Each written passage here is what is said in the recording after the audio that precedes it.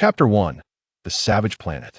The dusky sun reluctantly cast a few rays of its fading light, as if attempting to shroud the desolation of the earth. Amidst the jagged rocks, a bullet-shaped, grayish-black object stood silently, casting a slender shadow on the ground. Time passed.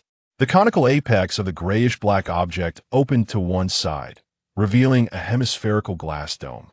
Inside, a figure sat on the ground, staring blankly at the sky. "Where am I?" Lin Ming strained his neck, trying to discern the celestial body radiating a brilliant glow above him. Its silvery exterior, the distinct craters, and the desolate surface bore a striking resemblance to the familiar moon. If not for the fact that this entity was 4 or 5 times larger than the moon.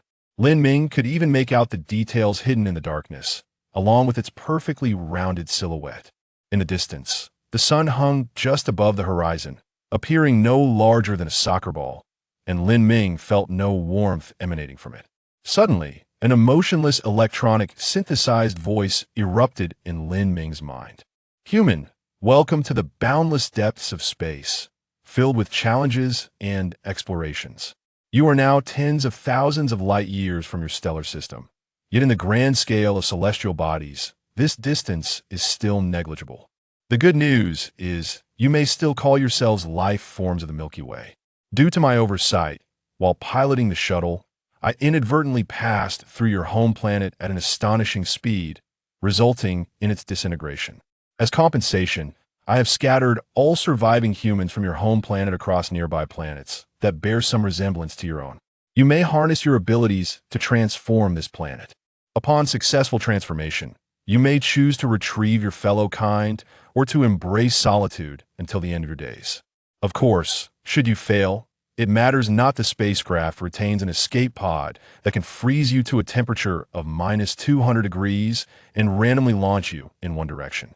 Theoretically, you may spend the remainder of your life in a state of slumber during this prolonged journey. For further information, please touch the ether crystal embedded in the back of your left hand. I wish you good fortune, surviving humans." What on earth? Lin Ming processed the information he had just received. Family who understands. You might not believe it, but upon waking, his home planet exploded. He was cast tens of thousands of light years away from the solar system. Is it really something to be pleased about to still be in the Milky Way? And what in the world is this ether crystal? Lin Ming gazed at the diamond-shaped crystal embedded in the back of his hand, emitting a grayish-white glow. This must be the ether crystal referred to by that voice. After a moment of hesitation, Lin Ming gently caressed the ether crystal. A faint blue light projected from the ether crystal, materializing into a translucent blue screen before him. The interface of the screen resembled that of a mobile phone, with neatly arranged square-shaped icons, brightly colored and aesthetically pleasing. Below were the corresponding names. Survival Pod Information, Planet Information Chat, Channel Interstellar Exchange, to be opened. Seriously, dude, have you turned this into a survival game? But regardless of whether this was a game or not, survival was paramount. Lin Ming first clicked on the Survival Pod information, revealing the details of the pod. Interstellar Survival Pod. Description: accept your fate. This is a home you will never leave in your lifetime. Fuel: 0-100 immobile. Electricity: 10,500. Electricity is your lifeline. Oxygen: 24,500. Each unit of oxygen sustains vigorous activity for 1 hour, restful sleep for 2 hours, or hibernation for 10 hours. Pure water: 10,500 unit liters. Food: nutritional paste, X3. Each tube sufficiently meets daily caloric needs. Space: 112 items not stored in the survival pod may be damaged due to extreme temperatures or other reasons. Accessories: solar panel damaged, electromagnetic communication device damaged, hibernation chamber usable, escape pod usable. Expansion interfaces: 2. Day. Lin Ming couldn't help but give a middle finger. This is simply too stingy. Oxygen for just 24 hours, 10 liters of water. And what in the world is this nutritional paste? Lin Ming explored his surroundings and quickly spotted 3 tubes resembling toothpaste, their pure white surfaces devoid of any markings or designs. He attempted to twist open a tube of nutritional paste, squeezing out a bit of brownish substance that emitted a peculiar odor. This must be for dogs. Lin Ming tried to lick a bit, nearly retching from the taste. The flavor was akin to blending every ingredient found in the kitchen with all available spices. A medley of salty, sour, bitter, spicy, and fishy notes. To describe it accurately, it was Indian cuisine. At that moment, not feeling hungry, Lin Ming could no longer endure the strange taste and hurriedly screwed the cap back on, tossing it aside. Next, Lin Ming opened the planet information. Unknown planet. Description: you know nothing about this planet, but fortunately, all its data mirrors that of your home planet. Rotation time: 24 blue star hours. Revolution time: not important. Current surface temperature: 5,075 degrees Celsius. Current state: continuous daylight. Current gravity constant: 9.8 nkg. Current atmospheric composition: nitrogen 80, carbon dioxide 19, others 1. After reading the planet information, Lin Ming was bewildered. Aside from the gravity and rotation time being similar to that of Blue Star, what else was alike? The sun was about to set, yet the surface temperature remained above 50 degrees, and the atmosphere was dominated by nitrogen and carbon dioxide. Where's the oxygen? Where's the 21 oxygen I should have? Then, Lin Ming opened the chat channel and finally felt a semblance of home. Who the hell threw me into this godforsaken place? I curse your lineage. Damn it, the atmosphere here has 10 drops of hydrogen sulfide. Isn't that just flatulence? Who has it worse than me? There's no atmosphere here, and in the sunlit areas, it's over 200 degrees, while in the shade, it's minus 100 degrees. Hey, the one who spoke earlier, my daughter is only a year old and still nursing. Where's she? She wouldn't be struggling for survival on some planet too, would she? Only humans over the age of 18 would be cast onto planets for survival. Others remained in hibernation within the escape pods until the planet was successfully transformed, at which point they could emit electromagnetic waves to retrieve their families. Below the inquiries of the players, a reply appeared in bold red letters. Seeing the opportunity to communicate with the entity that brought them here, the players became increasingly excited, flooding the chat box with their demands. Hey, you blew up Blue Star, it's only fair to compensate us more. Quickly multiply all my resources by 100, no, 1,000 times. Exactly, besides humans, there are many adorable little animals on Earth. You, inhuman monster, should pay with your life. R&M, refund. Give Blue Star back to us. Suddenly, Lin Ming noticed that the avatars of these 3 players turned gray, with a blood-red death symbol appearing in the lower right corner. The red font reappeared. Only the strong may make requests, the weak are unworthy of a voice. To quote the oldest civilization from your planet's history, those who follow me shall prosper, those who oppose me shall perish. Chapter 2. Extravehicular Exploration Hiss. Lin Ming couldn't help but draw a sharp breath. Initially, he had believed that the entity that brought them here was benevolent, but to his astonishment, it had coldly executed 3 individuals without hesitation. However, upon reflection, it became clear that being was not human, and it might not even belong to a humanoid species. It was uncertain whether it was carbon-based life at all. There was no way to ascertain whether it possessed any sense of morality. Even if it did, the vast disparity in technological advancement would preclude it from feeling any compassion for the remaining humans. The act of casting all humanity onto a savage planet for survival might merely be a fleeting whim of its own, a source of amusement. Coming to this realization, Lin Ming ceased to harbor any extravagant hopes for the entity to provide humanity with additional resources and resolved to rely on his own strength for exploration. He glanced at the chat channel, which was divided into 3 sections: regional, district, and world. The regional channel currently had 9,997 participants, meaning, including the deceased trio, there were a total of 10,000. The district channel boasted 1 million, while the world channel encompassed over 3 billion individuals. This figure represented less than half of the original population of Blue Star, likely due to children under 18 not participating in planetary survival or others who did not survive the cataclysmic explosion of Blue Star. Lastly, Lin Ming accessed the Interstellar trading post, only to find it utterly barren, prompting him to close the interface. He took stock of his own resources, recognizing that the immediate priority was to locate oxygen. Food and water were sufficient for an extended period. He could even survive 3 to 4 days without sustenance. However, even if he remained dormant, maintaining the lowest possible oxygen consumption, the available oxygen would last merely 2 days. With this thought in mind, Lin Ming surveyed his surroundings and discovered 2 transparent chambers flanking the metallic walls. One was an escape pod, and the other a hibernation pod. The purpose of the escape pod was clear: to flee this inhospitable planet when resources were depleted, allowing for eternal slumber in the vast cosmos. A euphemism for awaiting death, the hibernation pod, on the other hand, significantly reduced oxygen consumption during sleep. As he touched the glass door of the hibernation pod, a holographic projection illuminated the ether crystal. Deep hibernation, akin to sleep, allows for energy restoration while drastically reducing oxygen consumption. However, hibernation does not alleviate mental stress. Please avoid continuous use. Every 10 hours of hibernation consumes 1 unit of electrical energy. Would you like to initiate hibernation? No. Lin Ming hastily dismissed the prompt. It turned out that hibernation was not an infallible solution. It not only consumed electrical energy, but also failed to mitigate mental strain. He examined the interior of the survival pod. It measured approximately 2 meters by 3 meters at the base and stood 2 meters tall. Prolonged confinement in such a cramped environment would indeed induce psychological stress. Subsequently, he noticed 2 garments in the corner of the room. One was quite heavy, resembling the spacesuits he had seen in videos, while the other was light and thin, akin to a wetsuit, with only a spherical glass dome for the head.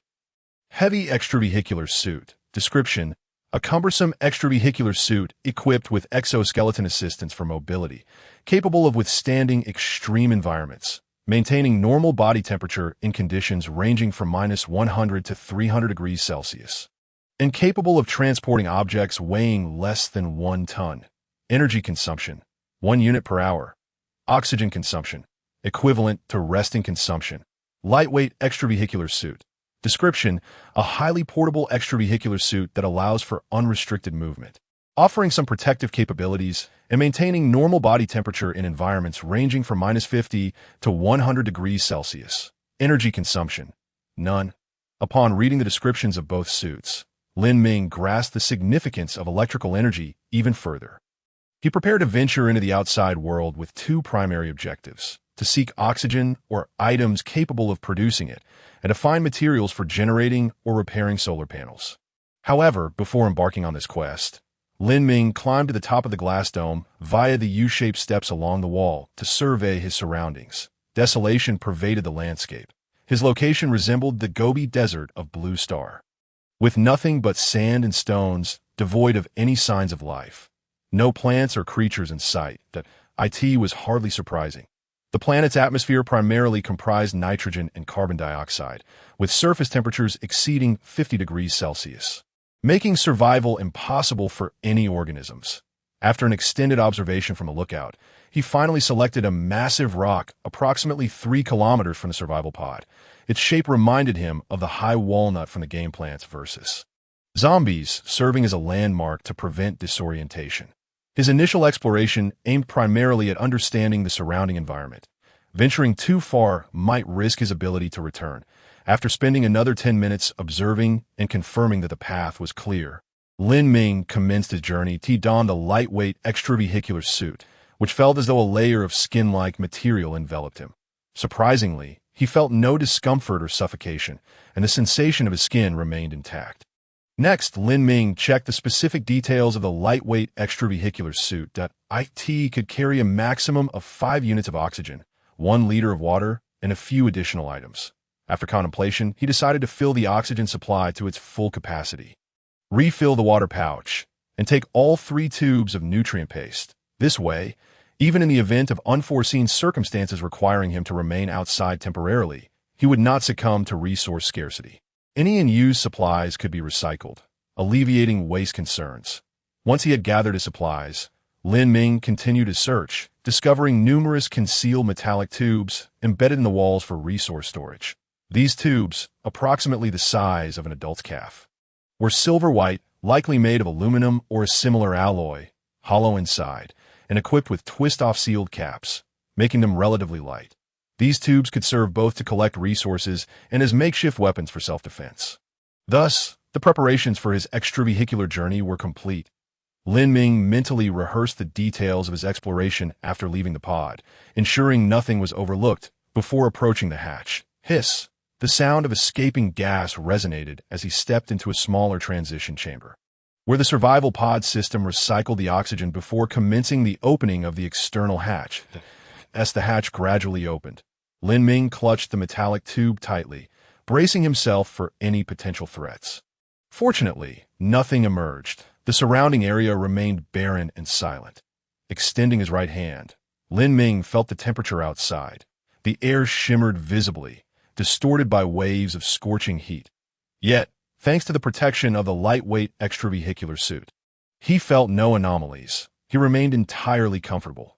With a deep breath, Lin Ming descended the spiral staircase, finally setting foot on the surface. The soft sandy ground felt pleasant beneath his feet, marking his first footprint on this desolate planet.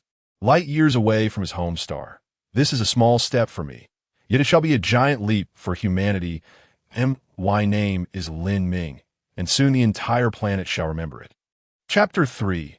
Harvest He. After uttering such a melodramatic statement, Lin Ming felt an inexplicable rush of exhilaration. Yes, the sole human on this planet, he certainly needed to find some amusement. Otherwise, it would be unbearably dull. Once the thrill subsided, Lin Ming resumed a cautious demeanor, circling the survival pod. The surface was covered with fine gravel, resembling the deserts of Blue Star. Beneath 5 centimeters of gravel lay a hard, black-brown surface, utterly arid, with no sign of moisture.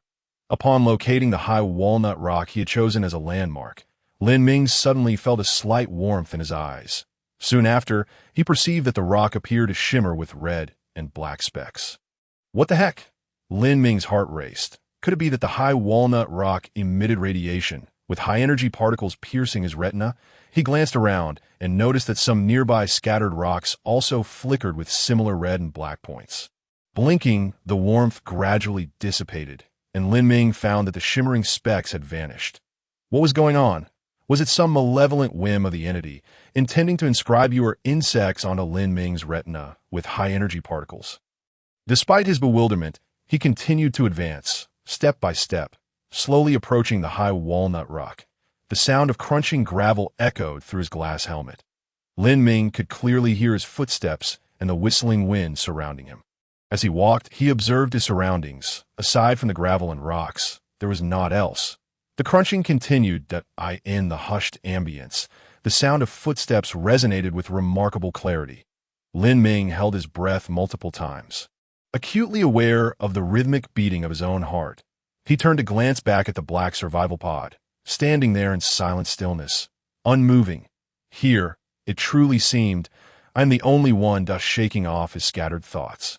Lin Ming's gaze gradually solidified with determination as he fixed his eyes on the towering nut-hued rock, striding purposefully towards it, step by resolute step. The 3-kilometer trek took Lin Ming over half an hour. He sipped water through the straw at his mouth's edge, then gazed up at the massive structure towering over 5 meters high. The rock, a deep gray-brown, boasted a remarkably smooth surface, with layers of patterns distinctly visible. It was evident that it stood there for an extensive period, weathered by relentless winds and sun, enduring the passage of countless years. Yet beyond these observations, Lin Ming found nothing else and no traces of moss-like plants. No biological fossils, nothing at all. Gritting his teeth, he gripped the metallic cylinder tightly, striking it forcefully against the towering rock. Bang! Once, bang! Twice, bang, bang, bang. With each strike, Lin Ming exerted more effort, leaving behind a series of white imprints on the rock. Suddenly, with a resounding crack, a stone the size of a fist shattered and tumbled to the ground at Lin Ming's feet. He picked up the fragment, only to discover that the interior and exterior were alike, void of any findings.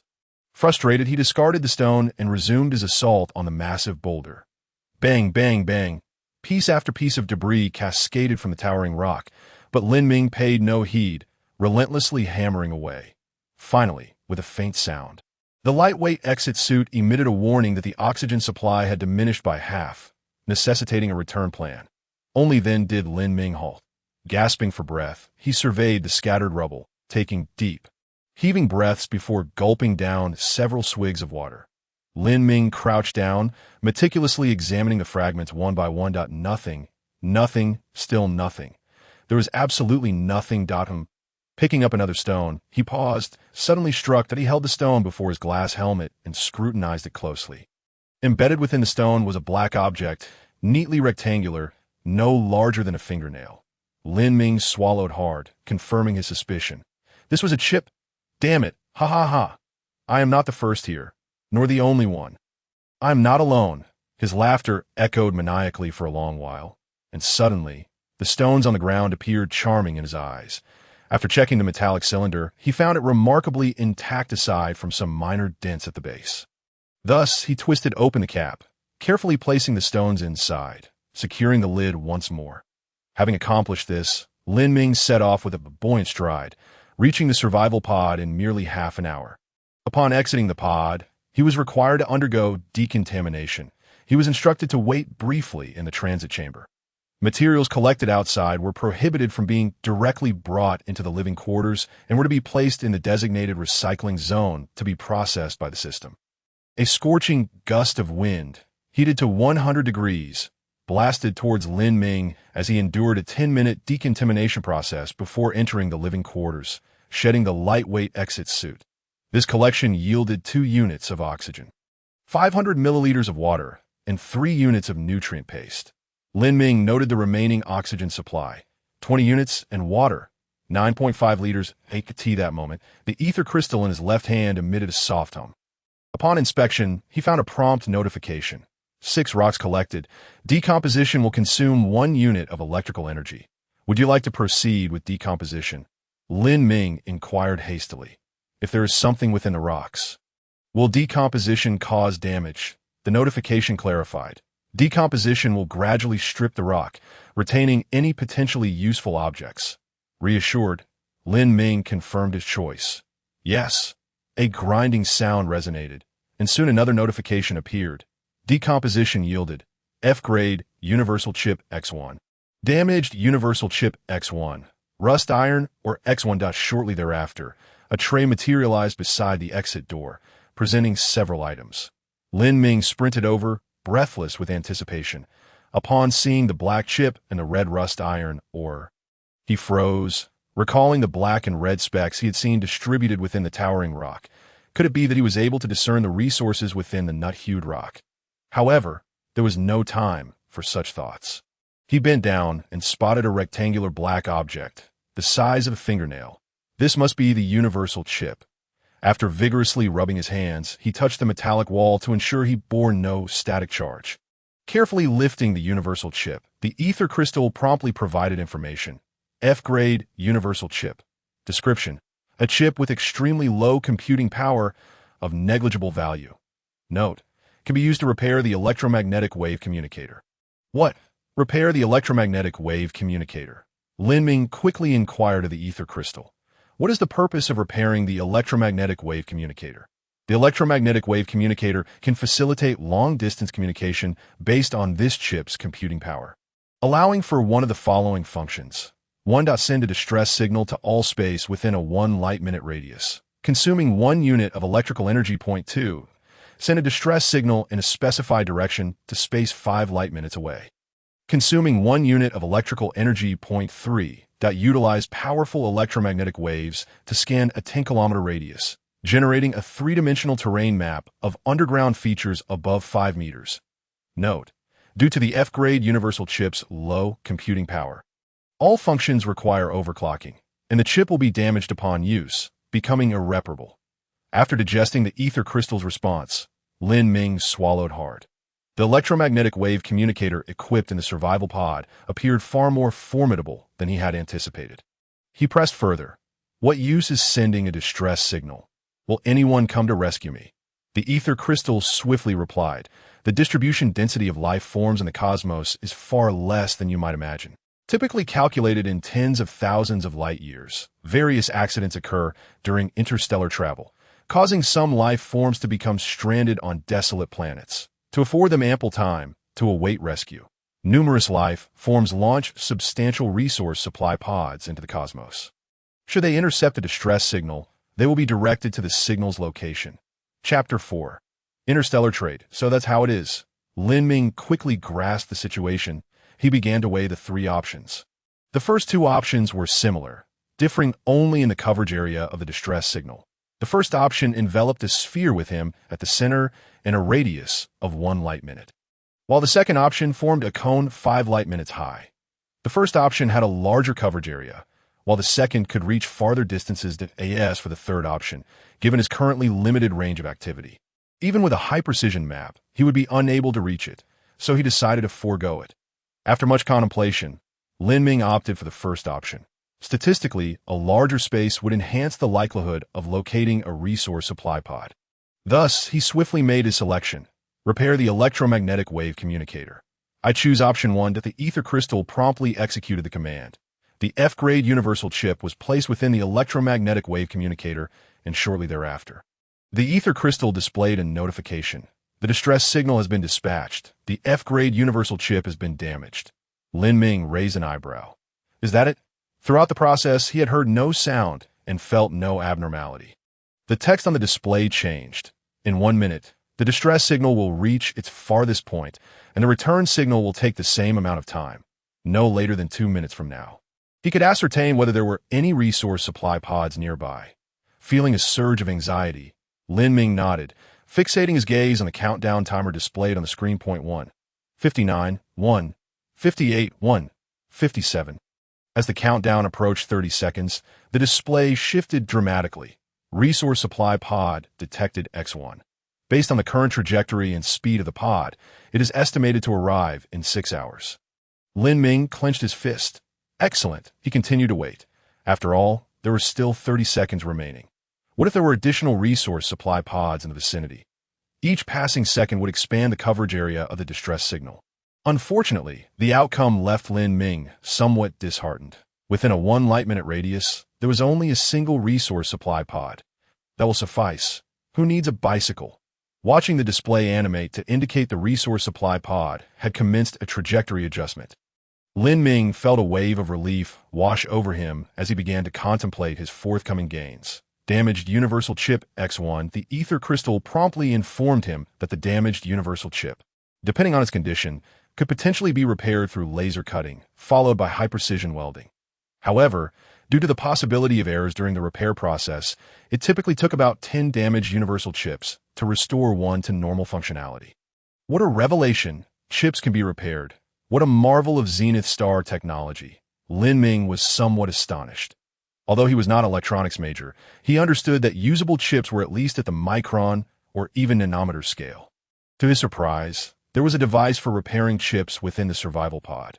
Currently, the system lacked a high-precision 3D printer, but with this component, it would be possible to print anything with manufacturing blueprints. Given sufficient raw materials, as he observed the text appearing on the screen, Lin Ming nodded in affirmation. He believed it. Ultimately, there was a piece of rust iron ore, slightly smaller than a fist, entirely red. Rust iron ore description. Decomposing, it yields 1 unit of oxygen and 1 unit of ultra-fine iron powder. Consumption: 1 unit of electrical energy. Oxygen could be obtained. Lin Ming instantly felt a surge of excitement. Oxygen was currently the rarest resource for him. After all, one could survive for 7 or 8 days without food, 3 or 4 days without water, but without breathing, he would likely last only 2 or 3 minutes. Oxygen, while often taken for granted, was absolutely vital in critical moments. The thought that decomposing rust iron or could provide oxygen filled him with hope, considering the high nut stone and the countless other rocks surrounding him. Lin Ming exhaled in relief. Oxygen should no longer be a concern. The real issue lay in the scarcity of electrical energy. Just now, decomposing a stone consumed 1 unit of electrical energy, and sending a distress signal consumed another unit. Leaving him with only 8 units, it was clear that engaging in any activity would quickly deplete his energy reserves. Therefore, Lin Ming decided to store the rust iron ore in a metal cylinder and decompose it only when oxygen was running low. He had come to realize that any activity within the survival pod consumed at least 1 unit of electrical energy, that if he could gather more rust iron ore and decompose it in bulk. The energy consumption would likely be reduced. Having completed these tasks, Lin Ming felt a twinge of hunger, but he took out the nutrient paste and downed half a tube with some water, feeling slightly better. Since it was currently in a state of perpetual daylight, devoid of the concept of night and day, he decided to pass the time by exploring the various functions of the ether crystal stone. Opening the regional chat channel, he scrolled through the content, checking if other players had made any new discoveries. How boring. Without a mobile phone, without social media, without TikTok, my world has turned dark that I need a chat buddy. Preferably a beauty. Handsome, I've added you. Please accept. It's only 1 unit of oxygen for a 10-minute video chat. That's outrageous. Everyone is struggling for oxygen, barely enough to breathe for a day or two. If we can't find a source today, half of us might suffocate by tomorrow. Indeed, has anyone discovered a source of oxygen, food, water, or even electrical energy? Exactly.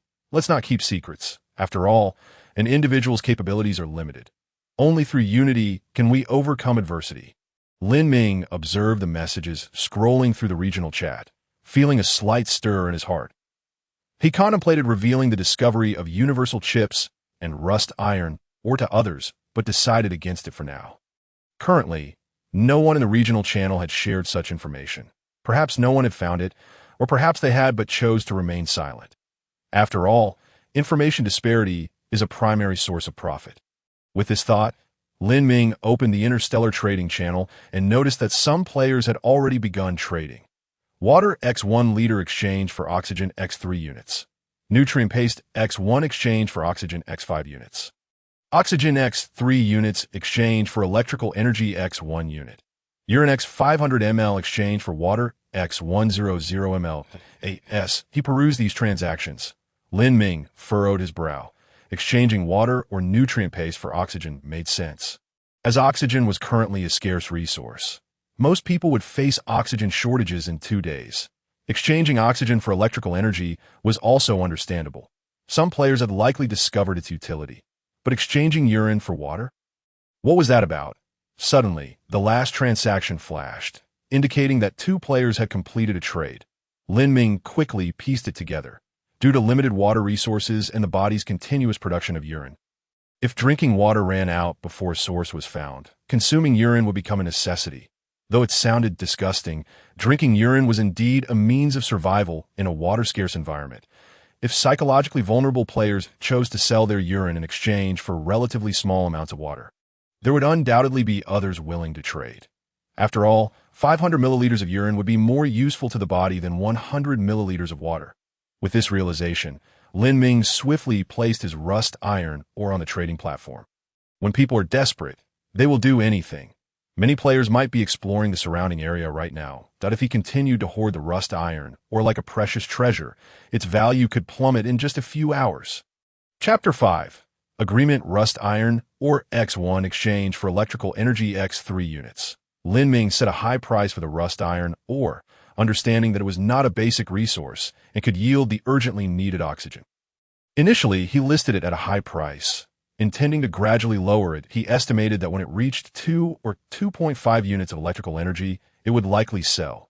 After all, electrical energy was not essential for most players. It was a luxury. Lin Ming had actually considered listing it for 5 units of electrical energy, but the Interstellar trading platform imposed a limit, allowing rust iron ore to be exchanged for a maximum of 3 units of electrical energy. Forcing him to relent, as soon as the rust iron ore was listed, the chat feature of the Interstellar trading platform became abuzz with excitement. Wow. Who is this Lin Ming? Where did you get the rust iron ore?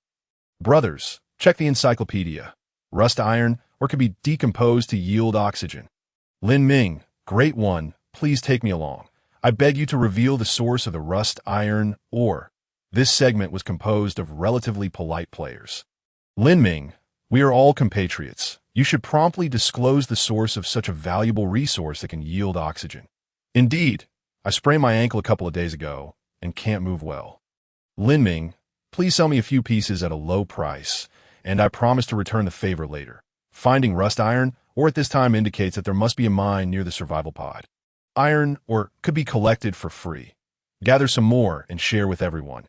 Each of us can contribute a bit of nutrient paste and water as your reward for your efforts. Some players were quite candid, openly expressing their desires. Lin Ming chose to ignore these players. However, despite his attempts to disregard them, many players sent trade requests directly. Player Chen Kun wants to exchange water X 500 ml for rust, iron, or X1. Do you agree? Player Li Jibei wants to exchange nutrient paste X 0.1 for rust, iron, or X1. Do you agree? Player Qin Lingling wants to exchange urine X 300 ml for rust, iron, or X1. Note, brother, I'm a girl, and it's still warm. I'll share it with you later. Do you agree? Looking at the flood of trade requests, Lin Ming felt overwhelmed and quickly rejected them all, closing the trade request option. At that moment, the ether crystal stone prompted him. Player Tang Howren traded your rust iron or X1 for electrical energy X3 units.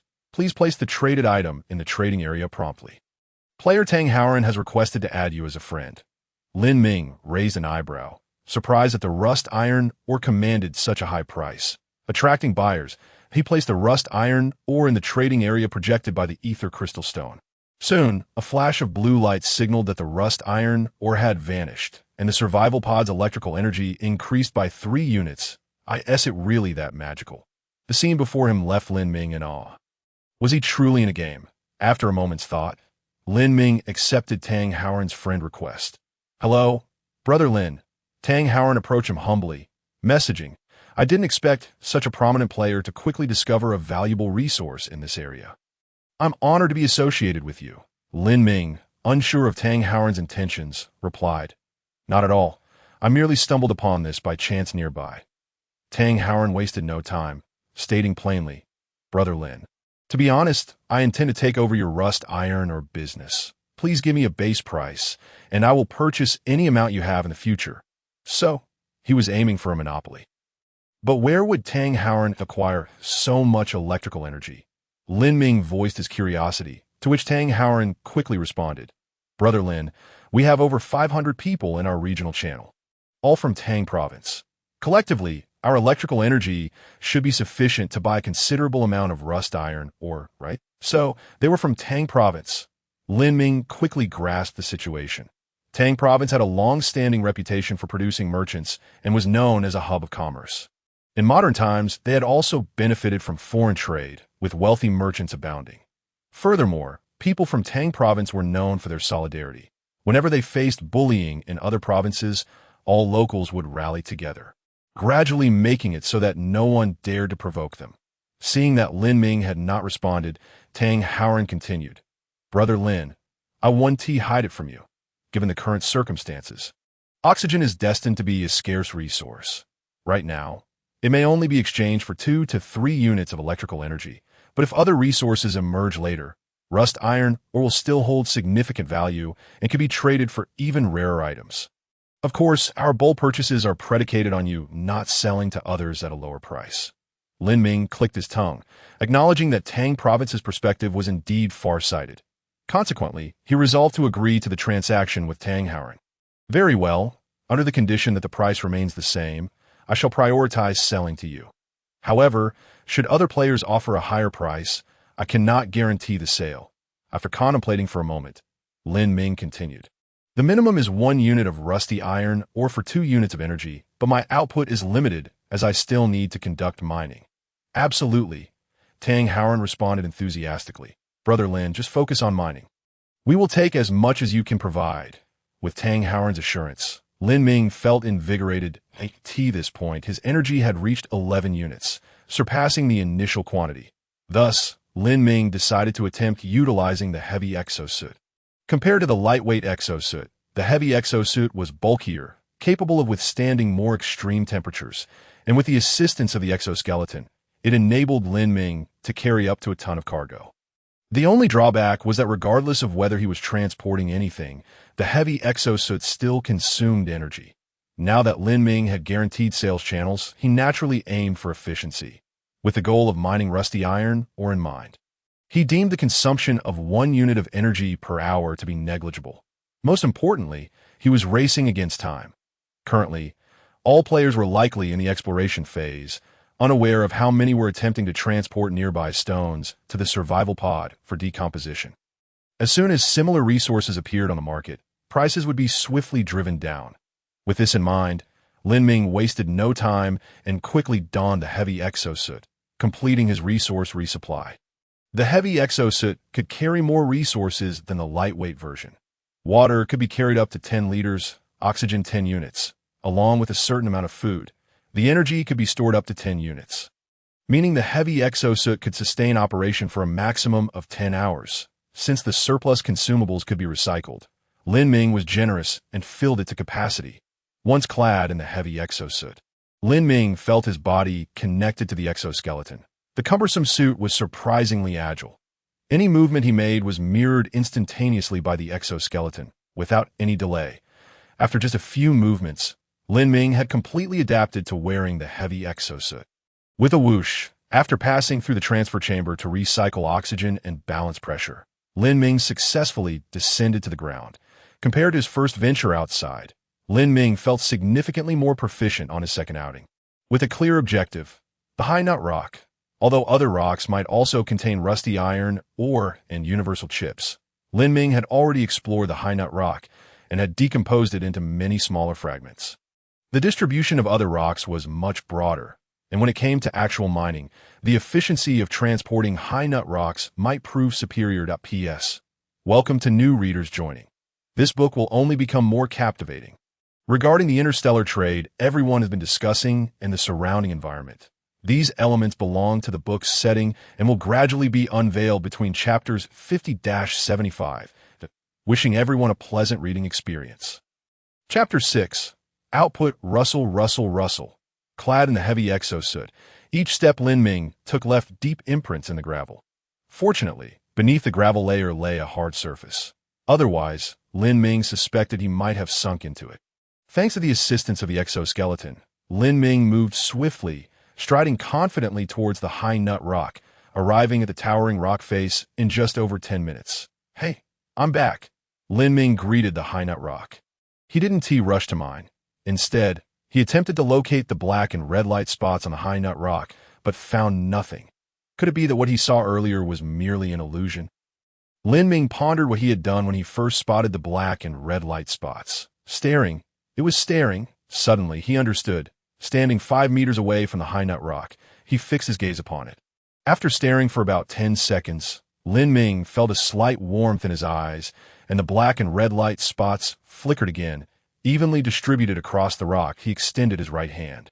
Noting that the heavy exosuit had been reinforced at the hands and chest with a thick layer of protection, topped with a layer of metal armor, he intended to test whether striking the High Nut Rock would damage the suit. Out of caution, Lin Ming did not use his full strength for his first punch, but instead employed only 30% of the exoskeleton's power. Boom! As his fist struck the High Nut Rock, a white mark appeared on the surface, yet the rock remained intact, and the heavy exosuit sustained no damage. Again, Lin Ming set the exoskeleton's power to 50% and swung his fist again. Boom! Crack! This time, several fissures radiated from the point of impact, and the High Nut Rock began to fracture. Lin Ming carefully examined the armor on the suit's hands and found no damage or deformation. Perfect! Lin Ming increased the exoskeleton's power to 70% and swung his fist once more. With a resounding crash, he shattered a basketball-sized fragment, sending countless smaller pieces flying. Having mastered the force required to shatter the High Nut Rock, the subsequent tasks became straightforward. Lin Ming alternated his strikes, targeting the locations of the black and red light spots, and within just half an hour, he had reduced the High Nut Rock to dozens of fragments scattered across the ground. Once he completed this, Lin Ming checked his energy consumption.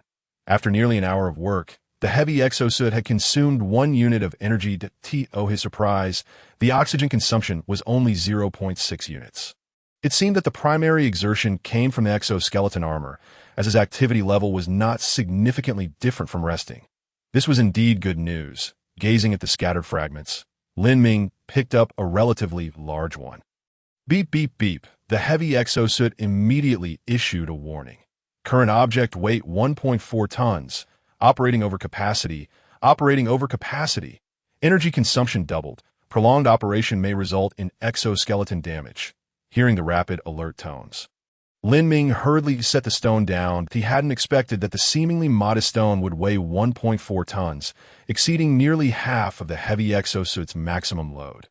Lin Ming clicked his tongue, his hands still moving as he smashed the stone into two pieces, one large and one small.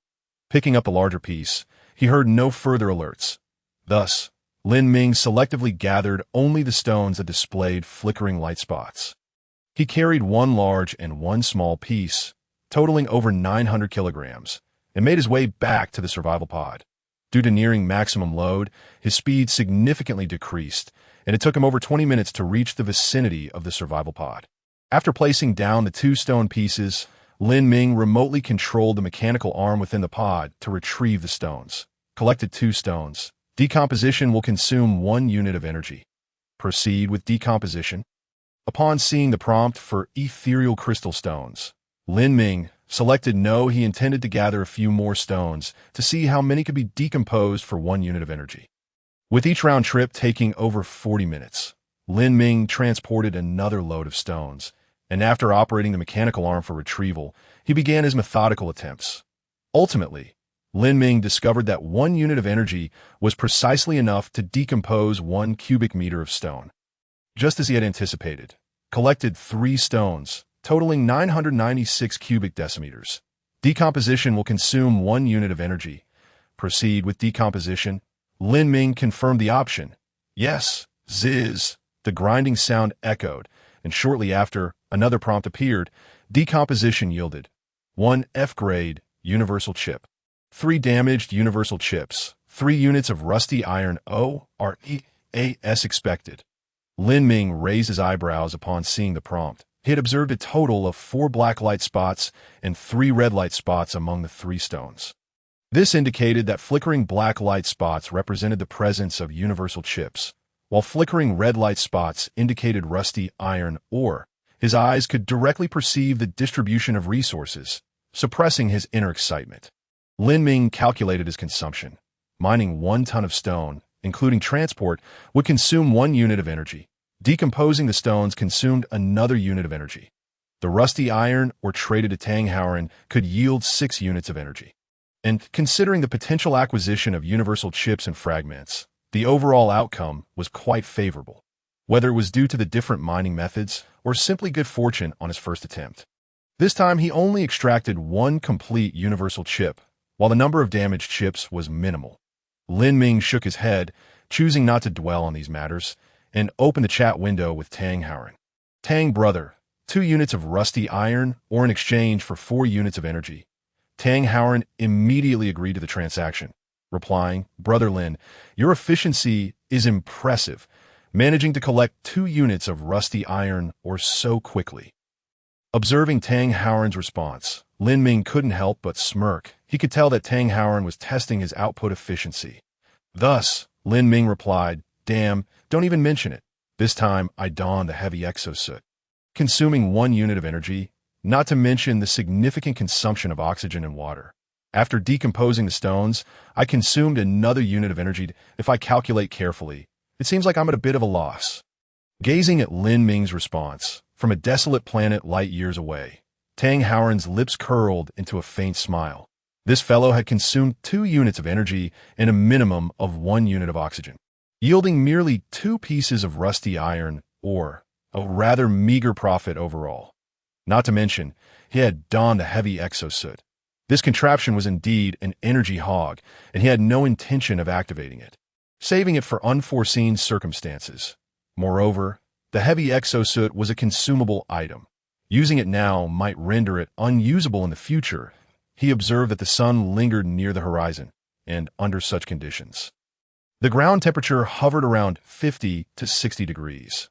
With the sun directly overhead, the temperature would likely soar to 100 or 200 degrees, or even higher. In such circumstances, the lightweight exosuit would be ineffective, leaving the heavy exosuit as the sole bastion of support.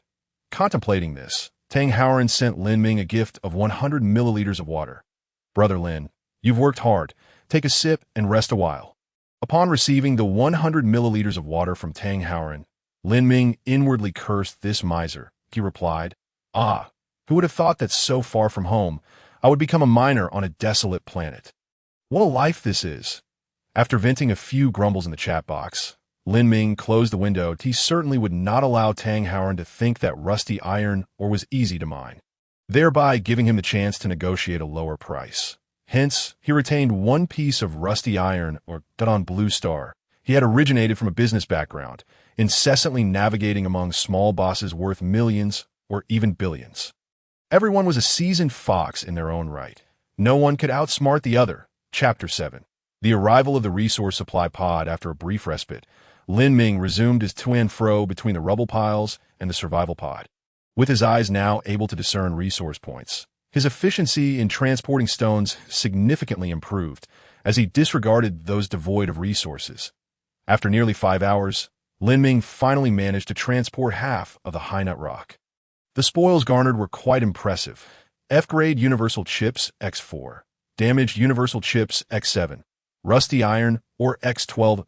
Lin Ming only traded half of the rusty iron ore with Tang Howard, storing the remainder in a metal barrel. Regardless of how valuable an item may be, its worth diminishes as its output increases. Thus, Lin Ming chose to regulate the quantity of rusty iron ore he traded. Isn't this reminiscent of a diamond merchant? Lin Ming mused that he checked his current resources. Energy, 20500, oxygen, 13500, purified water, 8500, food, nutrient paste X2, rusty iron ore, 7, F-grade universal chips, 4, universal chip fragments, 8. While the energy count steadily increased, the essential life-sustaining resources, oxygen, food, and water, were dwindling to 8 present. Only oxygen was self-sustainable for Lin Ming, as he had yet to discover sources for food and water. I hope the resource supply pod brings me some surprises. Watching the resource supply pod, which had been captured by the planet's gravity and was entering orbit, Lin Ming rubbed his hands together in excitement. As the animation displayed on the screen showed the resource supply pod drawing nearer to the survival pod. Lin Ming glanced up to see a meteor streaking across the sky, trailing a white tail as it descended along a parabolic trajectory towards the ground. When it was a few thousand meters from the surface, Lin Ming could vaguely discern the shape of the resource supply pod, which bore a striking resemblance to the survival pod, albeit much smaller in size. Shortly thereafter, flames erupted for the head of the resource supply pod as it initiated retrograde thrust to decelerate. Warning: the resource supply pod is about to arrive. Please maintain a distance of 100 meters from the mark point to prevent accidents. The ether crystal promptly marked the landing point of the resource supply pod and the danger zone. Lin Ming decided to enter the survival pod, watching through the glass dome as the resource supply pod gently touched down. Once it landed, the side hatch opened, releasing a square metal box. The mechanical arm of the survival pod immediately moved to retrieve the metal box. Lin Ming observed that the box was soon opened, revealing it filled with gray cubes, each with a standard edge length of 1 decimeter. Resource supply pod recovered. This time, acquired. Energy X5, Super Alloy X1. Universal Password X6, Fuel X1. Lin Ming. Hey, are you skimming my resources? Such a large box should contain 1 cubic meter worth of supplies, yet it only yielded 5 units of energy. Don't think I'm blind. What are those grayish-white cubes? Where's the food, the water, the oxygen, and what on earth is the universal password? The ether crystal promptly responded. The box contains 950 units of energy storage blocks, which originally could provide 950 units of energy. However, over the long passage of time, most of the energy has dissipated, leaving only 5 units recoverable. The super alloy is the material used to construct the supply box, making it highly suitable for building expansion modules, and has been successfully recovered. In the universe, life forms are not limited to humanoid or carbon-based beings. Beyond carbon-based life, there exists silicon-based, sulfur-based, arsenic-based, iron-based, ammonia-based, and numerous other life forms. Their survival does not necessitate oxygen or water. Only energy is universally required by all forms of life. Consequently, most resource supply pods primarily provide energy. AS for the universal password. It is utilized for deciphering the life forms corresponding to the resource supply pod. The more accurately the password is deciphered, the higher the grade of the corresponding life form's resource supply pod, and the better the supplies obtained. After all, considering costs and the total resources available. Higher-grade resource supply pods are fewer in number within the universe and require greater energy consumption to maintain normal resource levels within the pod. Lin Ming nodded, beginning to grasp the concept. The resource supply pod was likely launched into space by other life forms out of charity or for some purpose. Since it was charity, cost considerations were essential. They could not mindlessly invest all resources into high-grade supply pods. Contemplating this, he asked, "So what is the universal password, and can it be deciphered now?" Words shifted, and the ether crystal's response appeared on the screen. Of course, with an F-grade universal chip, it can be deciphered now. But only the most basic password can be derived. Lin Ming stroked his chin, envisioning an exceedingly complex computer or an exquisitely crafted mechanical password box, as such creations would undoubtedly reflect the sophistication of extraordinarily advanced life forms. With curiosity piqued, he inquired, "Can I take a look at the universal password?" "Certainly." The ether crystal promptly obliged, and shortly thereafter, a metal tray appeared, supporting a black object. This item was roughly the size of a fist and entirely black, reminiscent of the ink blocks used for grinding ink. Lin Ming noted that the black object floated above the metal tray. Not making direct contact, he reached out to touch it, but was halted by the ether crystal. The universal password is stored at temperatures below -200 degrees. To maintain the accuracy of the password deciphering, please refrain from any contact. Lin Ming instantly withdrew his hand, staring motionlessly at the black object. It was a meticulously polished rectangular prism, its black surface even reflecting the silhouette of a person. Lin Ming clicked his tongue, astonished by the exquisite design of the box that housed the universal password. He waited for quite some time, yet the box did not open, prompting him to ask in confusion, "Why isn't it opening?" The ether crystal. "Why should it open?" Lin Ming. "How can one decipher the password if it doesn't open?" The ether crystal. "This object itself is the password." Lin Ming suddenly comprehended and exclaimed, "I see now. The surface of this object, while seemingly smooth, is actually adorned with numerous nanoscale patterns, visible only through an electron microscope. Right? I attended university. I understand this much. The ether crystal. What is the universal language in the cosmos?" Universal language? English. After all, in American commercial films, aliens always speak English. Lin Ming momentarily fell silent. The ether crystal, not one to keep secrets, continued explaining.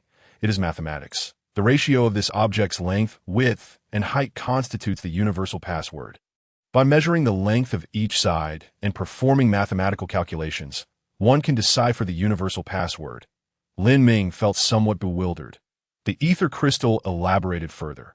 "In the universe, there exists a fundamental understanding that advanced technological life forms must not directly transfer technology to those of lower technological levels. Thus, to prevent lower-tech beings from directly acquiring advanced products from resource supply pods, higher civilizations conveniently assign universal passwords to the corresponding resource supply pods." Chapter 8. Carbon-based life resource supply pod. Lin Ming responded with an O, realizing he no longer dared to claim understanding. Fortunately, the ether crystal was not a teacher fond of asking questions, merely continuing with its explanation. Therefore, by measuring the ratios of each side, the more precise the measurement, the higher the computational power, and the closer the deciphered password will be to the correct answer. If the ratio is calculated correctly to 10 decimal places, it will yield the most basic universal password, capable of summoning the lowest grade carbon-based resource supply pod. Lin Ming nodded, feeling that was all he could do at this point. Suddenly, a thought struck him, and he posed his question. "I remember my physics teacher once said that objects expand when heated and contract when cooled. Won't that cause inaccuracies in the measured ratios?" Ether crystal. "Such a situation may arise. Thus, the measurement conditions will be set to default values to avoid interference from other factors." Generally speaking, Lin Ming has learned to respond quickly. Typically, the conditions are at either 0 degrees or 20 degrees Celsius, under one standard atmosphere. Ether crystal. Lin Ming scratched his head. "Am I mistaken?" Ether crystal. Standard atmosphere pressure is merely a special case on Blue Star. And the Celsius scale is also a human convention based on the freezing and boiling points of water under standard atmosphere pressure. This is not universally applicable in the cosmos. Generally, the measurement conditions are at absolute zero and an absolute vacuum. Achieving these two conditions is quite challenging, and thus they can reflect the technological level of a civilization. Lin Ming swallowed hard. Based on his current understanding of human technology, absolute zero can only be approached infinitely, but can never be attained. After all, humanity cannot prevent thermal exchange between objects. With this thought, Lin Ming attempted to inquire, are other universal codes similar? After other forms of civilization acquire these universal codes, how do they determine which object corresponds to their life forms? Ether Crystal replied, it's quite simple. The object before you is made of pure carbon elements. What? A single statement can awaken the dreamer. Lin Ming marveled at how the universal code is established in an exceedingly simple yet profoundly intricate manner. The universal code for carbon-based life is made from carbon elements, while that for silicon-based life is composed of silicon elements, and similarly for sulfur-based and arsenic-based. Life capable of drifting through space has already reached a considerable level of technology. With a slight detection, one can ascertain the elemental composition of an object. Subsequently, by measuring the ratio of length, width, and height, one can derive the universal code and summon resource supply pods corresponding to the respective level and life form. Splendid. Lin Ming was now somewhat impatient. Your computational power should be quite impressive. How many decimal places can you measure? Ether Crystal. The civilization I belong to is one of the providers of resource supply pods and has mastered the highest level codes, which do not require decryption. However, I am unable to disclose this information. You must rely on your own strength and the corresponding resources for decryption, based on your available resources and the achievable measurement conditions. 2F-level universal chips can barely decrypt up to 10 decimal places of the code, yielding the most basic resource supply pod corresponding to life forms. The decryption consumes 1 unit of electrical energy. Are F-level universal chips really that inadequate? Lin Ming felt a tinge of disappointment. Fortunately, he possessed 4 F-level universal chips at this moment, allowing for an initial decryption. After taking out 2 universal chips, Ether Crystal swiftly began the decryption process, and before long, provided Lin Ming with a string of numbers. 1. 3.12423555560. 7.65 758666645. That armed with the most basic universal code, Lin Ming replaced the burnt chip on the electromagnetic wave communicator with one of the universal chips. Selecting a space with a radius of 1 light minute, he sent out a distress signal. 2 minutes later, Ether Crystal informed him of the lack of results. Quite normal, as the number of resource supply pods is exceedingly sparse compared to the vastness of space. Lin Ming sighed that he had 1 F-level universal chip left, and he could only gamble on luck. Randomly selecting a direction, Lin Ming chose to send a distress signal toward the space 5 light minutes away. Ether Crystal timely reminded. After 5 minutes, the distress signal will reach the farthest point, and a return signal will also take the same amount of time. The latest confirmation of the surrounding area for resource supply pods will be after 10 minutes. Watching the countdown on the light screen, Lin Ming felt somewhat anxious. Time ticked by, and after 9 minutes, still, there was no response. The countdown for the return signal at the farthest point read 10, 9, 8, 3, 2, 1. No carbon-based life resource supply pod was found in the designated space. Damn. Seeing the prompt on the light screen, Lin Ming slapped his thigh. This isn't right. Movies don't depict it this way.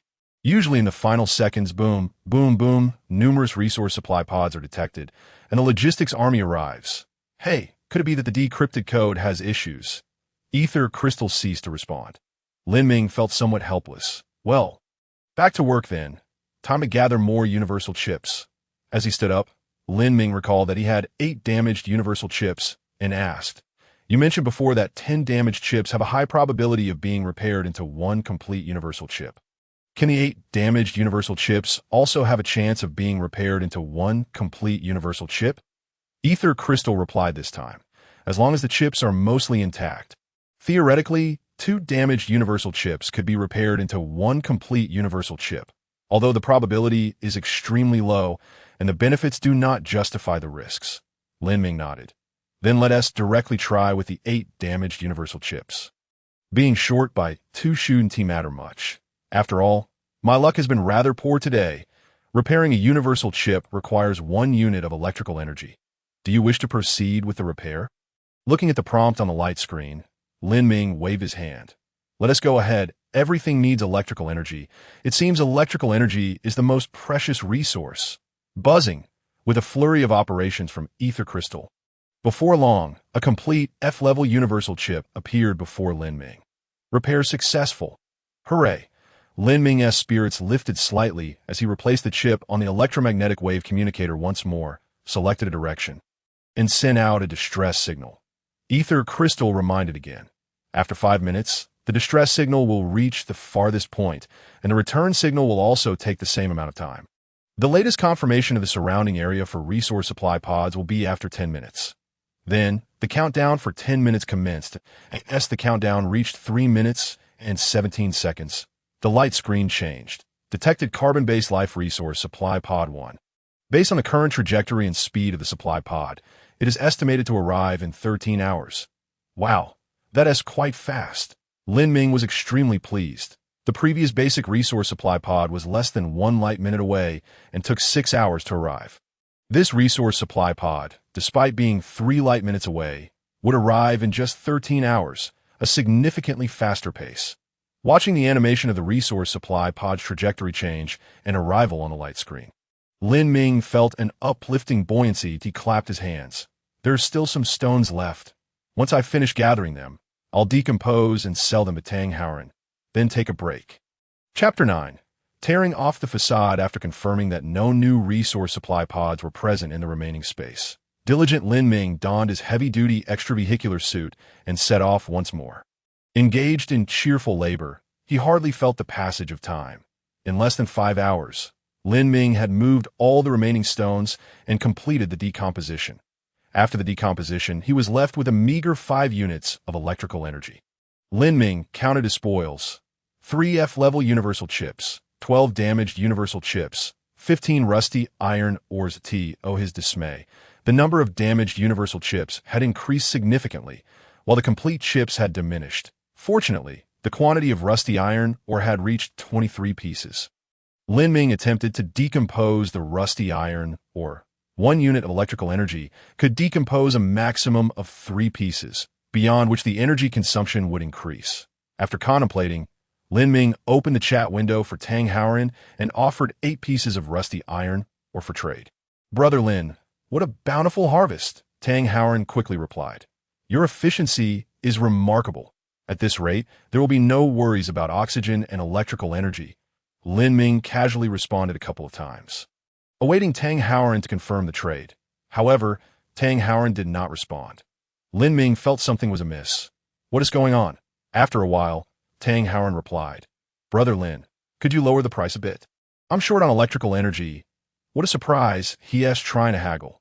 Lin Ming flatly refused. The reason he chose to trade rusty iron ore with Tang Hauren was precisely because of his stable channel and capacity for bulk purchases. He did not expect that after only 2 transactions, he would already try to negotiate a lower price. Lin Ming had previously made it clear that under equal pricing conditions, rusty iron ore would be prioritized for sale to Tang Hauren. Now that Tang Hauren decided to negotiate a lower price, Lin Ming was not inclined to indulge him. He promptly listed 8 pieces of rusty iron ore on the Interstellar trading platform at a price of 2.5 electrical energy units. In less than 10 seconds, the rusty iron ore was sold. Tang Hauren immediately sent a message. Brother Lin, what are you doing? Lin Ming, what is the matter? Tang Hauren quickly replied. Didn't we agree that rusty iron ore would only be sold to me? Lin Ming, I said I would prioritize selling to you under equal conditions. Now that you're trying to negotiate a lower price, am I not allowed to sell to others? Tang Hauren, Brother Lin, it is not that I want to haggle. You know how the market is. When something first comes out, the price is always high, and as time goes on and the supply increases, the price will inevitably decrease gradually. Lin Ming, however, on the Interstellar trading platform, I do not see anyone else selling rusty iron ore at the moment. Tang Hauren, that is because we bought everything that appeared. Brother Lin, the one who bought the rusty iron ore just now, was also one of us. We must secure the exclusive rights to this resource. I know you intend to sell at a high price, but we have tried, and the highest price for rusty iron ore can only be listed at 3 electrical energy units. Lin Ming, addressing you as brother is a gesture of respect. Speak frankly. Before arriving at this wretched place, I had successfully managed several trading companies, and I'm quite familiar with such dealings, as the saying goes. More friends mean more pathways. Fewer enemies mean fewer obstacles. Lin Ming, to put it succinctly, 1.5 energy units can be exchanged for one piece of rusty iron, or, from now on, I shall not negotiate the price any further. Should you dare to list it at a higher price on the Interstellar Exchange, consider our friendship at an end. Upon seeing Tang Howren's response, Lin Ming couldn't help but chuckle. Had the true face of the unscrupulous merchant already been revealed? Just a few hours prior, he had made a similar claim. Even though they were separated by hundreds or even thousands of light years, and their chances of meeting in this lifetime were uncertain. Even if Tang Howren stood before Lin Ming, he would not yield to his threats. Lin Ming had encountered many small-time bosses, and those who were as impatient as Tang Howren typically had an annual trading volume of around 10 million, with profits barely reaching 5%, often resorting to tax evasion. The truly reputable old-timers, even if they engaged in underhanded tactics behind the scenes, would at least maintain a cordial demeanor in person. After all, after decades of struggle, having finally washed their hands of petty crime, their reputation was of utmost importance. Lin Ming decided to ignore Tang Howren entirely, directly listing all 15 remaining pieces of rusty iron or on the Interstellar Exchange at the price of 3 energy units each. As before, within mere seconds, they were snatched up completely. The chat channel of the Interstellar Exchange erupted with lamentations from players. Damn it, couldn't you leave a piece of rusty iron, or for me? My oxygen is about to dwindle to half. Indeed, I would even trade 5 energy units for it. Who else has rusty iron, or? Please list some more. Esteemed players, grant this humble one a sip of soup. I am in dire straits. My escape pod has been breached by debris, and oxygen is leaking out rapidly. Without a source of oxygen, I shall perish. At that moment, Tang Howren's message appeared in the chat. Massive sale of rusty iron, or at the price of 8 energy units per piece. Transaction method. First gift me 5 energy units. Then we proceed with the trade. Honest dealings, no deceit. Upon reading Tang Howren's message, Lin Ming couldn't help but give him 2 thumbs up. While the Interstellar Exchange stipulated that one piece of rusty iron or could only be listed for 3 energy units. There was no restriction on gifting. This method of trading not only inflated the selling price of rusty iron, but also completely evaded risk. An ingenious tactic indeed. Having already severed ties with Tang Howren and with the intention of sharing the source of rusty iron, or with other players, Lin Ming crafted a message. No need to purchase rusty iron or at exorbitant prices. Near your spawn point, there are large boulders. Equip yourself with a heavy exosuit. Mine them, and you can obtain rusty iron or without any middlemen profiting off you. After composing the message, Lin Ming promptly sent it to the chat channels of the Interstellar Exchange and regional chat. Within 5 seconds of sending the message, Tang Howren immediately replied, Lin Ming, what are you doing? Cutting off someone's means of livelihood is akin to killing their parents. Retract your message at once. Lin Ming let out a cold laugh and typed back, my apologies for making you an orphan. He then sent the message and blocked Tang Howren without a second thought. His actions were not solely driven by animosity toward Tang Howren, but were also motivated by a broader consideration. At that moment, the surviving humans were scattered across the desolate planets of the galaxy, struggling to survive. The initial stages of development were always the slowest. Only when the majority of people began to thrive, trading and exchanging resources among themselves, could they hope to carve out a chance of survival in the harsh wilderness. Moreover, Lin Ming had already amassed 71 units of energy, widening the gap between himself and other players.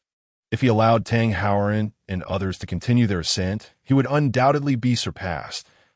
If that happened, even if he spotted resource points, he would fall behind more and more with each step.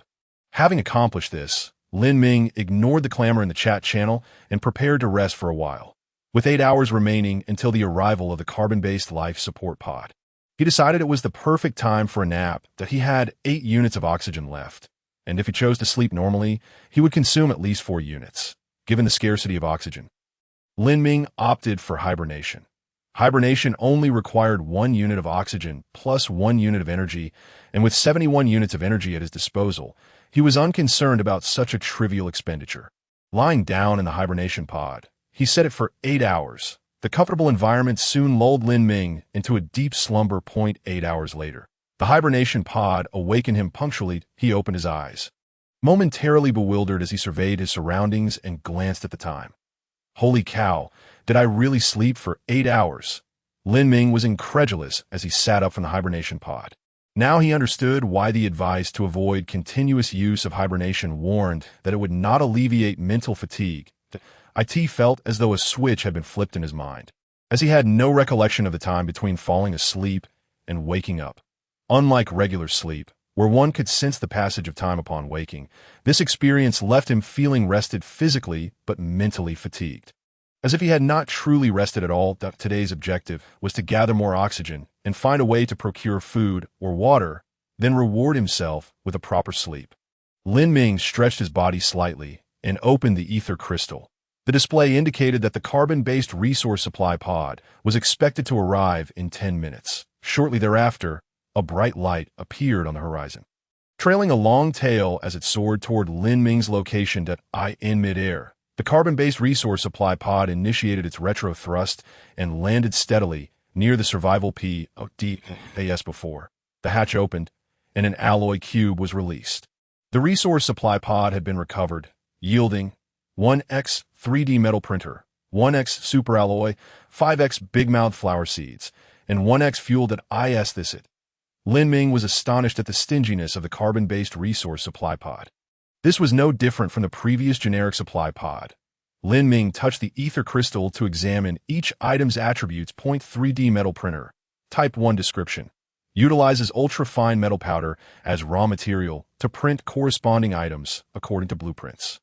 With a maximum printing resolution of 100 microns. Consumption: 1 energy unit per hour. Seems decent. Upon reading the introduction of the 3D metal printer, Lin Ming felt it was a valuable asset, as long as he had blueprints and ultra-fine metal powder. He could manufacture various metal tools. He had plenty of energy, and ultra-fine metal powder could be obtained by decomposing rusty iron or in an ultra-fine iron powder, or superalloys could likewise be decomposed into powder, so he had no concerns there. However, he was lacking in manufacturing blueprints. He didn't possess a single one. He instructed the survival pod to begin assembling the 3D metal printer and then turned his attention to the introduction of the big mouth flower seeds. To his astonishment, he widened his eyes in disbelief. Holy cow, such a creature exists in the universe. Chapter 10. Trading Again. The carnivorous flower seeds introduction. The special plant cultivated through biotechnological advancements can survive in extremely harsh environments. Upon maturation, it develops a lantern-shaped mouth capable of devouring other plants, while retaining its formidable adaptability and specializing in the traits of the consumed flora. The description of the carnivorous flower is rather convoluted, and it took Lin Ming several readings to grasp its purpose. Put it succinctly, the carnivorous flower is not particular about its growing environment and can mutate into the corresponding plant after consuming others, all while maintaining its robust adaptability. For instance, if the flower devours rice, it will specialize into a rice plant without requiring the typical growing conditions for rice. In simpler terms, it thrives on whatever it consumes. Truly, it is a carbon-based life resource supply pod, providing nothing short of exceptional items. Now that he possessed the carnivorous flower seeds, the next consideration was to facilitate their germination and maturation. Generally speaking, during the germination phase, providing suitable temperature and adequate moisture suffices, and at this moment, Lin Ming met the conditions required for the seeds to sprout. However, to ensure the carnivorous flower matures, it necessitates specific nutrients. Despite the flower's ability to endure harsh growing conditions, the fundamental law of conservation of mass must still be adhered to at this juncture. The highest quality waste material Lin Ming could access was human excrement. Although it may sound repulsive, Lin Ming, having lived in a rural setting, recalled a compost heap not far from his childhood home, where adults claimed it was more effective than chemical fertilizers. Those who aspire to achieve great things do not quibble over trifles. Lin Ming quickly overcame his physiological disgust and posted several trade links at the Interstellar trading post. Oxygen X 0.5 units in exchange for urine X 500 ml. Oxygen X 0.5 units in exchange for feces X 500 g. Once the links were posted, Lin Ming donned his heavy exosuit and ventured out to continue mining rocks. After all, he only had 7 units of oxygen left, insufficient for a day of vigorous activity. Furthermore, as he needed to exchange oxygen for resources, failing to mine diligently would lead to a depletion of his oxygen supply. Departing from the survival pod, Lin Ming fixed his gaze on a direction abundant with rubble. Soon, he noticed that a portion of the debris began to shimmer with red light. A cursory glance revealed that valuable stones accounted for less than a third of the total, all of which were marked by red luminescence. This indicated that if he could not spot the resource points, he would need to exert 3 times the labor. Clatter! Clatter! Lin Ming diligently traversed between the rubble zone and the survival pod. After several hours and expending 5 units of energy, he acquired 20 pieces of rusted iron ore to this point. With only 2 units of oxygen remaining, he hesitated no longer and proceeded to decompose all the rusted iron ore. This decomposition consumed 7 units of energy, yielding 20 units of oxygen and 20 units of ultra-fine iron powder. Phew, at least he no longer had to worry about suffocating. Returning to the survival pod, he removed his heavy exosuit for a brief rest, simultaneously activating the ether crystal to access the Interstellar trading channel. Upon opening it, he was met with a flurry of thousands of trading links flashing incessantly, which left Lin Ming feeling quite overwhelmed. It was no surprise, for rusted iron, or being a source of oxygen, was in high demand, previously reaching an exorbitant price of 8 energy units per block due to speculation by Tanghauern. Now, some players, having been informed by Lin Ming, learned how to mine rusted iron ore, yet due to the time and energy required, its price remained stable at 2 energy units per block. Lin Ming, however, was directly exchanging oxygen for what they deemed worthless waste, so how could the players allow such an opportunity to slip away? Each trade request bore annotations, and Lin Ming casually perused a few. Lin Ming, I'm your fan. Thank you for sharing the rusted iron or mining method. I just dropped this, still warm. I'm giving it to you for free. Lin Ming, I didn't expect you to like this. I have diabetes, so it tastes better than others. Let us trade. Lin Ming, you didn't want I traded before, but now I'm proactively buying. He didn't expect you to be quite flirtatious. This time, I'll throw in an original flavor. Lin Ming found himself nearly gasping for air, bewildered by the bizarre thoughts of these individuals. Upon reading the third message, he raised an eyebrow, recognizing a somewhat familiar name, Qin Lingling. After a moment's consideration, Lin Ming opened the temporary trading chat with Qin Lingling. Though her words dripped with innuendo, her avatar suggested she was merely in her mid-20s, her lips curled into a bewitching smile. This indicated she had entered society and was fully aware of her beauty and how to leverage it. Lin Ming sent a message. Are you there? Qin Lingling quickly replied. Oh, it's Lin Ming. I am here. After her response, she sent a 10-second video in which a long-legged beauty clad in minimal attire and black stockings was sensually dancing, showcasing provocative movements. Qin Lingling. Video. Lin Ming watched the video with a critical eye. Internally lamenting the fruits of superficiality, suppressing his restlessness, Lin Ming inquired of Qin Lingling. Do you still have urine? Qin Lingling. Don't worry, Lin Ming. I've been saving some for you, but it's only 300 milliliters. Lin Ming nodded, already aware that her supply was insufficient. The reason for pursuing the trade was that Qin Lingling had other uses. He replied, I'll take a slight loss, 0.5 units of oxygen for 300 milliliters of urine. You mentioned you'd include a pair of original flavor stockings? Qin Lingling. Yes, brother, these stockings are indeed original. If you don't believe me, I can record a video of me taking them off for you. Lin Ming, I don't need the video. Let us proceed as discussed. After sending the message, he initiated the trade. Qin Lingling. Okay, Lin Ming, I'll take them off now. Qin Lingling. Video. Upon completing the trade, Lin Ming did not directly handle the items received. Instead, he instructed the ether crystal to place them into a metal cylinder, including the pair of still-warm original black stockings. The reason for purchasing Qin Lingling's original stockings at a premium was not due to any peculiar preferences, but rather, he vaguely recalled that to successfully create compost, microbial involvement was necessary in addition to the raw materials. Naturally, original stockings would serve as an ideal source of microorganisms that, of course, this had nothing to do with gender. Men's socks could yield the same effect. Yet, the thought of trading with men for socks that had been worn for an indeterminate period sent a chill down Lin Ming's spine. Following the completion of the trade, Lin Ming engaged in transactions using 5 units of oxygen with 10 different players, securely sealing the acquired items within the metal cylinder to ensure there would be no leakage.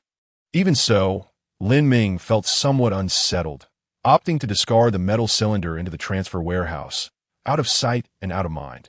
After attending to these matters, Lin Ming retrieved an F-class universal chip, replacing the one on the electromagnetic communicator, and instructed the ether crystal.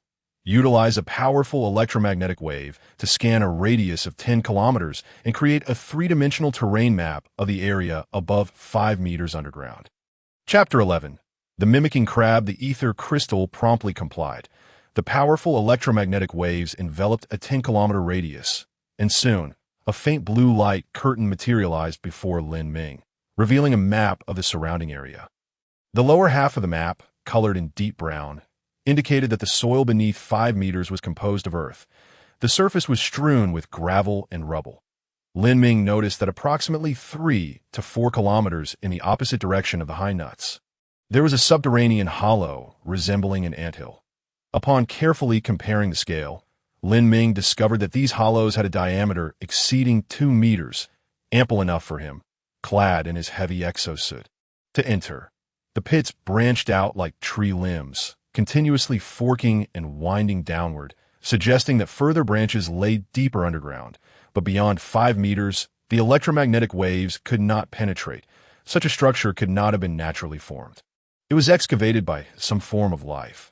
Though he wondered whether those life forms still inhabited the burrows, the thought of potentially unknown life forms residing just 3 to 4 kilometers away ignited a sense of apprehension within Lin Ming. As he scrutinized the trajectory of the pits, he suddenly felt a slight warmth in his eyes. The previously unremarkable map was now densely populated with luminous points, red, black, and green alike. It dawned on him that he could see the resource points on the map. Gazing at the multitude of glowing spots, Lin Ming felt exhilarated. Surrounding him were countless red dots, indicating that the distribution of rusted iron ore was remarkably extensive, alleviating any immediate concerns regarding oxygen. He magnified the view of the underground pits, observing sporadic green points at a depth of 3 meters. Not only that, but the green dots were moving about within the pits, occasionally lingering near the entrances. They were living organisms, moving creatures. Instantly, Lin Ming's spirits soared. The presence of life signified the potential for sustenance. Moreover, organisms typically thrived in proximity to water sources and food. He meticulously observed the trajectory of the green light points and discovered that their paths were remarkably fixed, seemingly patrolling at regular intervals of every 10 minutes. Lin Ming resolved to take action. Given the potential confrontation with an unknown creature, he judiciously expended 2 units of energy to command the 3D metal printer to fabricate a large sword and a heavy shield made of superalloy. In less than 10 minutes, the 3D metal printer completed its task. The sword's blade was razor-sharp, glistening with a chilling gleam, while the heavy shield exuded an aura of safety with its substantial weight. Lin Ming attempted to lift the sword, only to find it weighed around 100 or 200 pounds. With his strength, he could merely manage to shift it slightly. Fortunately, he had his exosuit for a heavy load. Clad in the exosuit and replenishing his supplies, Lin Ming effortlessly grasped the sword and shield, departing from the survival pod. Compared to sending a distress signal over an extensive distance, the power consumption of the electromagnetic communicator from mapping the surrounding area was significantly lower, and the F-grade universal chip could endure for 1 hour before being destroyed. Thus, Lin Ming essentially carried a real-time map with him. After approximately 20 minutes, he arrived near the entrance of the pit. Concealing himself behind a rock 50 meters away down the holographic map, the patrolling green dots steadily ascended the sloped pit, soon reaching the cave's mouth. Lin Ming looked up and noticed a pitch-black crab, about the size of a basin, emerging from the entrance. The crab, indeed. Lin Ming raised an eyebrow.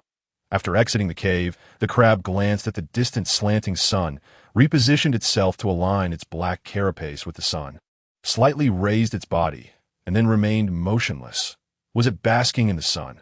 Lin Ming recalled the Brazilian tortoise he had once kept, which required sunbathing daily. Could crabs share this habit? Estimating the size of the black crab, Lin Ming felt confident he could handle it.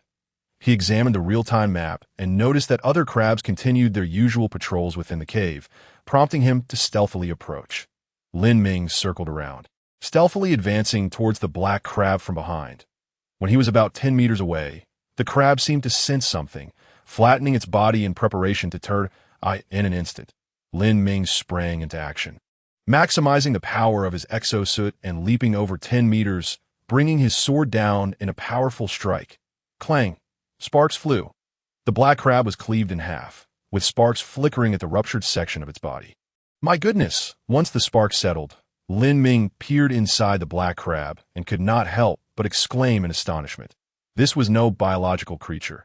It was clearly an electronic crab. Inside, instead of the familiar crab roe or crab lungs, there were black circuit boards and energy storage batteries. At the center of the circuit board, Lin Ming spotted a familiar figure, a universal chip. Regrettably, this chip had been severed and was no longer usable. Lin Ming felt a pang of disappointment, having harbored such high hopes, only to capture an electronic crab that yielded no meat. Remembering the electronic crab's earlier sunbathing behavior, it was evidently recharging using solar energy. Solar charging.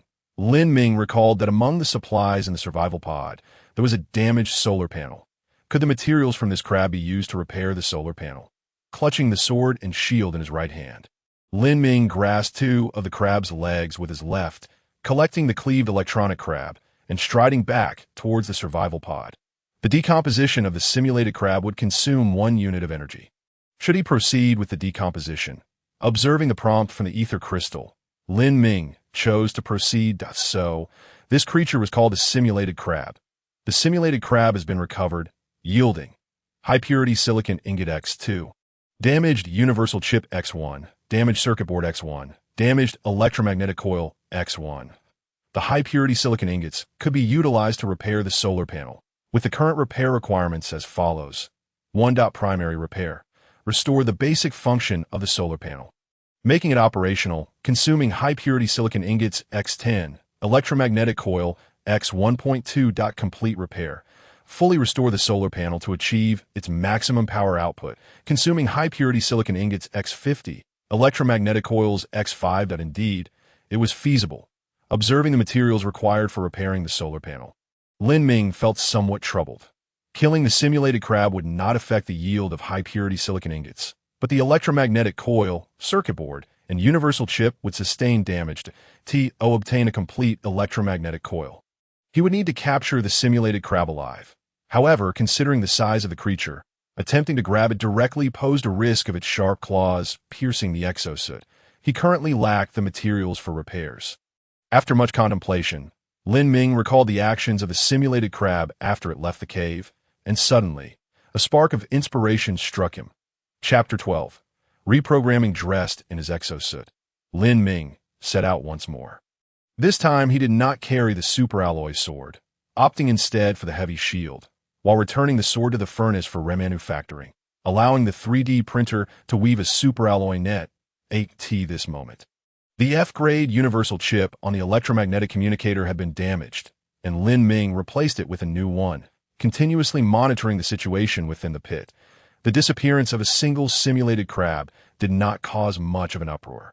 Upon noticing the absence of a companion, several simulated crabs gathered together and soon redistributed their patrol routes. Each crab's patrol range expanded by approximately 20%, effectively compensating for the absence of one of their own. Quite intelligent, indeed. Observing the real-time map and witnessing the green dots resume their methodical movements, Lin Ming clicked his tongue.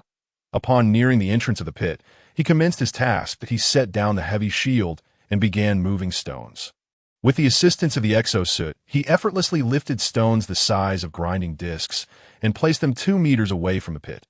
Subsequently, Lin Ming worked tirelessly, stacking stone after stone to construct a 2-meter-high stone wall around the entrance of the pit, leaving only a half-meter gap. After completing this, half an hour had elapsed. Lin Ming opened a real-time map, scrutinizing the green dots as per their routine. In just a few minutes, the outermost patrolling simulated crab would commence its sunbathing for recharging. Indeed, the timing was precise. The patrolling simulated crab abruptly halted and retraced its path, ascending along the sloped tunnel. Lin Ming crouched behind the stone wall, revealing only half of his head as he observed a pitch-black creature identical to the previous simulated crab emerge from the cave. After exiting, the simulated crab instinctively glanced at the sun's position before becoming momentarily dazed. For a full minute, the universal chip, lacking substantial computational power, took its time to comprehend what had transpired before it began to explore the surrounding stone wall.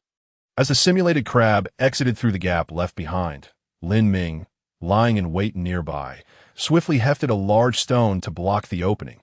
Swish! The simulated crab reacted swiftly, attempting to retreat back into the pit upon seeing Lin Ming, only to find the exit blocked by the boulder. With a swift movement, the simulated crab darted away in the opposite direction from Lin Ming, covering a distance of several meters in an instant. Observing this agile creature's escape, Lin Ming remained unperturbed. He leisurely picked up the heavy shield, trailing the simulated crab from a distance. After a series of attempts, Lin Ming discovered that the simulated crab's alert zone extended to 10 meters. As long as he entered within 10 meters of the simulated crab, it would immediately flee. Conversely, if he remained outside this radius, it would perceive the area as safe and attempt to turn its back to the sun. Preparing to recharge, Lin Ming was unwilling to grant it the opportunity to recharge. Holding the heavy shield, he sought to both prevent the simulated crab from retaliating and to obscure the sunlight, thereby hindering its charging process. The simulated crab emerging to recharge would undoubtedly possess limited stored energy. Lin Ming believed that with continued pursuit, the creature would exhaust its remaining power. And indeed, after trailing the simulated crab for half an hour, it finally ceased responding to Lin Ming's approach, instead lying there and attempting to recharge. Lin Ming did not rush to seize it. Who knew how much backup energy this little creature still had? He stood 5 meters away from the simulated crab, raising the heavy shield to completely block the sunlight from its vicinity. After about 10 minutes, Lin Ming cautiously approached the simulated crab, discovering that it remained motionless. He continued to draw near and gently prodded the simulated crab with a heavy shield, finding it still unresponsive. "Aha! It must be out of power," Lin Ming chuckled. Even so, he refrained from making a direct grab and instead retrieved the superalloy net coiled around his waist, ensnaring the simulated crab within it. Subsequently, Lin Ming, with the superalloy net in his right hand and the heavy shield shielding the sunlight in his left, swiftly returned to the survival pod. Upon detecting the dormant simulated crab, he was presented with the following 2 options. Option 1. Recover the simulated crab, yielding high-purity silicon ingot X2, F-grade universal chip X1, circuit board X1, electromagnetic coil X1. Option 2. Reprogram the simulated crab for complete control. Upon seeing the second option, Lin Ming was somewhat taken aback to think he could reprogram the simulated crab. Lin Ming undoubtedly opted for the second choice. Reprogramming the mimic crab requires the expenditure of 1 unit of energy. Do you confirm? Confirm. After confirmation, he waited for about 10 seconds, and the ether crystal promptly displayed a message indicating that the reprogramming of the mimic crab was complete. So swift. Lin Ming was somewhat taken aback. As the mimic crab was currently in a state of energy depletion, he instructed the ether crystal to place it outside the survival pod, allowing the little creature to bask in the sun for recharging. In fact, the energy reserves of the survival pod could also be utilized to recharge the mimic crab, but with the sun readily available, it would be a waste not to take advantage of it. After 10 minutes, the mimic crab had recharged and approached the exit of the survival pod, waiting silently. Lin Ming commanded the little creature to undergo a thermal wash in the transfer chamber before placing it in the living chamber. The ether crystal informed Lin Ming that as long as he issued voice commands, the mimic crab would comply. Thus, Lin Ming sent a command: "Spin around, crackle, crackle, crackle." The mimic crab spun in place. "Lie down. Shake hands. Roll over." Lin Ming trained the mimic crab as one would a dog, thoroughly enjoying the interaction. After a while, he inquired of the ether crystal, "What other functions does this device possess?"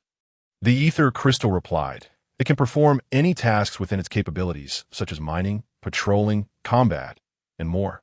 Subsequently, the ether crystal illuminated a holographic display showcasing the mimic crab's perspective, making Lin Ming's height of 1 meter 83 appear remarkably tall. Excellent. This little creature could be employed to explore the depths of the cave. A thought struck Lin Ming. The electromagnetic wave communicator could only probe down to 5 meters, beyond which it could not reach. The mimic crab was perfectly suited to infiltrate, sharing its visual feed with Lin Ming in real time, rendering it exceedingly useful. Notice, due to hardware limitations, the maximum connection distance with a mimic crab is 10 kilometers. However, under complex electromagnetic conditions, this distance may be reduced. It is advisable to append an additional directive when issuing patrol commands. If communication is lost, return immediately along the original path.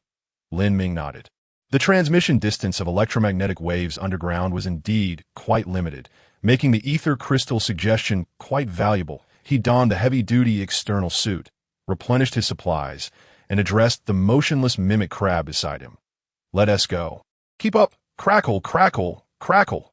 The mimic crab immediately followed behind Lin Ming with a lively gait. Chapter 13. Discovery of water sources. The duo of man and crab swiftly arrived near the entrance of the cave. Through the real-time map, Lin Ming observed that the remaining mimic crabs had reorganized, expanding their patrol territory and dutifully conducting their rounds. This is the advantage of electronic pets, as long as there is sufficient energy. They are tireless. Are these black-skinned creatures truly so resilient? Lin Ming murmured, then issued a command to the mimic crab. Go explore the interior of the cave. Remember, if you lose communication or your energy is about to run out, return promptly along the original path. The mimic crab extended its 2 large pincers in acknowledgement and quickly burrowed into the cave. Upon entering, darkness enveloped the space. Fortunately, the mimic crab was equipped with infrared emitters and sensors, capable of transmitting adequately clear visuals. Lin Ming observed that the cave surface was riddled with marks of excavation, clearly not a natural formation. It had evidently been painstakingly dug out by the mimic crab colony. As the mimic crab descended along a gentle slope, the ether crystal thoughtfully began to construct a 3D model of the cave's interior. Crackle, crackle, crackle. A faint sound reached Lin Ming's ears. He watched the real-time monitoring on the map as another patrolling mimic crab slowly approached. Lin Ming's heart raced slightly. How would the other mimic crab react upon encountering a companion that had seemingly vanished and then reappeared? Through the visual feed, he saw the indigenous mimic crab assume a defensive posture, its pincers dancing menacingly in front of it, emitting a series of warning clicks. The controlled mimic crab likewise extended its pincers, rhythmically clacking in response. Subsequently, the indigenous mimic crab lowered its guard, disregarding its counterpart, and resumed its patrol. Lin Ming exhaled in relief. Thankfully, they had successfully navigated the enemy identification system. The mimic crab continued its descent, arriving at a fork in the path where 2 other mimic crabs were alternating in their patrols. Lin Ming arbitrarily chose one side and instructed the mimic crab to proceed downward. Crackle, crackle, crackle.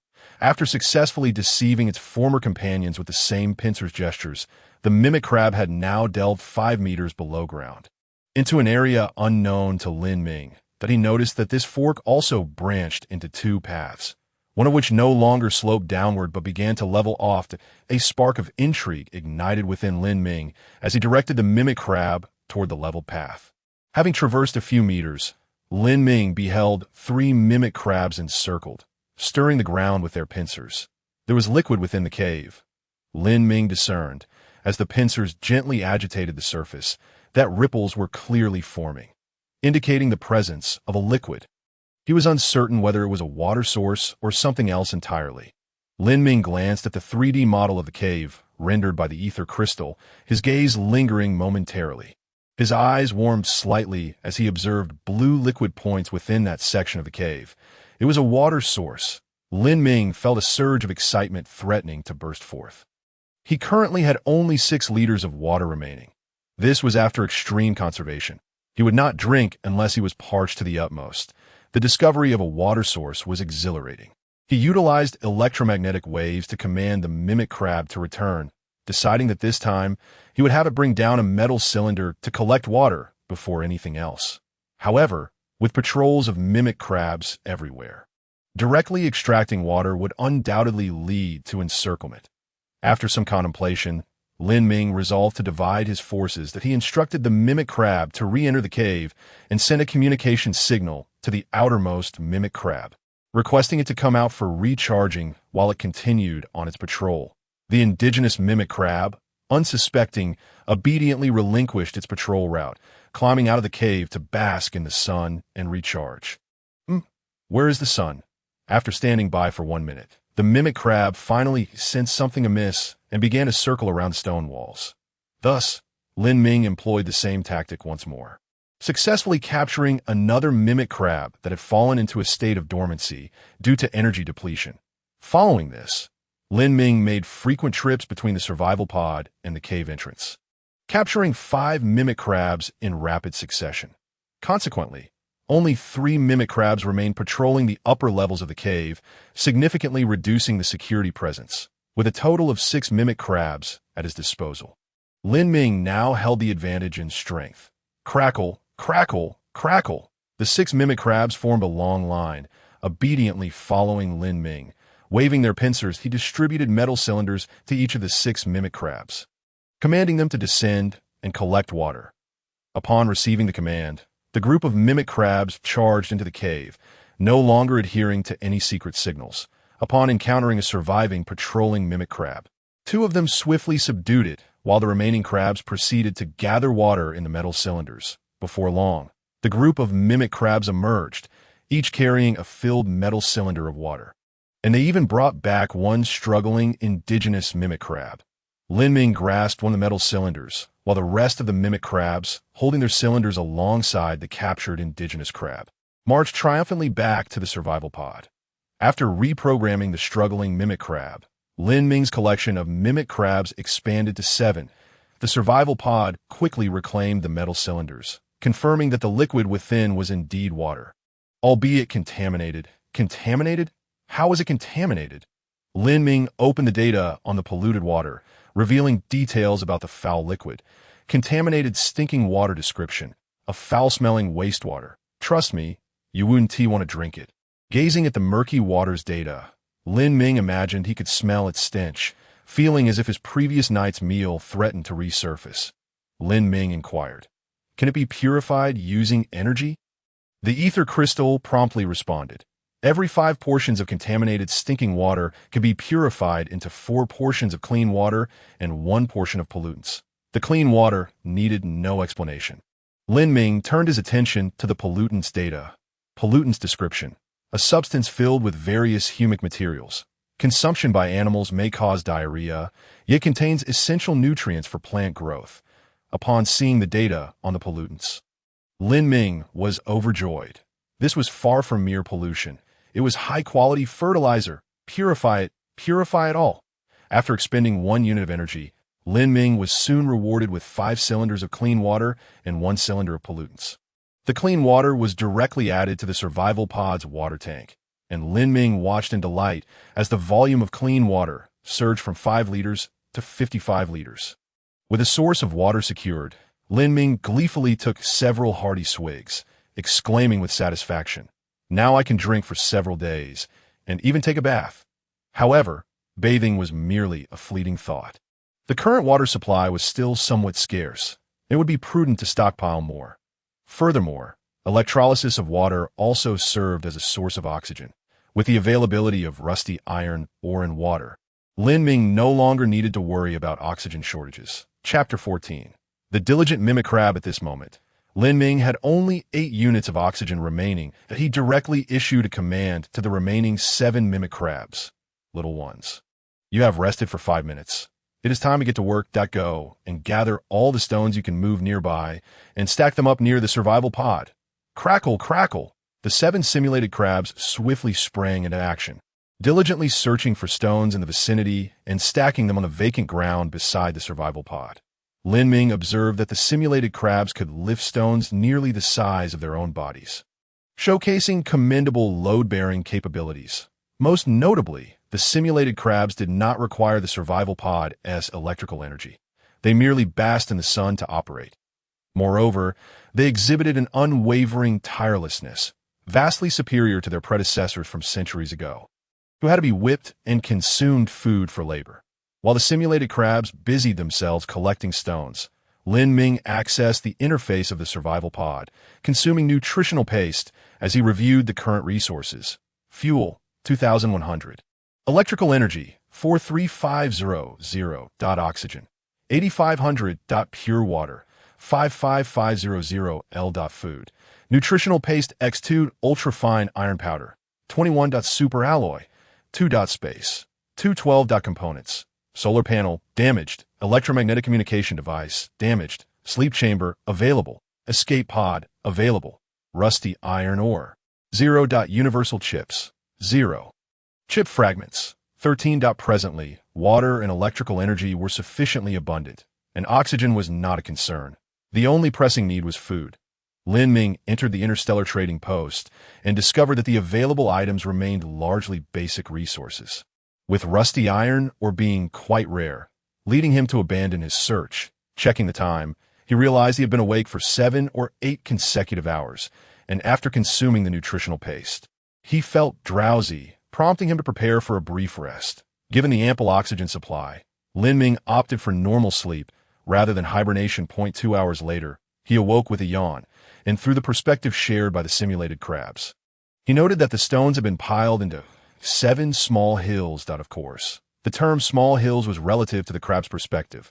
Peering through the glass dome atop the survival pod, he observed that each hill measured only 2 or 3 cubic meters. Time to get to work. Lin Ming maneuvered the mechanical arm, continuously transferring stones into the survival pod. Once he accumulated 1 cubic meter of stones, he commenced the decomposition process. The machine buzzed as energy was consumed. After decomposing 17 cubic meters of stones, Lin Ming acquired a substantial amount of resources. This decomposition yielded F-grade universal chips X20, damaged universal chips X96, rusty iron ore X53. Lin Ming collected all the universal chips for future use, while he opted to decompose the rusty iron ore directly. After consuming 18 units of electrical energy, the rusty iron ore was converted into 53 units of oxygen and an equal amount of ultra-fine iron powder. Such energy-consuming operations swiftly depleted Lin Ming's electrical reserves, reducing them to single digits that he calculated that, excluding the byproducts of decomposition, merely counting the oxygen output, an average of 1 unit of electrical energy could yield 1.5 units of oxygen. Of course, this calculation was somewhat flawed, considering the significant value of the universal chips. Lin Ming opened the Interstellar trading post, intending to trade oxygen for some electrical energy. After refreshing the listings a few times, he noticed a new trading alert. Player Tang Howren listed 200 units of rusty iron ore, pricing it at 1 unit of rusty iron ore for 3 units of electrical energy. A slight smile crept across Lin Ming's lips.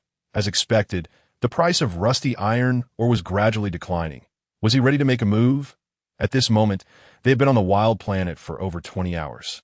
Even though some players had begun mining stones to decompose rusty iron ore for oxygen, the yield was still barely sufficient for personal use, with some even running short. Oxygen was undoubtedly a coveted commodity at this juncture. Sure enough, as soon as the rusty iron ore was listed, the chat channel of the Interstellar Trading Post erupted with excitement. Wow, has the big shot finally decided to sell rusty iron ore? This price seems a bit steep. You think it's expensive? I find it even pricier, but with oxygen running low, if I don't want to suffocate, I have no choice but to buy. All of you wealthy players with electrical energy. In the blink of an eye, half the rusty iron ore has been snatched up. Wait, look. Lin Ming is directly selling oxygen. Where? Is it for real? No way. Lin Ming has priced 1 unit of oxygen at only 2 units of electrical energy. Wow. Lin Ming is practically doing charity. I'm in love with this deal. I'll buy it immediately. Lin Ming retained 9 units of oxygen for personal use, listing 50 units of oxygen for sale, which were almost instantly claimed, netting him 100 units of electrical energy. The reason he priced each unit of oxygen at just 2 units of electrical energy was due to meticulous calculations based on his previous experiences. Players typically consumed 1 hour to gather 1 cubic meter of stones, expending 1 unit of electrical energy to offload the heavy suit. Decomposing stones required 1 unit of electrical energy, while decomposing rusty iron or also necessitated 1 unit of electrical energy. Hence, most players expended 3 units of electrical energy to obtain 3 units of oxygen, yielding a ratio of 1. This did not even account for additional physical exertion, time costs, water, food, and stamina consumption. If one were to exclude the 1 unit of oxygen consumed for breathing, then it would take 1.5 units of electrical energy to yield 1 unit of oxygen. By directly listing 1 unit of oxygen in exchange for 2 units of electrical energy. Lin Ming effectively alleviated the additional burdens faced by other players, with the price difference being a reward for the diligent labor of the simulated crabs. After completing the transactions, Lin Ming felt elated, reclining comfortably as he observed the bustling activity of the simulated crabs, thoroughly enjoying the moment. Just then, a notification from the ethereal crystal popped up. Player Tang Qingyan requested to add you as a friend. Lin Ming raised an eyebrow. Tang Howren had already been blocked, rendering him unreachable. This Tang Qingyan was likely from the same province, Tang Sheng. Lin Ming chose to accept the request. Tang Qingyan immediately sent a message. Lin Ming, you are undermining the market. What you are doing disrespects your own hard work. Do you realize that? Disrespecting my own labor. Lin Ming chuckled at the thought of the simulated crabs laboring diligently outside. He took a sip of water and replied, "What does that have to do with you?" Tang Qingyan responded, "Howren must have traded with you previously. I know his character. He's still a child. Sometimes impulsive, and may have offended you. I apologize on his behalf." Seeing Tang Qingyan's message, Lin Ming couldn't help but laugh. "I in business." Tang Howren had first breached their agreement. Thus Lin Ming would never engage in trade with him again. And he found the people of Tang Sheng increasingly irksome. Consequently, he had not priced the oxygen too exorbitantly, hoping to slow the sales of rusty iron or held by those from Tang Sheng. He replied, "Oh, I do not accept that. Friend, is that really necessary?" Tang Qingyan, displaying a deeper level of cunning, gently coaxed, "Consider this. You possess such an abundance of oxygen resources that if we collaborate, you provide the resources, and we manage the operations, we could certainly garner several times that amount of electrical energy. You are aware that, prior to the repair of the solar panels, electrical energy is exceedingly precious, essentially non-renewable. Without oxygen, what else can you utilize to earn electrical energy?" Lin Ming burst into laughter upon reading Tang Qingyan's words, and he promptly listed the universal chips he had prepared, F-grade universal chips X5. Only accepting non-basic resources. Come one, come all. Chapter 15. Blueprint for the construction of a constant temperature chamber. A ripple was set in motion, while the majority of players were still fretting over insufficient oxygen. Lin Ming had already begun selling non-basic resources. Many players had indeed discovered F-grade universal chips while mining, but their quantities were so scant that they barely sufficed for personal use, let alone for sale. Lin Ming's listing of 5 units was quite the generous offering. Upon seeing the trading information displayed at the Interstellar trading post, Tang Qingyan's expression darkened considerably. They had not failed to mine F-grade universal chips. In fact, some players from Tang Sheng had already called for a universal resource supply pod, which had arrived. They had believed that their progress was significantly ahead, only to find that Lin Ming had already amassed enough F-grade universal chips to sell. Could a collective of hundreds of players from Tang Sheng truly be outpaced by a single Lin Ming? In the chat channel of the Interstellar Trading Post, players began to voice their opinions. Wow, the universal chips that can be used to repair the electromagnetic communication device. Has the big shot already collected non-basic resources so quickly? Can someone explain what repairing the electromagnetic communication device entails? I am just a humble player here, but I feel it's necessary to mention that I'm quite impressive as a kite flyer. I can say that repairing the electromagnetic communication device allows for the summoning of universal resource supply pods. I've already called one, and it will arrive in 3 hours. Wow, there are universal resource supply pods? What's inside? I want a bucket of fried chicken. Lin Ming observed the lively discussions in the chat channel, a smile tugging at his lips. Suddenly, a trading notification chimed. Lin Ming's heart raced. He had blocked basic resource trading requests, meaning that anyone initiating a trade at this moment must possess non-basic resources. With urgency, he clicked to open the request, revealing a black chip in the trade window. Was it another universal chip? Lin Ming opened the item's description. Blueprint for the construction of a constant temperature chamber description. This blueprint enables you to construct an expansion module, a constant temperature chamber, protecting against the ravages of extreme temperatures. Multiple authorizations, binds upon use, material requirements, ultra-fine metal powder 100 units, electrical energy 50 units, construction requirements, requires a 3D metal printer, blueprint for the constant temperature chamber. Lin Ming felt as though his heart had been seized tightly, as the name suggests. The primary function of the temperature control chamber is to maintain a consistent temperature. He currently possessed a large flowering plant, along with ample water resources and organic materials, yet he was troubled by the lack of space for cultivation. Hence, an opportunity just presented itself.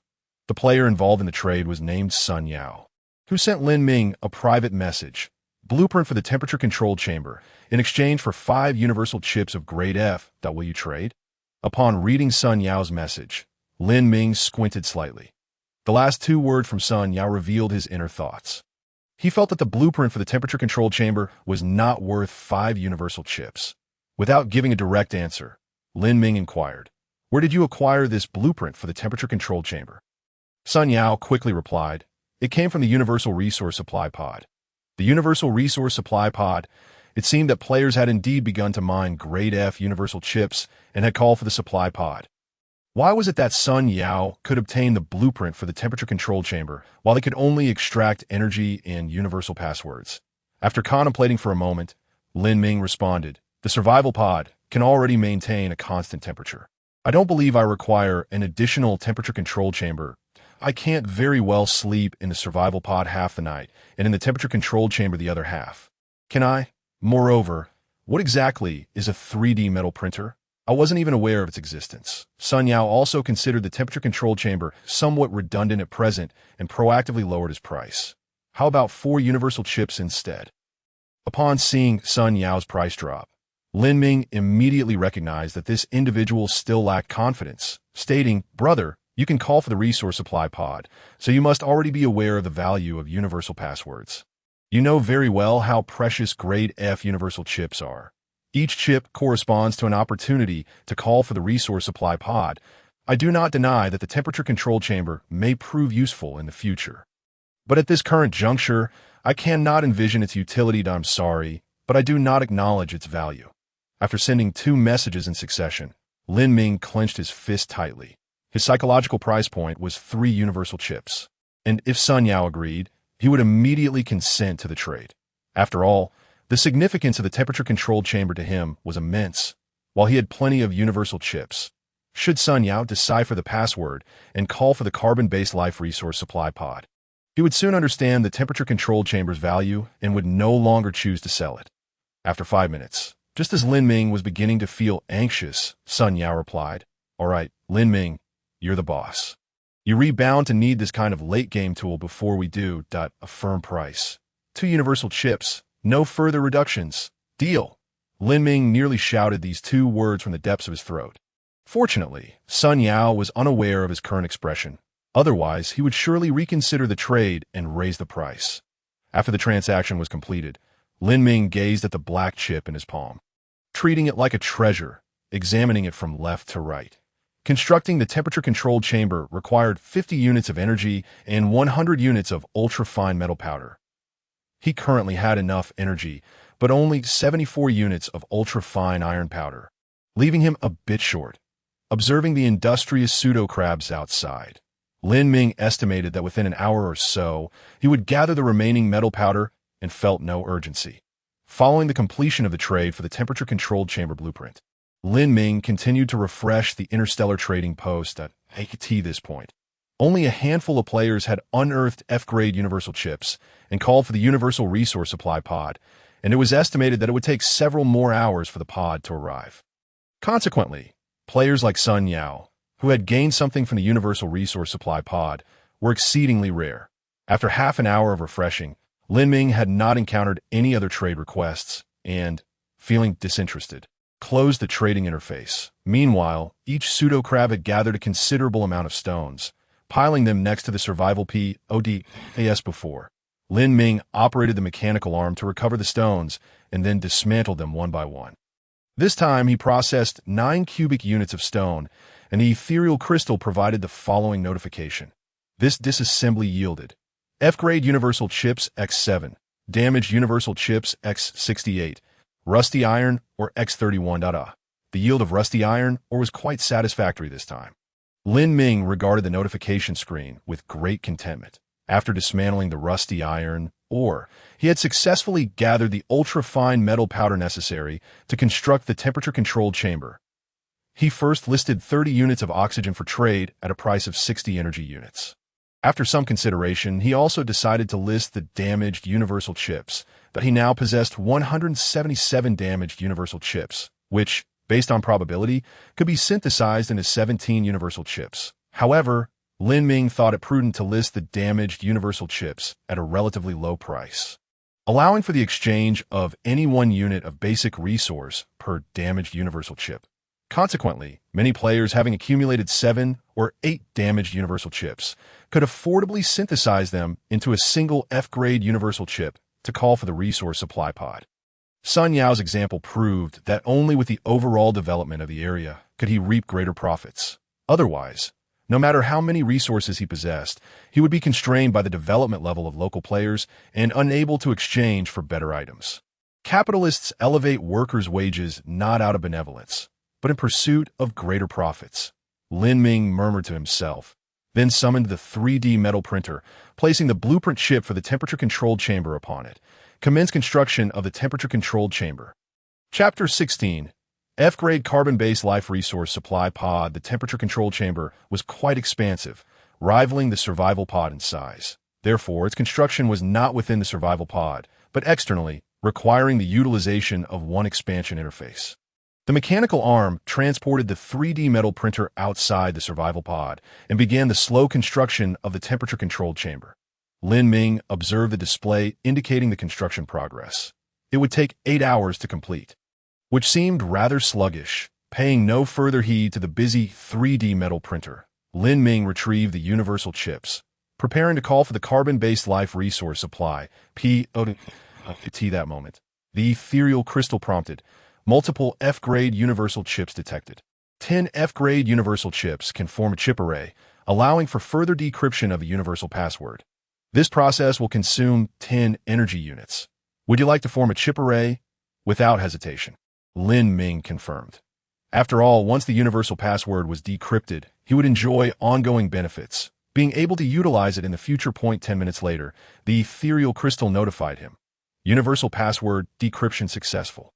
You can now detect F-grade carbon-based life resource supply pods. Was it only now that he could detect F-grade pods? Lin Ming inwardly scoffed at the stinginess of the advanced civilizations deploying the supply pods. Nevertheless, regardless of his grievances, the distress signal still needed to be sent out. The ethereal crystal displayed another notification. Multiple F-grade universal chips detected. 10 F-grade universal chips can form a chip array, significantly enhancing the coverage range of the call signal. Would you like to form a chip array? Upon seeing the notification, Lin Ming cursed, "Damn, are you intent on squeezing more resources from me?" He scrutinized the details regarding the expansion of the distress signal's coverage. Once the chip array was formed, the call range would extend to a spherical space with a radius of 5 light minutes centered on him, or a conical space with a height of 10 light minutes. Compared to before, the coverage distance had greatly increased. Confirm. The chip array was successfully formed. Please select the calling range. Lin Ming pondered. Given that the planet was perpetually orbiting the star, which in turn was moving within the Milky Way, and the galaxy itself was rapidly traversing within its cluster, the space he had previously covered with the distress signal was now likely far beyond his reach. Consequently, Lin Ming made his choice. I choose to send the distress signal within a spherical space of 5 light minutes centered on myself. The ethereal crystal immediately displayed. This distress signal requires the consumption of 10 energy units in 5 minutes. The signal will reach its furthest point, and the return signal will take the same amount of time. At the latest, you can confirm whether there are resource supply pods nearby within 10 minutes. You could have mentioned the energy consumption earlier. Lin Ming lamented upon seeing the notification, feeling quite pained. He hoped that this time the returns would be worth the investment. As time ticked by. At the 4-minute mark, Lin Ming already observed the trajectory information of the first carbon-based life resource supply pod. Wait, why is it a basic carbon-based life resource supply pod? I wanted an F-grade one. Lin Ming felt as though his heart was bleeding. Subsequently, at the 6th, 8th, and 9th minutes, the ethereal crystal notified him of the detection of 3 more carbon-based life resource supply pods. What a loss, watching the countdown dwindle, and only detecting the most basic carbon-based life resource supply pods. Lin Ming's mood began to sour. I could see the 9-minute and 30-second mark. The ethereal crystal prompted again. F-grade carbon-based life resource supply pod detected. Oh ho! Lin Ming excitedly paced back and forth, never expecting that a cinematic moment would truly unfold before him, turning the tide in the final seconds. Hey, despite being an old trope, it still felt quite effective when it happened to him. You can choose up to 3 resource supply pods to summon. Please make your selections within 10 seconds. Without hesitation, Lin Ming declared, I choose the F-grade carbon-based life resource supply pod. Let the other 2 be the nearest ones. A supply capsule of F-class carbon-based life resources has been summoned. Based on the capsule's current trajectory and velocity, it is estimated to arrive in 9 hours that a second supply capsule has been called. With an expected arrival time of 10 hours that a third capsule has also been summoned, predicted to reach in 13 hours. Indeed. Observing the 3 notifications that appeared in succession, Lin Ming nodded thoughtfully. The F-class carbon-based life resource capsule, though the farthest away at over 4 light minutes, is the first to arrive, indicating that the manufacturing technology of resource capsules has significantly improved with classification, resulting in faster speeds.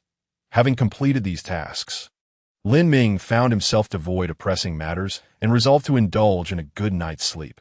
Reclining in the cryo chamber, he consumed nutritional paste while browsing the information from the Interstellar trading hub before retiring for the night. As he anticipated, players were continuously exchanging basic resources for damaged universal chips, and some are even trading water and nutritional paste in addition to oxygen and energy. To IT appeared that these players only needed 1 damaged universal chip to synthesize a functional one. He hoped they could summon a decent supply capsule. Good luck to them. Watching the constant notifications of successful trades, Lin Ming felt immensely satisfied and drifted into slumber. 8 hours later, Lin Ming was awakened by the alarm he had set.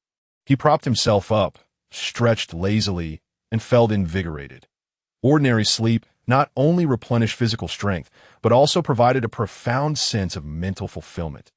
This time, he did not experience the peculiar sensation of having slept yet not slept during his cryosleep. Activating the information display, he examined the progress of various tasks. The mimic crabs were laboring tirelessly, perpetually unwearied. Each crab had gathered 3 small mounds of stone. The fastest F-class carbon-based life resource capsule was set to arrive in 1 hour, while the other 2 basic capsules were expected to follow suit within a few hours. Additionally, there was good news. The temperature control chamber had been completed.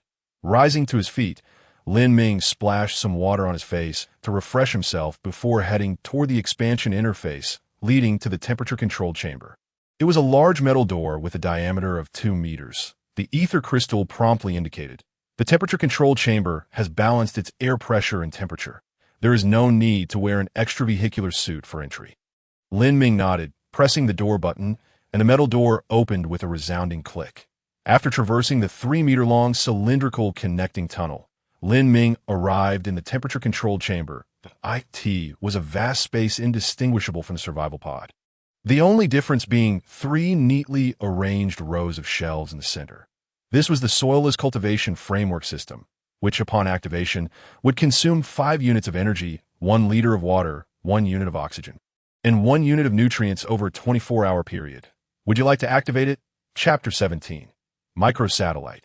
Yes, although the temperature-controlled chamber consumed considerable resources daily, they were essential investments. Thus, Lin Ming unhesitatingly chose to activate the soilless cultivation framework system. With a whoosh, upon confirmation, clean water began to flow into the pipes on the shelves. Before long, the water supply was exhausted, and the temperature-controlled chamber automatically extracted nutrients from the metal cylinder to initiate the cycle. Fortunately, this entire process occurred within sealed pipes, preventing any unpleasant odors from escaping. With great care, Lin Ming took out 5 largemouth flower seeds and placed them on the growth medium. Almost simultaneously, the growth medium began to moisten, and both temperature and humidity were adjusted to optimal conditions for germination. Lin Ming gently caressed the medium, whispering, "Grow quickly. That Indian cuisine-flavored nutritional paste is absolutely dreadful." Having completed this, Lin Ming returned to the survival pod, opened the Interstellar trading channel, and began reviewing his gains. All 177 damaged universal chips had been traded away, yielding 113 units of energy, 35 units of oxygen, 21 tubes of nutritional paste, and 8 liters of water. It was indeed a bountiful harvest. At this point, Lin Ming no longer had to worry about survival issues. Currently, organic nutrients were relatively scarce, so he decided to trade 10 units of oxygen for a lump of excrement at a rate of 0.5 units of oxygen per lump. Within a minute, the oxygen was entirely exchanged, resulting in 5 units of organic nutrients, which, combined with the remaining 2 units, would suffice for the temperature control chamber to operate continuously for a week.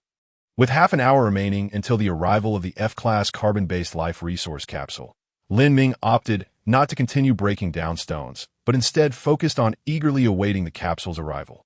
Gazing through the hemispherical glass dome above, he beheld the moon, now magnified several times, and couldn't help but feel a sense of homesickness, having lingered in this desolate land for over 2 days. Returning to Blue Star seemed utterly impossible. After a moment of reflection, Lin Ming noticed a streak of white light appearing on the horizon, the tail flame preceding it, exceptionally radiant that he understood that the F-class carbon-based life resource capsule, moving at such high speed, would need to initiate retrograde deceleration to avoid overshooting the barren planet and vanishing into the boundless depths of space. Before long, the F-class carbon-based life resource capsule reduced its speed to that which could be captured by the planet's gravity, gradually diminishing its retrograde thrust, tracing a parabolic arc as it gently descended beside the survival pod. With a hiss as before, the capsule's door opened, releasing a standard alloy box of 1 cubic meter. The F-class carbon-based life resource capsule has been retrieved, yielding Microprobe Satellite Manufacturing Blueprint X1, Dehydrated Vegetable Pack X1, Dehydrated Seed Pack X1, Super Alloy X1, Fuel X3. Microprobe Satellite Manufacturing Blueprint, Dehydrated Vegetable Pack. Dehydrated Seed Pack. Upon seeing the information provided by the ether crystal, Lin Ming felt a surge of excitement that he opened the blueprint for the Microprobe Satellite. Microprobe Satellite Manufacturing Blueprint. Description: this can significantly expand your field of vision, detect surrounding terrain, forecast short-term weather, and conduct limited explorations of interstellar space. Multiple authorizations allow for repeated use. Consumption: launching consumes 5 fuel. Maintaining an orbit consumes 1 fuel per 24 hours. Material requirements: high-purity silicon ingots X20. Electromagnetic coils X2, F-class universal chips X10, circuit boards X10, super alloy powder X10 units, ultra-fine iron powder X100 units, fuel X6, minimum. Manufacturing requirements: requires a 3D metal printer, seeing the materials required to manufacture the microprobe satellite. Lin Ming raised his eyebrows. The demands for materials were rather excessive. It seemed he would need to postpone the plan to repair the solar panels. Lin Ming felt a wave of frustration. As he operated the mechanical arm to recover the mountain of stones, he began posting trade requests on the Interstellar Trading Hub. Oxygen X1 unit for super alloy X1 unit. Pure water X1 liter for super alloy X1 unit. Nutritional paste X1 tube for super alloy X1 unit. Energy X1 unit for super alloy X1 unit. Lin Ming, the magnate, was back in the trading game. My goodness, he even had nutritional paste and water to trade. How wealthy is he to be able to part with these? Speaking of which, what exactly is super alloy?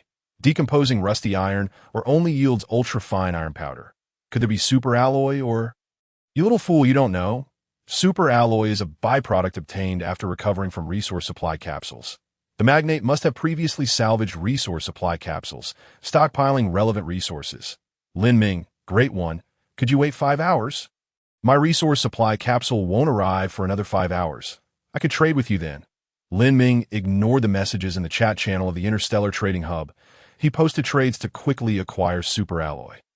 If he had to wait, he could simply issue a distress signal using the F-class universal chips to summon more resource supply capsules.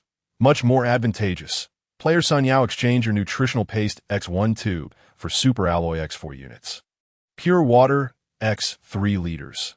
Watching the prompt from the ether crystal, Lin Ming exclaimed. He was not surprised that Sun Yao possessed super alloy, having previously traded for the blueprint to construct the temperature-controlled chamber, indicating he had called for resource supply capsules before. However, Lin Ming did not expect Sun Yao to have 4 units. This suggested he had salvaged at least 4 resource supply capsules. It seemed that Sun Yao's claim about obtaining the temperature-controlled chamber blueprint from the universal resource supply capsule might not be entirely true. Nevertheless, Lin Ming was unconcerned. Everyone has their own unique strengths. While he could see resource distribution points, Sun Yao might possess other advantages. After some contemplation, Lin Ming opened a private chat with Sun Yao, sending him a message. Pleasure trading with you. Let us exchange more experiences in the future and progress together. Sun Yao quickly replied. Sure thing, Lin Ming, definitely. After Sun Yao traded some super alloys, several other players followed suit, exchanging a few units of the precious material. Lin Ming established a purchase limit of 20 units for the super alloys, reasoning that it would be prudent to stockpile a few, as they may prove useful in the future. Once he had dealt with the super alloys, Lin Ming turned his attention to the remaining items. Dehydrated vegetable pack. Description: vegetables processed through dehydration preservation technology, which can be rehydrated with water. Dehydrated seed pack. Description: seeds processed through dehydration preservation technology, now devoid of the potential to germinate again. The dehydrated vegetable pack contained merely a few grayish-black objects, clearly having drifted in space for an indeterminate time, losing their original form. The dehydrated seed pack was similarly unremarkable, holding only 2 shriveled seeds, with no chance of sprouting. However, these scenarios had already been anticipated by the advanced civilization that launched the carbon-based life resource supply pod. By feeding these items to the mature Venus flytrap, it would specialize into the corresponding traits. Chapter 18. A terrifying encounter. Having completed his harvest, Lin Ming also dismantled the mountain of stones that had accumulated. At this point, within a few kilometers around the survival pod, the stones that could be moved by the mimic crabs had been nearly collected, leaving only a few larger rocks. The mimic crabs needed to venture farther to gather stones, which caused their efficiency to gradually decline. Lin Ming had decomposed a total of 41 cubic meters of stone, receiving the following notifications from the ether crystal. This decomposition yielded F-grade universal chips X38, damaged universal chips X132, rusted iron or X116. Lin Ming directly decomposed the rusted iron ore, producing 116 units of oxygen and ultra-fine iron powder. Considering that he would soon be capturing mimic crabs in the pit and that the temperature-controlled chamber would continue to consume oxygen, Lin Ming decided to retain 20 units of oxygen, placing the remainder on the Interstellar trading platform. He listed 126 units of oxygen, exchanging them for 252 units of energy. Lin Ming noticed that the rate at which players were trading energy for oxygen was gradually slowing down. This indicated that either everyone had begun mining rusted iron or to decompose it for oxygen, or the energy reserves were becoming somewhat insufficient. Regardless of the situation, the value of oxygen was steadily diminishing, while the value of energy would increasingly come to the forefront. After completing the manufacturing of a miniature satellite, it was essential to prioritize the repair of the solar panels. Resolute in his decision, Lin Ming instructed the 3D metal printer to recreate a super alloy greatsword. After donning the heavy exosuit, he departed the survival pod, wielding the greatsword and a heavy shield, accompanied by the super alloy net. Everyone, come here! Of course, Lin Ming did not forget to bring along his army of 7 mimic crabs in a metal cylinder, intending to collect some contaminated water on the way back. Before long, Lin Ming arrived near the entrance of the pit. The stone wall he had previously constructed still stood firm, and through the real-time map, he could see several mimic crabs emerging from the depths of the pit, continuing their patrol along the original route. This sight eased Lin Ming's mind slightly. Manufacturing the miniature satellite required 20 high-purity silicon ingots, implying that at least 10 mimic crabs would need to be decomposed. If the number of mimic crabs in the pit was too low, it would pose a troublesome predicament. With an army of 7 mimic crabs at his disposal, Lin Ming certainly would not resort to his previous tactic of luring them out one by one and exhausting their energy before capturing them. Instead, he commanded the mimic crabs to enter the pit in pairs, stealthily deceiving the native mimic crabs with a signal before capturing them and dragging them back to the survival pod for reprogramming. A point of caution: avoid sustaining injuries, for whoever is harmed shall face decomposition. Lin Ming issued commands to the swarm of mimic crabs and noticed one lone mimic crab at his feet. He handed it the metal cylinder, saying, "You two, don't just stand idle. Fetch some water." The mimic crab complied immediately, raising the metal cylinder and entering the pit point one by one. Mimic crabs were captured and reprogrammed in the survival pod, becoming loyal members of Lin Ming's expanding army. This cycle continued. Within 3 hours, the number of mimic crabs had surged from 7 to 30, observing the real-time map. Lin Ming noted that there were no new green dots appearing 5 meters underground. Whoa, inadvertently causing the mimic crabs to near extinction. Lin Ming chuckled, standing resolutely with his sword, commanding his mimic crab army to continuously extract the contaminated water source from the branching tunnels. Metal cylinders were brought out of the tunnel by the mimic crabs, elevating Lin Ming's spirits. As he contemplated entering the tunnel for personal exploration, he suddenly felt a slight tremor beneath his feet. What was happening? Lin Ming quickly opened the real-time map. His astonishment.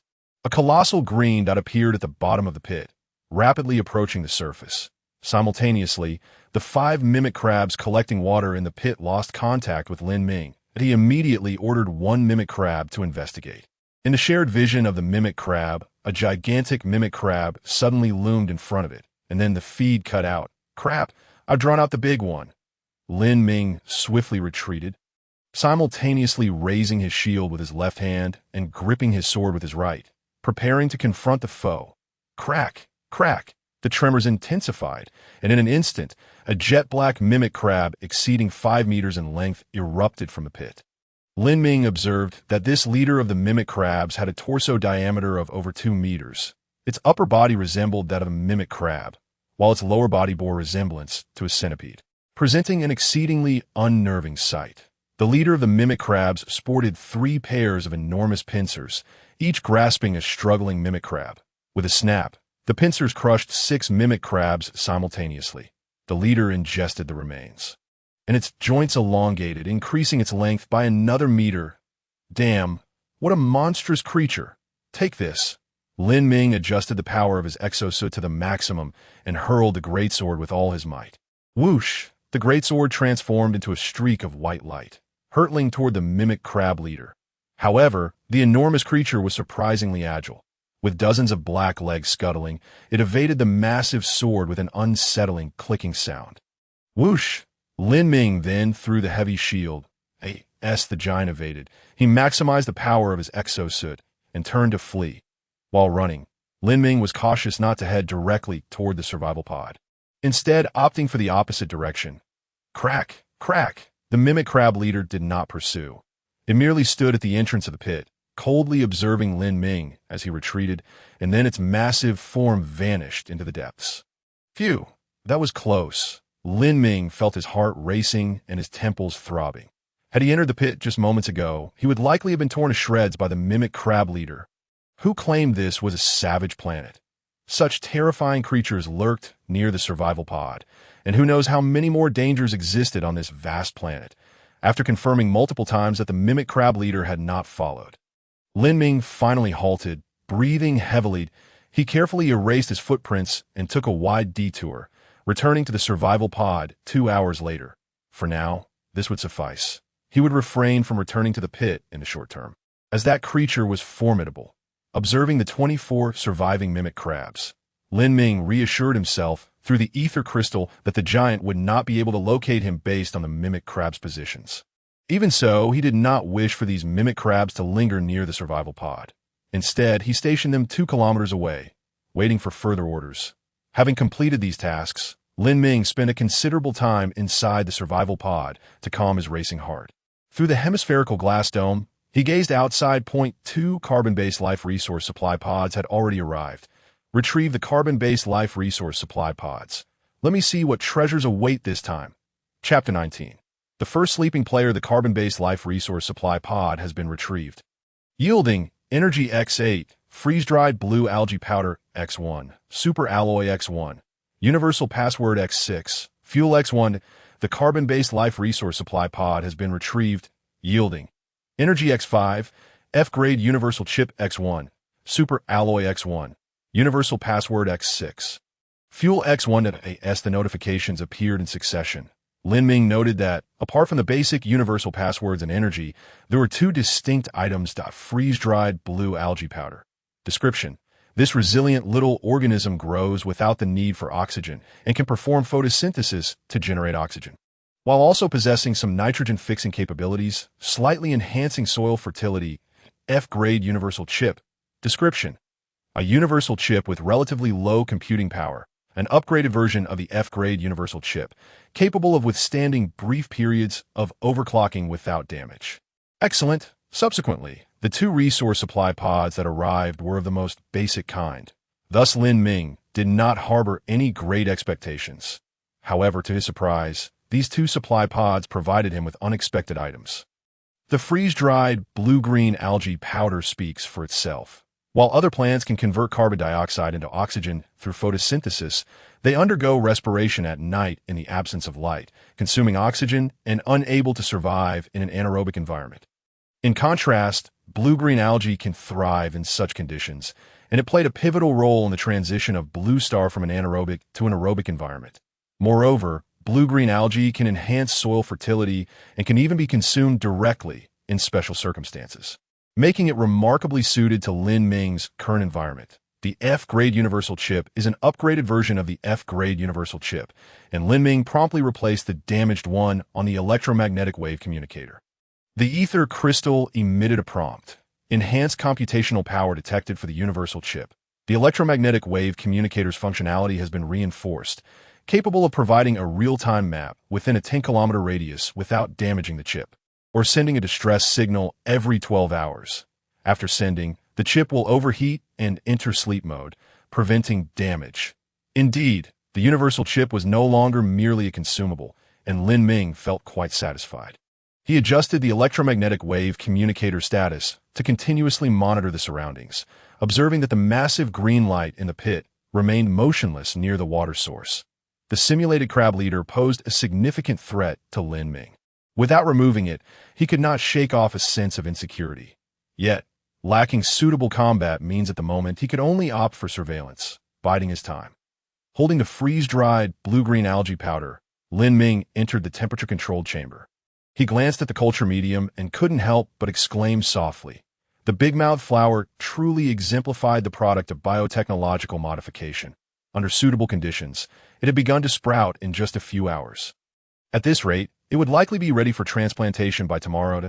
In the first layer of the soulless cultivation system, Lin Ming poured in the freeze-dried blue-green algae powder. The powder swirled in the water, eagerly absorbing moisture and beginning to revive. Of course, from an outward appearance, Lin Ming observed no changes yet. He could only wait patiently. Once he completed these tasks, Lin Ming intended to check his current resources, preparing to manufacture a microsatellite, when he felt the ether crystal on the back of his hand gently vibrate, an occurrence that had never happened before. What was happening? Gently stroking the ether crystal, he discovered that numerous players were actively chatting in the regional channel. Ascending a floor, he noticed a red-marked message that left him somewhat astonished. Zhao Yihong. Dear brothers and sisters, I apologize for bidding you farewell. I can no longer endure. My survival pod has sustained damage, and the oxygen levels are nearing zero. I am already experiencing symptoms of hypoxia and am preparing to eject the escape pod.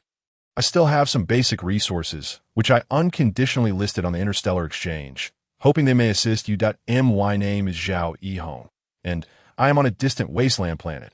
I wish you all good luck. Player Zhao Yihong has listed pure water X 3 liters in exchange for pure water X 1 milliliter.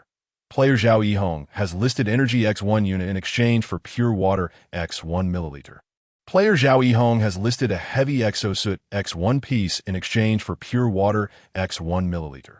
Player Zhao Yihong has listed a lightweight exosuit X1 piece in exchange for pure water X1 milliliter. Unexpectedly, Zhao Yihong had listed all his assets at almost no cost, yet no players engaged in transactions. Many players in the chat channel sent messages. Old Zhao, are you a coward? Don't give up. I have surplus oxygen and will gift you 1 unit. Indeed, there's strength in numbers. It seems unwise to give up at this moment that I will also gift you zero point 0.5 units of oxygen. I don't have much, but saving even one is worthwhile. I will offer you zero point 0.3 units of oxygen. Message after message was sent, and the players, who were usually meticulous during trades, suddenly displayed an overwhelming sense of unity. In the lower right corner of the chat channel, a small window unexpectedly popped up, revealing Zhao Yihong's live stream. Zhao Yihong was a young man in his 20s, looking vigorous as he sat in the escape pod. Fixing his hairstyle, seemingly aware he was being watched by all players, he smiled and waved lightly. "Goodbye, everyone."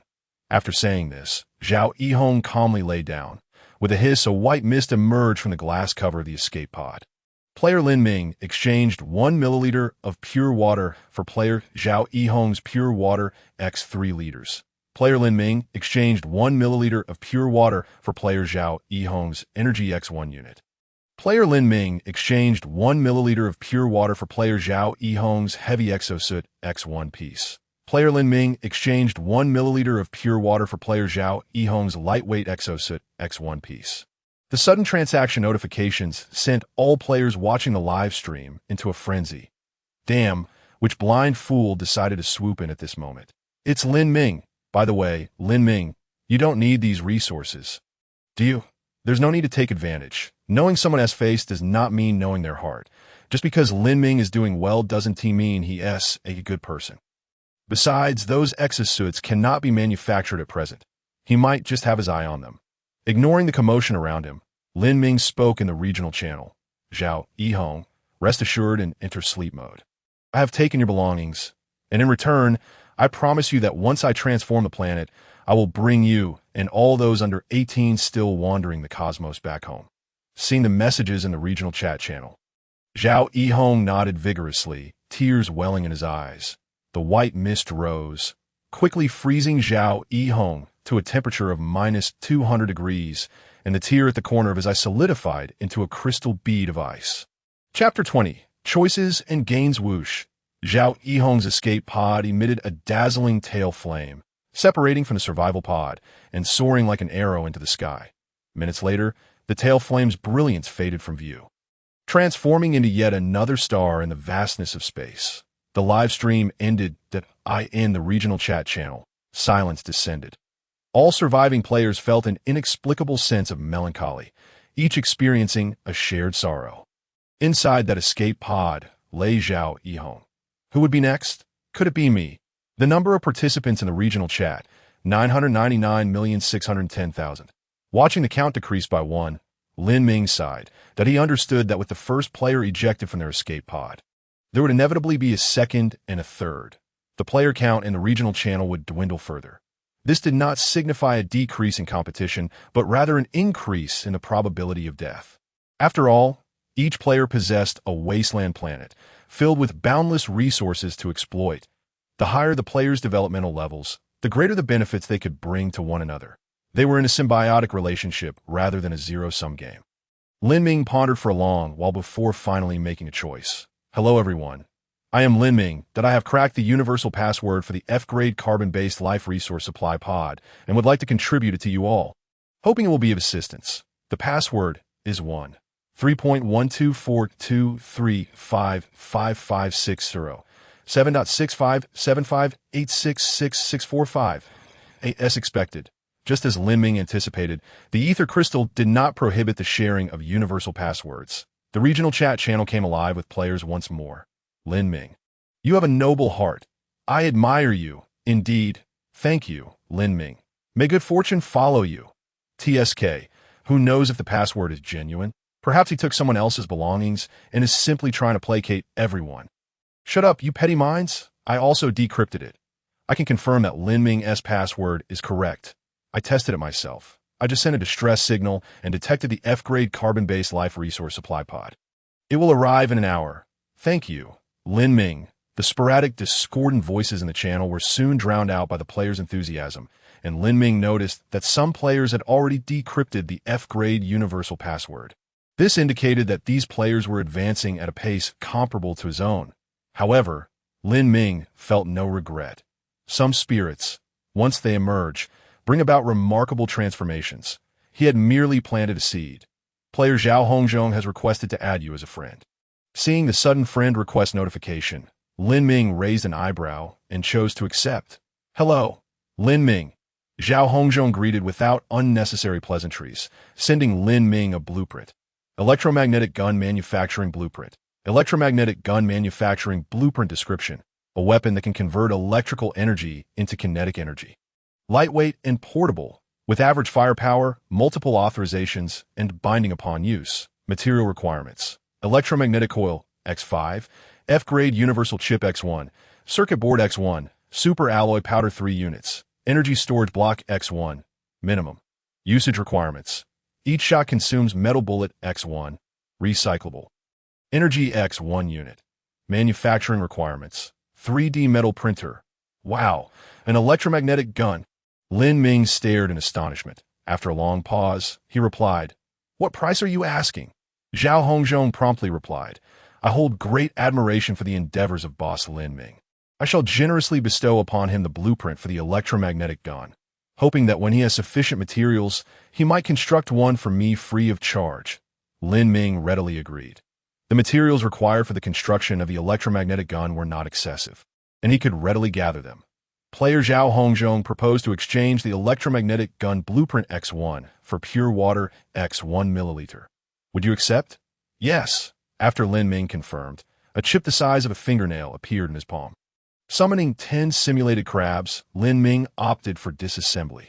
This disassembly consumed 10 units of energy, yielding high-purity silicon ingots X20, F-grade universal chips X10, circuit boards X10, and electromagnetic coils X10, that upon reviewing the materials needed for the electromagnetic gun, Lin Ming found that he had everything prepared.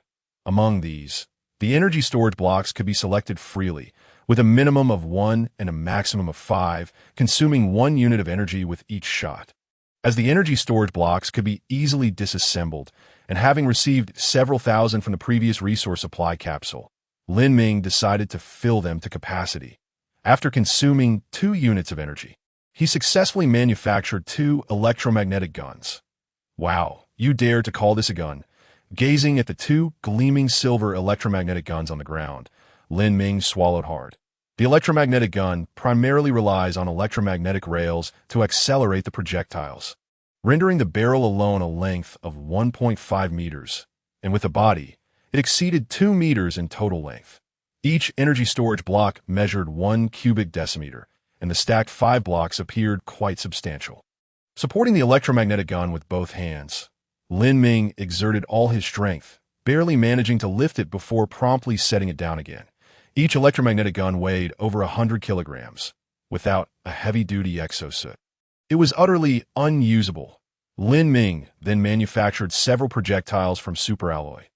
Each unit of superalloy could produce 3 electromagnetic gun projectiles. Although referred to as projectiles, they were indistinguishable from artillery shells. Whoever saw a bullet as thick as a thumb and as long as an arm. This was evidently an armor-piercing shell.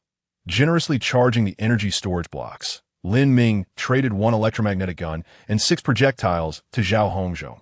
The projectiles are reusable, should you need more in the future. Just provide the materials, and I will gladly assist you at no cost. Zhao Hongzhong was taken aback by Lin Ming's swift production of the electromagnetic gun and marveled at the resources at Lin Ming's disposal. He hastily responded, "Thank you, Boss Lin Ming. I will certainly seek your assistance for other blueprints in the future." Zhao Hongzhong's words instantly enlightened Lin Ming. Indeed, he now possessed an ample supply of energy and boasted a 3D metal printer. If other players had blueprints, he could assist them in manufacturing for free, thereby acquiring more blueprints. Lin Ming could position himself as a manufacturer in their region, transforming basic resources into high-tier items for sale, leading to substantial profits and access to numerous advanced technologies.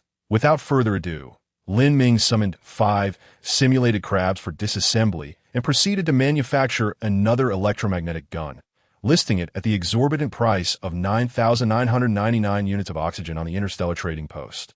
With a note, acquiring various rare materials or processing blueprints. Free processing of various products in exchange for blueprints. Products by Lin Ming are guaranteed to be of exceptional quality. Whoa, a gun! What kind of super scientific electromagnetic cannon is this? While I'm still toiling away at mining, Boss Lin Ming has already produced such marvels. With an electromagnetic gun in hand and donning a heavy-duty exosuit, combined with a flying backpack, wasn't he essentially a low-tier mech? Chapter 21. Slaying the simulated crab leader with a new toy in hand. Lin Ming rubbed his hands together, ready to test the electromagnetic gun's might.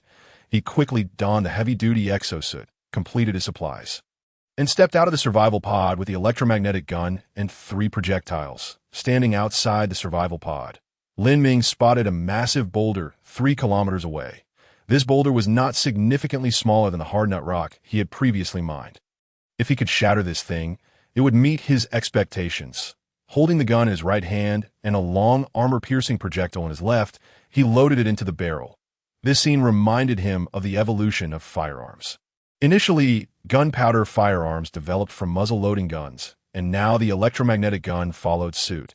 With the assistance of the heavy-duty exosuit, Lin Ming steadied the gun with one hand, aiming at the center of the boulder, and pulled the trigger. Whoosh! The slender projectile shot forth like a streak of light, the tremendous recoil causing Lin Ming, clad in the heavy-duty exosuit, to slide back half a meter, his feet dragging 2 trails in the gravel. Then, nothing happened. Did he miss? Or was it a lack of range? Blinking at the distant boulder, Lin Ming waited 0.7 or 8 seconds later. A muffled sound echoed. The heavy-duty exosuit featured a high-precision camera, which Lin Ming activated and zoomed in, revealing a small hole the size of a finger in the middle of the boulder, emitting wisps of smoke. As for the projectile, it had long since penetrated and traveled far beyond. Go. Retrieve the projectile. Lin Ming commanded one of the simulated crabs. The simulated crab scampered off with lively steps, dashing into the distance. The ether crystal then displayed a prompt. Electromagnetic gun data calculation completed. Muzzle velocity 3,000 meters per second. Effective range 10 kilometers. Effective range of 10 kilometers. The data calculated by the ether crystal left Lin Ming astounded, but he recalled that the description of the electromagnetic gun stated, lightweight and portable, with average firepower. Well, this firepower was certainly more than average. However, while the armor-piercing projectile had considerable penetration capability, its destructive power was relatively modest. Returning to the survival pod, Lin Ming manufactured 3 more projectiles.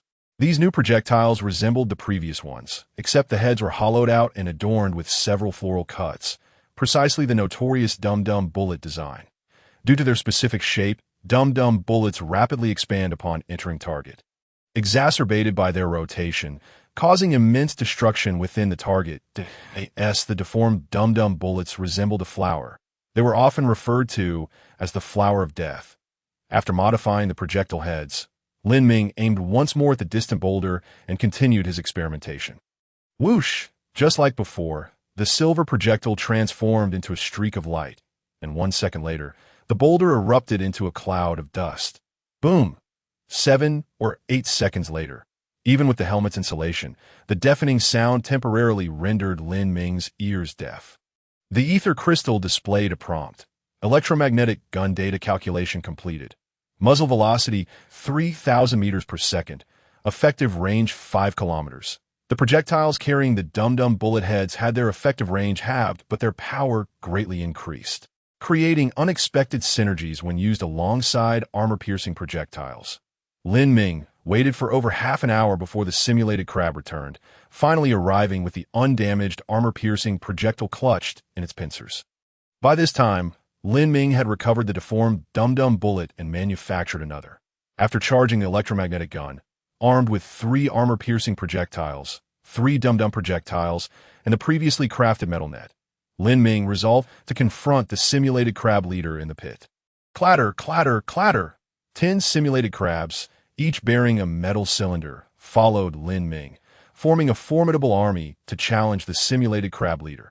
After half an hour, Lin Ming arrived near the pit. He did not rush to send the simulated crabs down to fetch water, but instead instructed them to dig a hole about 20 meters from the pit to lure out the simulated crab leader. Drawing from previous experiences, he decided to create a simple trap to prevent the simulated crab leader from evading when it pursued at high speed. Clatter, clatter, clatter! The claws of the 10 simulated crabs worked diligently against the hard ground, laboriously excavating a pit. After an hour of effort, they had barely dug a hole less than half a meter deep. "Is the ground really this hard?" Lin Ming exclaimed, placing the metal net over the pit and covering it with stones. Once the pit appeared inconspicuous, he beckoned a simulated crab. "Go. Lure your leader out."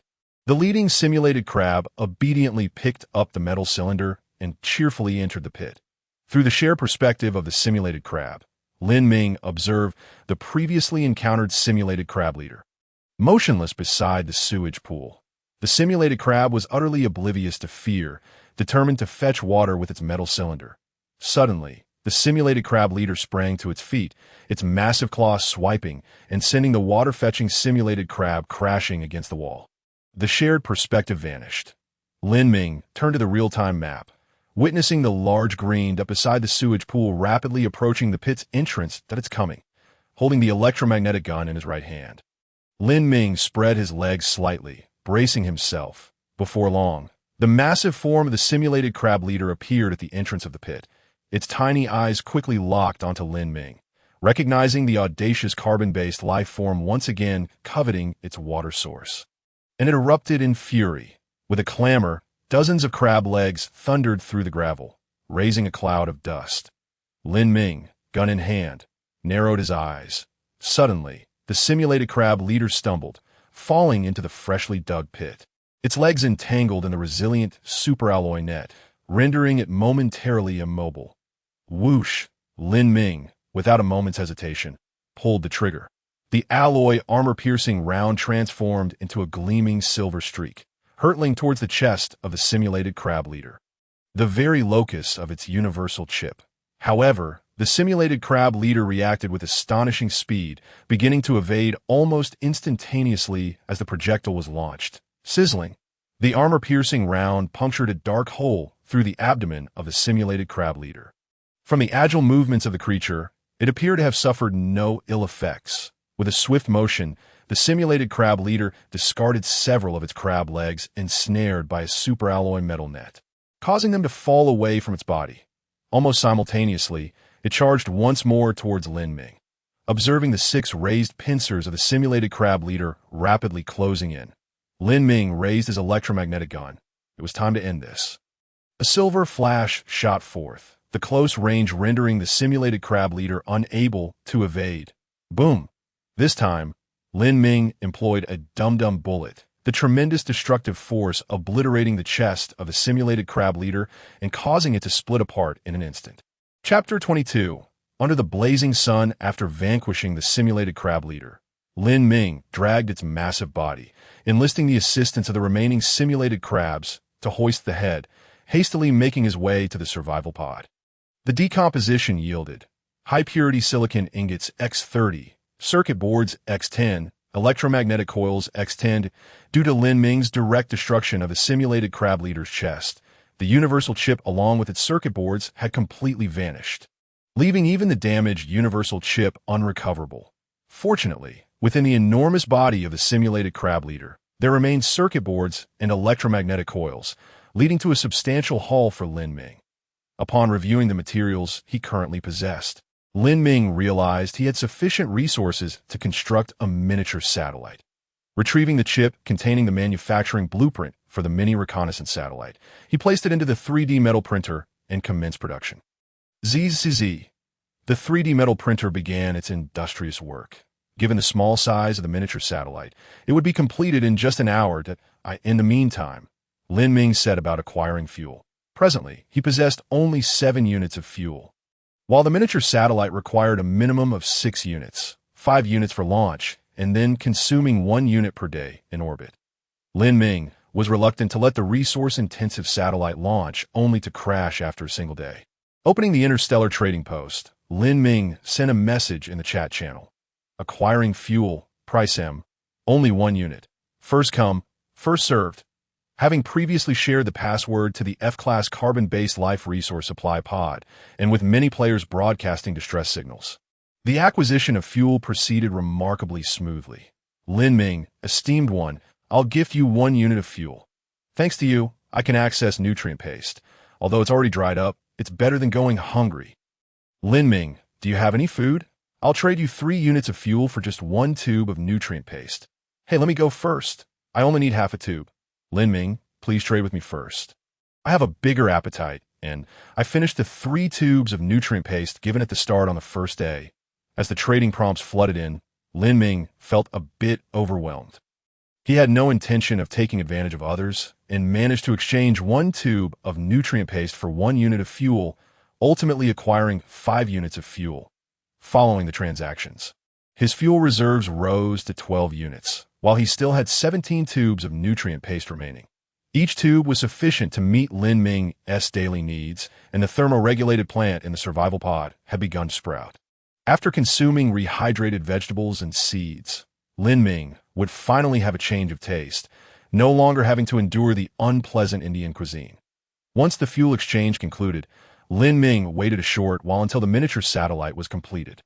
Accessing the launch interface, he discovered that the satellite could carry a minimum of 6 units of fuel and a maximum of 10 units. Prompt.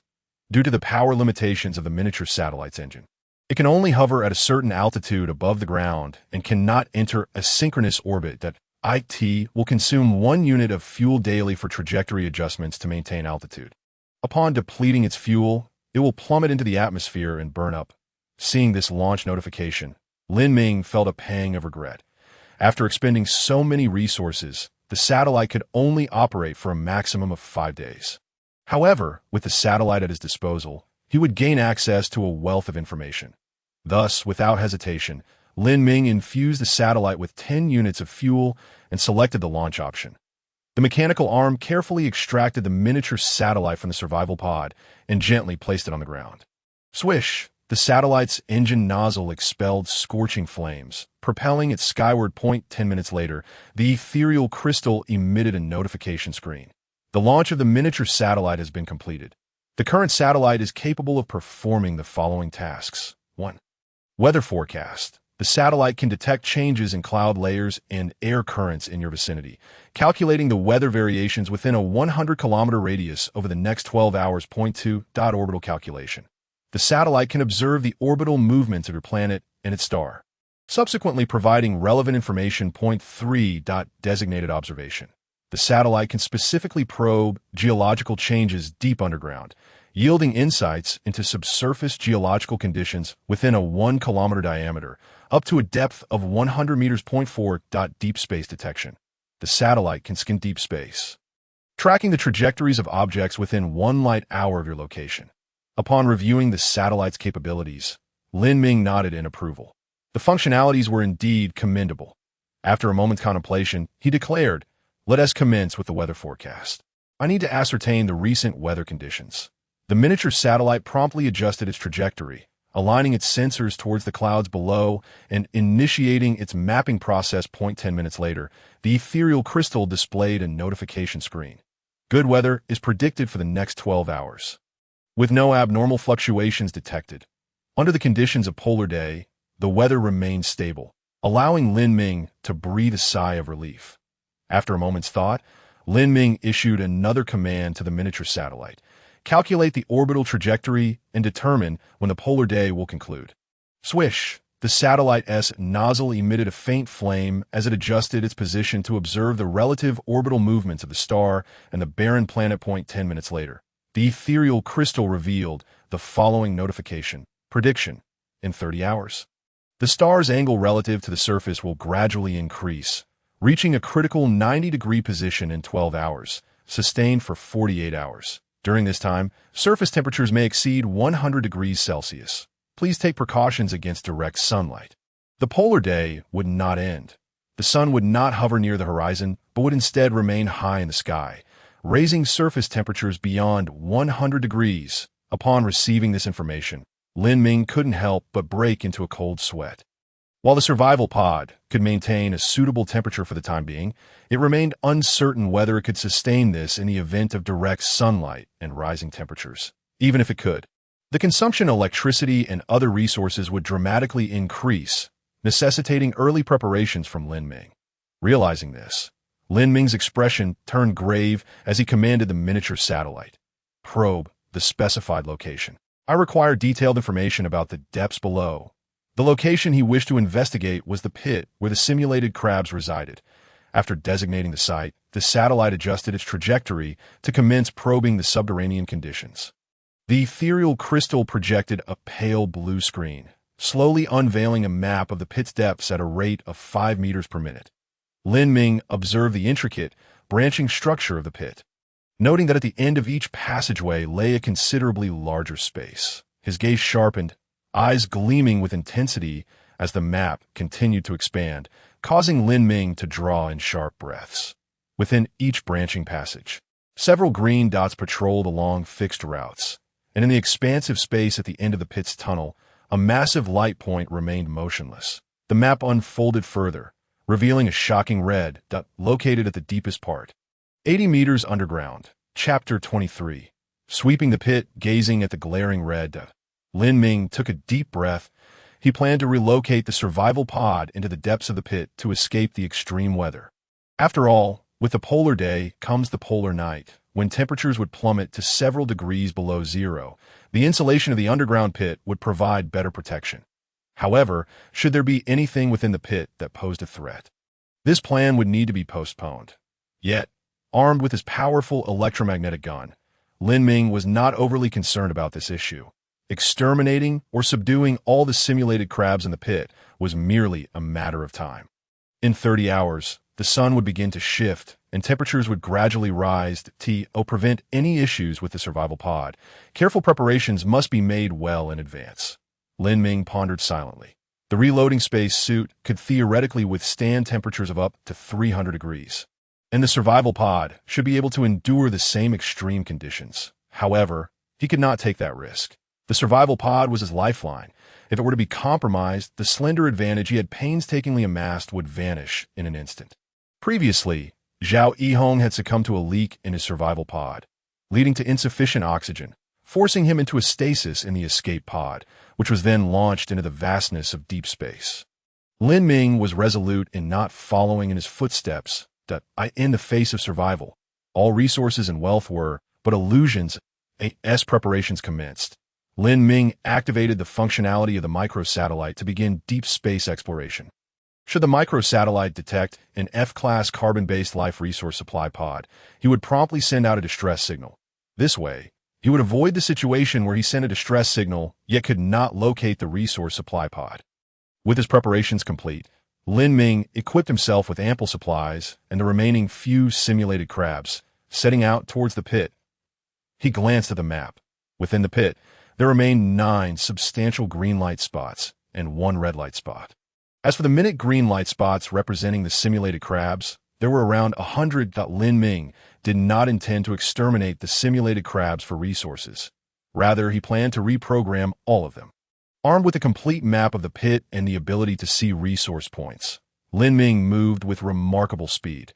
Pair up and bring back the patrolling creatures for reprogramming, Lin Ming commanded. The swarm of simulated crabs reacted swiftly, following his instructions to rush into the pit in pairs like bandits. Swish! The patrolling simulated crabs had yet to comprehend the situation when they were seized by 2 incoming bandits. Swiftly dragged out of the pit.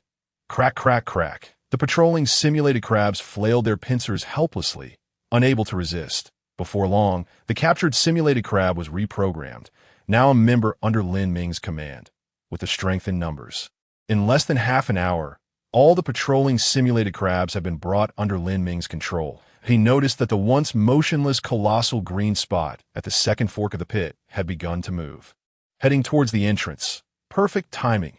Standing next to the pit's entrance, Lin Ming held his electromagnetic gun, ready for action. Before long, a slight tremor signaled the arrival of a massive simulated crab, entirely black with 6 pincers, rapidly emerging from the pit, its pincers waving wildly. Who told you to step out with your left foot first? Without waiting for it to react, Lin Ming swiftly pulled the trigger of his electromagnetic gun, unleashing a streak of silver light. Boom! The leader of the simulated crabs had yet to grasp the situation before its chest was obliterated into a cascade of fragments, its head and body severed. We've retrieved your leader. Now, let us proceed to the next layer. Lin Ming commanded the simulated crabs to carry the leader's remains back to the survival pod for collection AT that moment. The ether crystal stone displayed a notification. Detected F-class carbon-based life resource supply pod X2. Distance 3.7 light minutes. Send a distress signal? Certainly. The benefits of the microsatellite became apparent. Previously, Lin Ming could only rely on luck. But now, the microsatellite had detected 2 F-class carbon-based life resource supply pods at once. Having identified the 2 F-class carbon-based life resource supply pods, and based on their current trajectory and speed, it was estimated they would arrive in 5 hours. Satisfied with the notification on the holographic screen, Lin Ming nodded. By the time he dealt with the leader of the simulated crabs in the pit, the supply pods would arrive just in time. With prior experience under his belt, Lin Ming deftly managed the simulated crabs in the pit, continuously bringing them back to the survival pod to be reprogrammed, thereby becoming members dedicated to exploring the pit. Meanwhile, Lin Ming remained at the entrance, delivering a fatal blow to the enraged leader of the simulated crabs that had charged out of the pit. As the underground pit became increasingly deeper, it took an hour to thoroughly clear each branch, and the pace began to slow to a few hours later. Lin Ming felt fatigued.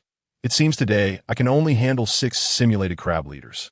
The remaining ones will have to wait until tomorrow. Although the reloading spacesuit provided exoskeletal assistance for movement, it was still far from the comfort of wearing regular clothing. After several hours outside, Lin Ming needed to return to the survival pod for a brief respite. That's enough for today. Let's head back home, little ones. Lin Ming took stock, and at that moment, the number of his simulated crab army had reached a formidable 65. After recovering 6 simulated crab leaders, the quantity of high-purity silicon ingots exceeded 100, and there was a considerable stockpile of electromagnetic coils and circuit boards. Upon entering the survival pod, Lin Ming removed the reloading spacesuit, running his fingers through his sweaty hair, feeling sticky all over. Having not bathed for 3 days in such high temperatures, he felt exceedingly uncomfortable. Fortunately, there was no shortage of water. He decided to have the simulated crabs fetch water from the pit while he slept. Lin Ming resolved to take a bath. The pit contained ample water resources, and now that he had sufficient electrical energy, the water required for bathing was no longer a luxury beyond reach. Moreover, the bathing water could be added to the temperature control chamber and, at worst, could be purified again by the survival pod, consuming only 1 unit of electrical energy. Before long, Lin Ming had the survival pod heat up water, allowing him to enjoy a refreshing bath while also cleaning his personal garments. What bliss! Using warm air to dry himself. Lin Ming felt rejuvenated. In such extreme conditions, being able to take a hot shower was an immensely relaxing experience. Opening the ether crystal stone, he saw that the F-class carbon-based life resource supply pods would arrive in half an hour, prompting him to head to the temperature control chamber. To his astonishment, the seeds of the giant mouthflower had surpassed the germination stage.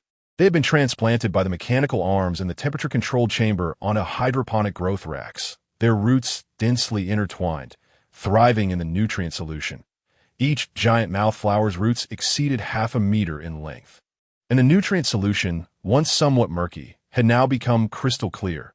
Moreover, Lin Ming discovered that the once green plants had blossomed into a vibrant purple bud, poised to bloom fully at any moment. Truly a marvel of life technology. Let them mature quickly, Lin Ming muttered, biting into a nutritional paste with difficulty. Chapter 24.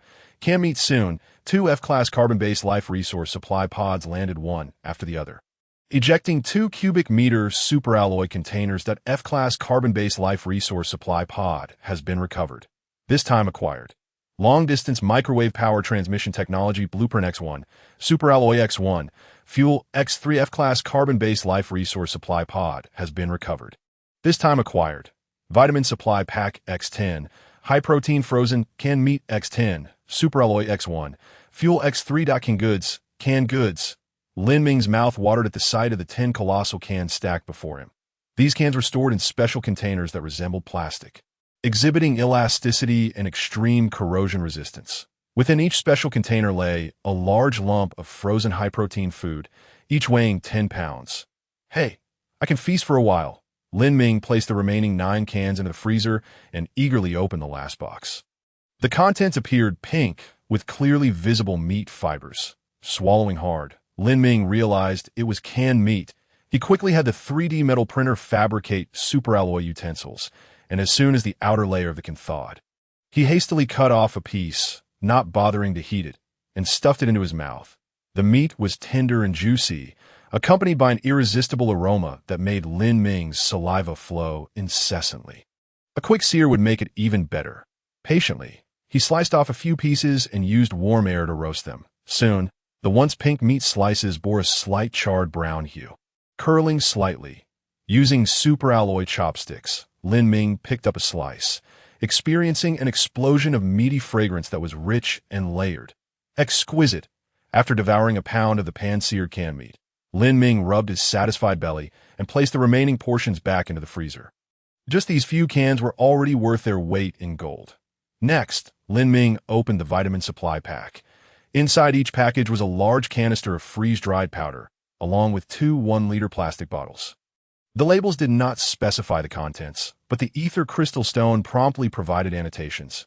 Vitamin freeze-dried powder, mixed with water for consumption, replenishes essential vitamins. White sugar. Cooking oil, very considerate. Lin Ming added some vitamin freeze-dried powder and white sugar to a superalloy cup, mixed in hot water, and shook it gently. In no time, a fragrant cup of vitamin hot drink was ready.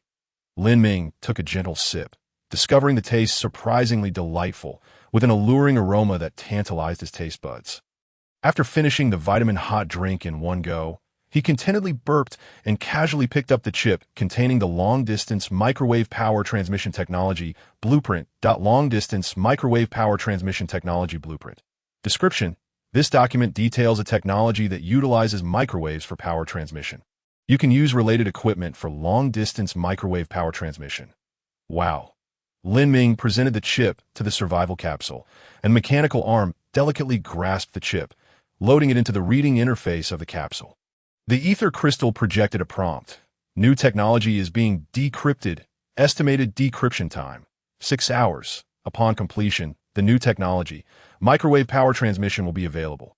All right, take your time with the decryption. I am preparing to sleep. Lin Ming reclined in the cryogenic chamber, adjusting to a comfortable position, and gradually drifted into slumber.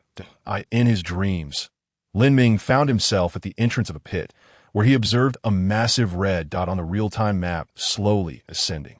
Armed with an electromagnetic gun, he awaited the emergence of the unknown creature at the pit's entrance. Soon, a tremendous tremor resonated from below, and a gigantic simulated crab, measuring over 10 meters in length and possessing numerous colossal pincers, burst forth from the earth.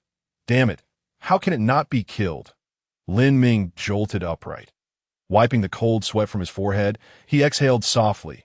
So it was merely a dream. After 8 hours of sleep, Lin Ming felt rejuvenated. The ether crystal emitted a notification, indicating that the microwave power transmission technology had been successfully decrypted, and the 3D metal printer could now commence the fabrication of microwave power transmission devices. Lin Ming accessed the technical details and discovered that the microwave transmission equipment was divided into a transmitting end and a receiving end. The energy required to manufacture both components increased from a base of 1 unit to 5 units, necessitating high-purity silicon ingots X10, circuit boards X2, electromagnetic coils X5, and a universal chip of any grade 10-1 for each device. Additionally, there are distance limitations for microwave power transmission, for every kilometer between the transmitting and receiving devices. The energy delivered would diminish by 1, with a maximum transmission distance of 100 kilometers. Wait a moment, something seems amiss. Lin Ming pondered for a moment and suddenly realized a significant issue. He had only mastered the technology for microwave power transmission, lacking the manufacturing capability for solar panels. What use is that? Lin Ming grimaced. 16 hours later, under the blazing sun, he had initially intended to fabricate an array of solar panels, thereby achieving energy autonomy.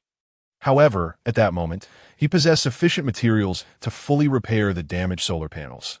Repair the solar panels, select complete restoration. Lin Ming commanded the ether crystal. Shortly thereafter, the ether crystal displayed a notification. Solar panel repair successful.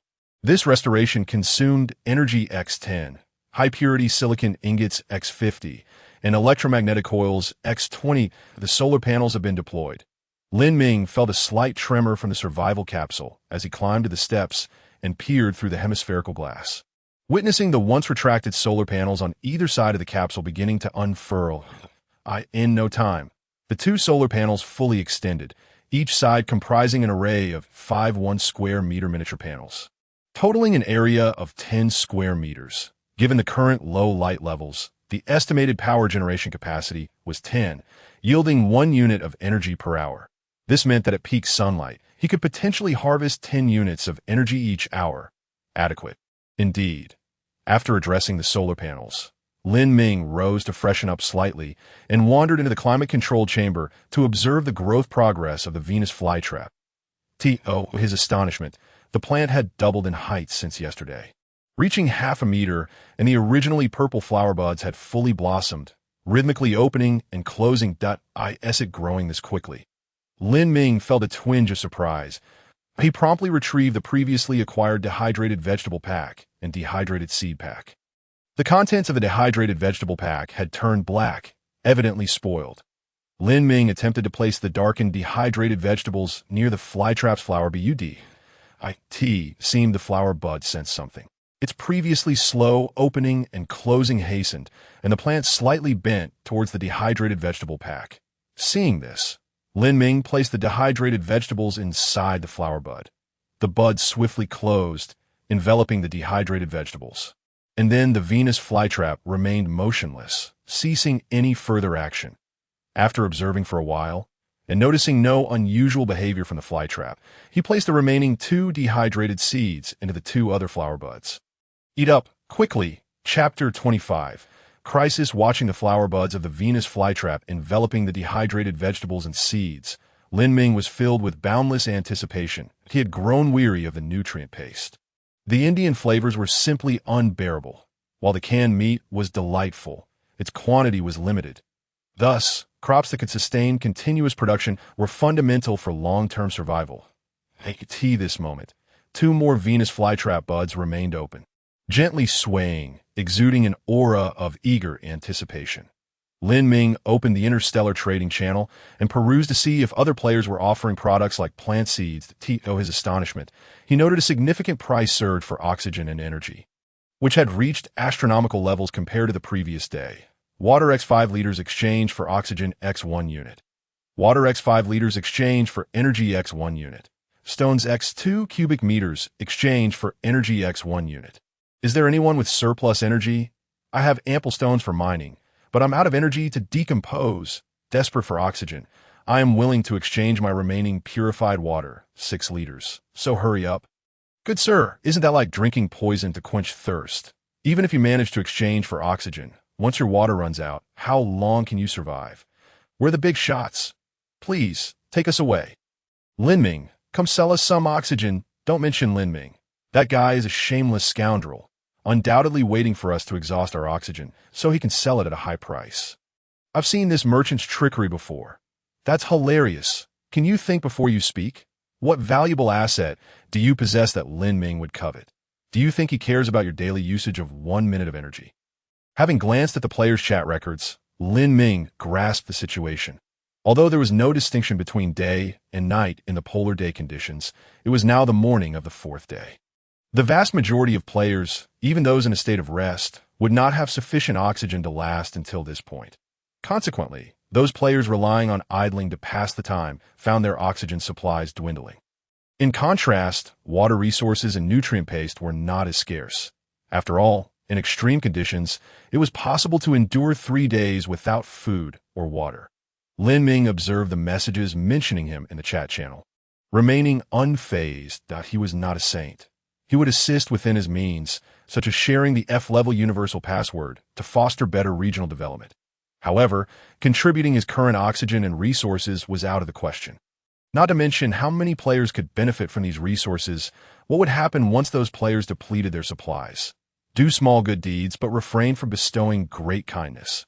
Lin Ming opened the regional chat channel and noticed that, after a night's passage, the player count had plummeted to 9,857. This indicated that over 100 players had either entered survival capsules or perished outright. Zhao Yihong was the first player to enter a survival capsule.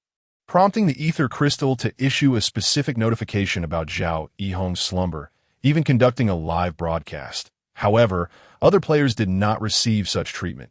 In some remote star system, countless light years away, they quietly perished.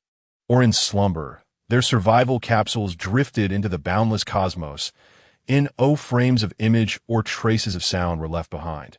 Lin Ming gritted his teeth. With only 16 hours remaining until the peak sun of the polar day, he needed to hasten his pace. Otherwise, he might very well become one of them. After some contemplation, Lin Ming resolved to alert his fellow players. Hello everyone, this is Lin Ming. Have you noticed any changes in the sun's trajectory on our planet? It seems to me that the sun has risen slightly.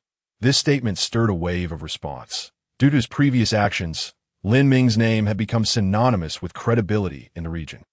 Players quickly replied, Lin Ming has appeared. I've been observing daily, and the sun's relative position has been changing continuously, rising steadily. Compared to when I first arrived, it has ascended by 5 degrees. You're so fortunate. My surface temperature has skyrocketed over 100 degrees. The lightweight exosuit is no longer wearable. Now, to venture outside, I can only don a heavy-duty exosuit. Alas, under the current angle of the sun, the heat has become quite intense. If the sun were to ascend directly overhead, it would be unbearable. It appears that most players have grasped the essence of his intentions, and Lin Ming nods in satisfaction. He refrains from capitalizing on the opportunity to resell resources for a hefty profit. After all, he has already come to the realization that interstellar survival operates on a model of both competition and cooperation, should he resort to extreme measures to seize resources in the early stages, resulting in the dormancy or demise of the majority of players. The overall developmental pace in his region would inevitably stagnate over time. This would hinder Lin Ming's ability to acquire more advanced resources from other players. As basic resources are merely sufficient for survival, it is the advanced resources and technologies that serve as the driving force for progress. The electromagnetic gun stands as the finest testament to this principle. This is also the reason Lin Ming ultimately decided to contribute the F-grade universal code. Furthermore, a sense of crisis has lingered in Lin Ming's heart. The ether crystal had hinted that if the planet were transformed into a habitable environment, he could choose to bring the remaining survivors aboard or opt for a solitary existence. Would gathering all the players be mandatory without their consent? Does the possessor of a habitable planet hold absolute authority over other players? If others were to develop successfully and forcibly reclaim all players, including Lin Ming, would they then be compelled to obey the owner of the habitable planet? It may be manageable if the players of the habitable planet belong to the same nation. But what if they are from foreign lands? Reflecting on the actions of those who once trafficked human labor for cotton in previous centuries, a profound sense of unease welled up within Lin Ming. At that point, the relationship may no longer be one of equals, but rather that of a planetary owner and his 30 billion slaves. Lin Ming deactivated the information hologram and looked up at the first layer of piping, now entirely overtaken by blue algae, transformed into a verdant hue. Currently, the oxygen produced by the blue algae has become sufficient for the needs of the giant mouth flower in the temper chamber, achieving a balance in resource expenditure. Indeed, he hopes to achieve a net oxygen output soon. Lin Ming touched the green-tinged piping and returned to the living pod. He stretched his limbs, donned a heavy exosuit, and equipped himself with the electromagnetic gun, his resolve unwavering. Today's objective is to clear the underground pit. Regardless of what that enormous red dot may be, it is doomed today. Chapter 26. The last survivor, given the need to confront 3 leader-like mimic crabs and the unknown red light. Lin Ming crafted another electromagnetic gun along with ample ammunition, which brought him a modicum of reassurance. With a series of sharp sounds, he completed his preparations, clad in the heavy exosuit and wielding the electromagnetic gun with both hands. With an additional one slung over his back and a belt of slender superalloy bullets at his waist, he presented a rather fearsome sight. Over 60 mimic crabs marched in 6 neat rows, following Lin Ming closely. Opening the real-time map, Lin Ming noticed that the once scattered large green dots within the pit had shifted their positions and were now congregating around the entrance in a triangular formation. Lin Ming clicked his tongue in surprise. Are they preparing for a desperate fight? If unprepared, one might mistakenly believe that the leader mimic crabs were emerging one by one, potentially leading to significant losses. However, armed with the pit map and the ability to see the distribution of resource points above, Lin Ming was well aware of their schemes. Glancing at the ammunition he carried, 5 dum-dum rounds and 3 armor-piercing rounds, he felt confident in dealing with the 3-leader mimic crabs. He instructed the mimic crab army to shield him from simultaneous assault by the 3 leaders, sending one of his own to act as bait. With a rustling sound, Lin Ming observed the 3-leader mimic crabs charging forth from a pit. These creatures showed no intention of employing tactics. They were intent on overwhelming Lin Ming through sheer brute force. Yet, armed with his electromagnetic gun, Lin Ming focused intently, aiming at the entrance of the pit. And as the first leader crab emerged, he swiftly pulled the trigger. Whoosh! The silver bullet transformed into a streak of light, obliterating the leader mimic crab as it emerged from the tunnel. With the assistance of the heavy exosuit's targeting system, coupled with the stability of the exoskeleton and the precise trajectory of the electromagnetic gun, Lin Ming was unfazed by the prospect of missing a shot. With one successful strike, he retreated swiftly, simultaneously retrieving a second dum-dum round from his waist and loading it into the gun. Boom! The second leader mimic crab was sent flying by the falling corpse of its predecessor, leaping out from the pit's entrance, its small eyes immediately locking onto Lin Ming, who was busy reloading. Little ones, charge! Just as Lin Ming finished loading, he ordered the mimic crab army to swarm forward, obstructing the advance of the leader mimic crab. Smack, smack, smack! The onslaught of mimic crabs proved to be a nuisance for the leader, as its 6 pincers flailed about, sending individual mimic crabs flying at that moment. Lin Ming completed his loading and aimed at the leader mimic crab. Pulling the trigger, boom! The deafening sound shattered the leader mimic crab's lower abdomen into fragments. Lin Ming felt no sense of pride. Instead, he forcefully propelled himself off the ground, utilizing the exoskeleton's power to slide 10 meters to the side. With a whoosh from amidst the black debris, a massive leader mimic crab burst forth, its 6 pincers crashing down onto the ground. Had Lin Ming not seen the 3rd leader mimic crab lurking behind for a sneak attack through the real-time map, he might have lost his life to that blow. Damn, how insidious. Fortunately, I anticipated this. With no time to change ammunition, Lin Ming quickly discarded the electromagnetic gun onto the ground and retrieved another from his back. Aiming and firing. In under 2 minutes, the 3-leader mimic crabs were vanquished. They remained scattered across the ground as silicon fragments. He dispatched 10 mimic crabs to scour the battlefield while sending the remaining 40 or so into the pit. Within the depths of the pit, there were still about 20 mimic crabs under the command of the recently deceased 3-leader mimic crabs. With the leaders gone, these mimic crabs were now leaderless, halting even their patrols. Lin Ming, of course, would not let them slip away. He dragged them all out and reprogrammed them. Meanwhile, a reconnaissance squad of 5 mimic crabs delved deeper underground, heading straight for the red light. Gently caressing the ether crystal, Lin Ming activated the hologram, watching in real time as the mimic crabs shared their perspective. Below, the pit mirrored the surface, with each branch harboring a relatively flat area, featuring a sewage pit. Upon reaching the 7th branch, Lin Ming suddenly sensed something unusual about the sewage pit. It appeared that, aside from the wastewater, there was something else within that he instructed the mimic crab to approach closer, dipping its pincers into the sewage pit before retracting them, presenting them before Lin Ming's eyes. As he magnified the view, Lin Ming gasped. A layer of blue algae was unmistakably floating atop the sewage pit. Switching the mimic crab's perspective from night vision to standard mode revealed that the cavern was brightly lit, clearly providing illumination for the blue algae. How peculiar. Mimic crabs do not require oxygen. Were these blue algae naturally occurring or intentionally cultivated? With these questions in mind, Lin Ming urged the reconnaissance squad to continue descending. Indeed, in the 8th and 9th branches' sewage pits, blue algae were again discovered. Moreover, as they descended further, the growth of blue algae became increasingly abundant. In the sewage basin of the 9th branch, the algae densely covered the surface, turning the entire pit a vibrant green. The mimic crab reconnaissance squad pressed onward, and Lin Ming remained fully focused, observing the shared perspective. Whatever that enormous red dot may be, it should reveal itself shortly. As the pit continued downward, suddenly, a vast chamber emerged. Lin Ming had seen this space on the real-time map. The bottom of the pit was indeed quite spacious, yet the presence of the enormous red dot had overshadowed this detail. Now, through the perspective shared by the mimic crabs, Lin Ming grasped the true extent of this space. It was a hemispherical area, akin to an inverted bowl, exceeding 10 meters in diameter, with a height of about 5 meters. The space contained little in the way of furnishings, merely some distinctly carved stones. Lin Ming furrowed his brow, as these stones resembled furniture, stone tables and chairs, and at the center of the space, Lin Ming spotted a somewhat familiar object, a hibernation pod. The moment he laid eyes on the pod, Lin Ming's expression shifted dramatically.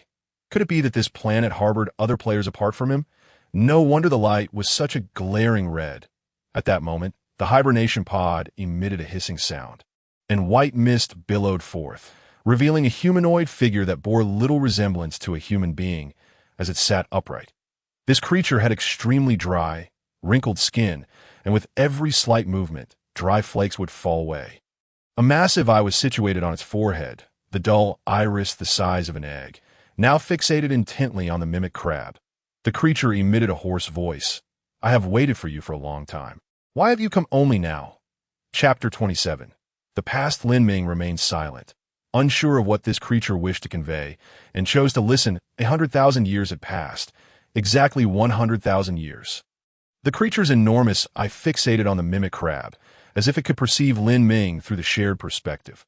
"Harvesters, you have finally arrived." "Harvesters," the unfamiliar address left Lin Ming somewhat perplexed. He spoke up, saying, "I do not comprehend the meaning of your words, nor am I the harvester you refer to." The humanoid creature chuckled, its face adorned with layers of wrinkles, quivering like that of Shar-Pei. "Harvester, would you care to hear a tale?" Before Lin Ming could respond, the creature continued, "Long, long ago." "How long, you ask?" "Well, according to your method of reckoning, it must have been 100,000 years AKT that time. Our planet Uria was a remarkably beautiful world, teeming with countless species of flora and fauna flourishing, reproducing, and inhabiting its surface. Lin Ming felt a stirring in his heart, realizing that this desolate planet, much like Blue Star, had once nurtured such a plethora of life. Until one fateful day, our scientists detected an artificial spacecraft traversing our stellar system. It soared past our planet at an astonishing velocity, so swift that we could not capture a clear image, only deduce its approximate trajectory. Subsequently, we discovered that a small capsule had separated from the spacecraft and descended upon Uria. Our military and scientists hastened to the landing site, only to find the hatch open and a mere trace of what we termed black tide. You must have seen it, those substances resembling wastewater, which we call black tide, upon bringing the remnants of black tide back to our laboratory. Our scientists reached a terrifying conclusion. This substance would bring an end to all life on our planet. At this juncture, Lin Ming raised an eyebrow, sensing that the tale of extinction on Uria was about to unfold. Within the black tide resided a type of black microorganism that ravenously devoured all organic entities and even inorganic nutrients to bolster its own existence. These microorganisms had undergone biological modification, rendering them impervious to any toxins. Viruses and bacteriophages proved futile against them. Our groundwater became contaminated, leading to the pollution of rivers, lakes, and even oceans. Flora and fauna began to perish at an alarming rate, only to be consumed by these microorganisms, transforming into more black tide that engulfed everything.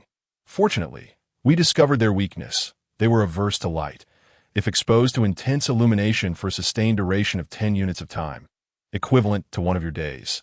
The microorganisms within the black tide would lose their vitality. Following exposure to continuous light, the black tide transformed into an exceedingly stable form of organic wastewater, capable of significantly boosting agricultural yields. Ironically, this led to a brief cessation of hunger on Uria. However, some consequences require millennia to fully manifest.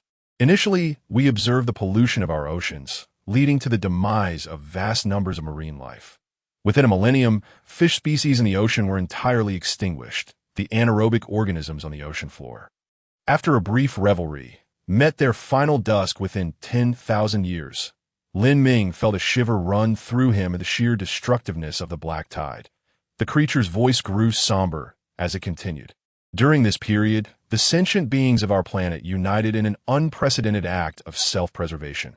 We maneuvered a suitably sized asteroid from the asteroid belt, precisely calculating its trajectory to strike a designated location, thereby altering Uria's orbit, resulting in the current state you observe that a small region of Uria remains in perpetual daylight, while a larger expanse is perpetually shrouded in black tide, their eternal paradise. Lin Ming gazed towards the horizon, where the sun lingered near the skyline, realizing that this state of eternal daylight was wrought by the planet's original inhabitants. We have barely survived in this region for nearly 10 millennia. Uncovering the truth of our plight. The creature's single eye glimmered with an enigmatic expression as it rose from its hibernation pod. Lin Ming then noticed that apart from its head resembling that of a human, its body bore a striking resemblance to a crab, possessing 8 legs and a pair of claw-like appendages. It began to ascend the tunnel slowly. Continuing, the architects of this calamity are more advanced intelligent beings from the cosmos. They unleash black tide upon living planets, allowing it to consume the planet's nutrients, then, at some point, arrive to harvest the black tide, thereby seizing the planet's resources. Upon discovering the truth, we develop high-energy weaponry, hoping to severely damage them when they came for the harvest. Yet, we were oblivious to the fact that time was their most potent weapon. The increasingly scarce resources and energy ultimately led us to our last stand. A small fraction of us entered prolonged hibernation, while many more perished. The creature's voice was filled with sorrow. 100,000 years have passed, and I, the last of the Urians, have exhausted all my knowledge in hopes of transcending time to encounter the Harvester, to behold the beings that annihilated my mother world. Lin Ming stood at the entrance of the pit. He heard a rustling sound emanating from within. He understood that the creature was drawing near the opening. Taking a step back, he glanced at the real-time map. A massive red had approached the mouth of the pit. Lin Ming raised his electromagnetic gun, and as the creature's head emerged from the opening, he decisively pulled the trigger. With a sharp report, the armor-piercing round penetrated the creature's enormous single eye, creating a hole the size of a thumb in its head. The creature instantly collapsed, lifeless in the pit. Lin Ming refrained from advancing. After confirming the red dot had vanished, he instructed the crab-like beings to drag the creature out and dismantle it from a distance. Indeed, apart from its head being carbon-based, its body had been entirely transformed into a silicon-based life form akin to that of a crab. Otherwise, it would not have survived for so long in such a harsh environment. Furthermore, through the perspective of the crab-like creature, Lin Ming observed a spherical container within the humanoid's abdomen. The crab-like being gently touched it, and with a thunderous explosion, a violent sound echoed from afar. Lin Ming inhaled sharply, realizing that this creature intended to take him down with it. Fortunately, he had been cautious and had not engaged directly with the humanoid. Otherwise, he would have been reduced to mere fragments. I apologize, but we harbor no enmity between us. Yet, to eradicate all is the highest form of respect for other forms of life. Lin Ming offered a slight bow towards the distant explosion. Chapter 28. The pit renovation project. After a moment of silent tribute for the humanoid, Lin Ming commanded several crab-like beings to conduct a thorough patrol of the pit.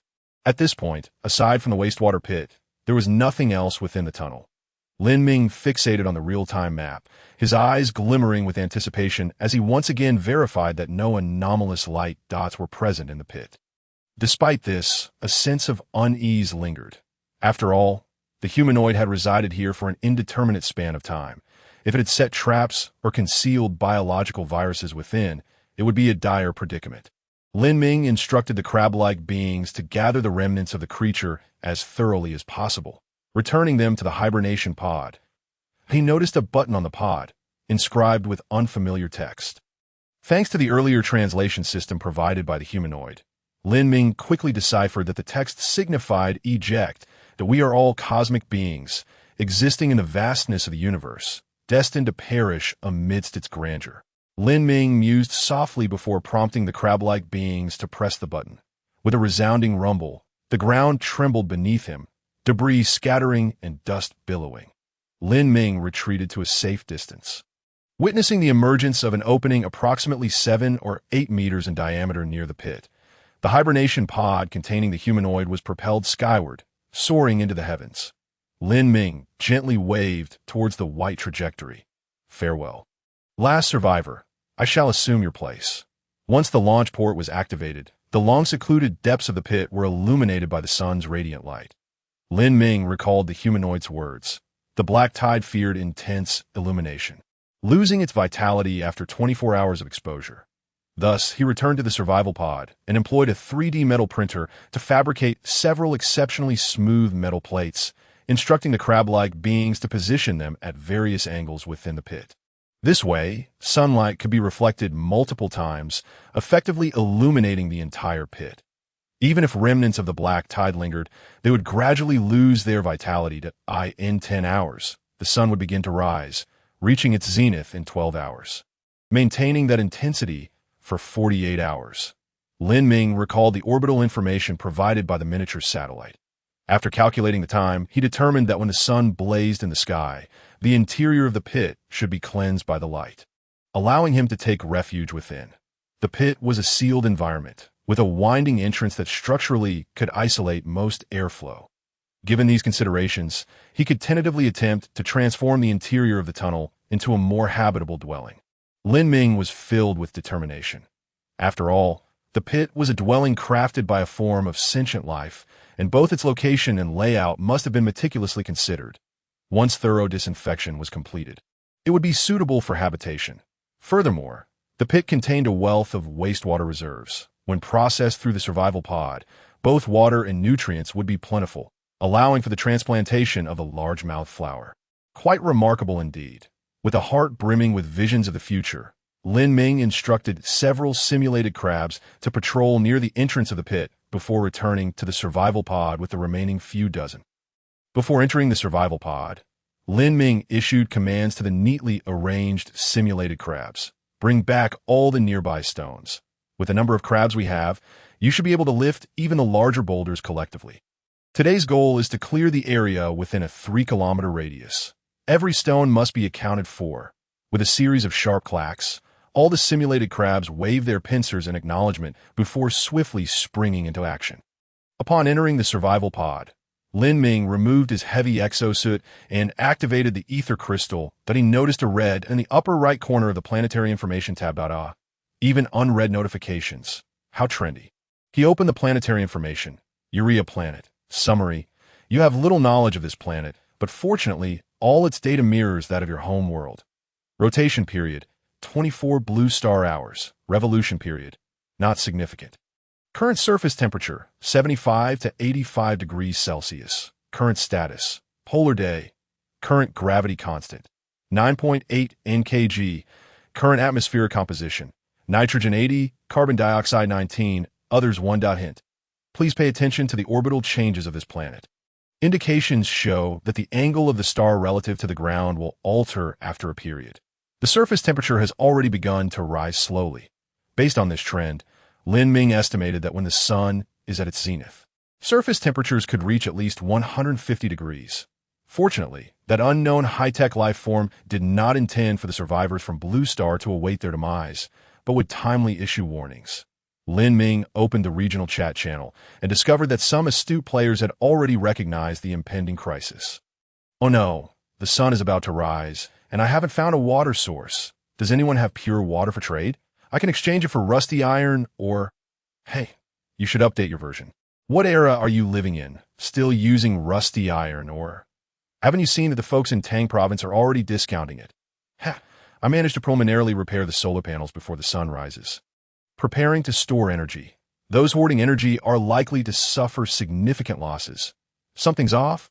Why is the sunlight no longer scarce, yet the price of energy keeps rising? Damn, the trading price for each unit of energy has jumped from 3 units of oxygen to 3. 5. Could it be that most players haven't repaired their solar panels, and as temperatures rise, the survival pod's energy consumption will increase? Damn right.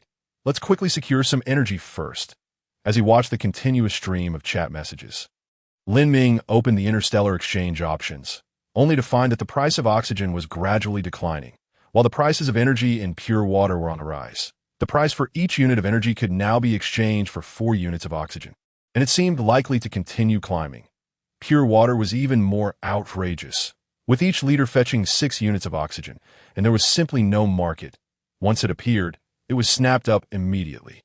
Gazing at the soaring prices of pure water and energy, Lin Ming felt a twinge of temptation. He currently possessed 340 units of energy, and his water source was abundant. Selling at this moment would undoubtedly yield significant profits. However, as this thought crossed his mind, he shook his head slightly. Oxygen, a fundamental resource, held little value for him now, aside from depleting the oxygen reserves of other players and diminishing their chances of survival. It served little purpose to AS for contributing energy and water. Lin Ming was no altruist. He could not act so selflessly. Merely refraining from engaging in price manipulation was already quite prudent at that moment. Lin Ming noticed a private message. He raised an eyebrow. He had set his private messages to be initiated only by friends. Who could be reaching out to him at this time? Opening the message, he saw it was from Sun Yao. Lin Ming, can I rent your electromagnetic gun? Rent? The mere sight of those words made Lin Ming chuckle. The Interstellar exchange did not provide any form of credit endorsement. Thus, all rentals relied on mutual trust that he had traded with Sun Yao twice. Once for the construction blueprint of a temperate greenhouse, and once for superalloy. But that was the extent of their dealings. The manufacturing cost of the electromagnetic gun was low for Lin Ming. He hardly considered it significant. However, that was not a sufficient reason to casually lend out the electromagnetic gun. The value of an item is not determined by its manufacturing cost, but by the difficulty of obtaining it and its utility to the target of the trade. Given the current circumstances, both the acquisition difficulty and practical value of the electromagnetic gun were top tier for the vast majority of players. Lin Ming did not believe Sun Yao could offer a commensurate price. That said, in the world of commerce, a competent merchant would not reject any potential trade partner. After some contemplation, Lin Ming replied, I can rent it, but what are you offering?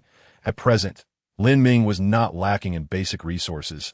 Oxygen, energy, and pure water were all in abundance, that he also had a considerable stockpile of non-basic resources, including rusty iron, ore, high-purity silicon ingots, universal chips, circuit boards, and electromagnetic coils. The simulated crabs scuttling about outside served as potential resource reserves. Sun Yao quickly sent a message. Lin Ming, do you want some meat? After sending that line, a mysterious smile appeared on Sun Yao's face on a desolate planet light years away. He knew Lin Ming was doing well. Capable of manufacturing electromagnetic guns, and had no shortage of basic resources.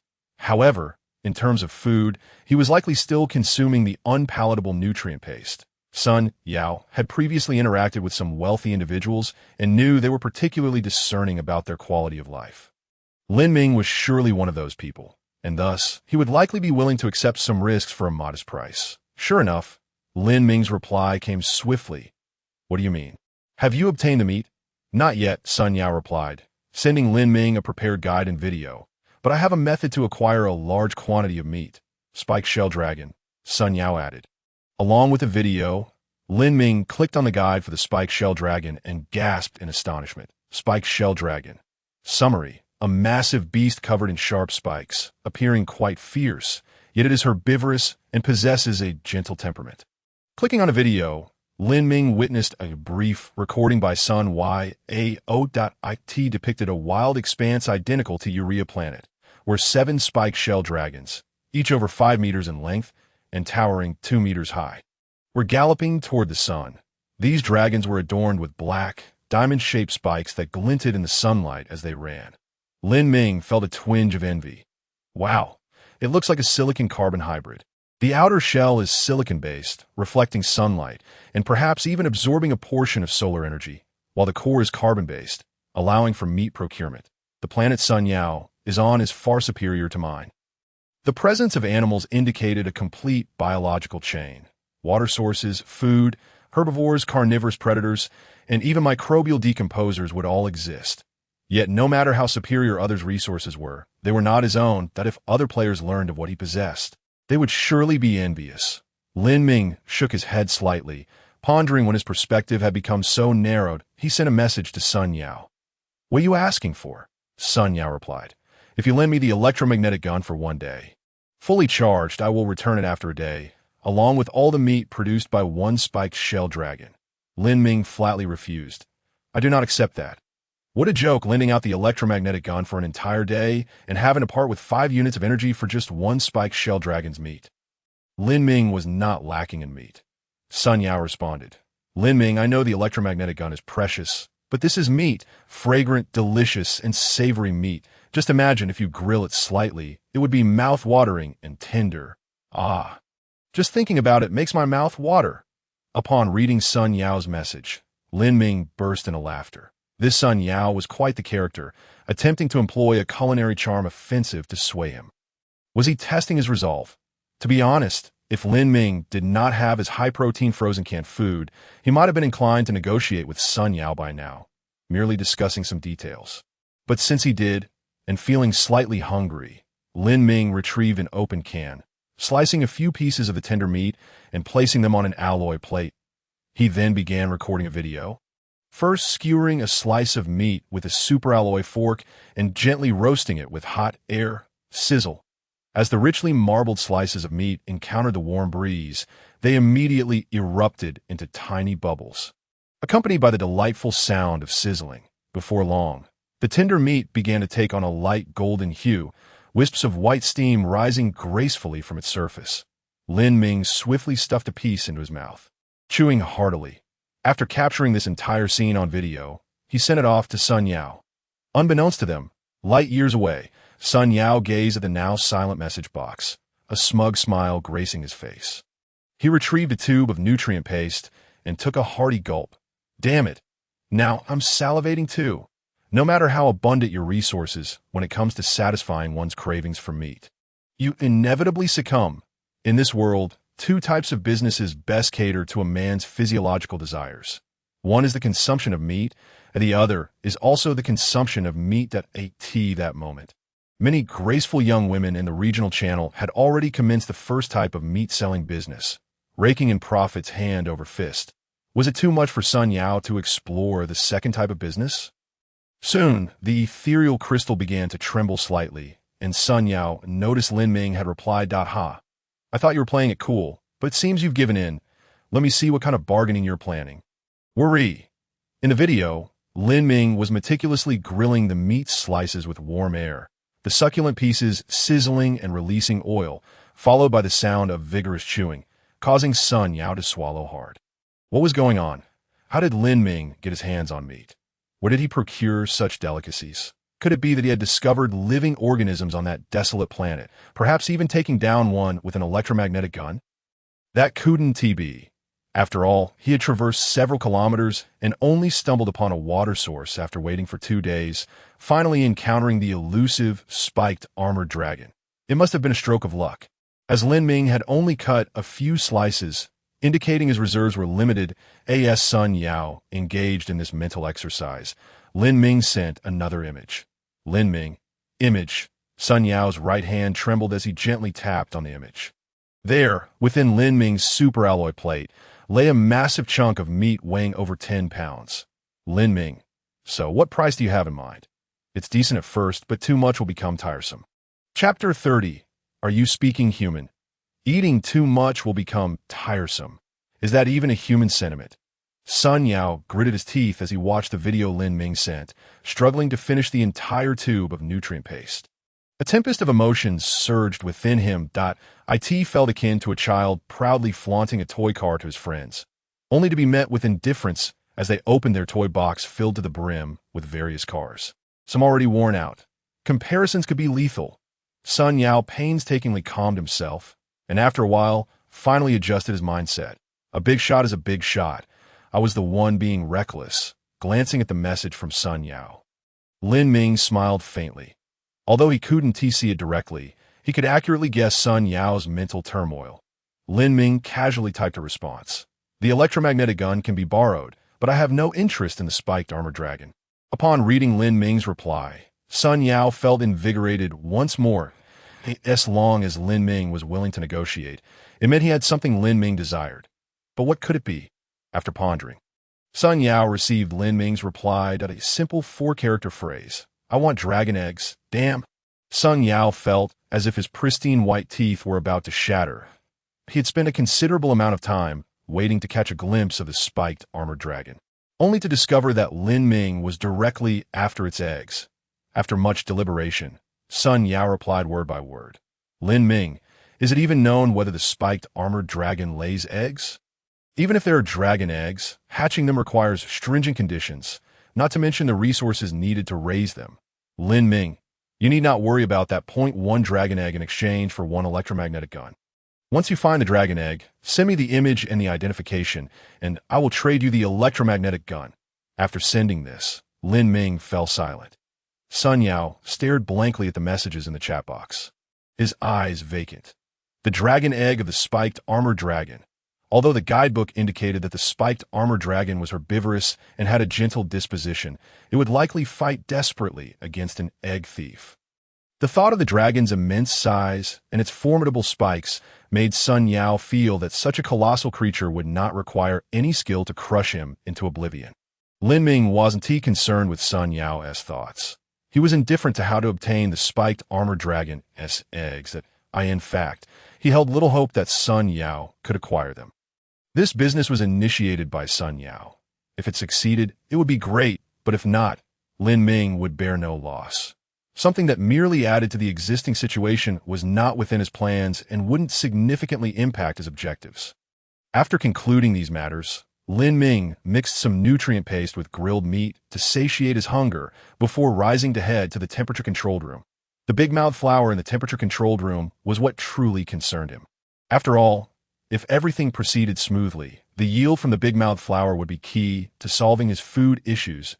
An irreplaceable animal, regardless of how much meat it produced, would eventually be consumed. Lin Ming was still capable of discerning between a full meal and a continuous diet of meat. Passing through the transfer chamber, Lin Ming was delighted to see that 3 big-mouth flowers, which had devoured freeze-dried vegetables and seeds, had undergone significant changes. First, the big-mouth flower that consumed freeze-dried vegetables had not changed much above the flower stem, with its buds already withered. Upon closer inspection, Lin Ming noticed that thumb-sized tubers began to sprout from the roots of the big-mouth flower. Counting them, he found there were 8 tubers in total. Their outer skins slightly yellowed. It seemed the dehydrated vegetables were previously tuberous plants. He wondered how they would taste. Lin Ming touched the glass tube and then turned his gaze to the other 2 big-mouth flowers that had consumed seeds. The roots of these 2 big-mouth flowers exhibited little change. Rather, their stems showed notable differences. The buds had withered, and the stems had thickened, growing from the thickness of chopsticks to that of a pinky finger, indicating they were still growing and thickening. Furthermore, the originally low plants had begun to rise, now reaching around half a meter in height. Lin Ming observed that the stem leaves had also widened, with finger-sized fruits beginning to sprout, wrapped in layers. Interstellar corn. Lin Ming raised an eyebrow, quickly recognizing the characteristics of this plant. Corn is rich in carbohydrates and also contains abundant trace elements and rough fiber, making it an excellent staple food source. Of course, compared to wheat and rice, its taste is somewhat lacking. However, under these circumstances, having a staple crop was already quite satisfactory. Lin Ming had no desire for more. Checking the consumption within the temperature-controlled room, he noted that oxygen was being produced by blue-green algae, achieving a balance between income and expenditure. There was an abundance of carbon dioxide in the surrounding atmosphere, and Lin Ming had ample reserves of electrical energy to provide light and temperature.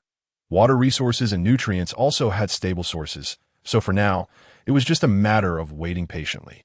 Thinking about how he would soon be able to feast on the interstellar corn he had personally cultivated, Lin Ming couldn't help but smile. While eating meat could satisfy his cravings, indulging in it at every meal might become tiresome.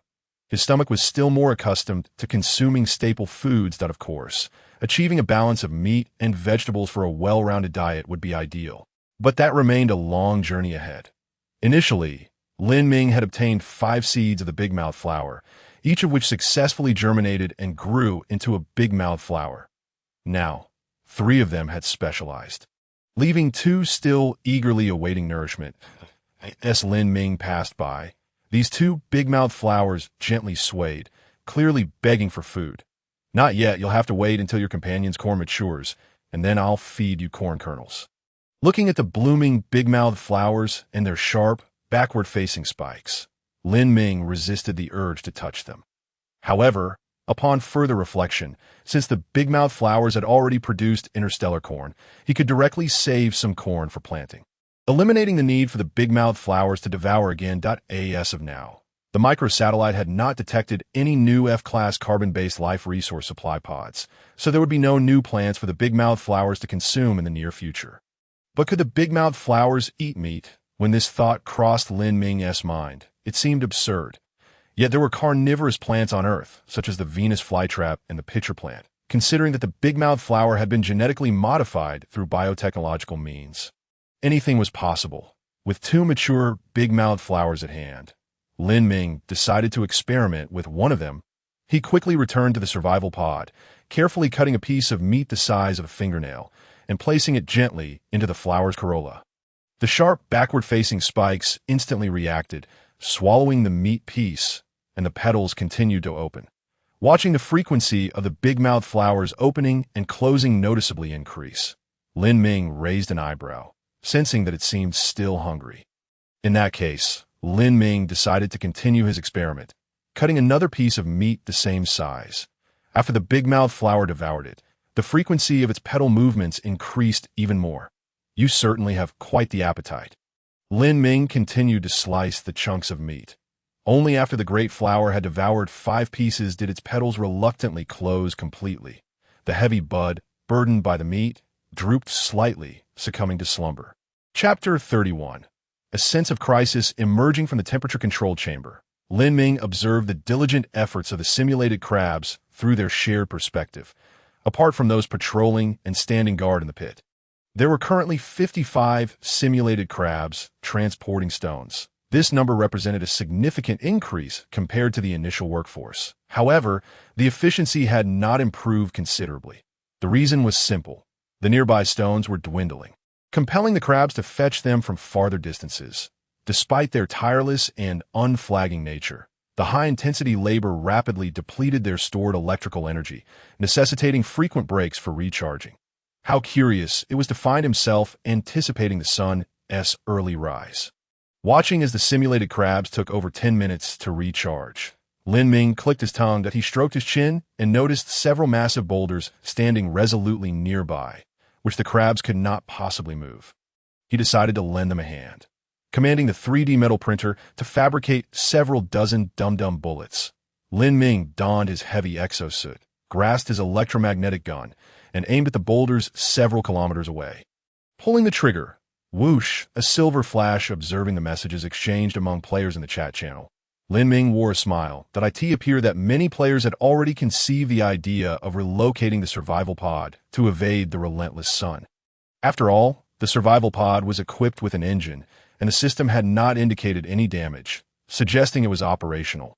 The majority of players must have summoned resource supply pods, allowing them to reclaim fuel. At this juncture, if they did not move the survival pod, then when would they? Moreover, their attempts had instilled confidence in Lin Ming, confirming that the survival pod was indeed capable of flight without the concern of inexplicable malfunctions. The extermination process should be nearly complete. It was time to relocate. Lin Ming gently caressed the ether crystal and accessed the survival pod's control interface, having reclaimed resources from the previous supply pod. The survival pod contained 2 units of fuel.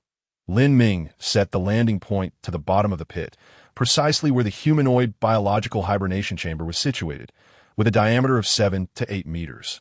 It was ample enough for the survival pod to descend vertically within.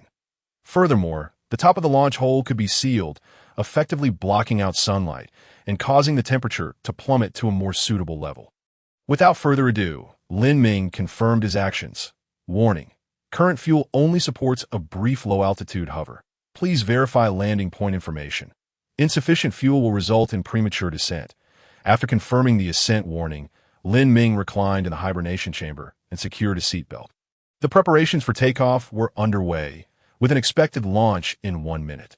The survival pod's computational core went into action, initiating self-diagnostics across all systems. Simultaneously, the deployed solar panels began to fold and retract slowly into the survival pod. Three robust alloy struts extended from one side of the survival pod, firmly securing the temperature-controlled chamber. The survival pod featured two expansion interfaces. At present, one was occupied by the temperature-controlled chamber, leaving the other vacant. Undertaking high-speed flight in this asymmetrical state would undoubtedly make aerial maneuvering challenging. Fortunately, as Lin Ming intended only a short-distance takeoff and landing, the slight imbalance in weight distribution could be managed by the engine's thrust allocation. Demonstrating sheer power. Warning, no fairing detected. Insulation layer partially damaged. Forceful takeoff poses a risk of disintegration. You wish to proceed? Yes, Lin Ming confirmed once more.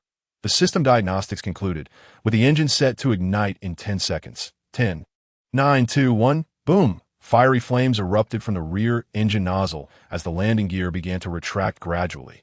The survival pod hovered approximately 10 meters above the ground, the rear engine nozzle tilting slightly as it shifted toward the launch hole. 1 minute later, the survival pod hovered over the launch opening, the engine gradually reducing thrust and the flames at the rear diminished. Under meticulous control, the survival pod descended gently, extending its landing gear to land steadily on the ground. Success! Lin Ming accessed the survival pod's information and discovered that the fuel consumption was negligible. The 2 units of fuel had not even changed. At this moment, the external temperature had dropped to 120 degrees, allowing the life support system to operate at low power to maintain a comfortable temperature. After a few more hours, the pit would have exceeded 24 hours of sunlight, at which point the opening could be sealed. Further lowering the temperature, Lin Ming donned the heavy-duty extravehicular suit, preparing to explore the depths of the pit. Although he had previously observed the bottom space of the pit from the perspective of the pseudocrab, witnessing it firsthand still left him somewhat astonished. The space at the bottom of the pit was remarkably spacious, devoid of anything but stone living facilities. The surrounding rock walls were composed of high-strength material. Previously, 10 pseudocrabs had excavated for half an hour to create a mere half-meter pit, attesting to its durability. After surveying the area, Lin Ming felt thoroughly satisfied.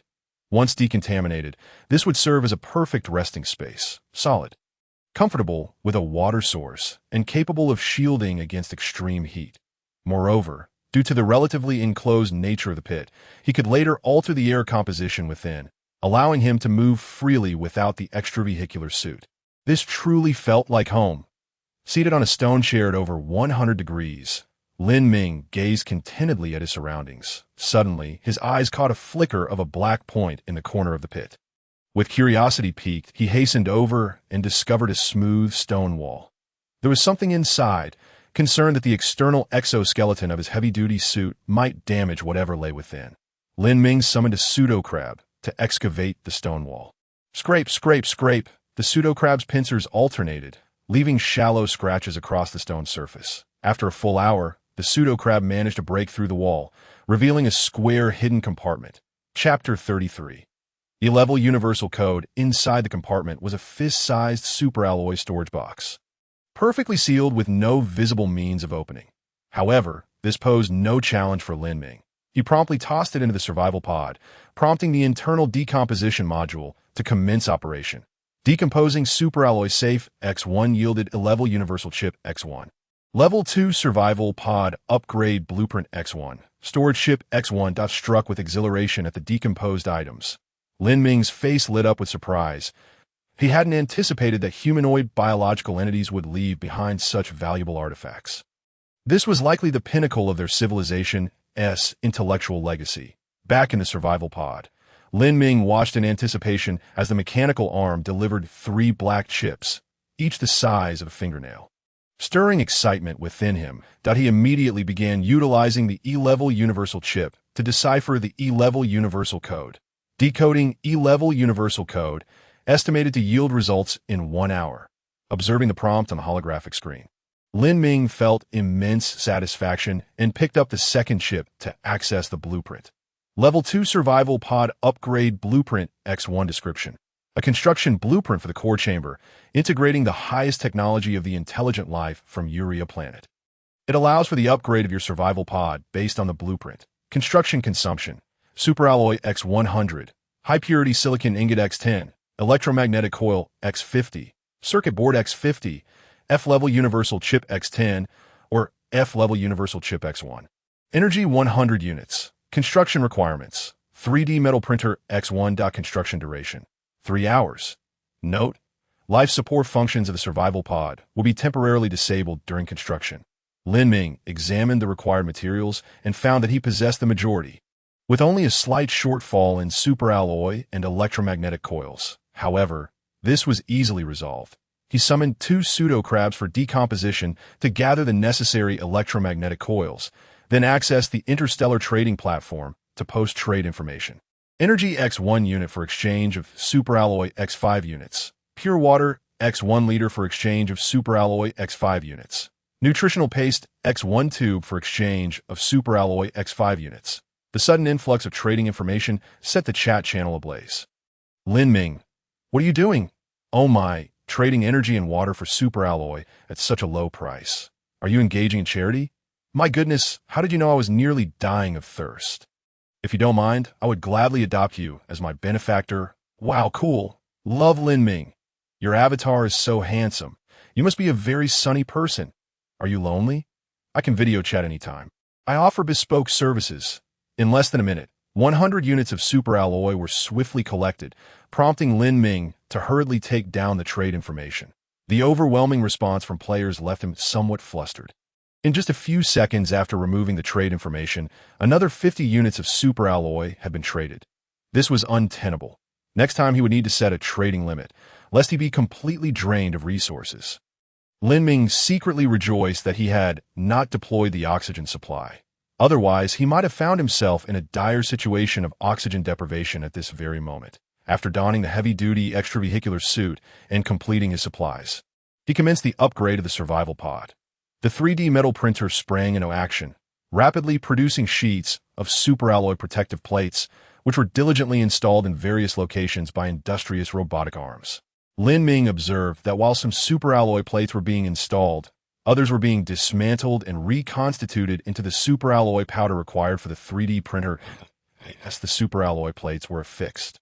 Circuit boards and electromagnetic coils were loaded into designated positions, enhancing the electronic configuration of the survival pod. Rather than removing the F-level universal chip from the electromagnetic wave communicator, Lin Ming opted to utilize 10 F-level universal chips to form a multi-core computing array. After all, this decuple core array was merely intended to fulfill the fundamental functions of the survival pod, and its computational power was more than sufficient. The 3D metal printer continued its relentless operation, akin to the restoration of the ship of Theseus, sequentially installing the superalloy protective plates. After observing the ongoing upgrades to the survival pod for a while, Lin Ming shifted his attention to the final chip. The schematic indicated that it was a storage chip containing a single recorded video. Upon playing the video, Lin Ming beheld the account of the intelligent life on the planet Urea as they endured the onslaught of the Black Tide. A narrative echoing that of previous humanoid beings, a spaceship sped through their galaxy at an astonishing velocity, discarding a separation pod that contained biologically modified black tide. Over the ensuing millennia, the intelligent beings of Urea exhausted every means to fend off the black tide's invasion, ultimately succumbing to the depletion of their resources. However, Lin Ming noted that as they entered a prolonged hibernation, awaiting the arrival of the harvesters, they had devised a plan, the Urea Life Preservation Initiative. Within this initiative, numerous unique and dominant genetic specimens of flora and fauna from the planet Urea were frozen in batches, eternally preserved in the shadow of the silver moon. They hoped to safeguard the last embers of life should Urea's civilization face extinction. Silver moon, Lin Ming murmured, realizing it was the moon several times larger than the Earth. He had not anticipated that the far side of the moon harbored numerous genetic specimens of flora and fauna. Would it be possible for the big-mouth flower to consume them and restore the once vibrant essence of the planet Urea? The prerequisite for this, however, was his successful transformation of Urea and containment of the black tide. Soon the ether crystal prompted a notification. 11 universal password decryption complete, with the code being 1-3. Well done. Input the password into the microsatellite and search for nearby E-level carbon-based life resource supply pods. Lin Ming felt a surge of excitement. Compared to F-level, E-level carbon-based life resource supply pods were evidently a tier higher. He wondered what treasures they might offer. The upgrade of the survival pod continued apace. Lin Ming checked the progress, which was already more than halfway complete and proceeding smoothly. A request to add you as a friend from player Thompson, LV2, appear.hm. Lin Ming raised an eyebrow at the sudden emergence of the pale blue notification. He had heard of this Thompson in the chat channel. He was the first individual in their district to upgrade his survival pod. He had not expected that the upgrade of the survival pod would be adorned with a golden LV2 title, which seemed rather ostentatious. What could this fellow possibly want from him? Having previously been involved in business, Lin Ming had no habit of declining friend requests. After all, business is often conducted through conversation, and anyone could potentially be a client. After accepting Thompson's friend request, the other party quickly sent a message, which, thanks to the system's seamless translation, Lin Ming read without any barriers. Hello, friend, I am Thompson. I trust you have seen my message in the district channel. Lin Ming succinctly replied. What is it? Thompson was taken aback by Lin Ming's lack of envy towards his early upgrade of the survival pod. And even the absence of the most basic compliment irked him, which was evident in his tone. My friend, for what I understand, you are one of the more successful players in your area. I am here to discuss a collaboration, and I hope for your cooperation. Observing Thompson's somewhat awkward tone, Lin Ming felt a flicker of displeasure. Was this person a fool? He seemed like the type who had never seen much of the world. In Blue Star, he would likely be swindled out of his fortune within 3 months. Glancing at Thompson's profile picture, Lin Ming nodded. It was typical of someone from the Black Nation, having been suppressed for so long. They lacked both knowledge and confidence compared to the Anglo-Saxon whites. At least the latter had been playing the game of manipulation for centuries, even if their methods were still of the lowest caliber. They presented themselves in a grandiose manner. Some fools fell for that, but Lin Ming was not among them. He casually typed a few words. Oh, go on. Chapter 34. The unfortunate Park Bu-chung, go on. Is this how you address the first player in the district to upgrade their survival pod? Thompson seethed inwardly. I am favored by the Lord, the chosen one. Thousands of light years away, Thompson's face flushed with anger. Though he concealed it well, displaying a grin with his pearly white teeth, he spoke into his voice input. Lin Ming, I hope you do not fail to recognize the opportunity before you. There is an ancient saying among your Dragon Nation people. Those who recognize the times are the true wise. I am the chosen one, possessing the E-level universal password. Lin Ming believed Thompson's claim, as the high-tech intelligent life had indeed announced the fact that he held the E-level universal password. Yet was the E-level universal password truly something so impressive? Lin Ming replied, I know. Thompson clenched his fists in anger. Lin Ming, do you understand what the E-level password signifies? It represents higher technology, greater supplies, and more resources. I have chosen to discuss collaboration with you out of respect and trust. When I say I know, it means I understand the password. Lin Ming did not wish to waste further words on this inexplicably irksome Thompson, promptly sending the E-level password. 1. 3. Thompson stared at the lengthy string of numbers, momentarily dumbfounded, 100 digits after the decimal point. This is he could hardly believe his eyes as he compared them one by one, only to be astonished to discover that it was indeed the E-level universal password. Thompson was stunned. After a brief moment of shock, rage consumed him, fury like no other. The reason was simple. It was common knowledge that decrypting the E-level password was exceedingly challenging. He had only acquired it after upgrading to the second-level survival pod. This meant that someone who had collaborated with him to obtain the E-level password had betrayed him. Betrayal. He despised betrayal. His father had betrayed him and his mother, forcing him to grow up amidst the mockery of others. Thompson's eyes burned with rage as he scanned the chat list. In the district's 100 regions, he had contacted over 70 out of those. Only a handful had reached a collaborative agreement. Among these individuals, who could have betrayed him? He meticulously reviewed the chat record with each of them and pinpointed one individual. That person was Park Bu-chung from the Korean nation. Thompson's eyes blazed with fury. Only someone from the Korean nation would be so shameless. No wonder Park Bu-chung was so quick to reach an agreement with me and accepted so many stringent conditions. It turns out he never intended to cooperate sincerely. Just then, a message from Park Bu-chung arrived. Master Thompson, gathering 1,000 units of energy is quite a challenge. How about I first trade you 100 units, and I will gather the rest within 3 days? What do you think? Upon reading Park Bu-chung's message, Thompson leapt up in anger. It was indeed him. This was Park Bu-chung's delay tactic. He had foolishly trusted the spirit of the contract and had sent the E-level universal password to Park Bu-chung in advance. Thompson opened the chat box and roared, "Park Bu-chung, I want you dead." Lin Ming, of course, was oblivious to the convolutions in Thompson's mind. His focus remained on the pale blue notification before him. Detection of E-level carbon-based life resource supply pod X1. Distance 4.9 light minutes. Target is rapidly fleeing, estimated to exit maximum call range in 10 minutes. The E-level supply pod moves so quickly, send a distress signal. Observing the swiftly departing light point nearing the limits of the distress signal coverage, Lin Ming hastily issued his command that in 5 minutes, the distress signal would reach its farthest point, estimated to catch up with the E-level carbon-based life resource supply pod. And in 10 minutes, corresponding information would be returned.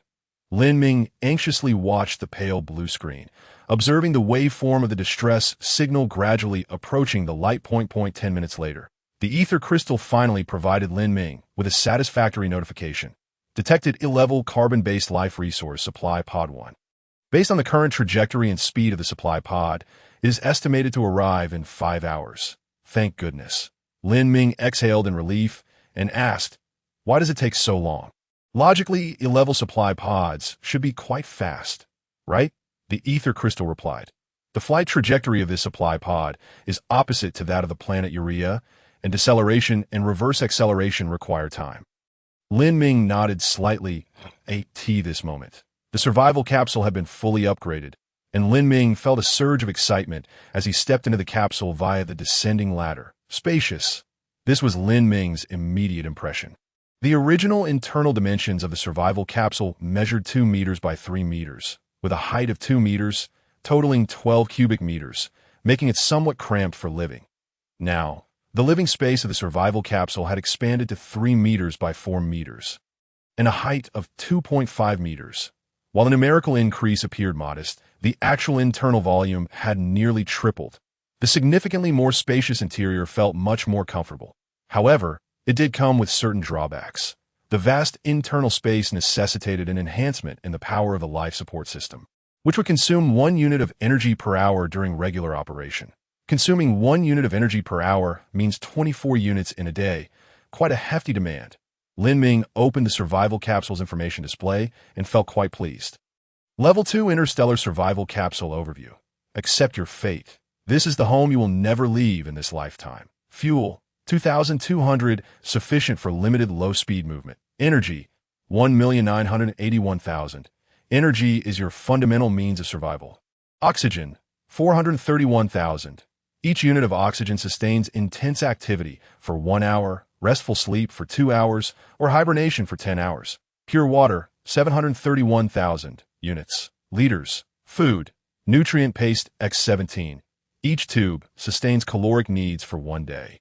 High-protein frozen canned food X 9.7. Space. 330. Items not stored within the survival capsule may be damaged by extreme temperatures or other factors. Accessories. Solar panel. Current power generation efficiency. 0. Electromagnetic wave communicator. Loaded with F-level universal chip.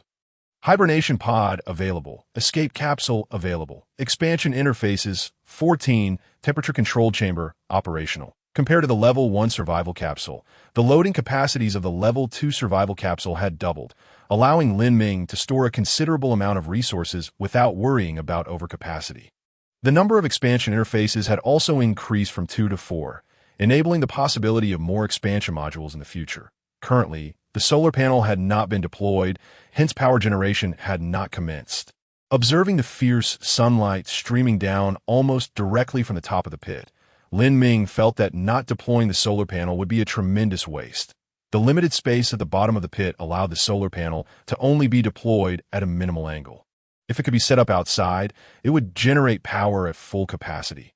Lin Ming stroked his chin and suddenly snapped his fingers. Yes, I possess microwave transmission technology. I almost forgot about that. Let us get a few crabs to lift the solar panel outside. A 3D metal printer, create a pair of microwave transmission devices. Chapter 35. Reverse engineering technology, perhaps due to the upgrade of the survival capsule to level 2.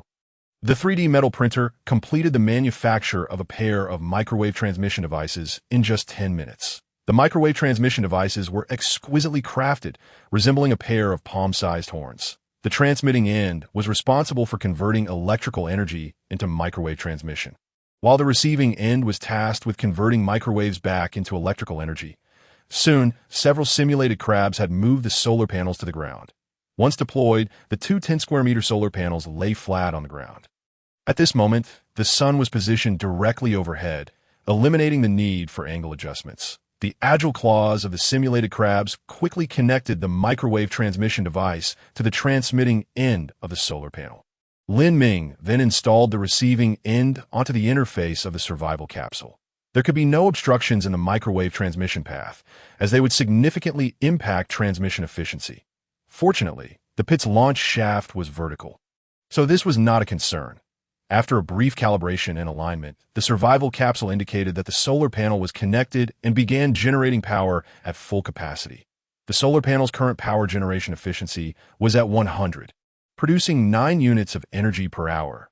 Observing the prompt on the light blue screen, Lin Ming frowned slightly. Wasn't the maximum power output of the solar panel supposed to be 10 units per hour? Why was it short by 1 unit? The ether crystal quickly replied. The current surface temperature is excessively high. To ensure transmission efficiency, 1 unit of energy must be consumed per hour to activate the high-power fan to cool the solar panel. Alternatively, you could substitute pure water for energy consumption, estimating a consumption of 20 liters of pure water per hour. Upon reading the ether crystal's response, Lin Ming immediately waved his hand. Never mind. If wind cooling suffices, there's no need to resort to water cooling. It would be absurd. Although there is plenty of polluted water in the pit, extracting pure water also requires energy. Moreover, water resources are still non-renewable. Using even a little counts, and Lin Ming was not so extravagant. Currently, the survival capsule required 1 unit of energy per hour. Not accounting for other consumption, Lin Ming was netting 8 units of energy per hour, which would accumulate to nearly 200 units of surplus energy each day. Thankfully, with the solar panel fully restored, the rising sun was a net gain for me. Lin Ming recalled those players who faced similar situations. If those players had repaired the solar panels, even partial repairs would have generated enough energy to sustain the life support system's consumption, preventing them from succumbing to heat. Players who had not repaired the solar panels either had to relocate the survival capsule or use water or other methods to cool it. Managing to survive. Those who did nothing were left with no choice but to abandon their survival chances and jettison the escape capsule, AS, for sharing the E-level universal password. Lin Ming had no intention of doing so. A grain of rice earned, a grain of rice resented. Sharing the F-level universal password was meant to resolve everyone's survival issues. Any player with a bit of sense would seize the opportunity to send out distress signals to navigate through the current dire situation. Those who were lazy or simply unlucky would find survival still fraught with challenges. Even if Lin Ming shared the E-level universal password to help them endure 48 hours of relentless sun. Sharing the E-level universal password would undoubtedly benefit some players. However, it was far more likely to foster dependency among the majority, which could prove detrimental in the long run for moral considerations. Lin Ming felt no pressure. Ultimately, his contribution of the F-level universal password aimed to enhance the player's capabilities, allowing him to exchange for more advanced resources or technology during trade. Capital investment is intended for profit, not charity. If capital engages in charity, it certainly wishes to recoup from elsewhere. With a tube of nutrient paste clenched between his teeth, Lin Ming awaited the arrival of the E-level carbon-based life resource supply capsule. The light blue screen displayed an animation indicating that the E-level supply capsule would arrive in 10 minutes. Lin Ming soon noticed something peculiar about the E-level supply capsule. What is going on? Why is the trajectory of this supply capsule not a parabola? It seems it will not land on the ground after all. The ether crystal responded. Supply capsules of E-level and above possess manufacturing technology that exceeds your current technological capabilities. To prevent technological leakage, the resource supply capsule will skim through low Earth orbit, releasing its supplies before plummeting into the star. You are quite direct. Upon hearing the ether crystal's explanation, Lin Ming understood. To achieve such high speeds, the propulsion system and fuel of the E-level supply capsule far surpassed the current technological level of Blue Star. Soon, as the E-level supply capsule skimmed past its perigee, it released a superalloy supply box. Watching the superalloy supply box trace an arc in the air, Lin Ming felt a twinge of concern.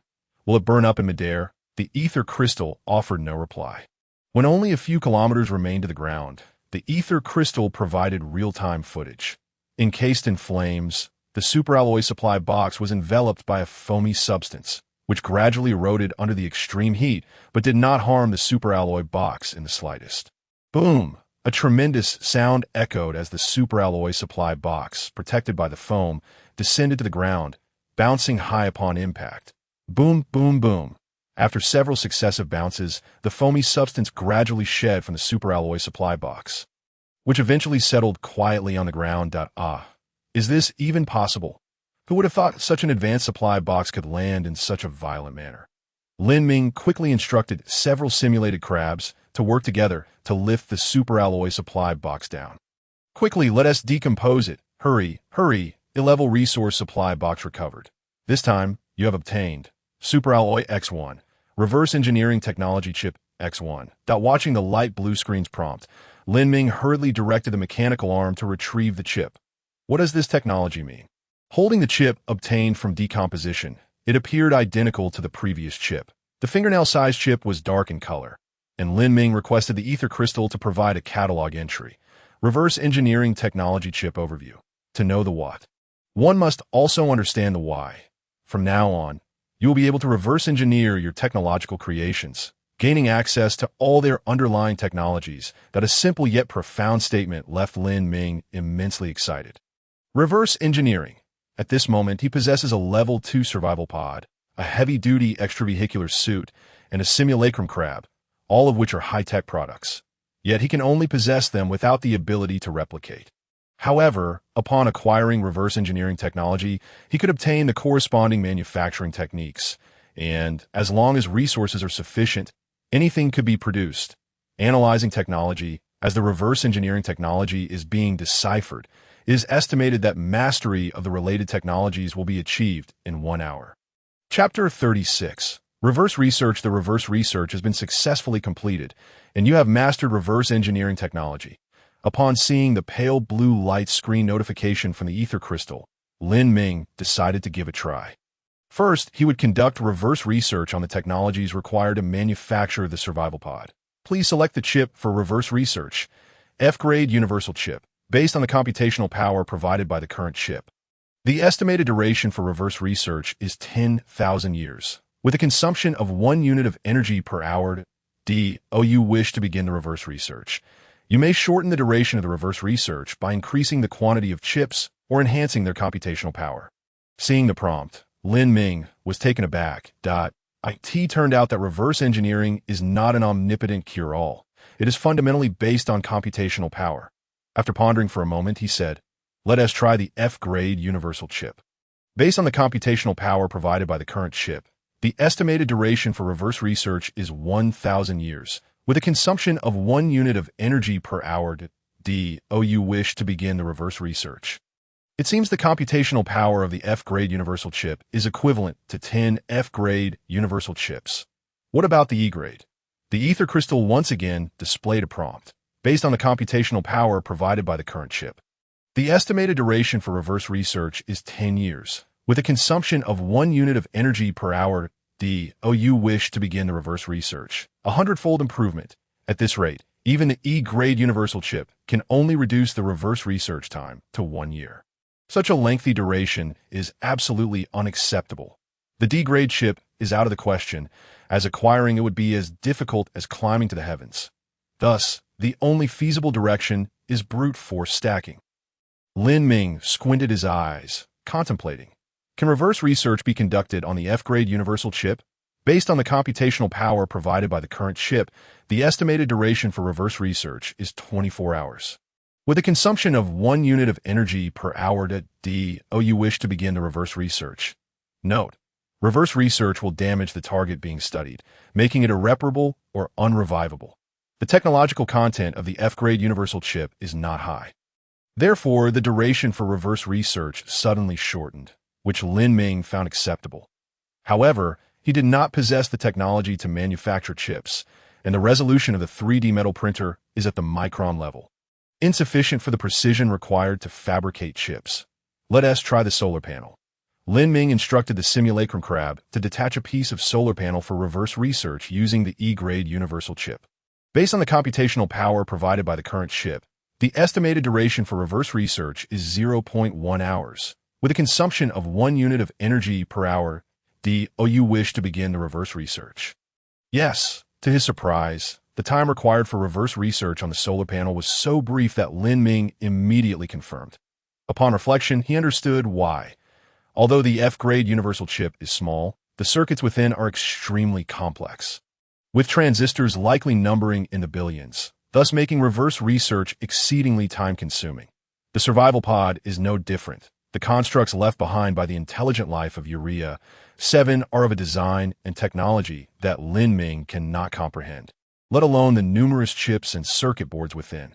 The solar panel, while considerably larger, lacks high-precision manufacturing processes, allowing for rapid reverse research. After a few minutes, Lin Ming saw the success notification for the research. Solar panel description: a panel capable of converting light energy into electrical energy. It is your best source for obtaining electrical power. Manufacturing materials: high-purity silicon ingot X10, electromagnetic coil X3, circuit board X1. Energy consumption: 1 energy unit. Is that all? Observing the scant materials required to manufacture a solar panel, Lin Ming glanced at his current inventory: 163 high-purity silicon ingots, 48 electromagnetic coils, and 72 circuit boards. The limiting factor for the production of solar panels was, surprisingly, the high-purity silicon ingots. Lin Ming first instructed the 3D metal printer to manufacture a solar panel, which took 10 minutes. After the simulacrum crab installed the solar panel, Lin Ming noted that its energy output was indistinguishable from the original. Excellent. It seems the imitation functions just as well as the original, without any compromises. Lin Ming promptly maximized the production capacity of the 3D metal printer and issued the task for the remaining 7 solar panels. Unfortunately, he found no silicon mines nearby, and he felt a pang of regret at the thought of disassembling the simulacrum crab. This little creature was quite useful. Watching the busy 3D printer, Lin Ming muttered to himself. After a moment of silence, an idea struck him. Of course, he could trade with other players. Directly acquiring materials seemed too simplistic. Lin Ming sent out a message in the regional channel. Processing solar panels. Each solar panel requires high-purity silicon ingots X20, electromagnetic coils X6, circuit boards X2, no extra charges, fair dealings. Lin Ming's message instantly captured the attention of the players. Lin Ming, the big shot, has surfaced. What is up with this LV2? Have you upgraded your survival pod? Truly, Lin Ming is impressive. While we mere mortals cower in the shadows, he has already upgraded his survival pod. Being able to manufacture solar panels is astonishing. I haven't even repaired a solar panel yet. Alas, I wish to place an order, but my energy can only last a few hours, and I have no corresponding materials. Hey, why not just disassemble the damaged solar panels and let Lin Ming create new ones for you? Upstairs, your thinking is quite unique. Come learn cooking from me. The regional channel was abuzz with lively discussions, and Lin Ming was inundated with orders. Player Zheng Qinghong offered high-purity silicon ingots X60, electromagnetic coils X18, circuit boards X6 in exchange for 1 milliliter of water. You agree? Player Li Bingxiu offered high-purity silicon ingots X40, electromagnetic coils X12, circuit boards X4 in exchange for 0.1 units of oxygen. You agree? Player Zhao Xingxing offered high-purity silicon ingots X20, electromagnetic coils X6, circuit boards X2 in exchange for 1 milliliter of urine. You agree? Countless trade requests flooded in, leaving Lin Ming somewhat overwhelmed. Following his usual practice, he accepted orders in chronological order, and after collecting the materials, he directly traded the freshly manufactured solar panels from the 3D printer. Insufficient urine? Trade failed. Lin Ming was startled. What on earth? Who has such peculiar taste to attempt trading my urine? Upon seeing Zhao Xingxing's sweet and charming avatar, Presumably a young girl of around 20. Lin Ming opened the chat. "Miss, let us change the trading method. I don't have that in stock." Zhao Xingxing promptly sent a voice message, her alluring voice resonating. Lin Ming. "Dear, I just want to cut in line and remind you this way. Is that all right?" Chapter 37. Sun Yao in distress regarding Zhao Xingxing's request, Lin Ming naturally declined. Although she was sweet and charming, she was intangible. Even if she offered some audio or video service, Lin Ming would still be left anxious. Ultimately, he would have to resort to manual methods. There was no need for that. However, this led Lin Ming to decide on imposing trading restrictions. Every player S survival pod comes standard with 10 damaged solar panels. The materials obtained from disassembly can be used to manufacture 3 usable solar panels. They would surely be able to find the corresponding materials to repair the solar panels later, and 2 solar panels would suffice for the current stage S energy needs. Thus, Lin Ming restricted each player to trading materials for only 2 solar panels. This way, he could serve a larger number of players. And these players would still have several damaged solar panels to repair later, maximizing his profits. From an overall profit perspective, he would not suffer any losses, as there are hundreds or even thousands of players wanting to manufacture solar panels.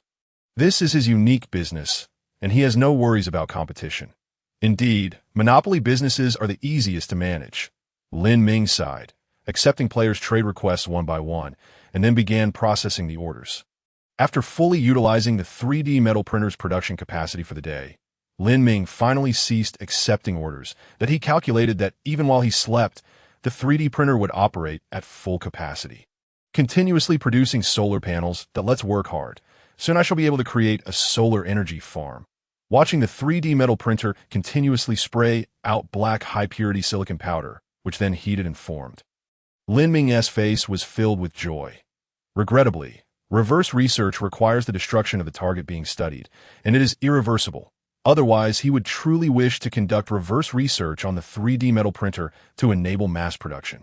By the way, the life support system could also be reverse researched later. Suddenly, Lin Ming had an idea. If reverse researching the survival pod takes an exceedingly long time, perhaps reverse researching a subsystem would significantly reduce the time required. Without hesitation, Lin Ming promptly issued commands to the ether crystal. Please select the chip for reverse research. E-grade universal chip. Based on the computational power provided by the current chip, it is estimated that the duration of reverse engineering will take approximately 10 hours, consuming 1 unit of energy per hour. Shall we commence the reverse engineering? Indeed, as Lin Ming had anticipated. The life support system is primarily designed to maintain and regulate temperature, humidity, gas composition, and pressure. This technology is well within the capabilities of Blue Star's technological advancements.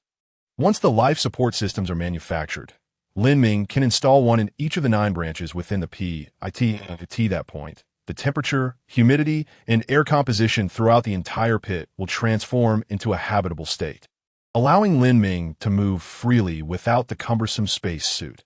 Furthermore, both the giant mouthflower and the matured interstellar corn can be transplanted into the pit, negating the need for a temperature-controlled greenhouse. Lin Ming is unconcerned about the materials and energy consumed in creating the greenhouse. His primary concern lies with the spatial limitations within the pit. With this in mind, he proceeded to the greenhouse to observe the growth of the giant mouthflowers. To his astonishment, he found that the growth rate of the giant mouthflower surpassed his expectations. The interstellar corn had begun to take on its initial form, with each ear reaching the size of a fist. The roots had also grown to the size of eggs, appearing to still be in the process of development. Most delightfully, the giant mouthflower that had consumed meat was now shedding its bud, and in its place, something akin to pods had begun to emerge. It was no wonder that the giant mouthflower had previously exhibited such a craving for flesh. It turns out that by devouring meat for nutrients, it could produce seeds. Does this imply that I will no longer be lacking in giant mouthflower seeds in the future? Observing the last remaining flower still in full bloom, Lin Ming deliberated but ultimately chose not to feed it any more meat. The reasoning was simple. While consuming flesh could indeed lead to the formation of pods, these pods had yet to mature, and whether the seeds within could germinate remained uncertain. He resolved to wait until the pods matured and confirmed the seed's viability before resuming the feeding of meat to that particular giant mouthflower. Subsequently, Lin Ming took a moment to inspect the blue-green algae. The algae had completely occupied the entire cultivation rack, and it was evident that small bubbles were occasionally rising from within, likely oxygen. After some consideration, Lin Ming decided to collect a sample of the blue-green algae to cultivate in the sewage pool within the pit to see if it could thrive directly in that environment. To prevent the depletion of nutrients from the sewage pool or any other uncontrollable incidents, Lin Ming took the time to have the busy 3D metal printer craft an alloy metal door shaped to fit the tunnel. With the preparations complete, Lin Ming donned the heavy-duty space suit, carrying a metal cylinder containing the blue-green algae samples, and began his ascent toward the upper section of the pit. Following closely behind were two simulated crabs, each lifting their claws as they transported the alloy metal door. The tunnel within the pit was evidently designed with intention. The slope was approximately 30 degrees, and there were clear steps. Thus, in less than 10 minutes, Lin Ming arrived at a branch at the pinnacle of the tunnel, the very spot where he had first discovered the leader of the simulated crabs. Crouching down, maintaining a half-meter distance, he carefully observed the sewage pool. From a structural map obtained through the microsatellite scan, he could ascertain that the sewage pool was roughly a 10 by 10 meter square, with depths ranging between 3 to 4 meters, containing a total of 3 to 400 cubic meters of sewage. Due to Lin Ming's previous resourceful appropriation, the water level in this sewage pool had decreased by 1/3, leaving over 200 cubic meters, ample for cultivating blue-green algae. He opened the metal cylinder and cautiously poured the blue-green algae sample into the pool. Having completed this task, Lin Ming did not linger. He promptly stood up and began installing the alloy metal door. He left one simulated crab inside to monitor any changes in the sewage pool, allowing for immediate intervention should any anomalies arise that he chose to cultivate at the highest branch of the pit, ensuring that even if the pool suffered losses or became entirely unusable, the damage would remain manageable and not affect the living quarters below. It was likely that considerations of this nature had been taken into account during the initial design of the pit. Each branch operates independently from the main corridor, ensuring that sealing off the junctions during emergencies would not disrupt other sections. Suddenly, a buzzing sound filled the air. Before Lin Ming could catch his breath, the ether crystal began to vibrate urgently. "Lin Ming, are you there? I'm dying. Help me, please." It was a video message from Sun Yao. Upon opening the video, Lin Ming saw Sun Yao's face flushed with excitement as he jubilantly proclaimed, "I found it. I found the dragon eggs of the spiked shell dragon. 8 of them. A whole 8. If I sell these to Lin Ming, I wonder how many electromagnetic guns I could get in return." Before he could finish, a colossal shadow loomed over Sun Yao, causing his jubilant expression to freeze instantly. Sun Yao turned his head stiffly, revealing a spiked shell dragon standing not far away, its eyes the size of goose eggs filled with fury. With a thunderous roar, the dragon unleashed a long cry, showering Sun Yao with saliva. The video abruptly ended at, "Is he dead?" Noticing that Sun Yao's avatar was still lit, Lin Ming sent a video call request. Sun Yao quickly connected. It had been less than half a minute since he had sent the video, and the man and dragon were still locked in a standoff. Sun Yao was clutching one of the dragon eggs, poised to smash it to the ground. The spiked shell dragon, furious yet hesitant, dared not move closer due to Sun Yao's actions. Lin Ming sighed in relief. "Thank goodness, you're still alive. I'm about to die." Sun Yao's voice trembled with panic. "The encyclopedia says the spiked shell dragon is herbivorous. It shouldn't eat meat, right?" Lin Ming reassured him.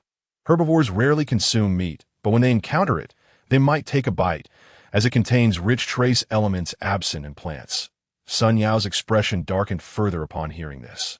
Lin Ming continued, "Moreover, even cows and sheep will protect their young when faced with predators. Holding its egg, even if it doesn't eat you, it could still trample you to death. Did someone once say that you're quite good at comforting people?" Sun Yao's expression hardened as he replied, "Since I can't escape, I'll have to fight." Player Sun Yao wishes to exchange one spiked shell dragon egg for 0.1 units of oxygen. "Do you accept?" "No."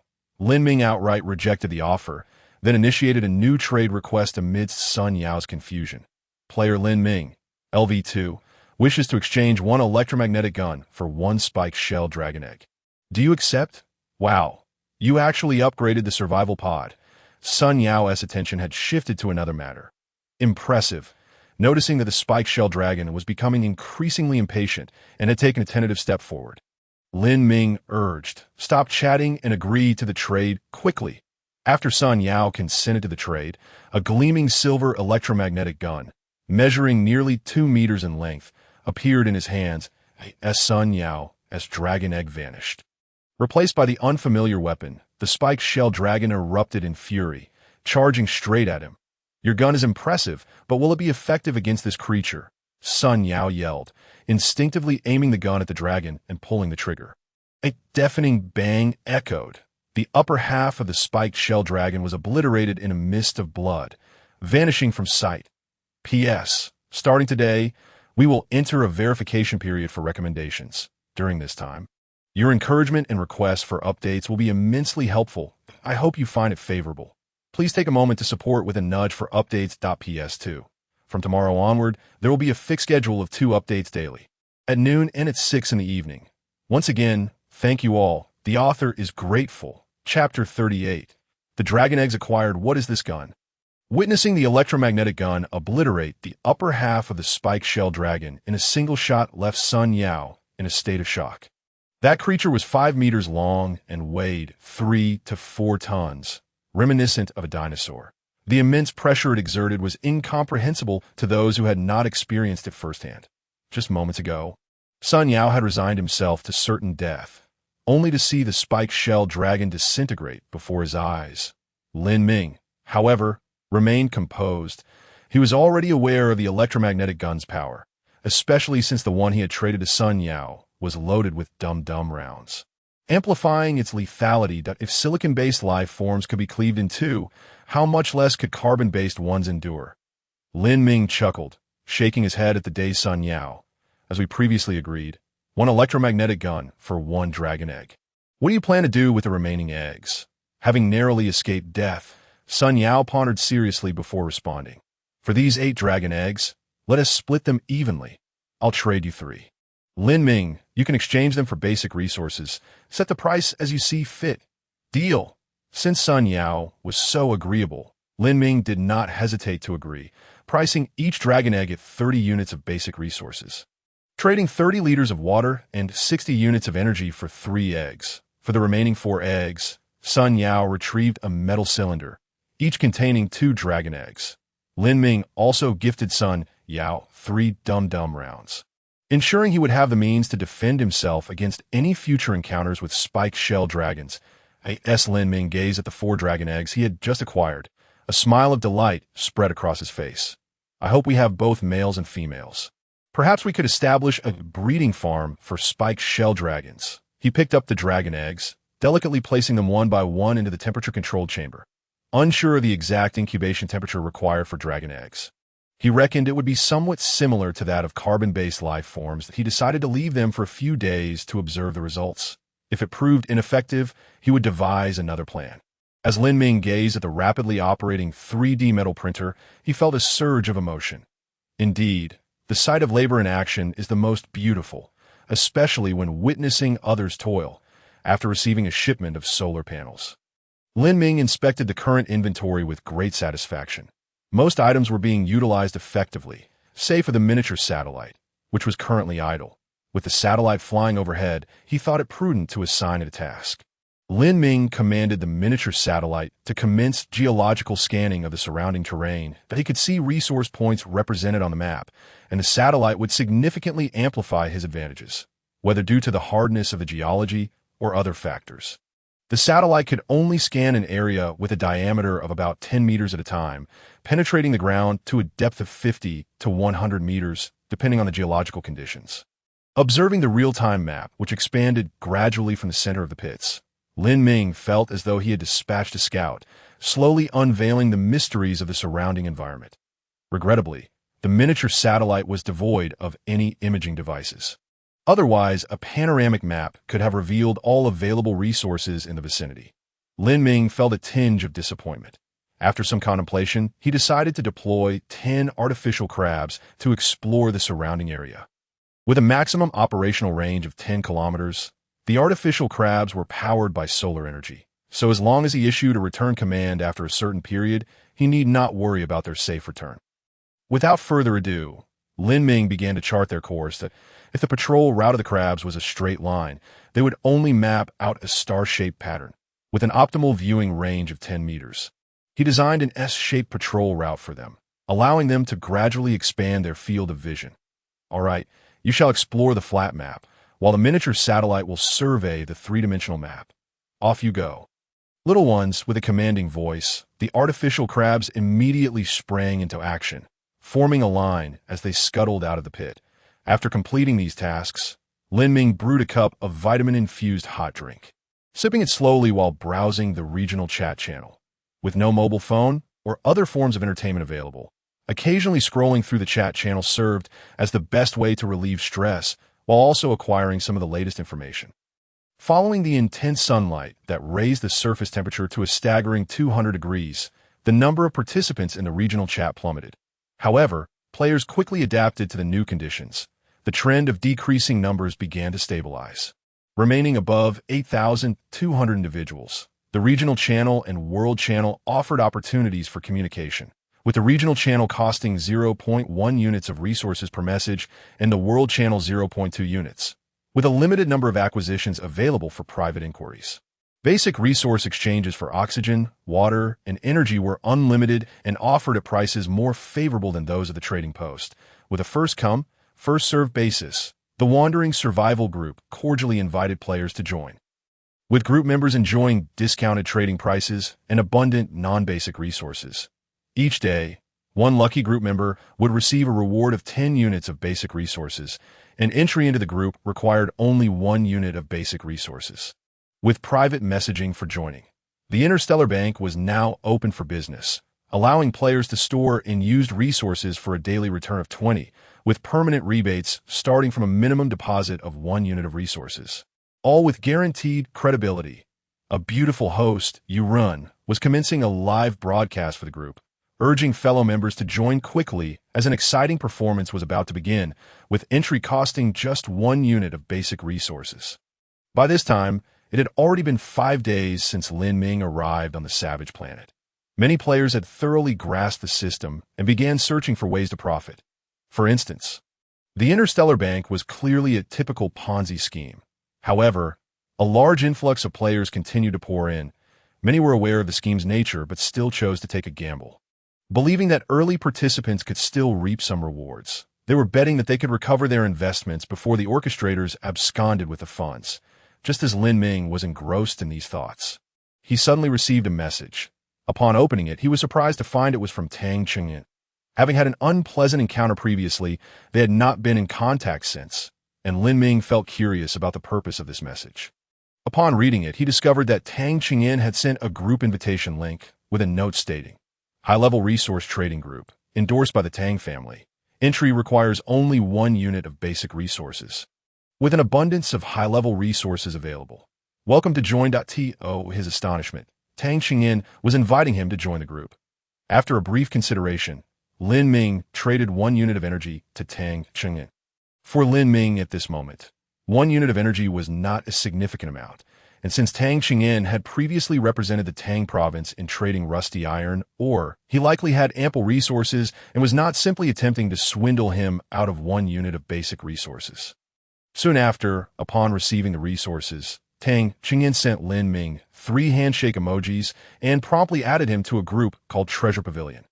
Within the group, a player was live streaming, showcasing items they wished to exchange.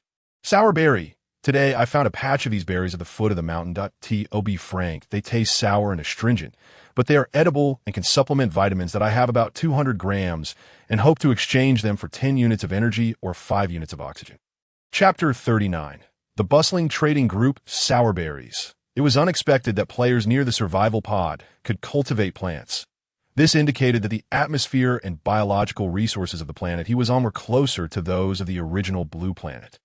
Reflecting on how the planet had suffered the onslaught of the black tide, resulting in the extinction of most life forms, Lin Ming couldn't help but feel a pang of envy. He had a large-mouthed flower that had yet to consume any items. The sour berries should also be consumable. However, after a moment's thought, Lin Ming abandoned this idea. According to the player, The sour berries tasted both sour and astringent, primarily serving to replenish vitamins, since he did not lack such resources. He lost interest in making an offer. Nevertheless, his disinterest did not imply that other players would feel the same, something that could replenish vitamins during the early days of the Age of Exploration. Sailors suffered greatly from scurvy, and through research, it was discovered that the disease was caused by a lack of vitamin C in their diet. Prolonged deficiency of vitamins could be fatal. Therefore, the sourness and astringency of the berries were not considered drawbacks. I offer 3 units of oxygen. I offer 5 units of energy, 1 liter of purified water, plus half a tube of nutritional paste for just 50 grams. One after another, players began to post their bids in the group. Before long, within less than 5 minutes, the player possessing the sour berries sent a message declaring that they had been sold out. What a pity! Many players who failed to acquire the sour berries lamented silently, shifting their focus to the next item up for bidding. Previously, Tang Qingyan had already hinted in the group that something exceptional would be showcased today. The sour berries were merely an appetizer. After a brief wait, the second player began their live stream. As the camera zoomed out, players could see what lay in the palm of their hand. A black chip the size of a fingernail. F-grade universal chip. The players shared the item description in the group and began expounding. This chip has 10 times the computing power of a standard F-grade universal chip, yet consumes the same amount of energy. It can be used to repair electromagnetic communication devices and decrypt universal codes. Immediately, players began messaging. The F-grade universal code has already been shared by the esteemed Lin Ming. Can this chip decrypt E-grade universal codes? The live streaming player momentarily faltered. No, it cannot. Players in the chat quickly chimed in with ridicule. Then what good is it? An F-grade universal chip can also repair electromagnetic communication devices. Why would I need a higher grade chip? Upon hearing this, the live streaming player regained their confidence. This chip, due to its superior computing power, will not burn out when repairing electromagnetic communication devices. Instead, it enters a cooling phase before it can be reused. While explaining, they demonstrated by sending a distress signal. After a few minutes of waiting, they had managed to search and locate 3 F-grade carbon-based life resource supply pods. Wow, what a natural-born live streaming prodigy. Instantly locating 3 supply pods. If it weren't for the fact that the ether crystal's hints cannot be fabricated, I would suspect insider trading. Feeling a surge of excitement, the player inquired, "What price are you asking for this chip?" The live streaming player, still wearing a look of surprise, replied, "I have no idea what it could be exchanged for. So let's have everyone bid. 5 liters of purified water." The first player to make an offer left everyone dumbfounded. What a joke. Many players still haven't discovered water resources and are saving every drop. The 10 liters of water provided at the start is nearly depleted. Soon, they'll be down to drinking urine. And this person is offering 5 liters of purified water? Have they discovered a river nearby? After a brief moment of silence, another player chimed in. 1 solar panel. Are you out of your mind? Are you seriously bidding with a broken solar panel? I can do that too. I'll offer 2. The bidding player immediately retorted. Excuse me, mine is a fully functional solar panel. It can generate power as soon as it's installed. A player expressed his incredulity. Impossible. Have you discovered ultra-pure silicon ingots, along with circuit boards and electromagnetic coils? The player offering the items replied proudly. We didn't expect this, did you? I had them custom-made from Lin Ming, and each person can only order 2. I placed my order early and got 3. Wow, it's Lin Ming's goods. No wonder. How can I customize them? I want 1 too. Me too. Count me in. Just then, Lin Ming, who was observing the excitement, noticed a surge of new orders for custom solar panels and shook his head with a smile. What on earth is going on? Weren't you all auctioning F-level universal chips? How did this turn into something else? Nevertheless, since the orders have come in, I might as well accept them. Worst case. ILL start queuing the 3D metal printer for tomorrow's production. 8T that moment. The sun was shining directly, and the solar panels were operating at peak efficiency, given that many players required energy to sustain their life support systems. A swift agreement was reached between the two, and the transactions unfolded smoothly. As item after item was sold. Lin Ming also set his sights on something he desired, that a player named Zhang Bei initiated a live stream. Glass. Discovered a nearby meteorite crater. Due to the challenging climb up the crater, I only managed to extract a small portion. Lin Ming's interest was piqued as he observed the fist-sized piece of glass in Zhang Bei's hand. While glass is not a particularly high-tech product, one could theoretically produce it with sand. It was unattainable within the confines of the survival pod due to a lack of recipes and corresponding synthesis technology. As such, the equipment inside the pod couldn't manufacture it, a limitation imposed by the program. However, glass would be essential for his upcoming plans, and the demand was significant. Lin Ming inquired, "What is the price?" 1 liter of purified water is all I ask. Lin Ming, Zhang Bei stammered, glancing at Lin Ming's ID and the conspicuous LV2 designation in parentheses that if you need it, you can have it for any resource you wish. Lin Ming furrowed his brow. 1 liter of purified water seemed rather steep, considering the glass was merely fist-sized and of inferior quality. Yet his intention was to reverse engineer the item to acquire the synthesis recipe for glass production, allowing him to create it using sand that he wasn't short on purified water, so there was no need to haggle with other resources. "All right, let's go with the purified water. I'll trade with you," he stated. Zhang Bei did not anticipate Lin Ming's swift agreement. As time passed, the value of oxygen was steadily decreasing, while the worth of water resources was rapidly ascending. Zhang Bei promptly accepted Lin Ming's trade request. As expected of a big shot. So generous. 1 liter of water for a piece of glass. You have no idea about his taste. He probably lacked for nothing and might just use that glass as a decorative piece. How enviable. With so many wealthy players around, why can't I be one of them? Lin Ming's appearance stirred fervent discussions among the players until, 5 minutes later, Tang Qingyan announced, "Everyone quiet down. The final auction item is about to commence." The last item for bidding was a jetpack. What on earth? Upon seeing Tang Qingyan's message, Lin Ming sprang to his feet. Chapter 40. The jetpack. Shortly thereafter, a player began streaming live. Lin Ming noticed that this player was not in the survival pod, but was instead clad in a heavy exosuit, situated in the sweltering exterior. The most striking distinction was the peculiar backpack he bore on his back. This backpack was of a size comparable to an ordinary backpack, but featured 2 nozzles akin to mineral water bottles at the rear, with trumpet-shaped extensions at their ends. "Hello, everyone. My name is He Wei-Kung W. Chance. I discovered this jetpack." He Wei-Ching turned his back to the camera, zooming in on the jetpack for a close-up. Lin Ming observed that the jetpack was streamlined, reminiscent of the survival pod, and was secured to the universal interface on the back of the heavy exosuit through 2 buckles. The jetpack was powered by turbine fans, drawing energy from the electrical supply within the heavy exosuit. Besides the weight of the player and the exosuit, it had a maximum load capacity of 300 kilograms, a peak flying altitude of 100 meters, and a maximum flying speed of 30 kilometers per hour, consuming 1 unit of energy per hour. There was also a rapid flight mode, where the flying speed would double, increasing energy consumption to 3 units per hour, with prolonged use potentially damaging the jetpack. As He Wei-Chung began his demonstration, without any visible effort on his part, the jetpack behind him emitted a low hum. The 2 powerful turbine fans ramped up from low to high frequency, instantly blasting a strong airflow that kicked up a cloud of dust beneath He Wei-Ching's feet. Simultaneously, He Wei-Ching soared into the air, ascending several hundred meters. Lin Ming clenched his fists, unable to contain his excitement. Flight has been humanity's dream since time immemorial. Thus, mankind invented airplanes and rockets, expanding its horizons from a 2-dimensional plane to a 3-dimensional realm. Woohoo! He Wei-Ching shouted joyfully.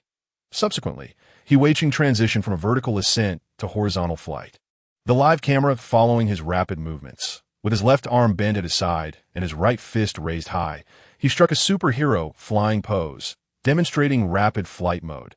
The turbine fans emitted a more powerful hum, and He Wei-Ching's flying speed surged instantly. He descended abruptly, skimming just 2 meters above the ground, kicking up a cloud of dust in his wake. In a spectacular maneuver, He Wei-Ching shot upwards, his flight path nearly vertical, performing several figure-8 aerial stunts within mere seconds. Then, the roaring of the jetpack ceased abruptly. He Wei-Chung, propelled by inertia, soared several meters higher before beginning a gradual descent. A live-stream mishap?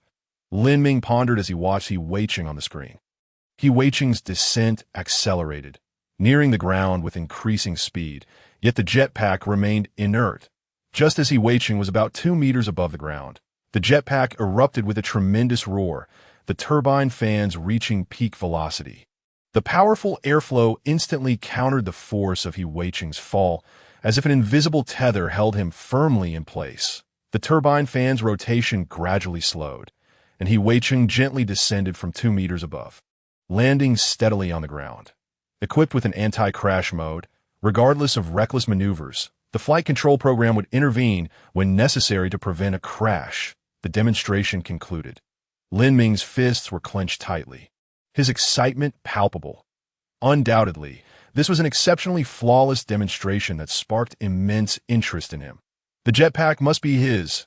Lin Ming stood up, donned his heavy exosuit, and began his preparations. Meanwhile, the group chat erupted with fervor as many players, believing themselves contenders, began placing their bids. One complete heavy exosuit, just acquired from a brother who escaped from the launch pod. 99 new, plus 5 units of energy.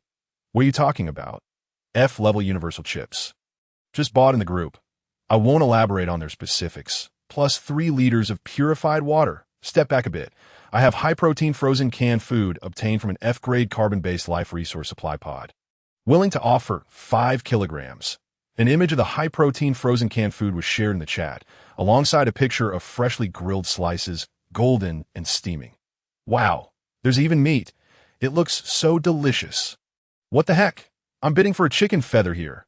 Everyone possesses F-grade universal codes. Why are you the only one standing out?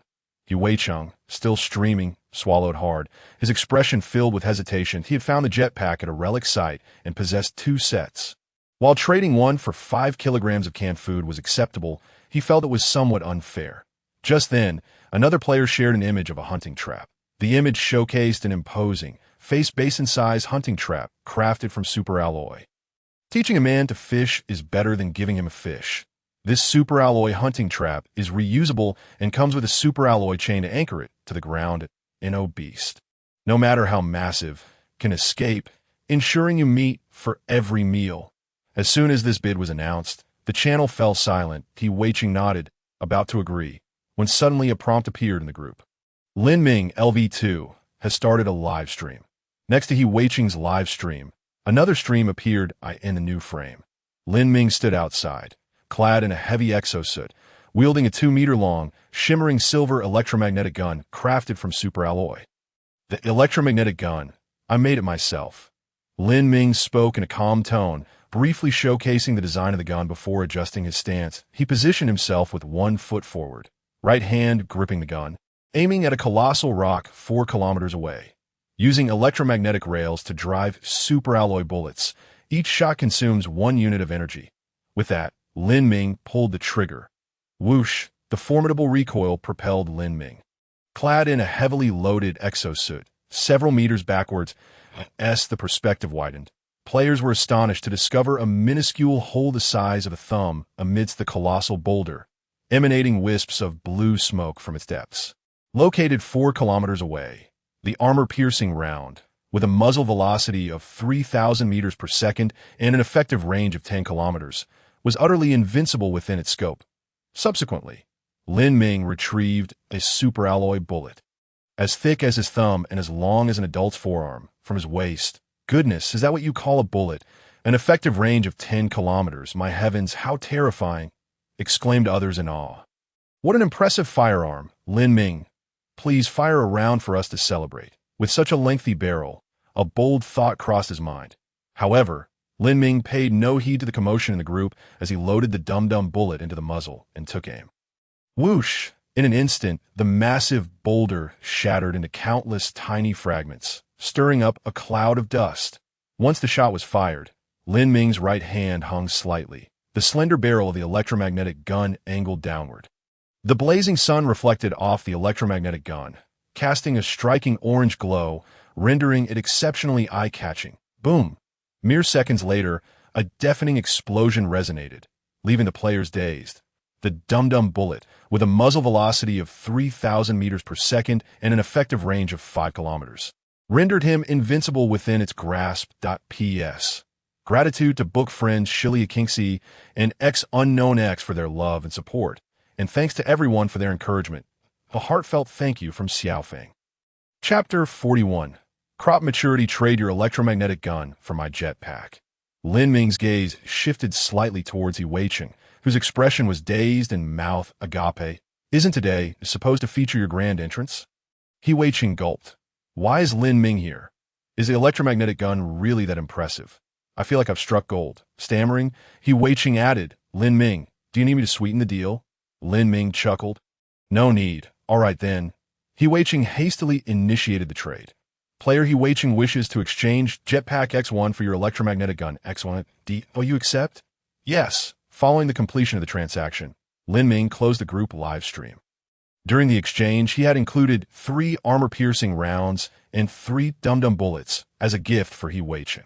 With the jetpack now secured, Lin Ming felt a surge of excitement as he quickly recharged his heavy exosuit. Placing the jetpack on his back, click, the crisp sound echoed as the jetpack was firmly secured to the rear of the exosuit. Meanwhile, the ether crystal emitted a soft blue light, detected new accessory added to heavy exosuit, jetpack. Demonstrating usage techniques, shortly, a video commenced, showcasing a detailed explanation of various flying techniques and functionalities. Got it. Thanks, Lin Ming replied, slightly bending his legs into a jumping stance. He felt an immense force propel him skyward, lifting him off the ground. What a thrill! The current speed appeared in the lower right corner, 28 kilometers per hour. After a brief adjustment period, Lin Ming adeptly maneuvered the jetpack, performing an array of impressive stunts. In addition to free flight, the jetpack also supported smart navigation, enabling it to fly automatically to designated locations. Ascending to the maximum altitude, he hovered 100 meters above the ground, taking in a panoramic view of the surrounding landscape for miles. Upon closer inspection, he noticed the area was littered with debris, chaotic and disorganized. A conspicuous blank space with a radius of 3 kilometers caught his eye. It was where Lin Ming's survival pod had initially landed, already scavenged by the nearby scavenger crabs. Around the pit, the scavenger crabs busily transported stones, stacking them near the entrance. The solar panels nearby stood out vividly against the earthy landscape. 10 scavenger crabs marched in unison, patrolling 10 different positions, meticulously mapping the area. All of these sights filled Lin Ming with exhilaration. The sea is vast enough for fish to leap, and the sky is high enough for birds to soar. On the 5th day after arriving on Uria, Lin Ming's development had finally taken shape. He no longer worried about survival. The next steps involved expansion and fortification. After soaring through the skies for an hour, Lin Ming reluctantly descended. The reason was simple. The players eagerly awaiting their deliveries had been bombarding the private chat with inquiries about the manufacturing progress of the solar panels. Almost there. Please hold your horses. Upon returning to the pit's bottom, Lin Ming handed over the completed solar panels to the waiting players. Feeling fatigued, he indulged in a tube of nutritional paste and gulped down some water. Setting the ether crystal to do not disturb mode, he drifted into a deep slumber. That sleep lasted a solid 10 hours, and when Lin Ming awoke, he felt refreshed. What a comfort!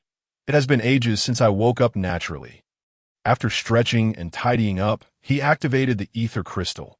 Unsurprisingly, the majority of messages were requests for deliveries. Having briefly awakened in the middle of the night to make a delivery, he now only had around 30 solar panels left to distribute. The moment he sold one solar panel, he profited a full unit's worth of materials.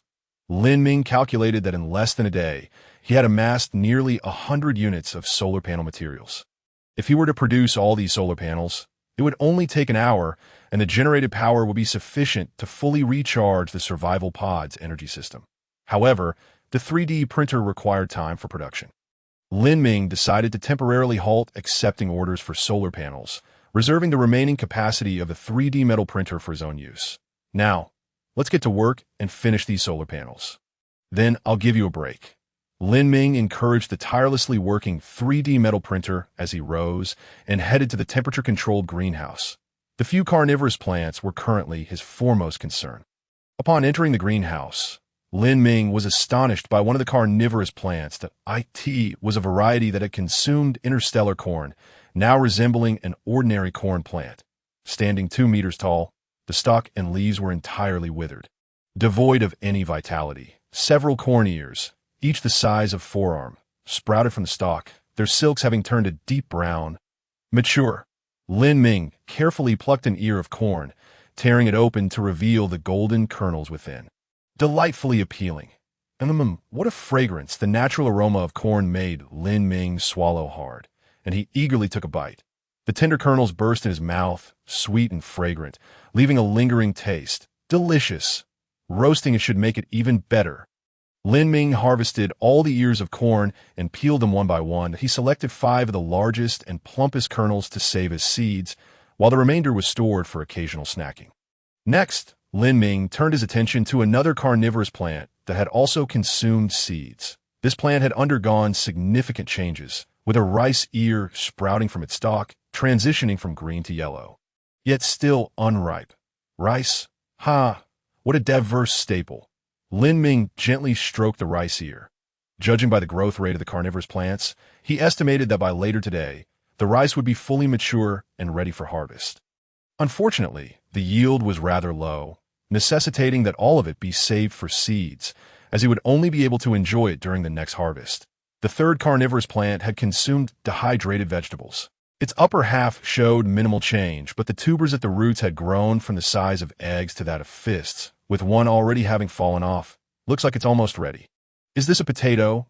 Lin Ming mused, slightly bemused. He hadn't expected potatoes to be classified as vegetables.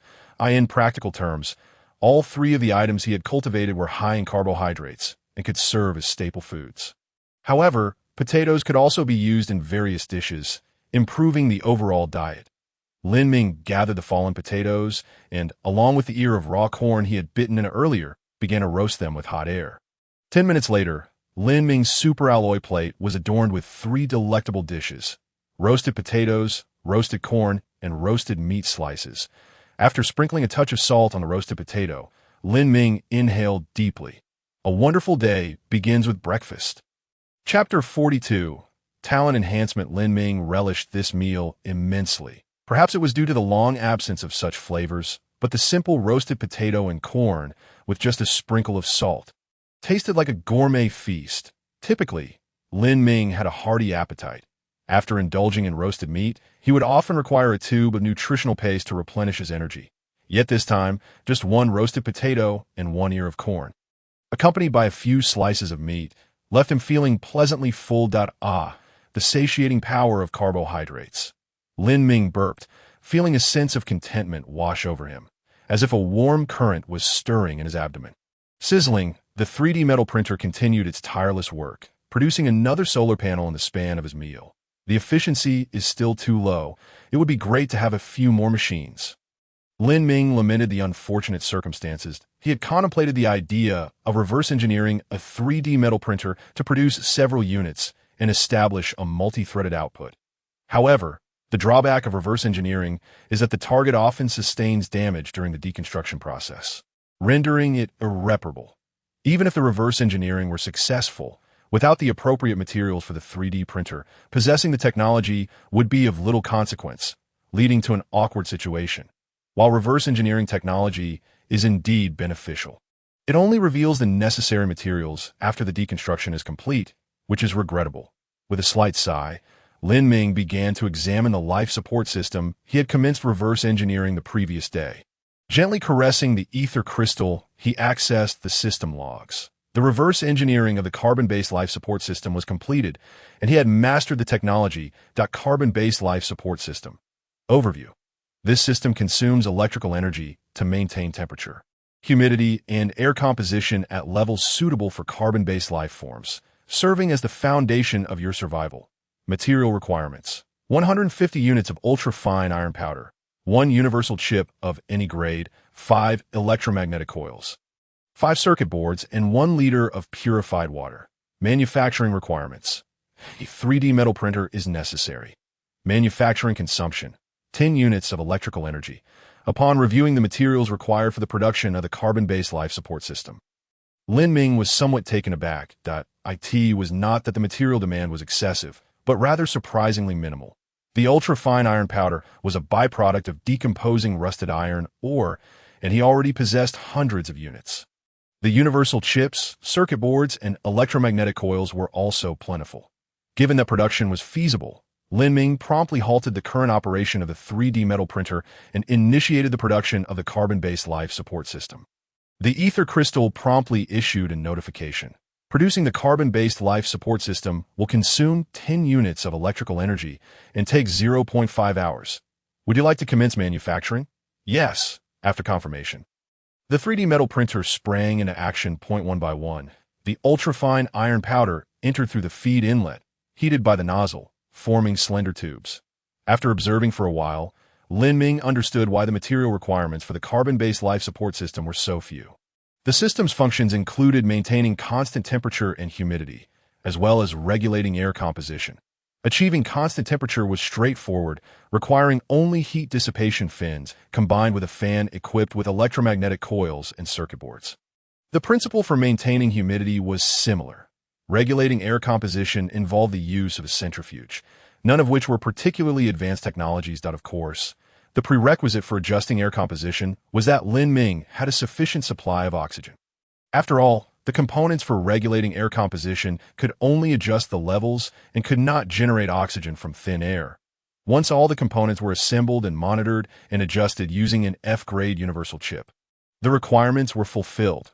Half an hour later, the ether crystal signaled that the carbon-based life support system had been completed.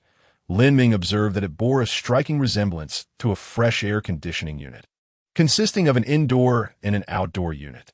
The two units were connected by metal pipes, with purified water serving as the refrigerant. Naturally, utilizing a specialized refrigerant would enhance the efficiency of the carbon-based life support system. But lacking such materials, Lin Ming had to resort to using purified water instead.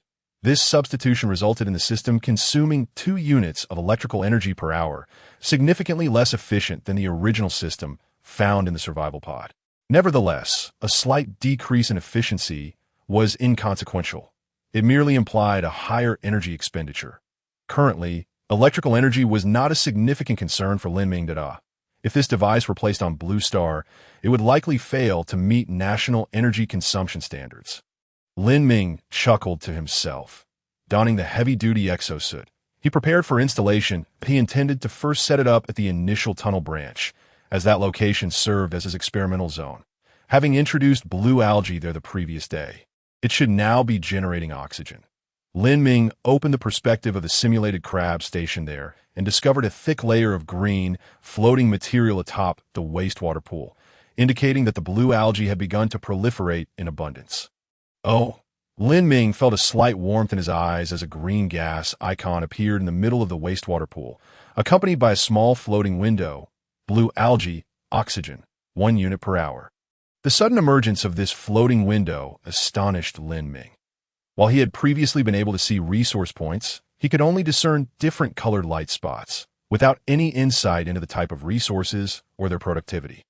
Why had there been a change? Reflecting on recent events, Lin Ming glanced at the cleanly gnawed corn cob on his plate. Could it be due to consuming interstellar corn and interstellar potatoes? Eating these foods has such unexpected benefits. The delightful surprise filled Lin Ming with joy. Regardless of whether it was indeed the result of consuming these items, having access to specific information about resource points and their output was undoubtedly advantageous. It seemed he would have to indulge in them more often. Lin Ming mused happily, summoning 2 simulated crabs to transport the internal and external units of the carbon-based life support system. Lin Ming himself carried a dozen pipes, swiftly ascending the steps of the tunnel. Before long, the trio arrived at the first tunnel branch. After confirming that there were no threats aside from the blue algae, Lin Ming opened the superalloy door. Finding a suitable spot that would not obstruct anything, he began to install the internal unit. Once the internal unit was secured, he proceeded to the entrance of the tunnel to install the external unit. After securing it, he connected the 2 with pipes. Testing the airtightness of the pipes, Lin Ming retrieved 1 liter of purified water from the heavy-duty exosuit and filled the external unit's liquid storage tank. For power supply, Lin Ming manufactured a pair of microwave transmission devices, directly utilizing the nearby solar panels for energy. Lin Ming attempted to activate the carbon-based life support system. Whirring sounds filled the air as the metal fan of the external unit began to rotate rapidly. Soon reaching 7,200 RPM, Lin Ming returned to the first tunnel branch, closed the superalloy door, and activated the monitoring equipment on his exosuit. Current temperature, 65 degrees Celsius. Current relative humidity, 85. Current atmospheric composition, 75 nitrogen. 13 carbon dioxide, 11 oxygen, 1 others. Current temperature, 55 degrees Celsius. Current relative humidity, 75. Current atmospheric composition, 76 nitrogen, 10 carbon dioxide, 14 oxygen, 0 others. Current temperature, 25 degrees Celsius. Current relative humidity, 50. Current atmospheric composition, 78 nitrogen, 0 carbon dioxide, 22 oxygen, 0 others. The carbon-based life support system was functioning properly, and the current environment was now suitable for habitation. Chapter 43. Technological Creation Success. Lin Ming clenched his fist in triumph. Having previously disinfected the tunnel with light, he was not concerned about the black tide causing trouble. Cautiously, he raised the glass visor of his exosuit helmet. Breathing in gently, he experienced no abnormal sensations. It seemed that by following this procedure, he could transform the entire tunnel into a habitable environment, allowing for unrestricted movement. Lin Ming mentally mapped out his upcoming tunnel renovation plans. However, there was still one step to complete. Blue algae produce oxygen through photosynthesis by decomposing carbon dioxide. That if the concentration of carbon dioxide within the tunnel were too low, the blue algae would be unable to perform photosynthesis. Conversely, if the carbon dioxide concentration were too high, it would lead to symptoms of respiratory distress. Fortunately, this could also be addressed. The temperature control chamber contained a soilless cultivation framework system, capable of introducing carbon dioxide into the framework to maintain a higher concentration in certain areas. Returning to the bottom of the tunnel, Lin Ming entered the survival pod and attempted to reverse engineer the temperature control chamber. Please select the chip to be used for reverse research. E-grade universal chip. Based on the computational power provided by the current chip, the estimated duration for reverse research is 1 year, consuming 1 unit of electrical energy per hour. Would you like to commence reverse research? You can shorten the duration of reverse research by increasing the number of chips or enhancing their computational power. Observing the estimated duration, Lin Ming was unconcerned. Drawing from his previous experience, he knew that by adjusting the reverse engineering target to a subsystem within the temperature control chamber, the time consumption would be reduced. Adjusting the reverse engineering target to the soilless cultivation framework system, he noted that based on the computational power provided by the current chip, the estimated duration for reverse research was now 2 hours. Consuming 1 unit of electrical energy per hour. Would you like to commence reverse research? Indeed, the time required for merely reverse engineering the soilless cultivation framework system has drastically diminished. After all, the function of this system is akin to that of a carbon-based life support system. It merely necessitates the regulation of nutrient and air components, and the technological complexity is not particularly high. The soilless cultivation framework system is modular, with each layer constituting a subsystem. Lin Ming disassembled one of the layers and commenced his reverse research. During the process of reverse engineering the technology, it is estimated that he will grasp the relevant technology within 2 hours. Once this task is completed, Lin Ming turned his attention to the simulated crabs and miniature satellites that he began exploring the terrain with yesterday. Gently caressing the ether crystal, a soft blue luminescence materialized, presenting a three-dimensional map of the vicinity before Lin Ming's eyes. Centered around him, the landscape within a 10-kilometer radius, as well as the conditions approximately 50 meters underground, were meticulously mapped. Gazing intently at the three-dimensional map, Lin Ming's eyes glimmered with anticipation as the map underwent a sudden transformation. Numerous luminous points of varying colors appeared upon the three-dimensional map. Some points were situated on the surface, while others resided several meters or even dozens of meters beneath. Adjacent to these luminous points were small floating windows, detailing the specific information of each point. Rust iron ore, reserve 53 units. F-grade universal chip, reserve 13 pieces. Damaged F-grade universal chip, reserve 256 pieces. On the surface, the majority of the resources were those Lin Ming had already extracted, which held little allure for him. Casting his gaze downward, Lin Ming observed several larger black luminous points. Hornblende, reserve 58 units. Hornblende, reserve 418 units. Muscovite, reserve 167 units. titanium ore, reserve 262 units. Hornblende and muscovite. Lin Ming consulted the corresponding guidebook and discovered that these ores could be utilized to extract high-purity silicon ingots. As for titanium ore, it could be combined with iron blocks to synthesize superalloys. Unfortunately, most of the titanium ore was buried deep underground, at depths of over 10 meters, given the excavation efficiency of the simulated crabs. The cost-effectiveness was too low, and it was unlikely to be mined in the short term. Fortunately, Lin Ming did not currently lack superalloys. Even if he did, the Interstellar trading post could procure them at relatively low prices. Regarding hornblende and muscovite, they were primarily located in shallow layers 1 or 2 meters underground.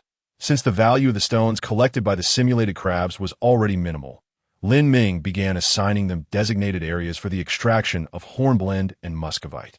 Continuing his examination, Lin Ming's brows furrowed slightly as he noticed an underground pit at the edge of the three-dimensional map. Could there be other humanoid beings hibernating nearby, considering the knowledge these humanoid beings possessed about the Urea planet? As well as the E-grade ships they had left behind, Lin Ming felt a twinge of unease. The technological level of these humanoid beings was presumably advanced, potentially reaching or even exceeding that of the previous Blue Star civilization. Moreover, they referred to Lin Ming as the Reaper and attempted to eliminate him before their demise. With such intelligent life forms in proximity, Lin Ming was understandably restless. Miniature satellites focus on detecting this area. On the three-dimensional map, the structure of the underground pit was only partially revealed by the miniature satellites. The thrusters of the miniature satellites ignited with flames as they slightly adjusted their posture and began to concentrate on probing the area Lin Ming had specified. Soon, the complete structure of the underground pit was unveiled. Lin Ming let out a faint sigh of relief. Within the pit, there were no green or red luminous points. Instead, a gray gear symbol marked the location, accompanied by a floating frame displaying technological artifact, a remnant of some intelligent life. Here it is. Lin Ming immediately stood up, donned his heavy-duty exosuit, and commanded the 3D metal printer to fabricate 10 bullets. With an electromagnetic gun in hand and a jetpack on his back, he swiftly departed from the pit. You, come here. He beckoned 3 simulated crabs, taking hold of one of their pincers as he ascended into the air. The remaining 2 simulated crabs grasped the legs of the one he held and soared upward alongside him. Opening the three-dimensional map, Lin Ming marked the entrance and commanded the jetpack to enter adaptive flight mode. With a low hum, the jetpack's turbines whirred to life, propelling him toward the pit at a speed of 30 kilometers per hour. The pit was 10 kilometers away. Thanks to the jetpack, a journey that would ordinarily take an hour was completed in a mere third of that time. You go ahead and scout the way. Lin Ming instructed one of the simulated crabs as he set it down. The simulated crab promptly complied, nimbly diving into the tunnel. From the shared perspective of the simulated crab, this pit appeared no different from the one Lin Ming was in. Both were artificially excavated. Inside, there were several branching paths. However, the pools that once contained contaminated water within the branches had long since dried up, leaving only cracked black substances behind. The gear symbol on the three-dimensional map was located at the bottom of the pit, and the simulated crab reached it in about 10 minutes. The arrangement at the bottom of the pit was similarly barren. The area that once housed the hibernation pod was now empty, indicating that the humanoid beings that had once occupied this space had chosen to eject, following the indications of the luminous points on the three-dimensional map. Lin Ming quickly directed the simulated crab to locate a black chip. Well done, that's the one. Gently grasp it and bring it back. Chapter 44. The development of other players soon. The simulated crab returned with the black chip. Upon receiving the black chip, Lin Ming opened the Ether Crystals guidebook and reviewed the relevant information. Liquid fractionation tower manufacturing blueprint. Description: a liquid fractionation tower developed by Urea's intelligent life to catalyze the black tide. Capable of producing various chemical products through a special process. Material requirements: 500 units of ultra-fine iron powder, 1 F-grade or higher universal chip, 10 electromagnetic coils, 10 circuit boards. Manufacturing requirements: requires a 3D metal printer. Manufacturing consumption: 50 units of electrical energy. A liquid fractionation tower. Gazing at the preview image in the guidebook, Lin Ming noted that it was a towering structure reaching 5 meters, resembling a blast furnace. It bore similarities to a petroleum fractionation tower, capable of separating different grades of products based on varying temperatures. Lin Ming discovered that, compared to the life support system, the materials and energy consumption required to manufacture the liquid fractionation tower had increased several-fold. 500 units of ultra-fine iron powder, an F-grade universal chip, and 50 units of electrical energy. This would be beyond the means of a typical player. However, since the liquid fractionation tower catalyzed the black tide, other players would likely be unable to obtain it. This technology appeared to belong distinctly to the Urea planet, akin to the spiked giant shell dragon found with Sun Yao or the jetpack obtained by He Weiqing. Lin Ming glanced at the task list of the ether crystal. The progress of the reverse engineering of the soilless cultivation framework system had surpassed the halfway mark by the time he returned. He should have nearly completed the research. His current priority was to renovate the first branch of the pit, and thereafter use it as a template to modify the entire pit.as for the liquid fractionation tower, which consumed significant resources but offered little immediate utility. Lin Ming planned to postpone its construction for the time being. After all, the 3D metal printer was currently occupied, and Lin Ming hoped to manufacture all the solar panels before the sun's direct rays concluded. By doing so, he could fully charge the energy reserves of the survival pod, ensuring that even when the sun dipped back below the horizon, he would have ample energy at his disposal. Grabbing hold of a simulated crab, Lin Ming retraced his steps, taking all 3 simulated crabs back with him. Upon arriving at the pit, Lin Ming waited for about 10 minutes before the ether crystal emitted a notification. Reverse engineering of the soilless cultivation framework system complete.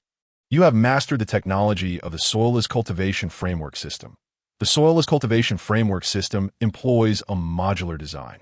Lin Ming examined the details and noted that each module constitutes a layer, requiring only 20 units of ultra-fine iron powder and 3 units of electrical energy for construction. Lin Ming meticulously measured the first branch of the pit and confirmed the initial phase of the construction plan. He planned to build 3 rows of frameworks, with each row consisting of 5 layers, totaling 15 modules. 1 row would be designated for transplanting the largemouth flower, interstellar corn, and interstellar potatoes, while the remaining 2 rows would facilitate the circulation of blue algae to generate oxygen. After finalizing the design, Lin Ming dispatched the construction task to the 3D metal printer. ZZZZ. The nozzle of the 3D metal printer whirred into action, and after completing the current solar panels, it immediately shifted to the task of constructing the soilless cultivation framework system. The nearby waiting simulated crabs, with their quick pincers, promptly retrieved the finished solar panels and installed them into the ground solar power array. Checking the construction progress, he noted that each module required the same duration for construction as the solar panels, 10 minutes.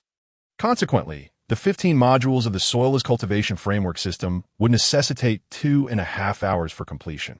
Looks like you're going to have to work overtime today. Gazing at the incessantly whirring 3D metal printer, Lin Ming opened the Interstellar trading channel and searched for metal printers, only to find that none were currently for sale, prompting him to abandon the quest. As he perused the inventory list of the Interstellar marketplace, he noticed that aside from basic resources, players had begun trading various non-essential items. F-grade universal chips, nutrient-rich soil, acid berries, rock salt, titanium ore, as well as external combustion generators, giant shell dragon meat, giant shell dragon skin, and giant shell dragon teeth. That he swiftly dismissed the first 2 items. Having encountered acid berries in the trading group of the Treasure Pavilion, he found their sour taste unappealing.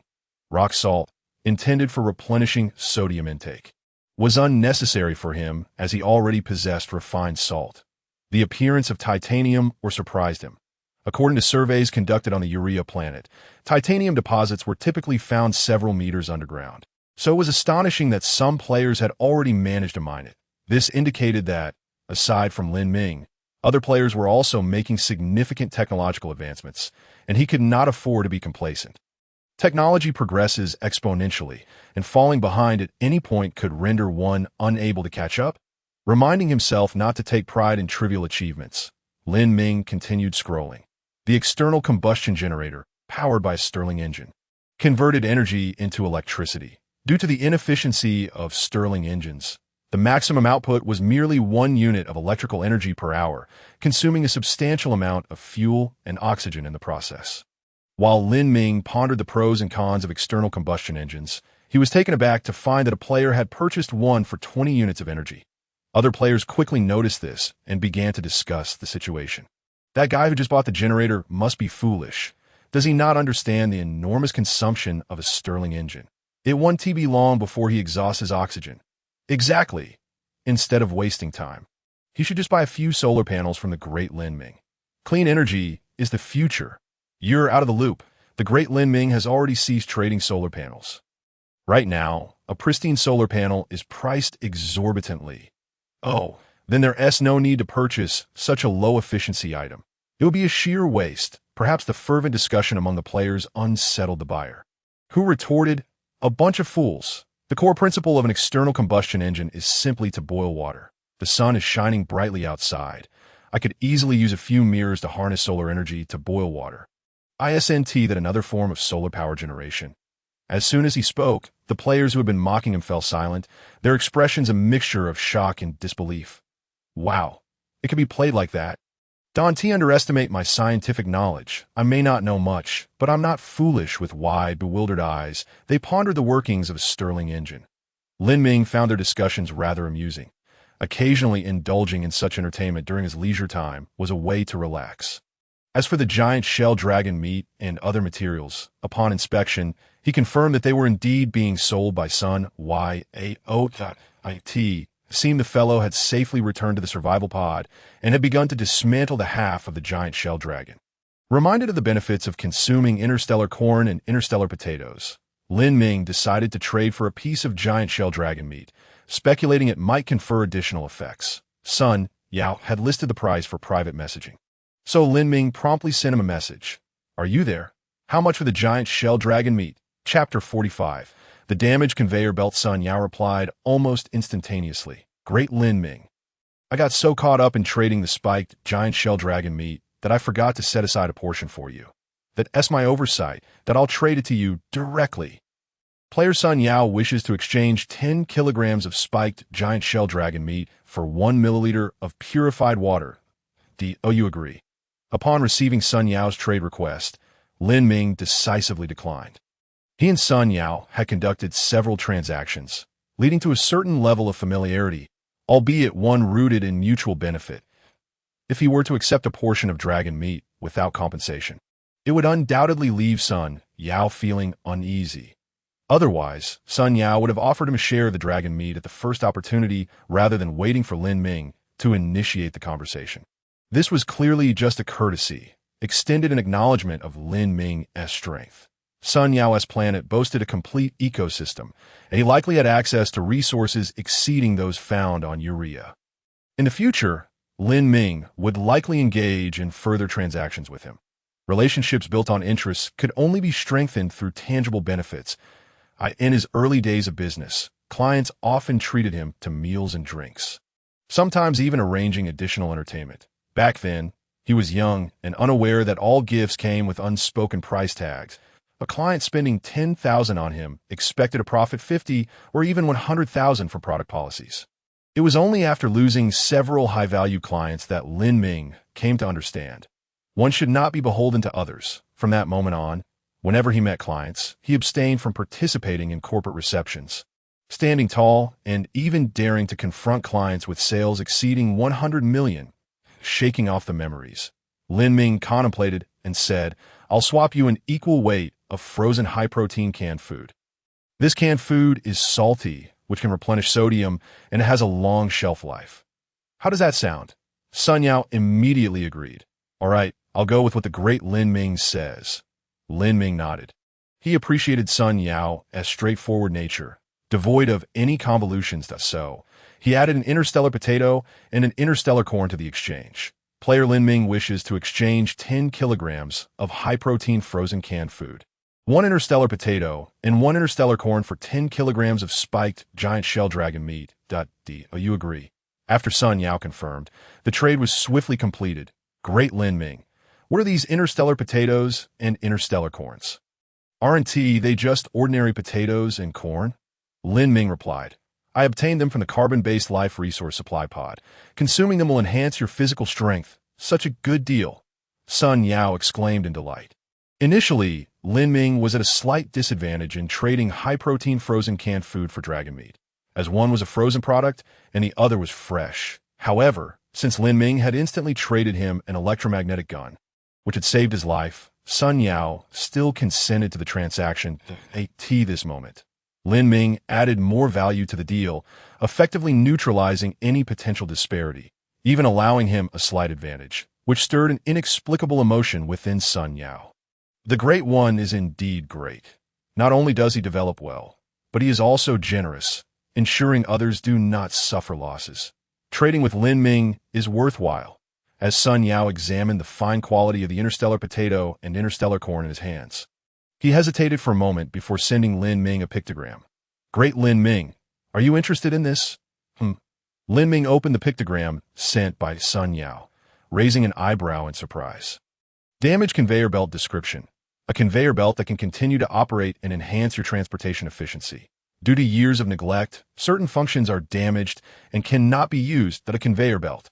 He was reminded of the resource harvesting mimic crabs. The mimic crabs had limited size and moved exceedingly slowly while transporting resources that if he were to create a conveyor belt system, allowing the mimic crabs to focus on resource extraction while the conveyor belt handled transportation. It would significantly enhance resource harvesting efficiency. As for the minor damages to the conveyor belt, with reverse engineering technology, he could deduce the blueprints and subsequently manufacture a new one. Lin Ming nodded inwardly. Recognizing the benefits of conducting transactions with a sense of propriety, that'd be why making Sun Yao feel comfortable, he would be more inclined to offer additional items for trade. Otherwise, Sun Yao might only trade basic items with Lin Ming in the future. Keeping other valuable resources hidden. Merchants pursue profit, and he was no different. What a fine item. Lin Ming unabashedly expressed his interest in the conveyor belt. What price do you seek? Sun Yao hesitated, pondering before responding honestly. I'm not quite sure. Right now, I don't lack basic resources. Sun Yao gently scratched the belly of the mimic crab, and the creature seemed to enjoy it immensely, with all 8 of its legs delicately quivering. How delightful it is to have a pet mimic crab here. I shall name you Xiao He.D. Oh, I once had a black Labrador, also named Xiao He. He was over 2 years old and quite the mischievous one, often rummaging through the garbage bins and scattering the trash everywhere. In those moments, I would brandish my slipper to scare him, and he would promptly lie on the ground, exposing his belly and wagging his tail in a gesture of goodwill. I could never bring myself to scold him, opting instead to scratch his belly while admonishing him not to rummage through the bins again. Yet, that silly dog would forget his lesson and continue his antics. Leaving trash strewn about once more. Oh, Xiao He, where are you? How I miss you, my dear Xiao He. Suddenly, Sun Yao lay down on the mimic crab's belly, sobbing uncontrollably. Chapter 46. A surge of strength upon acquiring the damaged conveyor belt. Lin Ming immediately commenced his research. Please select the chip for reverse engineering. E-grade universal chip. Based on the computational power provided by the current chip, the estimated duration for reverse engineering is 1 hour, consuming 1 unit of energy per hour. Shall we begin the reverse engineering process? Yes. The technological complexity of the conveyor belt is relatively low, thus the reverse engineering will require merely 1 hour. Halting the progress of reverse engineering, Lin Ming began preparing to assemble the hydroponic framework system. After a brief wait, the 3D printer had successfully produced 5 modules, which could be assembled into one set. Lin Ming, with 2 mimic crabs in tow, transported the 5 modules to the first pit branch. Upon opening the metal door, Lin Ming observed that following an initial period of rapid operation, the life support system's operational speed had gradually decreased, and the noise had significantly diminished. Using superalloy rivets, Lin Ming secured the 5 modules to one side of the stone wall, simultaneously connecting them to the life support system via piping. Before long, the system was operational, extracting wastewater directly from the lower sewage pit, filtering it, and channeling it into the pipes. The life support system began to regulate the water temperature while extracting an appropriate amount of carbon dioxide from the external air. It was complete. Transplantation could commence. Lin Ming nodded slightly and swiftly descended to the bottom of the pit, arriving at the temperature-controlled chamber. The potato plant had completely withered, with a dozen potatoes having fallen from the root. The rice plant had also fully matured, its heavy ears bending the stalks. The carnivorous plant that had consumed meat had burst open its pods, and Lin Ming found 5 seeds of the carnivorous plant on the ground. As for the plant that had consumed nothing, its flowers remained in full bloom, gently swaying as Lin Ming approached. Lin Ming gathered the potatoes, rice, and carnivorous plant seeds and took them to the first pit branch. He set aside 5 potatoes for consumption, while the remainder he cut into small pieces to encourage sprouting on the hydroponic framework. The carnivorous plant seeds were treated similarly. The rice and corn required a bit of time for threshing, after which they were spaced out and also set to sprout. The next task was to patiently wait. Filled with hope, Lin Ming gazed at the framework brimming with seeds, leaving the mimic crabs to stand guard. Before closing the superalloy door, returning to the survival pod, Lin Ming removed his heavy exosuit and took out the spiked armor dragon meat he had traded for with Sun Yao. Consuming corn and potatoes would enhance his abilities. But would eating the spiked armor dragon meat elevate his talents even further? This question could only be answered through experience. Lin Ming sliced off a pound of meat, freezing the remainder, and began preparing to grill it. Given the substantial amount of meat this time, Lin Ming decided to process it first. He scored the surface of the meat into a diamond pattern, then seasoned it with fine salt, and finally applied a nutritious paste. Lin Ming had finally mastered the correct usage of the nutritious paste. This paste, a blend of various spices and foods, was a thick substance that was difficult to consume directly. However, when used as a marinade, it would yield delightful results after grilling. After half an hour of marinating, Lin Ming began roasting the seasoned meat alongside the potatoes using hot air. The pink meat quickly bubbled upon contact with the heated air. In less than 5 minutes, the exterior had transformed into an enticing brown. He slightly reduced the temperature of the hot air, and, after another 10 minutes of roasting, the survival pod was filled with the delectable aroma of meat. The scent of grilled spiked armor dragon meat was far more appetizing than that of canned meat, causing Lin Ming to swallow repeatedly. Taking a bite, the first sensation was the crisp shell, perfectly charred but not burnt, with the Maillard reaction creating a delightful crunch and chewiness that released a burst of flavor. Lin Ming popped a piece of roasted potato into his mouth, savoring the taste before eyeing the tantalizing grilled meat. Beneath the crispy shell, he found perfectly cooked, tender, and juicy meat. He cut off a piece and placed it in his mouth as he began to chew. The flavorful juices burst forth, flooding his palate with a taste that could only be described as perfection, so delicious that Lin Ming felt as though he might swallow his own tongue. In just a few bites, he devoured the meat, then cut off a piece of fat. The highly caloric fat delighted Lin Ming, who had abstained for so long. Delicious, truly delicious, in under 5 minutes. He had consumed a pound of grilled spiked armor dragon meat along with a roasted potato as before.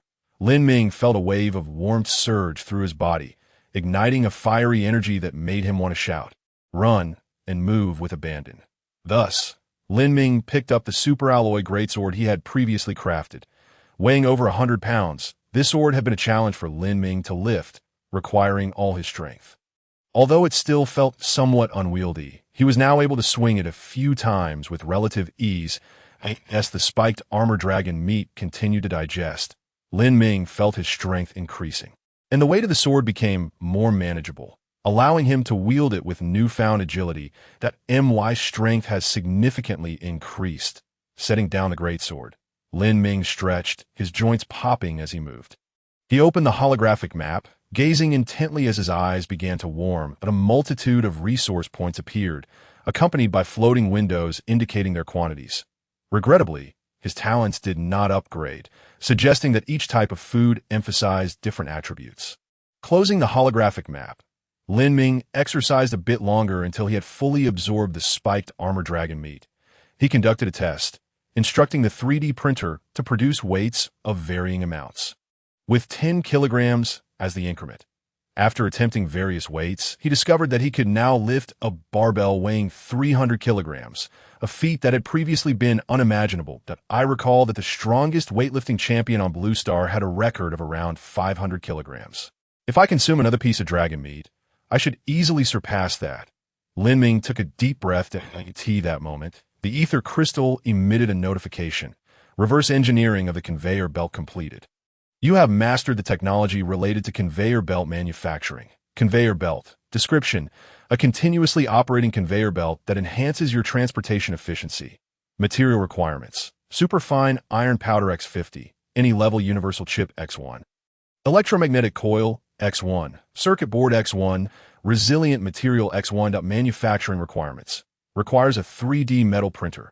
Manufacturing consumption: energy X5 units. Looking at the materials required for the conveyor belt, Lin Ming stroked his chin thoughtfully. Resilient material: it must refer to rubber or a similar substance that I do not have any relevant resource deposits nearby, nor have I seen them at the Interstellar trading post. After pondering for a while, Lin Ming suddenly clapped his hands. Could the skin of the spiked armor dragon be used? It seemed he would need to have a discussion with Sun Yao. P.S. Special thanks to book friend Shilikin. See you in 123 and Makabaka from the basement for their support, and heartfelt gratitude to all who have commented and supported my book. I am deeply moved. Thank you. Hee. Surprise update. There will be another chapter in 1 minute. Chapter 47. Sun Yao's talent with the previous transaction as a foundation. Lin Ming did not need to say much, and Sun Yao readily agreed to this new trade, that a total of 5 pieces of spiked armored dragon skin. What do you intend to exchange for this time? Lin Ming asked Sun Yao to make the first offer. Sun Yao quickly responded. Lin Ming, do you have any surplus interstellar potatoes and interstellar corn? Just one of each would suffice. Lin Ming had some reserves of interstellar potatoes and corn, so this request was not a problem. After completing the transaction, Lin Ming casually mentioned, please refrain from calling me Big Shot in the future. It feels awkward. Just call me Lin Ming. Have you eaten the spiked armor dragon meat? After I consumed it, I felt my strength seem to increase. Sun Yao replied, Lin Ge, I have eaten it too, and my strength has increased quite a bit. I can now lift over 400 kilograms of stone.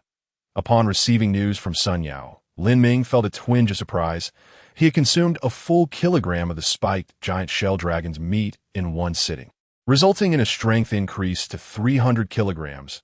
He had thought this was quite impressive, only to discover that Sun Yao had surpassed him by over 100 kilograms. It soon became evident to him that one cannot generalize about human physiques. Perhaps Sun Yao was naturally stronger, thus possessing a higher strength threshold. Lin Ming then subtly inquired, I presume you've also indulged in the interstellar potatoes and corn. Did you experience any peculiar sensations? Sun Yao replied with a chuckle, Hee, of course, Lin Ge. You know how it is. Lin Ming blinked. It appeared that his ability to perceive resource points was not unique. Sun Yao seemed to share a similar talent. A fleeting sense of inexplicable disappointment washed over him, but he quickly adjusted his mood and stated, could it be that you also? Yes, Lin Ge. This stuff is truly remarkable. My time has tripled. I used to reward myself with 10 minutes. But after consuming the interstellar corn and potatoes, I was rewarded with over half an hour today. My arms are sore. Lin Ming suddenly realized that their conversation was not on the same wavelength. After some casual exchanges, he ended the chat. Before him lay 5 pieces of spiked giant shell dragon skin, quietly spread out. The skin was adorned with silicon-based spikes, which the creatures used to regulate their body temperature and absorb sunlight. Before manufacturing the conveyor belt, these spikes needed to be processed. Lin Ming attempted to pick up a piece and used the decomposition core from the survival pod to break it down. The ether crystal stone quickly provided a notification. Decomposition yields high-toughness dragon skin X1, high-purity silicon ingot X3. The method proved viable. He processed the remaining 4 pieces of dragon skin and then began experimenting with the conveyor belt's construction. The components required for the conveyor belt were minimal, primarily consisting of bearings, a metal frame, a control box, and the dragon skin covering. Within 5 minutes, the conveyor belt was complete. T measured 1 meter in length and half a meter in width, with adjustable supports capable of varying the height from 0.2 meters to 1.5 meters. The conveyor belt featured a control box that could directly receive commands via the ether crystal stone. Lin Ming placed the conveyor belt on the ground and opened the control interface of the ether crystal stone. Run. Buzz. The metal bearings on the conveyor belt began to spin, and the dragon skin moved rapidly. Reverse. The conveyor belt immediately halted and began to rotate in the opposite direction at the same speed. The conveyor belt was quite straightforward, with adjustable height, forward and reverse motion, and speed. The minimum speed was 1 meter per second, while the maximum was 5 meters per second. As for energy consumption, it still relied on electrical power. The advantage was that the conveyor belt had a built-in microwave power reception system, consuming only 1 unit of energy over an entire day's operation. Lin Ming pondered. Having 1 or 2 conveyor belts was of little use. While a dozen would just suffice to get started, to significantly enhance efficiency, the transport distance would need to be measured in hundreds of meters. Currently, he had ample materials to construct conveyor belts, but resilient materials were exceedingly scarce, considering that half a spiked giant shell dragon could yield 5 pieces of dragon skin. A whole one could provide 10. If he could acquire 7 to 10 spiked giant shell dragon skins, he could establish a conveyor belt cluster spanning 100 meters. However, among the planets Lin Ming was aware of, only the one where Sun Yao resided contained spiked giant shell dragons. It seemed he would need to chat with Sun Yao once more. This time, Lin Ming did not directly open Sun Yao's chat window. After all, the collaboration he intended to discuss was different from their previous interactions. Their earlier partnership had been a one-time transaction, with no subsequent contact. Yet, to raid a gathering of spiked giant shell dragons, Sun Yao alone would certainly lack the capability. Lin Ming would have to provide him with additional support. Otherwise, even if Sun Yao agreed, venturing alone into the lair of the spiked giant shell dragons could lead to his demise before he managed to slay a few, a loss that would be counterproductive. From their previous interactions, Lin Ming had gathered that Sun Yao's character was quite straightforward. Such individuals are intelligent, but do not resort to scheming in relationships. However, once they feel cheated, they will not hesitate to sever ties, never offering a second chance. Lin Ming genuinely appreciated befriending such individuals, as he had no intention of deceiving Sun Yao. This collaboration could serve as an opportunity. If their partnership was successful, their relationship could deepen, evolving into one of camaraderie. After considerable contemplation, Lin Ming finally resolved to proceed. He opened Sun Yao's chat window. "Are you busy?" Sun Yao replied, "Lin Ge, just a moment. I just finished the Interstellar corn and potatoes." You know how it is. Lin Ming waited for over 40 minutes before Sun Yao contacted him again. "Lin Ge, what can I do for you?" Lin Ming typed in the chat box. "Are you interested in collaborating to raid the spiked giant shell dragon gathering area?" Sun Yao responded without hesitation. "Absolutely. Lin Ge, you wouldn't believe it, but those female streamers have been getting increasingly demanding. For a half-hour borderline one-on-one live stream, they wanted a kilogram of dragon meat, and then claimed their throats were sore and requested a liter of purified water. But I didn't come away empty-handed. I asked for a set of original flavor, which I removed during the stream." Lin Ming was repeatedly astonished by Sun Yao. He had not anticipated that today's youth engaged in such extravagant pursuits. Although he could not partake, the visual feast was nonetheless impressive. Lin Ming declared, "I have decided to collaborate with you to raid the spiked giant shell dragons gathering area. From the video you sent me last time, it appears that a typical gathering contains approximately 7 to 8 adult dragons. With a maximum of no more than 10, you currently have the mimic crab for scouting and an electromagnetic gun as your weapon. I will handle the logistics, providing you with ammunition and a spare electromagnetic gun in real time. I will cover the costs of ammunition and energy consumption. What do you think?" Sun Yao responded without a moment's hesitation. "No problem. Let's do it." After confirming the collaboration, Lin Ming began discussing some details with Sun Yao. Lin Ming said, "Reloading the electromagnetic gun takes time. If we encounter a significant number of spiked giant shell dragons, after you finish firing, trade with me directly, and I will supply you with a fully charged electromagnetic gun." Sun Yao replied, "Lin Ge, no problem.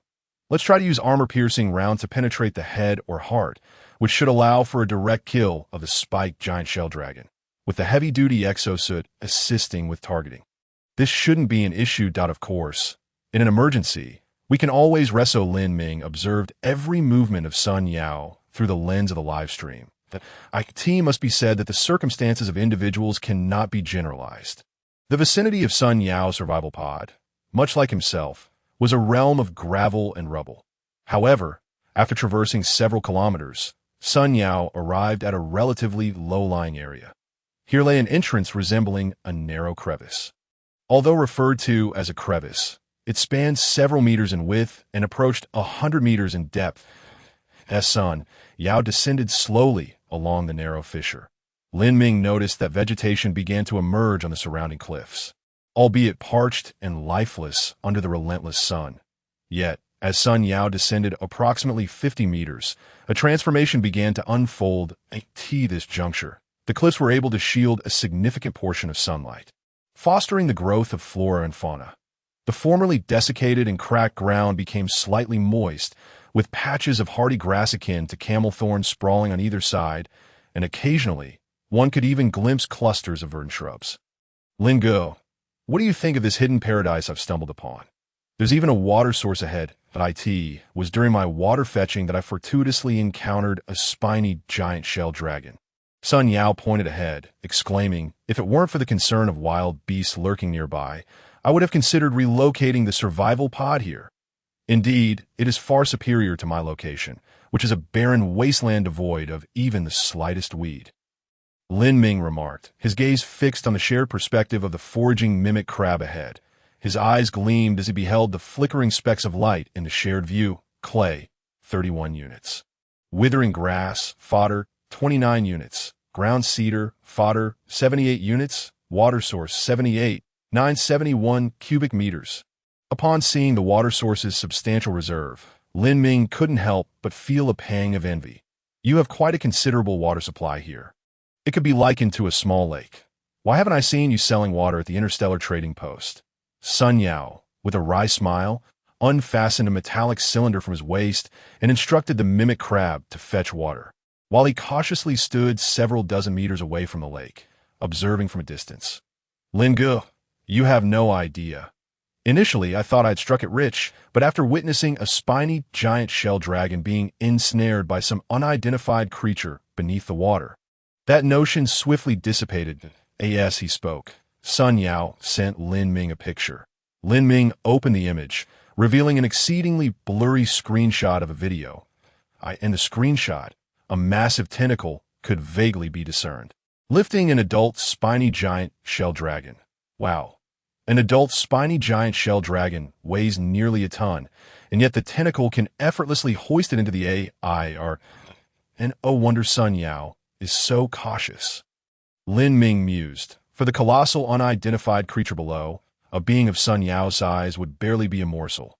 Thus, occasionally fetching a bit of water would likely go unnoticed. However, should Sun Yao overstep his bounds and recklessly draw water right beside the lake, the monstrous creature would inevitably intervene to protect its territory. Fortunately, sporadically fetching a cylinder of water seemed inconsequential to the creature. Receiving the metallic cylinder handed over by the mimic crab, Sun Yao patted its carapace and secured the cylinder at his waist. Well done, continue your patrol, little black. The mimic crab resumed its patrol, and Lin Ming suddenly caught sight of a purple glimmer flickering briefly in the frame. Purple Damluo, medicine, 1 unit. Medicine? Lin Ming was taken aback, having never encountered this classification before. Although the regional chat channel had seen no players requesting medicine, it was only natural for individuals to fall ill. The potential value of medicine was immeasurable. Yet the dilemma was that this was Sun Yao's planet, and prior to this, they had not established any agreement regarding the distribution of such discoveries. After a moment of internal conflict, Lin Ming spoke up. It seems there's a plant growing unusually behind the mimic crab. Otto, really? Sun Yao replied, turning to inspect the direction, and after scrutinizing closely, he discovered a small, pale purple plant among the ground cedars. Lingu, your eyesight is quite sharp. You spotted it.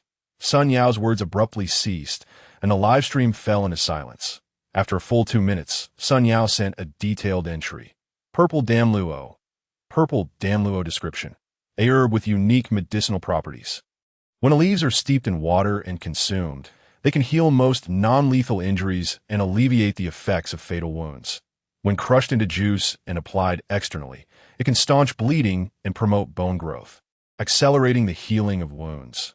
Lingu, Sun Yao's voice trembled slightly. There's only one plant. How shall we divide it? We previously agreed that I only require dragon skin and dragon meat. Everything else belongs to you. After a brief surge of excitement, Lin Ming regained his composure. Once the thrill subsided, he inwardly mocked himself. Lin Ming, how could you be so greedy? With so many resources at hand and various scarce technologies, You still entertain covetous thoughts over a single medicinal herb. Sun Yao fell silent once more. Soon after, he spoke. Lin Gu, after all, we are in this together to hunt the spiny giant shell dragons. We should share the spoils. This herb has 10 leaves. Let us split it 5 each. No need. I'm not unwell at the moment, so it holds little use for me. Lin Ming suddenly recalled that he had a flowering big mouth plant, which had not consumed anything, and continued, how about this? You keep the leaves, and just give me the stem. Sun Yao's expression turned urgent, but the guide clearly states that only the leaves possess medicinal efficacy. Let us divide it this way. Trust me. Lin Ming replied nonchalantly. I'll use the stem to brew tea. Who knows, it might even enhance my reward duration. Upon hearing this, Sun Yao inhaled deeply. This was the hallmark of a true expert. Despite being tempted by such a precious item, he still adhered to his principles. If their roles had been reversed, he would have acquiesced immediately when Lin Yao proposed an equal split. Fine. Sun Yao carefully plucked 10 leaves and stored them in the inner pocket of his exosuit, trading the stem to Lin Ming, while solemnly stating, Lin Gu, should you require purple danluo in the future, do not hesitate to ask. Great. Lin Ming nodded slightly in approval of Sun Yao's demeanor. He had not misjudged him. Sun Yao was indeed a trustworthy friend. Having received the stem of purple danluo, Lin Ming rose and headed toward the temperature-controlled chamber. Inside, the solitary big mouth plant swayed gently upon sensing Lin Ming's arrival. Don T. Fret, I've brought you a treat today. Lin Ming fed the stem of purple danluo, along with its roots, into the blooming flower bud. Instantly, the bud coiled around the stem, securing it tightly, then drooped and remained still. Lin Ming gently caressed the closed flower bud. Once you mature, I'll transplant you so that you can mingle with your kin. Having completed these tasks, Lin Ming turned his attention back to Sun Yao's livestream. After tending to the purple danluo, Sun Yao was particularly vigilant about the flora and fauna surrounding him. Unfortunately, no other precious herbs were discovered. Circumventing the broad lake, Sun Yao arrived at a slightly recessed cliff. Lin Ming noted an entrance here, with the grass in front trampled and withered, revealing the occasional massive dragon claw prints. This was the lair of the spiny giant shell dragon, which housed a considerable space within. Sun Yao explained to Lin Ming, it is not yet the time for the spiny giant shell dragons to emerge. They likely won't come out for another 3 or 4 hours to drink and forage. Lin Ming stroked his chin thoughtfully that means we'll need to wait here for 3 or 4 hours. Have you fully charged your exosuit? Sun Yao chuckled. I have my methods with that. Sun Yao retrieved another metallic cylinder from his waist. Upon opening it, Lin Ming was astonished to see him pour out a dragon egg. Could he truly be a genius?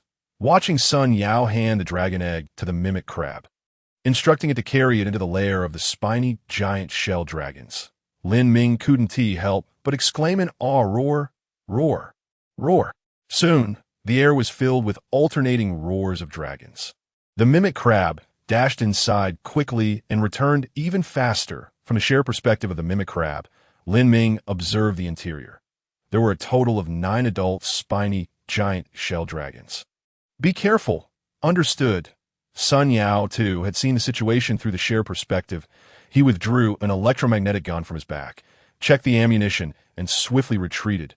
Thud, thud, thud. During the live stream, Lin Ming could clearly hear the rapid, powerful footsteps. Suddenly, a massive spiny giant shell dragon burst from the cave, opening its gaping maw towards the mimic crab. Roar, whoosh, a flash of silver streaked by, and a thumb-sized hole appeared in the head of the spiny giant shell dragon. With crimson and white fluids gushing forth, smack, the spiny giant shell dragon swayed twice before collapsing lifelessly. Well done, Lin Ming praised, simultaneously requesting a trade for the electromagnetic gun in his hand that was now fully loaded with the one Sun Yao held. Sun Yao promptly consented, then pulled the trigger at another spiny giant shell dragon that had emerged from the cave. Whoosh! Another spiny giant shell dragon fell. It must be said that kinetic weapons were lethal to carbon-based organisms. No matter how tough their skulls, they were no match for the superalloy armor-piercing rounds with a muzzle velocity of 3,000 meters per second. after consecutively slaying 3 spiked shell dragons. The remaining spiked shell dragons within the lair sensed that something was amiss. What on earth? Why are my companions lying unconscious ahead? Observing the remaining few spiked shell dragons hesitating near the cave entrance, Sun Yao shouted, "Xiao He, lure them out!" With a rustle, the mimic crab, which had been watching from the sidelines, promptly raised the dragon eggs and scuttled towards the cave entrance. Roar! Upon sighting the stolen dragon eggs, 2 spiked shell dragons within the lair became agitated and charged out with furious roars. Whoosh! The electromagnetic gun fired. Whoosh! Another 2 spiked shell dragons fell to the ground. In an instant, the number of spiked shell dragons was halved. Consequently, no matter how the mimic crab attempted to entice them at the cave entrance, the remaining 4 spiked shell dragons refused to emerge. Sun Yao called out to the mimic crab, "Xiao He, intensify your efforts." With a rustle, the mimic crab's 8 legs moved swiftly as it ran into the cave, holding the dragon eggs aloft. Roar! The 4 spiked shell dragons dashed towards it, only to see the mimic crab once again emerge with the dragon eggs. However, the spiked shell dragons did not give chase but retreated back into their lair. The mimic crab repeated the act, running back into the cave with the dragon eggs. The spiked shell dragons roared once more and charged out. After several attempts, 2 of the spiked shell dragons, unable to endure the humiliation, rushed out of the cave, only to be swiftly dispatched by Sun Yao. Only 2 remained.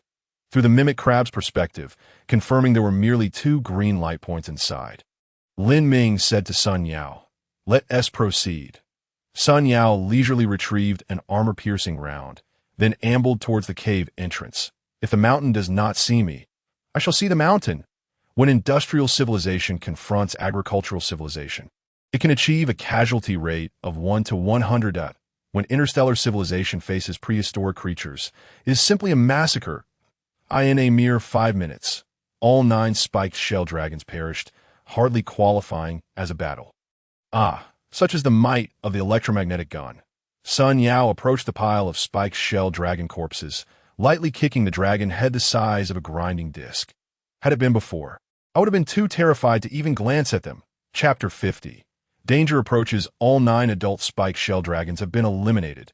Sun Yao counted his spoils, cheerfully telling Lin Ming, "Lin Ge, I'm going in to see if there's anything else." "All right, be cautious," Lin Ming advised. Rest assured, Sun Yao, holding the electromagnetic gun, had the mimic crab scout ahead while he kept a vigilant distance of over 10 meters behind. Lin Ming also attentively monitored the sheer perspective of the mimic crab. Perhaps due to the herbivorous nature of the spiked shell dragons, there was no food stockpiled within the lair. There were no dragon eggs either, as it seemed the previous ones had all been collected by Sun Yao. And oh wonder the spiked shell dragons were willing to risk their lives to pursue the dragon eggs. They represented the hope of their species' continuation. A bunch of impoverished creatures. The instigator, Sun Yao, remained oblivious to this reality, and after a brief inspection, he felt slightly disappointed. "Sun Yao, what are those on the ground?" Lin Ming pointed at the dark, football-sized objects visible in the mimic crab's shared perspective. His eyes glimmered with interest as he noticed gray specks flickering on these black spheres. These? Sun Yao jogged over to the pile of black spheres, crouched down to examine them, and reached out to touch them. Unfortunately, dressed in a heavy exosuit, he could not discern their texture. "Stop touching them. I already know what they are." Lin Ming quickly intervened, noticing the floating window beside the flickering specks. "Feces, fertilizer, 1 unit. What is it?" Sun Yao, filled with curiosity, forcefully grabbed a handful of the black sphere, revealing a mushy substance within, containing discernible plant fibers and intact wild fruits or seeds. "This is dung." Sun Yao shuddered, vigorously shaking his hand. The strong force sending the feces flying against the stone wall a dozen meters away with a loud smack. Sun Yao removed a metallic cylinder from his waist, rinsing the soiled exosuit with the water inside. Lamenting, "This is revolting. This is actually valuable."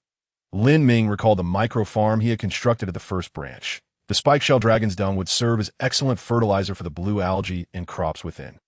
Moreover, there were several piles of dung here, each containing dozens of black spheres. Their quantity, quite substantial, he said to Sun Yao. I'll give you 10 units of energy. Trade all this dung to me. Lin Ge, what do you need these for? Sun Yao questioned, though he began to take action. The prerequisite for trading items is ownership of the items, and these uncollected resources cannot be traded directly. Suppressing his disgust, Sun Yao extended a finger and gently tapped one of the black spheres. Upon acquiring ownership of the black sphere dung, he immediately began trading with Lin Ming. Lin Ming had already been waiting at the first branch of the pit, and upon completing the trade, he tossed the black sphere dung into the already half-filled sewage pool. Splash, splash, the scene, accompanied by the slightly oppressive splashing sounds, made Lin Ming feel a bit nauseous, his stomach churning. Fortunately, clad in his heavy exosuit, he could not detect the potentially invigorating odor. For reasons unknown, Sun Yao worked with remarkable efficiency, completing the trade of all the black sphere dung in a mere 5 minutes. After finishing, he immediately took the metallic cylinder and diligently washed his exosuit. "Ah, I feel so unclean." Sun Yao raised his right hand to inspect it closely, even sniffing it, though of course he could smell nothing through the glass helmet. Lin Ming remained silent, offering no words of comfort. In a completely foreign planet, relying on dung for fertilizer and even utilizing urine for hydration were entirely normal practices that humanity's morality stems from the fulfillment of basic needs. Without such fulfillment, the primal instincts will overshadow humanity. Survival is the foremost principle of all life. After a few minutes, Sun Yao gradually calmed his emotions and approached the cave entrance to begin clearing the spiked shell dragon corpses. With all 9 spiked shell dragons being adult-sized, each one required individual handling by Sun Yao. Thanks to the assistance of the heavy exosuit, he merely needed to grasp the tails of the spiked shell dragons, dragging them one by one to the entrance of the canyon, where he would temporarily relocate the survival pod to decompose them for materials. Damn decomposition core. Every time I decompose the flesh of a spiked shell dragon, it only yields 100 kilograms, while the remainder consists of various materials. As for the internal organs and skeletons, who knows where they vanished to? As Sun Yao transported the spiked shell dragons, he grumbled to Lin Ming. Lin Ming countered, "Why not just slaughter them yourself? With super alloy tools, it should be quite easy, right?" Sun Yao replied, "Lin Ge, I've considered that, but think about it. Since there is a complete ecological chain in the canyon, it implies that besides herbivores, there are certainly carnivores as well. Those creatures have keen noses.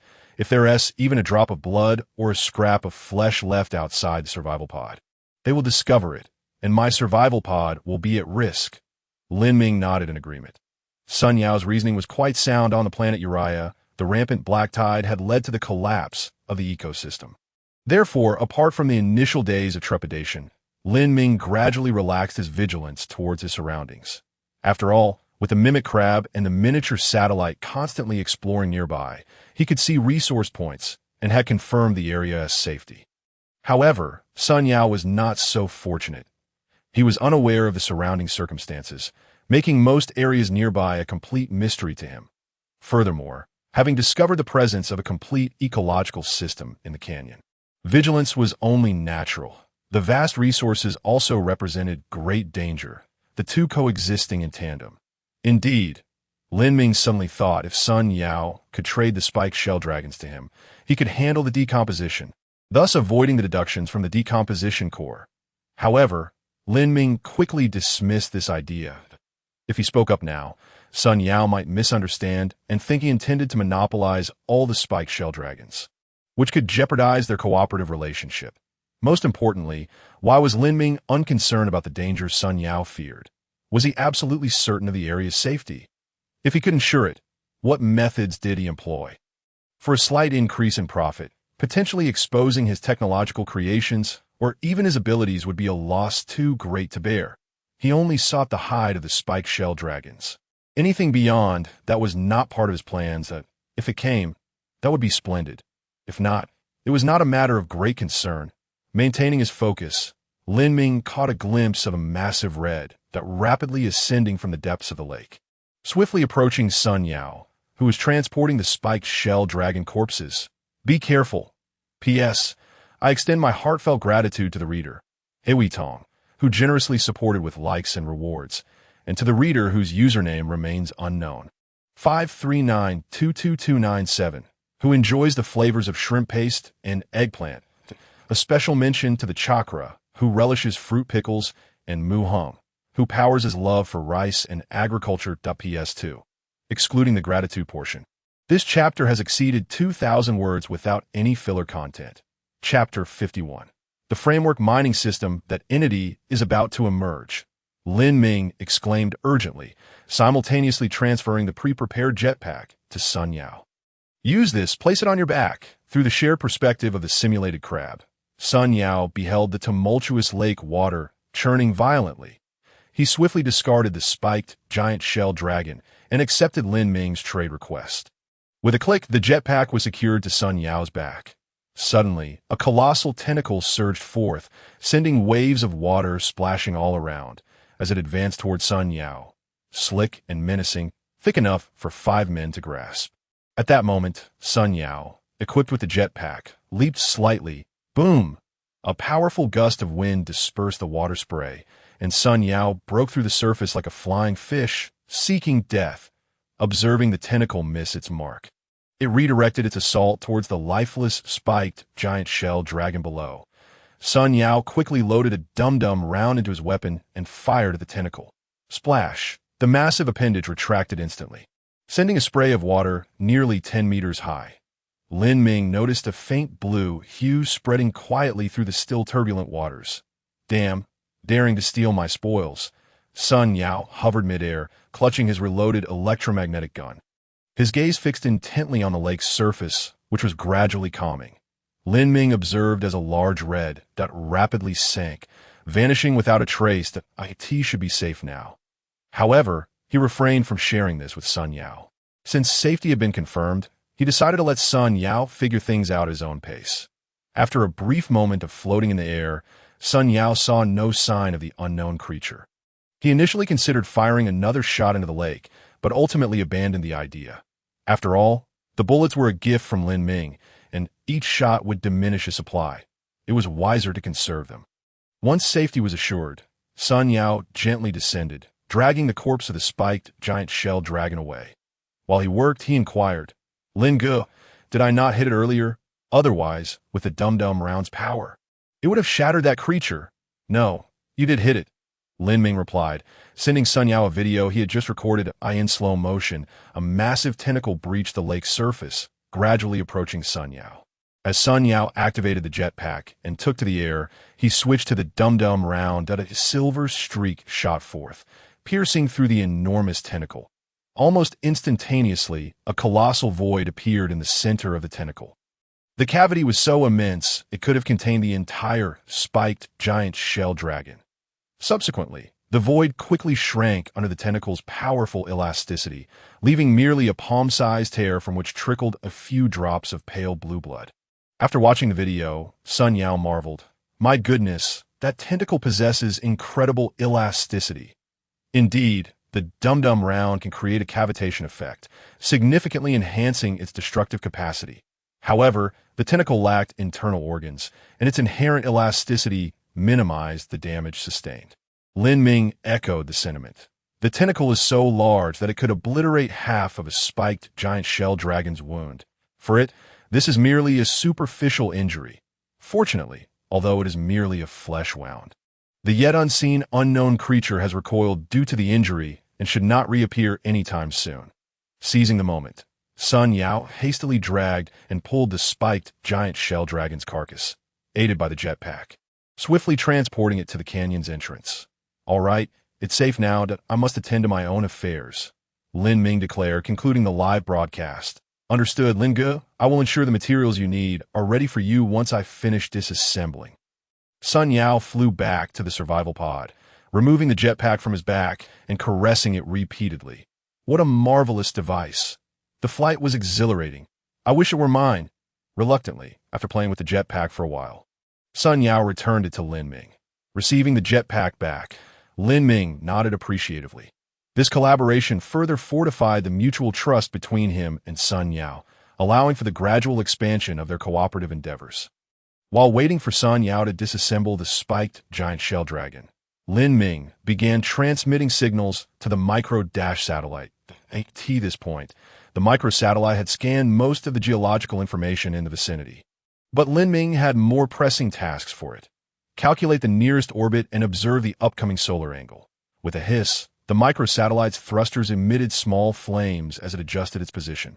Commencing the observation of the relative orbital movements of the stars and the planet Urea 10 minutes later, the ether crystal projected a notification. It predicts that in 12 hours, the angle of the stars relative to the surface will gradually decrease, reaching 45 degrees after 8 hours and maintaining that angle for 72 hours, during which the surface temperature is expected to drop below 100 degrees Celsius. Cooling has commenced. The relentless sun of the past 2 days is soon to wane. With the sun poised to hang at a slant in the sky, a 45-degree angle. This position will provide ample light while preventing excessive underground temperatures if it were not for the need to transport heavy objects. He could even don a lightweight extravehicular suit and operate outside. Although the heavy extravehicular suit is equipped with highly sensitive exoskeletal support, it still cannot perform certain delicate tasks and lacks tactile feedback. A fact Sun Yao should be well aware of. The next 3 days will be a period of development. The pace must be accelerated. Lin Ming contemplated before issuing a command to the microsatellite. Conduct deep space exploration to ascertain if there are any E-grade supply pods nearby. With a hiss, the microsatellite adjusted its angle and began its deep space reconnaissance. Upon descending into the pit, Lin Ming entered the first branch of the cave, discovering that the hydroponic frames housed burgeoning seeds of interstellar corn and rice. While the fragments of interstellar potatoes showed no notable changes, that IT appears at the time until he can feast on interstellar rice is not far off, descending to the bottom of the pit. Lin Ming observed that the 3D metal printer had produced several solar panels, with the simulated crabs diligently transporting them out and commencing installation. Once the solar angle shifts, he would need to assign one of the simulated crabs to adjust the angles continuously, ensuring that the solar panels are always positioned optimally. Lin Ming checked the energy reserves of the survival pod, noting there were already over 470 units.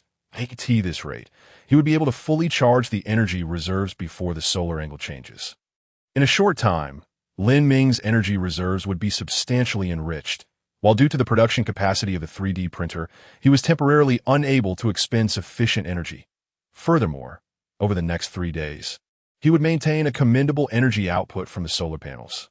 Thus, Lin Ming accessed the Interstellar trading platform, deciding to purchase some items using the energy he had accrued. After browsing, Lin Ming came across a chip that contained the schematics for the framework mining system. Priced at a staggering 9,999 units of basic resources. Chapter 52, Negotiation Framework Mining System Overview. A mining system equipped with a superalloy drill head, housed within a massive metal framework, which ensures stability during mineral extraction, allowing for continuous mining of resources. Material requirements: ultrafine iron powder X1500, any level universal chip X1, electromagnetic coils X50, circuit boards X50, superalloy X30. Manufacturing requirements: requires a 3D metal printer. Manufacturing consumption: energy X500 units. After reviewing the schematic for the framework mining system, Lin Ming gritted his teeth. This system's superalloy drill head perfectly addresses the issue of extracting titanium or other resources buried deep within the earth, which the simulated crabs cannot mine. Moreover, Lin Ming already possesses the ultra-fine iron powder and other related materials required for production. The 500 units of energy needed for manufacturing pose a slight challenge, but it is manageable. The sole issue remains the price. Although the cost falls within Lin Ming's budget, his current energy reserves have yet to reach their limit. The solar panels are gradually producing energy, with the maximum output expected to be achieved later today, but it still does not meet this exorbitant asking price. Even if Lin Ming possessed such a considerable amount of energy, he would not readily engage in trading. The price of 9,999 units of energy is akin to the electromagnetic gun listed at 999 units of basic resources. It serves merely as a gimmick for display purposes. However, should Lin Ming inquire about the price, other players would undoubtedly take advantage of his reputation and level 2 status, demanding exorbitant amounts. Lin Ming has no desire to be taken for a fool at that moment. Sun Yao messaged Lin Ming. Lin Gu, I have successfully disassembled a total of 87 dragon skins. 900 kilograms of dragon meat, and all other materials. I have already traded your share to you. Please approve the trade request. Lin Ming opened the Interstellar trading platform and saw that Sun Yao had traded him 87 dragon skins and 450 kilograms of dragon meat, prompting him to click accept. Received. Lin Ming replied to Sun Yao. By the way, there's something I need your assistance with. Sun Yao promptly replied, Brother Lin, there's no need for formalities between us. Feel free to speak your mind. Lin Ming then conveyed his interest in the framework mining system to Sun Yao, providing detailed instructions on how to negotiate the price. Understood. Rest assured, Brother Lin. Sun Yao instantly grasped the situation. Closing the chat window, he switched to the Interstellar trading channel and sought out the player selling the framework mining system. The player, named Lu Guodong, appeared to be a man in his 30s, with a fair complexion and no facial hair. Hello, is the framework mining system still available? Sun Yao internally rehearsed Lin Ming's phrasing before sending a message to Lu Guodong. Lu Guodong quickly responded, Yes, are you interested? Sun Yao replied, Of course, it's a valuable item. But I lack sufficient basic materials. Lu Guodong said, Oh, the price I listed is just for show. I won't sell it for that much. Everyone is still in the early stages of development, and resources are scarce. As I am aware. Sun Yao nodded, realizing that, as Lin Ming had indicated, Lu Guodong's psychological price was not as high as it seemed. He merely wanted to secure a decent deal due to the advanced technology of the framework mining system. He messaged, How many units of basic resources are you willing to exchange? I'll check if I have enough. Not much, not much. Lu Guodong immediately replied. I see you're a friendly person. Let's be friends. How about this? A firm price of 2,000 units of basic resources. 2,000 units of basic resources. Sun Yao scoffed. He could easily seize the item, yet Lu Guodong still sought to trade it. Since negotiations often begin with exorbitant demands and conclude with reasonable offers. Sun Yao boldly stated, Brother, we are all stranded on this unfamiliar planet. You know well the current state of development that I am merely meeting my basic survival needs, and I can offer you all my resources totaling 150 units in exchange. What do you think? Sun Yao's offer left Lu Guodong momentarily speechless. He had requested 2,000 units of basic resources, and Sun Yao had countered with a mere fraction of that, which was hard for anyone to accept. Lu Guodong replied, 1,500 units, no less. You know how precious minerals are. The rusty iron ore around us is dwindling, and this will become a money-making machine in the future. Sun Yao shook his head and replied, That's too expensive. Even if I forego food and water and gather all my supplies, I would only have 200 units. Brother, please reconsider. Lu Guodong hesitated. After listing the framework mining system, he had received inquiries. But the highest offer had come from a group led by Tang Sheng, who had only bid 400 units of basic resources and proposed a payment plan. While that offer had piqued Lu Guodong's interest, he was wary of the installment plan. Among individual players, Sun Yao had already made the highest offer, but he was unwilling to settle for it. Lu Guodong tentatively asked, What if you add 200 units of basic resources? If you agree, we can finalize the deal immediately. Seeing Lu Guodong's response, Sun Yao chuckled to himself. This effectively revealed Lu Guodong's psychological price point. He decisively rejected, Forget it, brother. After considering it, even if I risk everything and produce 200 units of basic resources, if the system proves to be a liability, it would only spell trouble. Apologies for the inconvenience. Seeing Sun Yao retreat, Lu Guodong grew anxious. With a deal so close, how could he back down now? He sent a flurry of messages to Sun Yao. Brother, 350 units, firm price, that if you're agreeable, let us trade now. Are you there? Brother, please respond. 330 units, just to befriend you. After keeping Lu Guodong waiting for quite some time, Sun Yao finally replied, No thanks, brother, that I truly lack enough basic resources. 150 units is my final offer. Agree to it, or let it go. This time, Lu Guodong took a full half hour without responding to Sun Yao's message. Sun Yao understood that Lu Guodong was in intense internal conflict. He then edited a new message. By the way, brother, you seem quite amiable. Let me offer you a tip in our regional channel. The esteemed Lin Ming has been developing quite well. You could reach out to him. If he shows interest, you might just strike it rich. The word struck a chord with Lu Guodong, realizing the potential opportunity. Hastily sought out Lin Ming's contact information and sent a friend request. Player Lu Guodong has requested to add you as a friend. Do you accept? Upon seeing the friend request pop up, Lin Ming smiled faintly. Sun Yao had just relayed Lu Guodong's psychological price to him, and now it was his time to shine. After a brief wait, Lin Ming accepted Lu Guodong's friend request and sent a message. Hello? Hello, esteemed one. Is there something you need? Lu Guodong replied eagerly. Noticing Lin Ming's succinct response and the LV2 designation next to his name, Lu Guodong felt a dryness in his throat, although they had not conversed face-to-face. He felt an inexplicable pressure that if he displeased this figure, the framework mining system would surely slip from his grasp. Esteemed one, I have come across a small item. Might you be interested? Lu Guodong inquired. The framework mining system. Let me take a look shortly. After sending this message, Lin Ming fell silent. Lu Guodong waited a full hour before he could no longer hold back and messaged again. Esteemed one, what do you think? Oh, I was busy just now. Lin Ming replied succinctly. Are you looking to sell? Yes, esteemed one. Just 1,000 units of basic resources. Any type will do. Upon seeing Lu Guodong's price, Lin Ming couldn't help but chuckle inwardly. Clearly, this fellow was still a bit greedy, hoping to sell the framework mining system for a high price. Oh, you take me for a fool. Not at all, Lu Guodong exclaimed, beginning to panic as he realized that Lin Ming was not easily deceived. Gritting his teeth, he replied, Esteemed one, how about I cut it to 500 units of basic resources? This item isn't of much use. Lin Ming then analyzed the situation for Lu Guodong. On the surface, it's a mining machine capable of continuous operation, but in reality, it has numerous drawbacks. First, it requires a substantial amount of basic resources for its production, and its energy consumption is considerable. Second, there are no mature exploration techniques available on the market.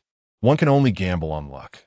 Constructing such a large device without knowing if resources exist in the vicinity would be akin to throwing away efforts. Furthermore, moving such a sizable machine is no easy task. Third, even if the first two issues are resolved, the energy required for continuous operation poses a significant challenge. Thus, this is more of a superficial asset than a practical one. You should seek someone else. As Lu Guodong read through Lin Ming's detailed analysis, he swallowed hard. This was the essence of a true expert. Lin Ming had swiftly seen through the flaws of the framework mining system. The inability to ascertain the underground resource distribution, a critical issue, significantly diminished the system's value. This was precisely why Lu Guodong had hesitated to sell it. Players unaware of these shortcomings wouldn't procure enough basic resources, while those capable of gathering sufficient resources would recognize the system's flaws.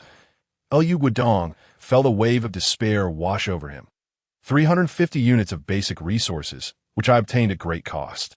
And Lin Ming is undoubtedly the first to gather the materials necessary to manufacture the framework mining system. Lin Ming inquired, Are you saying you currently have no energy left? Lu Guodong. He had accidentally revealed his dire situation.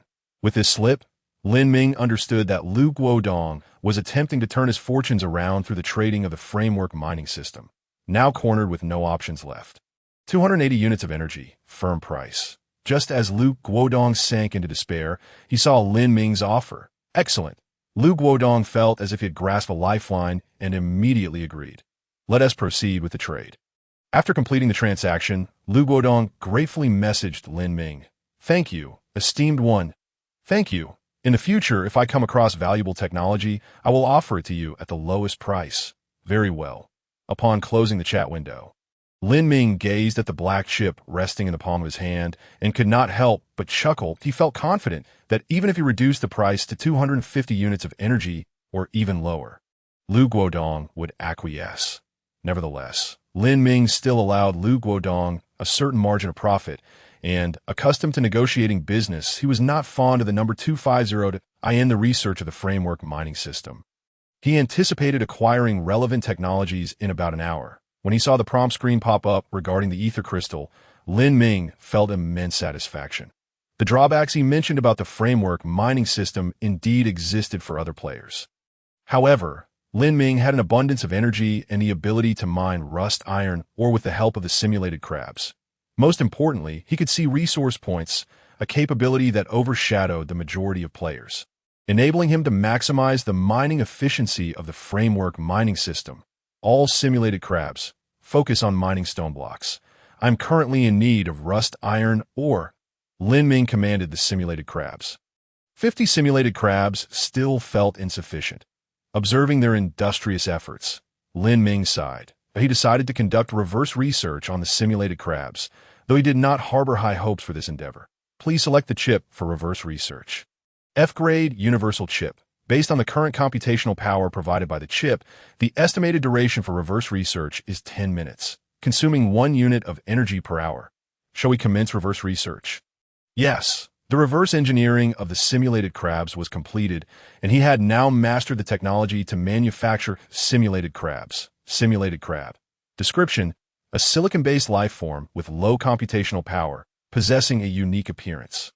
Capable of adapting to various terrains and completing designated tasks in harsh environments. Material requirements: high-purity silicon ingot X2, any grade universal chip X1, circuit board X1, electromagnetic coil X1, energy storage block X1.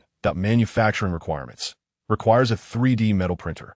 Manufacturing consumption: energy X5 units. Upon reviewing the materials required to manufacture simulated crabs, Lin Ming had already formed a rough judgment before the reverse research.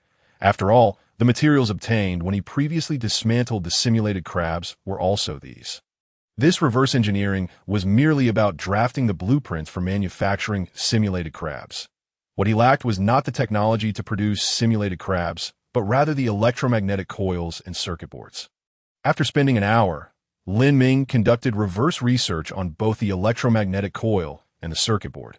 Electromagnetic coil. Description: a compact electronic component with extensive applications, visible in most technological creations. Material requirements: ultra-fine iron powder X1, ultra-fine copper powder X1. Manufacturing requirements: requires a 3D metal printer. Manufacturing consumption: energy X1 unit. Circuit board. Description: a precision-constructed substrate printed with numerous circuits, serving as the carrier for computing chips. Material requirements: high-purity silicon ingot X1, high-strength lightweight material X1, ultra-fine copper powder X1. Manufacturing requirements: requires a 3D metal printer. Manufacturing consumption: energy X1 unit. Indeed, Lin Ming found that he was unable to manufacture either of the two seemingly fundamental components. The electromagnetic coil lacked ultra-fine copper powder, but this could be resolved once he mined copper ore. However, the high-strength lightweight material required for the circuit board was entirely unfamiliar to him. This material clearly was not a basic resource and required a certain level of technology for synthesis. Lin Ming searched the Interstellar trading post but found no relevant materials. This was the frustration of being ahead of the majority of players, while most players were still trading basic resources. He found himself in need of advanced resources that could not be produced in his current area, and thus had to rely on himself. Consequently, it became a rather absurd cycle. To manufacture simulated crabs, he needed to produce circuit boards and electromagnetic coils. Yet to obtain circuit boards and electromagnetic coils, he needed to dismantle simulated crabs. A single-minded pursuit had turned into a deadlock. P.S. Thanks to the reader. AI Chi 1 fan, de Yi Qian Xiao for the likes. And thanks to the reader. Xiao Yao Zai Dong Luo Ma Di Guoda Xiang Yuan Qin Zi for the flowers, and gratitude to the reader. Shi Lu Kun Xiagu La Ka RCI Yuan 123 for the love of the trumpet flower. Thanks to all readers for their encouragement and support in reading, commenting, and urging updates. PS2. Regarding gifts, they're certainly appreciated, as everyone loves money, but please act within your means. Donations for the love of supporting free content make Xiao Feng very happy. Chapter 54. A Frog in a Well Before Long. Lin Ming decided to set this matter aside. After all, technological advancement is a gradual process. Even if he lacked high-strength, lightweight materials now, other players would eventually discover them. And at that point, he could always trade resources or technological creations. After a day of hard work, Lin Ming felt somewhat fatigued and prepared to eat something to fill his belly before indulging in a well-deserved sleep.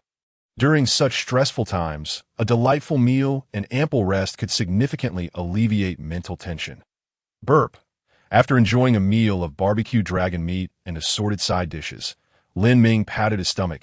A warm sensation surged within him. Though it seemed somewhat diminished compared to earlier, IT appeared that the strength boost from dragon meat had its limits. Lin Ming smacked his lips, realizing that to enhance his talents, he would need to seek alternative methods. He was curious about what enhancements he might receive during his next talent upgrade. That a detection indicated E-grade carbon-based life resource supply Pod X1, 5.5 light minutes away. The target was swiftly approaching. Expected to enter the maximum calling area in 6 hours. Upon seeing the sudden prompt from the ether crystal, Lin Ming issued a command. Once the target enters the calling area, send a distress signal. The designated task has been executed, and it is estimated that in 6 hours, a distress signal will be sent in the specified direction. Good. It seems that upon waking, there will be a new supply pod arriving. I hope it brings some valuable items. Lin Ming took a deep breath. He had been on the planet Urea for 7 days and could say he had achieved certain results that it was time to reward himself. Boiling some hot water, he intended to take a good bath. The 45-degree hot water was quickly ready, and Lin Ming enjoyed a refreshing shower, feeling much cleaner. The bath water was directly channeled into the temperature-controlled chamber to nourish the blue algae there. Before sleeping, Lin Ming decided to make use of his sleeping time. The simulated crabs had been ordered to gather a larger range of stone blocks for the purpose of mining rust iron ore. The 3D metal printer was working overtime, producing solar panels. Currently idle was the E-grade universal chip that I'm such a good person, allowing you to be idle for so long. Lin Ming mused. After some thought, he decided to assign a task.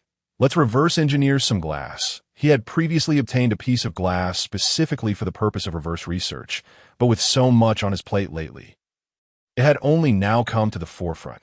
Based on the current computational power provided by the chip, the estimated duration for reverse research is 0.2 hours, consuming 1 unit of energy per hour. Shall we commence reverse research?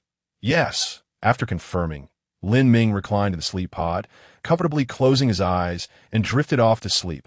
He slept for 10 hours, stretching as he sat up from the sleep pod. The sensation of waking naturally, without the jarring sound of an alarm, was utterly delightful. After a quick wash, Lin Ming activated the ether crystal to check the notifications that had appeared while he was asleep. The reverse engineering of glass was complete, and he had now mastered the technology to manufacture glass. He detected E-grade carbon-based life resource supply Pod 1, which, according to its current trajectory and speed, was expected to arrive in 7 hours, current remaining time, 2 hours 57 minutes. The simulated crabs reported an anomaly. First, regarding the technology for manufacturing glass, Lin Ming had a general understanding, after a brief review. As he suspected, by collecting nearby sand and consuming energy, he could continuously produce glass. Therefore, the time consumed for reverse engineering glass was exceedingly short, with 3 hours remaining before the E-grade carbon-based life resource supply pod's arrival. Lin Ming felt a flicker of anticipation.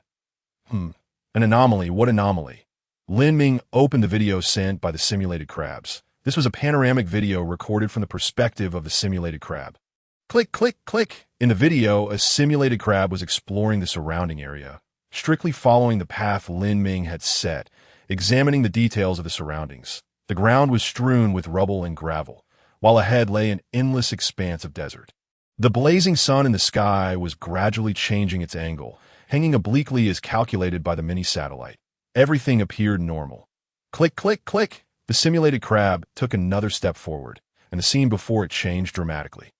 The once boundless desert suddenly vanished, replaced by a blackened ground and distant, undulating mountains that a sun the size of a grinding disk hung above the mountains, radiating endless light. Lin Ming noticed that this massive sun was astonishingly blue. The gravel that once littered the ground has vanished without a trace, replaced by an enigmatic black substance. This dark material has completely lost its moisture, cracking into an array of irregular shapes. The sudden transformation has bewildered the general-purpose chip of the simulated crab, which was already lacking in computational strength. IT attempted to return to its original position, only to discover that the scene before it had reverted to its former state, a desolate landscape. Gravel, and the sun hanging slightly askew in the sky. Upon witnessing everything return to normal, the simulated crab, without a hint of suspicion, continued its exploration. With a single step forward, the world before it shifted once more. Simulated crab. It stood frozen for several minutes, then turned to look behind. There, It seemed as though an invisible wall divided the space into two distinctly different realms. Within this realm lay the desert, with gravel and stones and the blazing sun overhead. Outside, however, was a world cloaked in darkness, where everything, from the ground to the mountains, was enveloped by the black substance. The simulated crab's general-purpose chip raced to compute, endlessly circling in place, attempting to reconcile the two worlds' disjunction. Yet it faltered. Thus, the simulated crab could only remain idle, reporting the anomaly to Lin Ming. The video concluded. After shutting off the video, Lin Ming fell into silence. A peculiar thought began to take root in his mind, that he swiftly dismissed it, but a profound sense of helplessness settled within him. Indeed, on the very first day, he should have pondered why the sun for everyone appeared at the same angle. The environment surrounding each individual seemed to bear no distinction. Gravel, desert, and a blazing sun.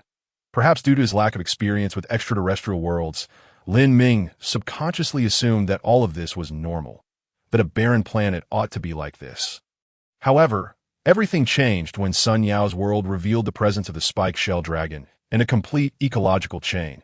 Doubts began to creep into Lin Ming's mind, though he did not dwell on them at that time. Upon reflection, other players had also made various different discoveries, such as sour berries or relics of technological creations. Thus, a somewhat incredulous yet likely close-to-truth notion emerged.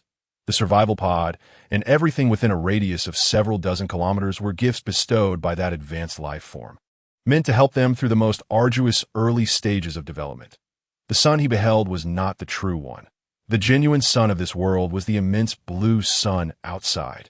How absurd it was! Initially thinking it was stingy, providing only a meager supply of basic resources, only to realize it had gifted them a stable microcosm.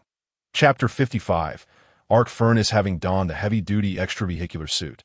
Lin Ming strapped on his jetpack and soared towards the location where the simulated crab reported the anomaly. He yearned to witness firsthand the authentic world of Urea. Buzzing loudly, the jetpack expelled a vigorous stream of air, propelling him toward the simulated crab's location at a speed of 30 kilometers per hour. Opening the map, Lin Ming noted that the site of the simulated crab's anomaly was nearly 50 kilometers away from the survival pod. After nearly 2 hours, Lin Ming arrived at the boundary area. He spotted a simulated crab lying motionless on the ground. With a gentle landing, Lin Ming patted the little crab's head. "Go back. I'll handle things here." With a clattering of claws, the simulated crab began its journey back. Lin Ming rose to observe and noticed a slightly distorted wall ahead, reminiscent of an air wall in an online game. Separating two spaces, stepping forward, he beheld the true visage of the Urea planet. This black substance must be the desiccated black tide. Lin Ming crouched down to pick up a piece of the cracked black material, rubbing it gently until it crumbled into a fine black powder. Focusing intently, Lin Ming examined the black powder. Nutrients, 0.01 units. Just as he suspected, these black materials could indeed serve as nutrients. Glancing up, he beheld a range of towering mountains stretching several thousand meters high in the distance, all shrouded in the same black substance, due to the insufficient power stored in his heavy-duty extravehicular suit for such a long flight. Lin Ming abandoned the idea of going to explore further. Is this the power of advanced life? With a mere wave, it transported billions of people across light years to different planets, and even provided a 50-kilometer radius of initial territory. Such unimaginable grandeur, even Lin Ming, with a modicum of scientific knowledge, could not help but regard it as a miracle. Never mind for now. These matters are beyond my control. I should focus on development. Perhaps in the future, I too shall wield such power. Lin Ming clenched his fist, resolutely affirming in his heart. He gazed at the air wall before him, suddenly sensing something amiss. Originally, the air wall was a meter away, but now it seemed somewhat closer. Raising an eyebrow, Lin Ming traced a line on the ground where the air wall stood. Shortly thereafter, he observed that the line appeared behind the air wall. The area covered by the air wall was gradually shrinking. This signified that after a certain period, they would completely lose the protection of the air wall. They would need to rely on their own strength to thrive on this planet. Lin Ming no longer hesitated. He leaped lightly, the jetpack propelling him upward with a powerful gust, and on his way back, Lin Ming repeatedly contemplated the current situation, thinking of the planet where Sun Yao resided. He opened the chat interface. Sun Yao, what is the atmospheric composition like there? Before long, Sun Yao replied, nitrogen 80, oxygen 15, carbon dioxide 3, others too, upon seeing the atmospheric composition of Sun Yao's planet. Lin Ming continued to inquire, so, have you never lacked oxygen from the start? Sun Yao responded, indeed, the survival pod's life support system can extract oxygen from the surrounding air to meet my daily needs. However, from what I see in the regional chat channel, it seems everyone else's planets are quite deficient in oxygen. Deficient in oxygen. More like completely devoid of it. Lin Ming pressed on. Then why don't you sell oxygen in exchange for other resources? Sun Yao replied, I wish I could, but only stored oxygen can be traded that I currently lack the means to extract oxygen directly from the air. In an instant, Lin Ming understood. The life support system would only supply Sun Yao with oxygen, but could not facilitate the trading of it. Even if Sun Yao were to acquire the means to extract oxygen from the air for trade, the majority of players would no longer be in dire need of it. This trend was already emerging. The fundamental resources, oxygen, water, energy, were being sold by numerous players in the Interstellar marketplace. Various foods were also beginning to surface as players advanced. These basic resources would no longer pose a challenge as for the earlier discussions in the regional channel. Where many players lamented the scarcity of various resources, this could be explained by the Pareto principle. The Pareto principle, also known as the 80-20 rule, implies that 20% of individuals hold 80% of the influence. Despite the apparent enthusiasm of players in the regional channel, the actual number of vocal participants was quite small. The vast majority remained silent, only occasionally speaking up. They were the silent majority, having grasped this concept. Lin Ming nodded that it seemed that once the initial stage had passed, the resources on each player's planet would gradually begin to diversify, acquiring their unique characteristics. As for his planet's characteristic, it would be the black tide. An endless expanse of black tide. Why does it feel like my planet's characteristic is somewhat lacking? After silently grumbling, Lin Ming noticed a bright light appearing on the horizon. The supply pod had arrived. An object detached from the supply pod, tracing a parabolic arc as it headed straight for the pit where Lin Ming's survival pod was located. With a soft landing, Lin Ming discovered that the E-grade carbon-based life resource supply pod had arrived ahead of him. Supply pod retrieved. E-grade resource supply box recovered. This time, I have obtained Super Alloy X10, Big Mouth Flower Seeds X10, Arc Furnace X1. Due to the immense size of the arc furnace, the volume of the super alloy box surged, resulting in 10 units of super alloy upon decomposition. Arc furnace description: a device that employs high-pressure electric arc smelting to process resources. Due to its advanced smelting technology, the purity of the smelted products is exceptionally high. Operational consumption: energy X 100 units per hour. The arc furnace. Upon reading the description, Lin Ming felt a surge of excitement. The timing of this device's arrival was impeccable. If he were to construct a framework-style mining system, he would have previously needed to transport the mined resources back to the survival pod to decompose them. However, now, with the arc furnace, he could decompose them directly. Moreover, according to the description, the purity of the arc furnace's output was even higher. The only drawback lay in its exorbitant energy consumption. It required a staggering 100 units of energy per hour to operate. The high energy consumption was not an issue of the furnace itself, but rather a limitation on his part. Alongside the simulated crab, Lin Ming erected the towering arc furnace, standing at 5 meters tall, unable to contain his excitement as he decided to put it to the test. He retrieved 20 units of high-purity silicon ingots and fed them into the arc furnace's intake. Let me see what you can do. Arc furnace, activate. Chapter 56. Monocrystalline silicon. Crackle. Within the arc furnace, the high-voltage arc commenced its operation, and soon enough, 2 blocks of black silicon ingots emerged from the discharge port. A 10-to-1 yield seems rather excessive. Observing the black waste pouring from the slag outlet onto the ground, Lin Ming felt a twinge of regret. He picked up one of the black silicon ingots and opened the catalog. Monocrystalline silicon. Introduction. An ingot of exceptionally high purity silicon, virtually devoid of lattice defects or impurities, utilized in the production of chips or solar panels. Semiconductor-grade monocrystalline silicon. Upon reading the description, Lin Ming gasped in astonishment.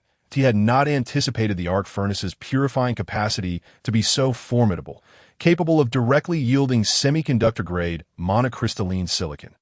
Consequently, he would not lack for raw materials to manufacture chips. However, the most pressing issue at present is his lack of a 3D metal printer necessary for chip production. The 3D metal printer he currently possesses is of Type I, with a resolution at the micron level, insufficient for creating high-performance chips. To produce adequately performing chips, the resolution of a 3D metal printer must be below 50 nanometers. Patience is essential. There is no need for haste. Lin Ming took a moment to calm himself before descending to the bottom of the pit. The 3D metal printer had finally concluded its busy work, and dozens of solar panels were being transported one by the simulated crabs to be installed onto the power generation array. Lin Ming's solar panel count had reached a remarkable 110, generating enough power per hour to fully recharge the energy reserves of the survival pod. Electricity would no longer be the bottleneck constraining his development. The current challenge lay in production capacity. Gazing at the now idle 3D metal printer, Lin Ming retrieved the skin of the spiked giant shell dragon. After an hour's rest, feeling revitalized, let us resume our industrious endeavors. Various materials flowed into the feed port of the 3D metal printer, gradually being fashioned into a complete conveyor belt module. Subsequently, Lin Ming began to fervently acquire various necessary materials through the Interstellar trading post. Utilizing electricity as currency, the next 3 days ushered in a period of steady development, with the sun shining gently and abundantly, granting the solar panels ample time to generate power that he intended to produce a framework mining system and a fractional distillation tower. The efficiency of industrial machinery far surpassed that of handcrafting by simulated crabs. Even though the 3D metal printer schedule was relatively full at the moment, he could first extract high-purity mineral resources using the arc furnace, allowing the 3D metal printer to gradually manufacture the final products. For Lin Ming, witnessing the 3D metal printer idling felt akin to throwing money away. Ultra-fine iron powder. 1 unit of electricity can be exchanged for 5 units. Let us start with 5,000 units. There will certainly be ample opportunities for its use. Superalloys. 1 unit of electricity can only be exchanged for 3 units. Let us acquire some fuel, stock up, so he could launch several satellites later and conduct a thorough exploration of the entire planet. The Venus flytrap seeds. Lin Ming continued to turn pages, discovering that players had already listed Venus flytrap seeds on the Interstellar trading post. These seeds could be obtained from low-level carbon-based life resource supply pods.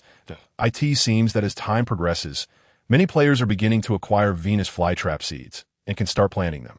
Lin Ming clicked on the details page for the Venus flytrap seeds, where numerous players were already engaged in eager discussions. What about a Plants vs. Zombies mod? Could it be that zombies will spawn around us in the future?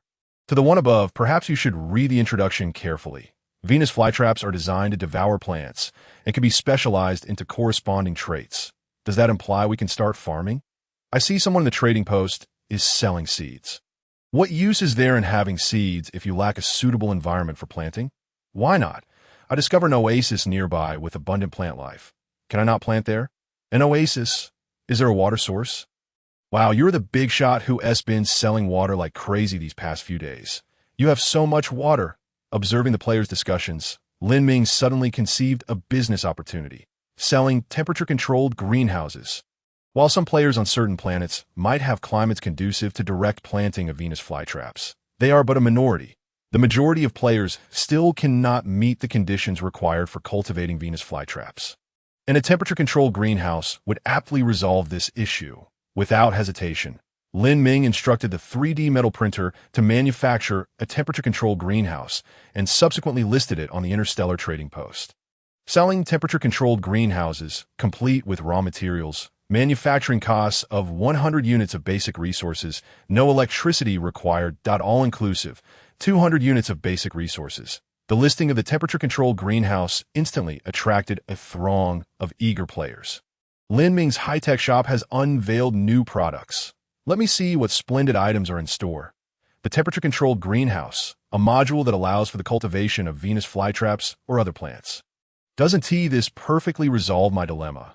Complete with raw materials, I'll snatch it up?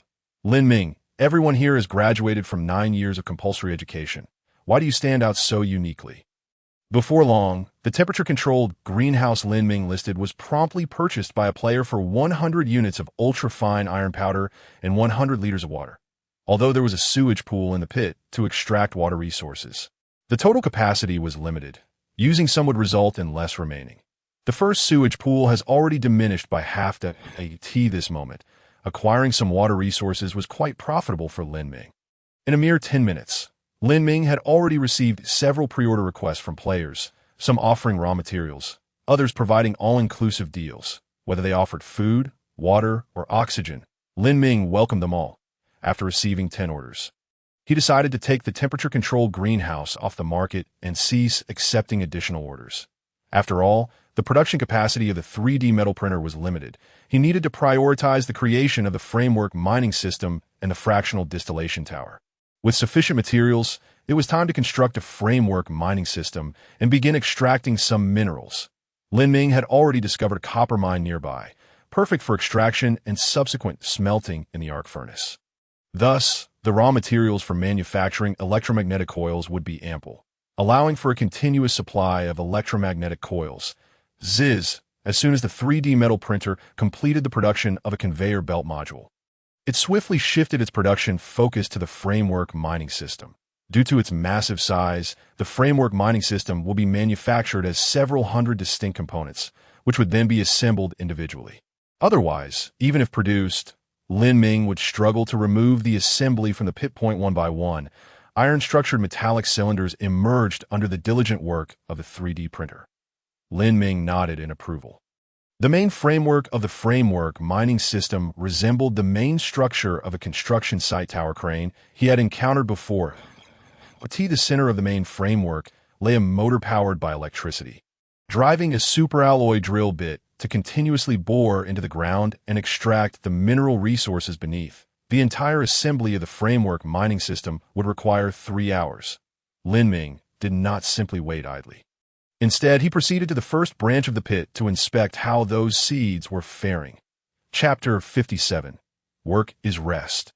Upon reaching the first branch of the pit, Lin Ming was greatly pleased with the situation. The rice and corn seeds had begun to sprout, reaching a stage suitable for transplanting. The potato tubers and Venus flytrap seeds were similarly ready. It was time to begin the transplantation. Lin Ming carefully transplanted the germinated seeds into the soilless cultivation framework system. These seeds would be fundamental to the future development of his farm and must be treated with utmost care.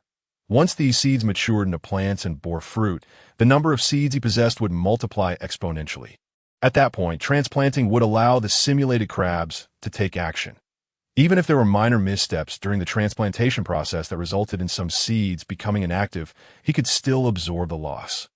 Having completed these tasks, Lin Ming placed the 10 newly acquired Venus flytrap seeds onto the growth medium to stimulate germination. The first branch of the pit had already begun to develop, and the remaining 8 branches could be remodeled in bulk using the established methods.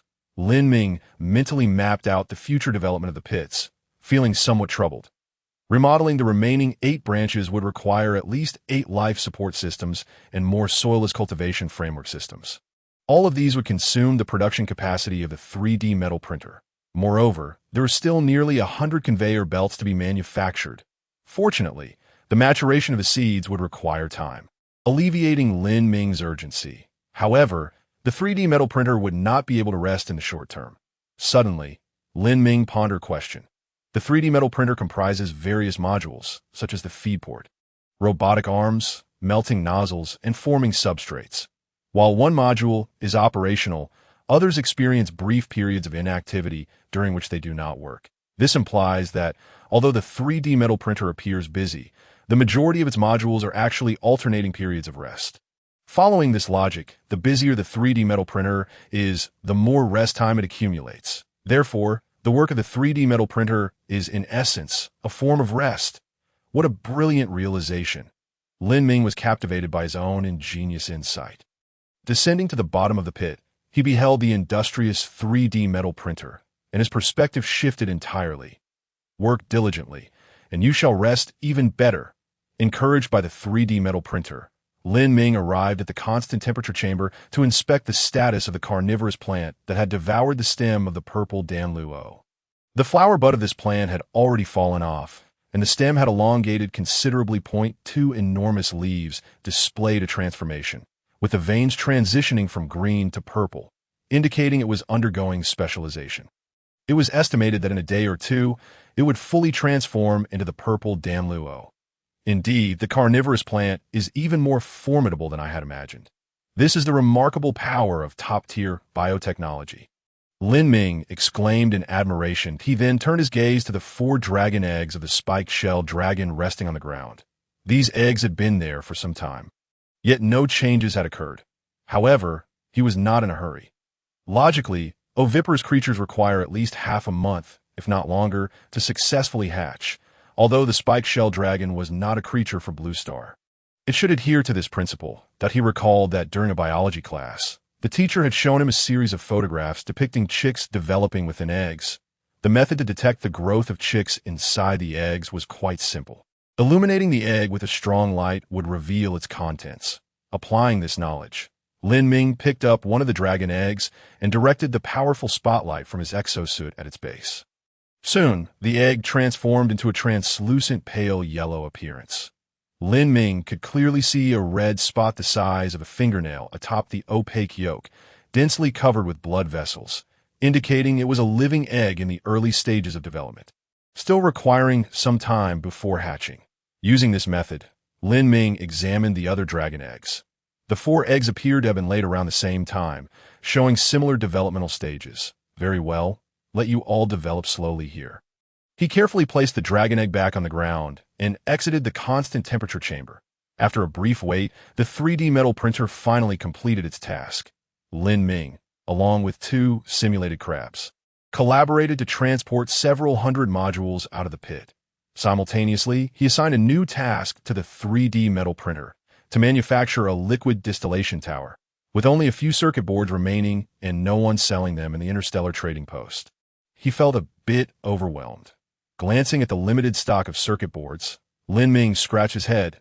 We'll take it one step at a time, since the framework mining system utilized a modular structure. Both installation and dismantling were relatively straightforward. Lin Ming located a copper mine with a reserve of 57 units and commenced building the framework mining system above the distribution point of the copper mine. First, he constructed the foundational framework. The massive metal structure was driven 1 meter deep into the ground and then ascended layer by layer like a tower crane. After erecting a 5-meter-high supporting frame, Lin Ming, with his jetpack on, completed the installation of the electromagnetic drive and superalloy drill bit. Finally, he installed the receiving end of the wireless power transmission module to draw electrical energy from the solar array, thus forming a rudimentary mining site. The copper mine was situated 5 to 6 kilometers away from the pit. If he were to rely on the simulated crabs to transport the mined copper back to the pit and then refine it using the decomposition core of the survival pod, the transportation efficiency would be exceedingly low. Currently, there were not many conveyor belts manufactured, and even with 100 of them, they only spanned 100 meters, which was far from sufficient for the present needs. Fortunately, Lin Ming had the electric arc furnace that he directly relocated the electric arc furnace beside the copper mine, allowing him to automate the entire process of feeding the copper ore into the furnace by merely assigning 2 or 3 simulated crabs. Let's give it a try. Lin Ming activated the framework mining system. The superalloy drill bit, driven by the motor, slowly accelerated and began to descend gradually as the high-strength superalloy drill bit made contact with the hard ground. It emitted a piercing screech. Thankfully, while the ground was tough, it was no match for the superalloy. The drill bit smoothly descended at a rate of 1 meter per minute, nearing the copper mine located several meters underground. Lin Ming opened the 3-dimensional map and observed that the superalloy drill bit had indeed made contact with the copper mine. Soon, fragments of copper ore began to pour out from the discharge port of the framework mining system. The nearby simulated crabs immediately sprang into action, swiftly grasping the copper ore with their pincers and depositing it into the electric arc furnace's feed opening. With a crackle, the electric arc furnace was activated, and before long, purplish-red ingots of pure copper appeared at the discharge port of the furnace. Pure copper block, Description: an ingot of extremely high purity copper, a premium metal raw material with extensive industrial applications. Success: holding a fist-sized pure copper block in his palm, Lin Ming toyed with it excitedly. With this, he could manufacture electromagnetic coils. The next step was to find high-strength, lightweight materials to produce circuit boards. Once he resolved the production issue of circuit boards, he could mass-produce simulated crabs. These low-intelligence, silicon-based life forms were proving to be exceedingly useful, significantly enhancing Lin Ming's production efficiency. Hundreds and thousands of simulated crabs lined up could even replace conveyor belts. Though it felt like a case of overkill. Observing the electric arc furnace that continuously worked to purify the copper or small pieces of copper or entered the feed opening, subsequently producing pure copper blocks at the discharge port. Simultaneously, a considerable amount of waste was discarded. An idea struck Lin Ming. He opened the control interface of the electric arc furnace and issued a command. Lower the purity of the output to 99. I need quantity. After adjusting the melting purity of the electric arc furnace, Lin Ming saw immediate results. Initially, the output rate of pure copper blocks was less than 1/10, with the remaining 90% becoming waste. However, after the adjustment, the output rate of copper blocks doubled, with only 70 to 80% turning into waste. Lin Ming picked up one of the products and opened the encyclopedia. High-purity copper block. Description: a copper block containing certain impurities, which serves as a decent metal raw material, slightly reducing the efficiency of output while increasing energy consumption. Not bad. Lin Ming nodded in satisfaction. Although the efficiency of output produced from high-purity copper blocks was slightly reduced and energy consumption increased, the output had doubled. From an overall efficiency standpoint, it was a gain at AS for the energy consumption. The current output from the solar array was sufficient, so there was no immediate cause for concern. With the production line adjusted, Lin Ming returned to the bottom of the pit, awaiting the completion of the liquid distillation tower. This was another substantial creation, standing 5 to 6 meters tall and resembling a high furnace, divided into several layers. Each layer had a discharge port capable of outputting different products. After 2 more hours of operation, the 3D metal printer successfully produced the enormous liquid distillation tower.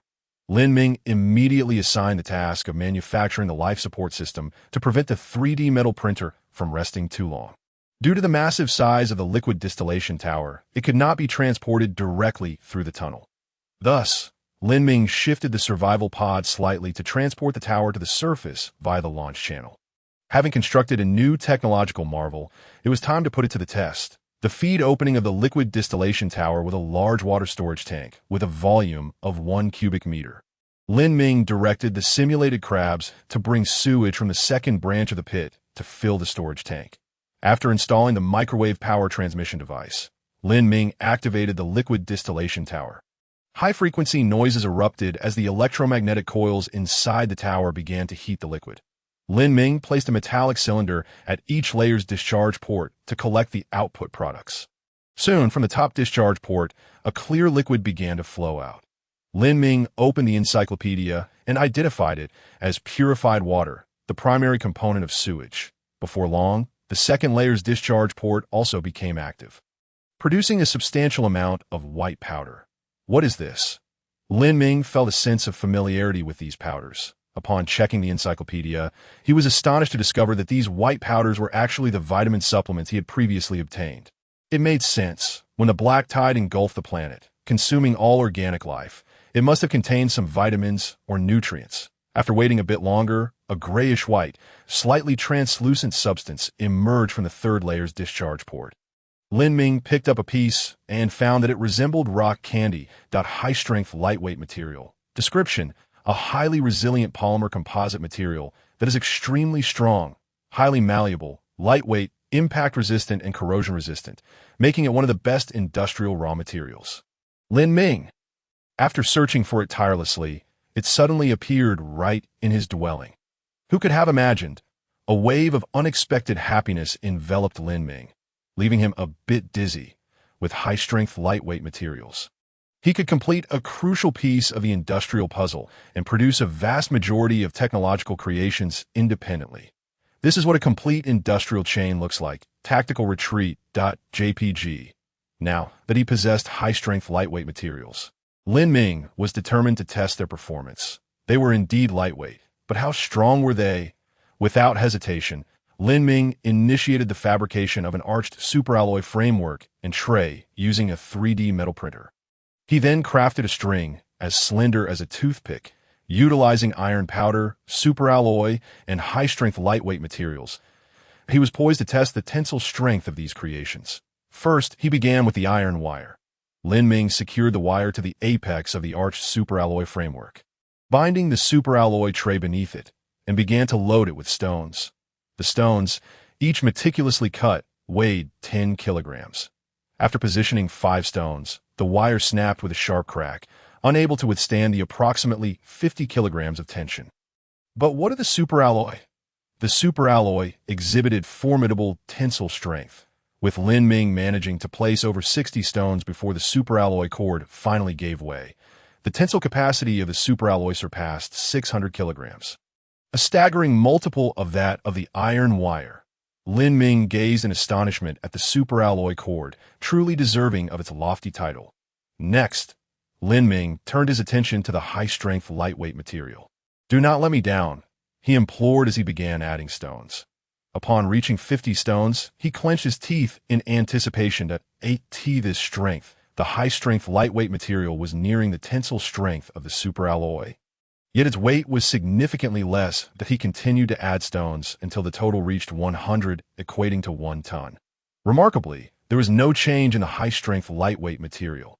"My goodness, this tensile strength is already double that of the superalloy," Lin Ming exclaimed.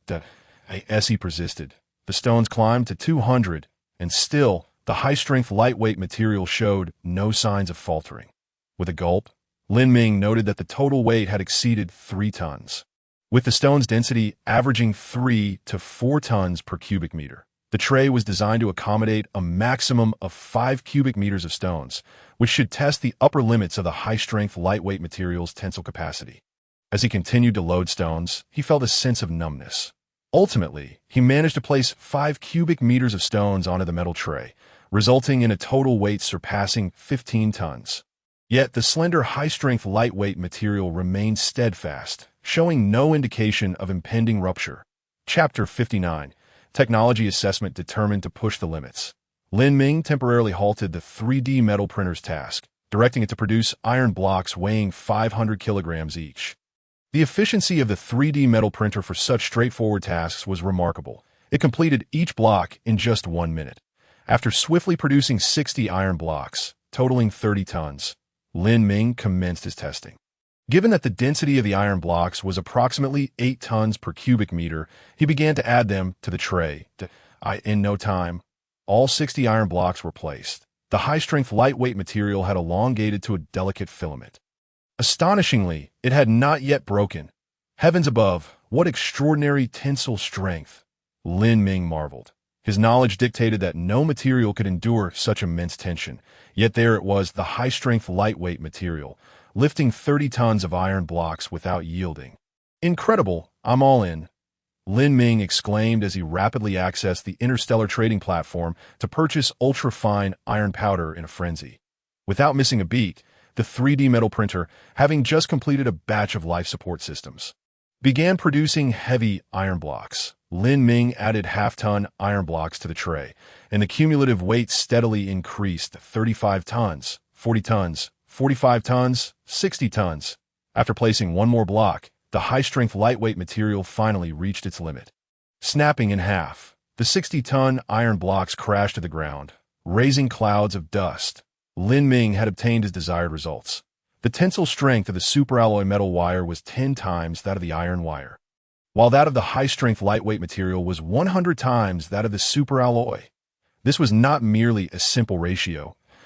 In Lin Ming's understanding of engineering applications, many projects involving metallic tension, such as large cable-stayed bridges, utilized dozens or even hundreds of multi-stranded steel cables. These cables were composed of numerous thinner wires, each as thick as a forearm. The necessity for so many cables arose from the need for uniform tension and the inherent weight of the cables themselves, which prevented infinite thickening to increase tensile strength, as they would eventually break under their own weight. However, should those cables be replaced with high-strength, lightweight materials, a single slender strand could provide equivalent tensile strength. He could hardly fathom that a fine filament composed of high-strength, lightweight material could lift an entire large cable-stayed bridge, along with the vehicular traffic traversing it. If strands of high-strength, lightweight material were to be coiled into cables as thick as forearms, numbering in the hundreds or thousands, the weight they could lift would be beyond imagination. Gazing at the severed high-strength, lightweight material before him, Lin Ming raised his head, contemplating a singular notion: a space elevator. Compared to the exorbitant costs and inefficiencies of rocket launches, a space elevator could transport vast quantities of materials into space at a slower pace and lower expense, much like the cost disparity between maritime and aerial transport. Once an idea takes root in the mind, it becomes uncontrollable. Lin Ming inhaled deeply, suppressing his burgeoning excitement. With his gaze fixed on the stars, he grounded himself in reality. The construction of a space elevator, or even a space city, remained a distant aspiration. The priority lay in developing the present and gradually transforming the Urea planet. Returning to the pit's bottom, Lin Ming, having toiled throughout the day, felt a tinge of fatigue. Today had yielded great rewards, yet it also ignited a more intense yearning within him. Reflecting on the formidable high-tech being capable of annihilating the blue planet with a mere wave of its hand. Determining the fates of billions, Lin Ming squinted. One day, I shall. Sipping slowly from a vitamin drink, Lin Ming's gaze became unfocused, lost in thought. That it was only when the ethereal crystal emitted a slight vibration that he was jolted back to reality. Such vibrations were rare. What could be amiss? Setting aside his superalloy cup, Lin Ming gently caressed the ethereal crystal. He beheld a line of red text appearing at the top of the regional channel. Humans, you have survived for 7 days. Those who remain are the strongest of your kind. First, I extend my congratulations. A reward. I shall assess the technological creations you possess in 48 hours. The mightiest in each region shall receive my bounty. Assessment of technological creations. Lin Ming instantly snapped to attention, perusing the regional chat channel. Players were engaged in fervent discussions. Old Deng about to shower us with gold coins. What rewards might he bestow? Do you want to die? Be careful. He might eliminate you outright. He previously stated that only the strong may voice their thoughts. Now that we have become strong, we should not be summarily wiped out. Indeed, that person survived. Does that mean I can directly request something from him, like a level 2 survival pod? Perhaps we are not that strong after all. The regional channel buzzed with activity. Brothers, hurry to witness the spectacle. Lin Ming opened the regional channel, discovering an inquiry from a player named Thompson, an American who had become the first in the region to upgrade to a level 2 survival pod. It was evident that Thompson had received additional privileges, as his messages were temporarily pinned, and the font color shifted from black to white at his request. All Americans prefer white. Lin Ming mused as he read Thompson's message. Great Lord, may your humble servant pose a question. Speak, Great Lord. What reward shall you grant the mightiest? First, he may select a designated E-level technological creation. Second, he may pose 3 questions or requests to me. Though I might refuse. Thank you, Great Lord.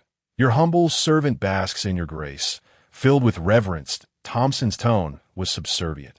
Lin Ming closed the regional chat channel.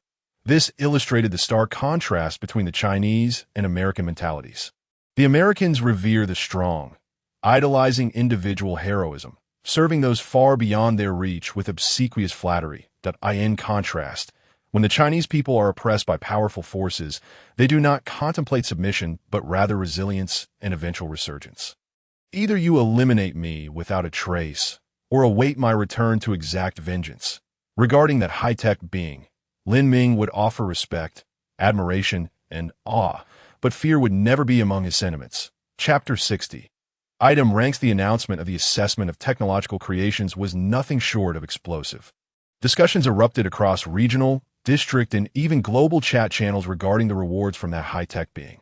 Were it not for the exorbitant tariffs imposed on interregional trades, Lin Ming would have eagerly contributed 1,000 resources to that individual named Thompson. The strong remain strong, and the weak remain weak. Once a first-mover advantage is established, subsequent players find it difficult to catch up. Regrettably, our region once boasted some players with commendable development, such as the esteemed Lin Ming or those from Tang Province. But now the spotlight has been seized by that cotton machine. While Lin Ming remained indifferent to the clamor in the regional channel, Sun Yao approached him first. "Brother Lin, have you seen the message that was sent?" "Which one?" Upon noticing Sun Yao's reference to high-tech life, Lin Ming raised an eyebrow. "I saw oh, you have something in mind." Sun Yao's message brimmed with enthusiasm. "An E-level high-tech creation. Plus 3 requests. If we can secure the top spot in the district, we'll be set for life." Lin Ming responded, "That guy isn't working alone. Numerous players from various regions have contributed resources to him. How can we compete with that?" Sun Yao replied, "Brother Lin, you can first gather high-tech creations from our region as players. After all, you're the first to upgrade to a level 2 survival pod in our area. And thanks to your previous sharing of the F-level universal password, many players hold you in high regard. As far as I know, those from Tang Province have already begun mobilizing to collect high-tech creations." They've started moving. Lin Ming recalled being pulled into the Duobao Pavilion Trading Group by Tang Qingyan. One had to admit that the people from Tang Province possessed a remarkable business acumen and had begun strategizing early on. Seeing Lin Ming's silence, Sun Yao grew anxious. "Brother Lin, I have some trinkets here that I've acquired by trading dragon meat these past few days. Are you interested in any of them?" Sun Yao, camera, malachite, modular technology.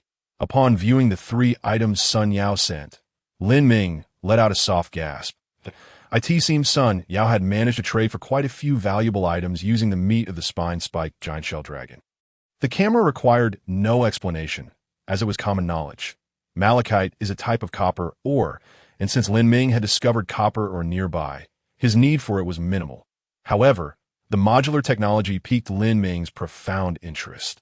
Modular technology E-level. Description: transforms the technology you possess into a modular format, allowing for disassembly or assembly as needed to create entirely new technological products.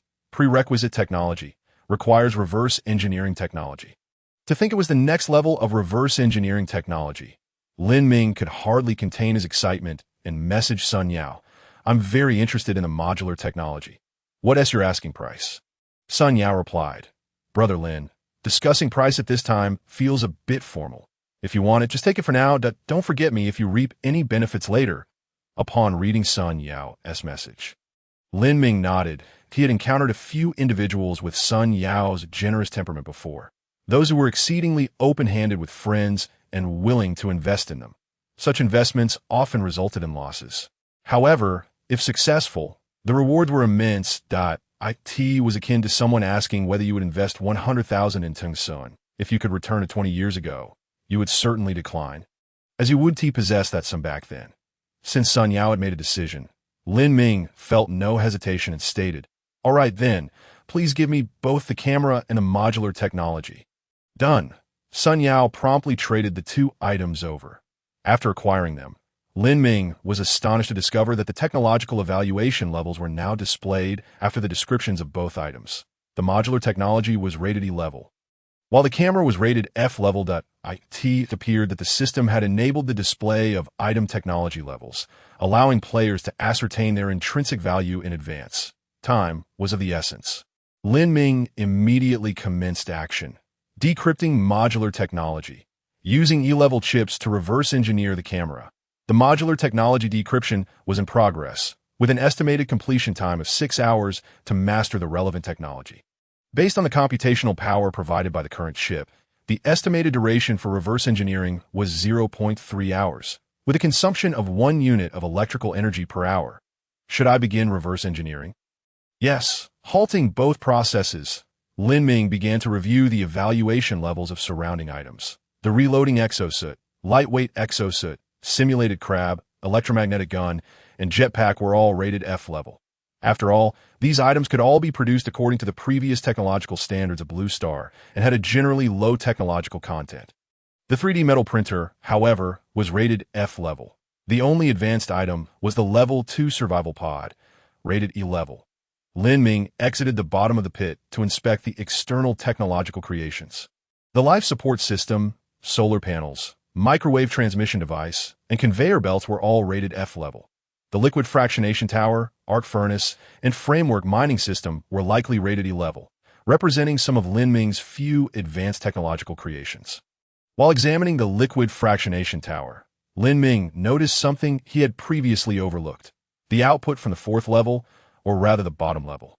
These black substances appeared similar to waste. His eyes glimmered with interest as he saw a floating prompt appear. Nutrient. 0.5 units. Alright, at least these waste materials have some value for utilization.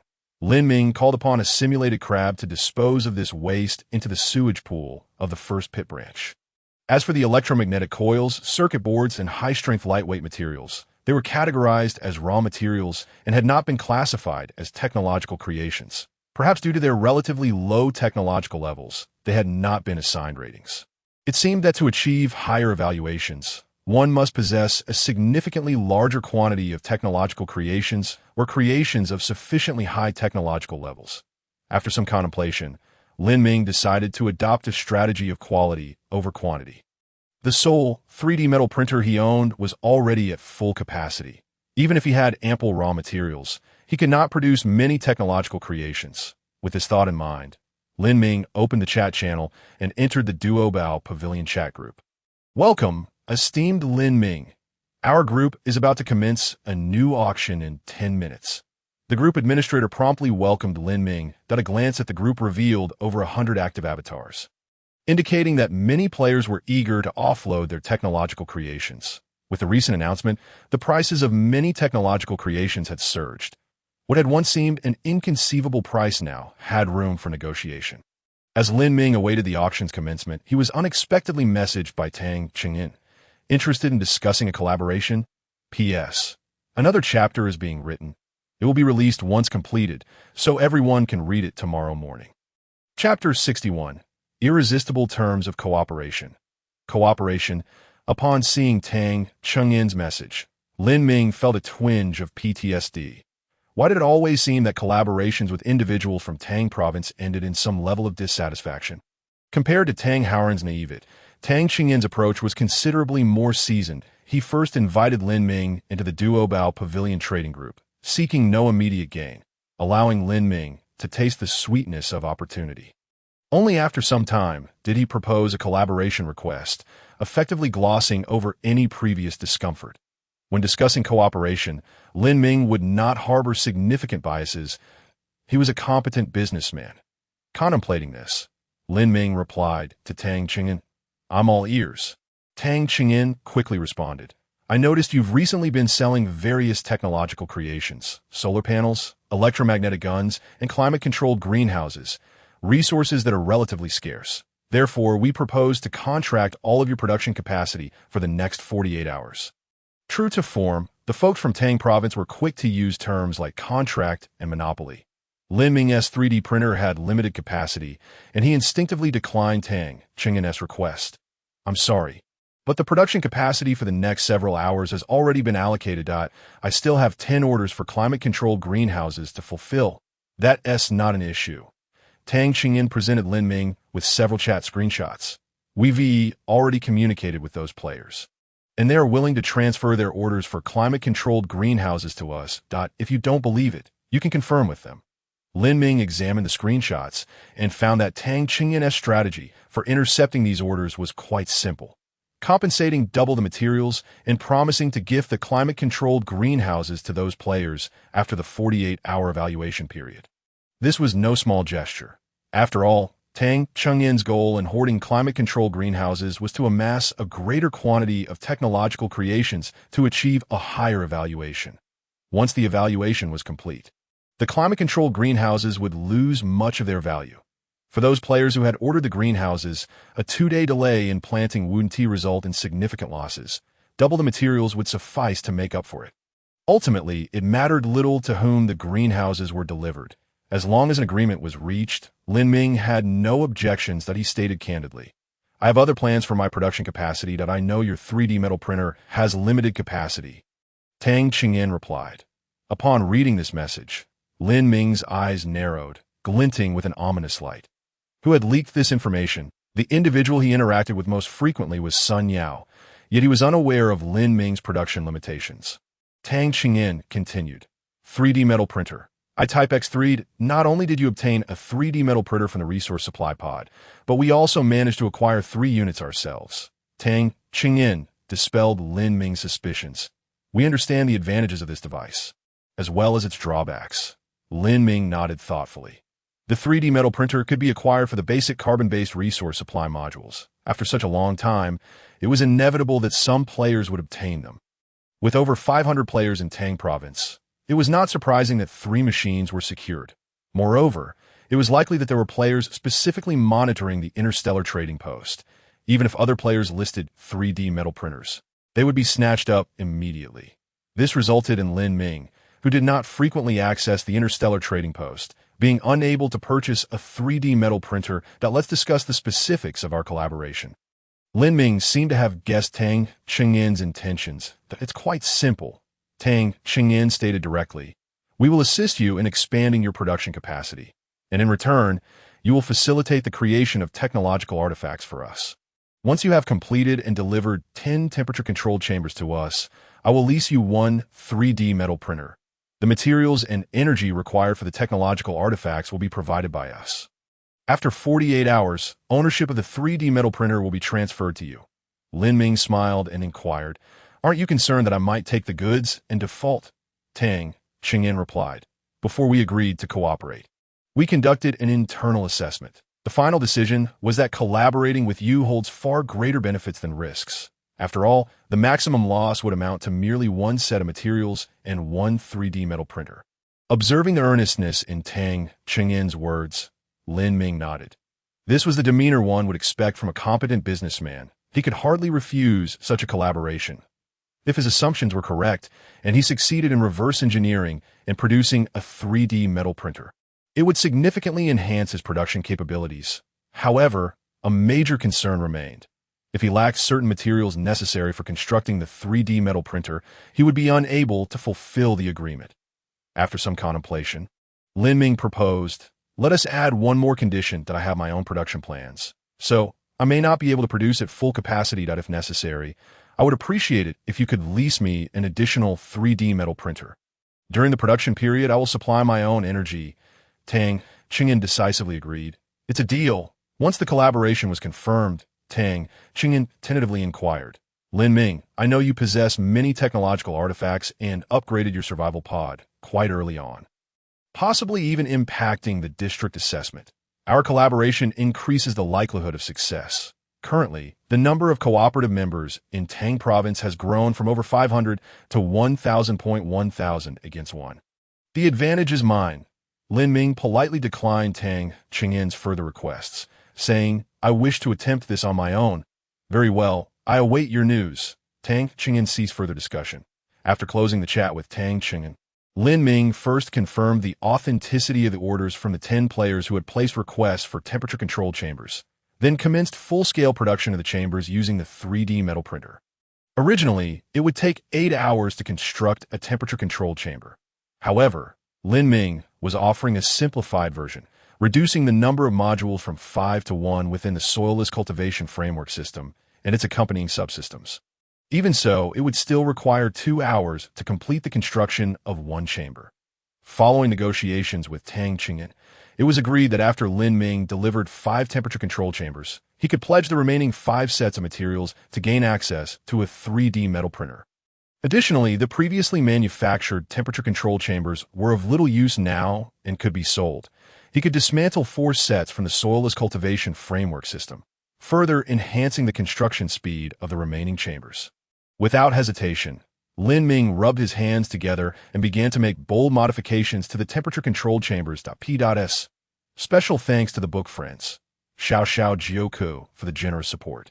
Urging for updates at X10. Thanks to the book friends. User 444163335, Dodobu Suiju, and Wu Suo, Wei 12138 for the inspiration capsules. Thanks to the book friend. User 25594979 for the Bobobo milk tea. And Wang Yun Xiayi for the urging symbols. Thanks to the supporters, and Yi Fong, Hong Yun Chi Tian, Mu Dong, and others for their encouragement and support. Your enthusiasm has deeply moved me. Initially, I contemplated setting a reward condition, such as a certain number of donations for an additional chapter. But considering the overwhelming support, I felt it would be greedy to impose such conditions. Thus, starting next month, I will provide 3 updates for 1 month as a token of gratitude for your support. Since I'm still working, I write after hours, and researching technological details to avoid major flaws often leads me to write until the early hours, making it difficult to provide prompt updates that I hope everyone can understand. Moreover, the current structure of this book encompasses planetary sections, stellar system sections, galactic sections, and cosmic sections, without any intention of artificially stunting developmental levels. After all, the beauty of a technological narrative lies in its expansive worldview.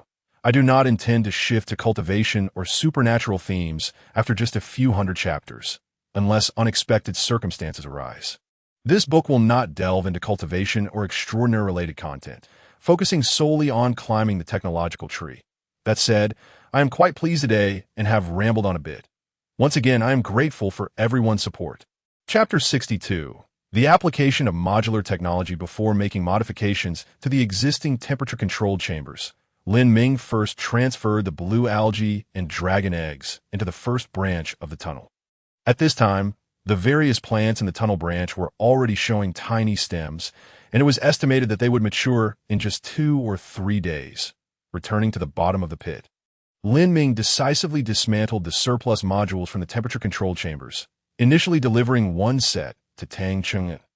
After the delivery, Lin Ming checked the progress. Decoding the modular technology would require an additional 5.5 hours, while the remaining 4 temperature-controlled chambers would take a total of 7 hours to complete due to the dismantled soilless cultivation framework systems.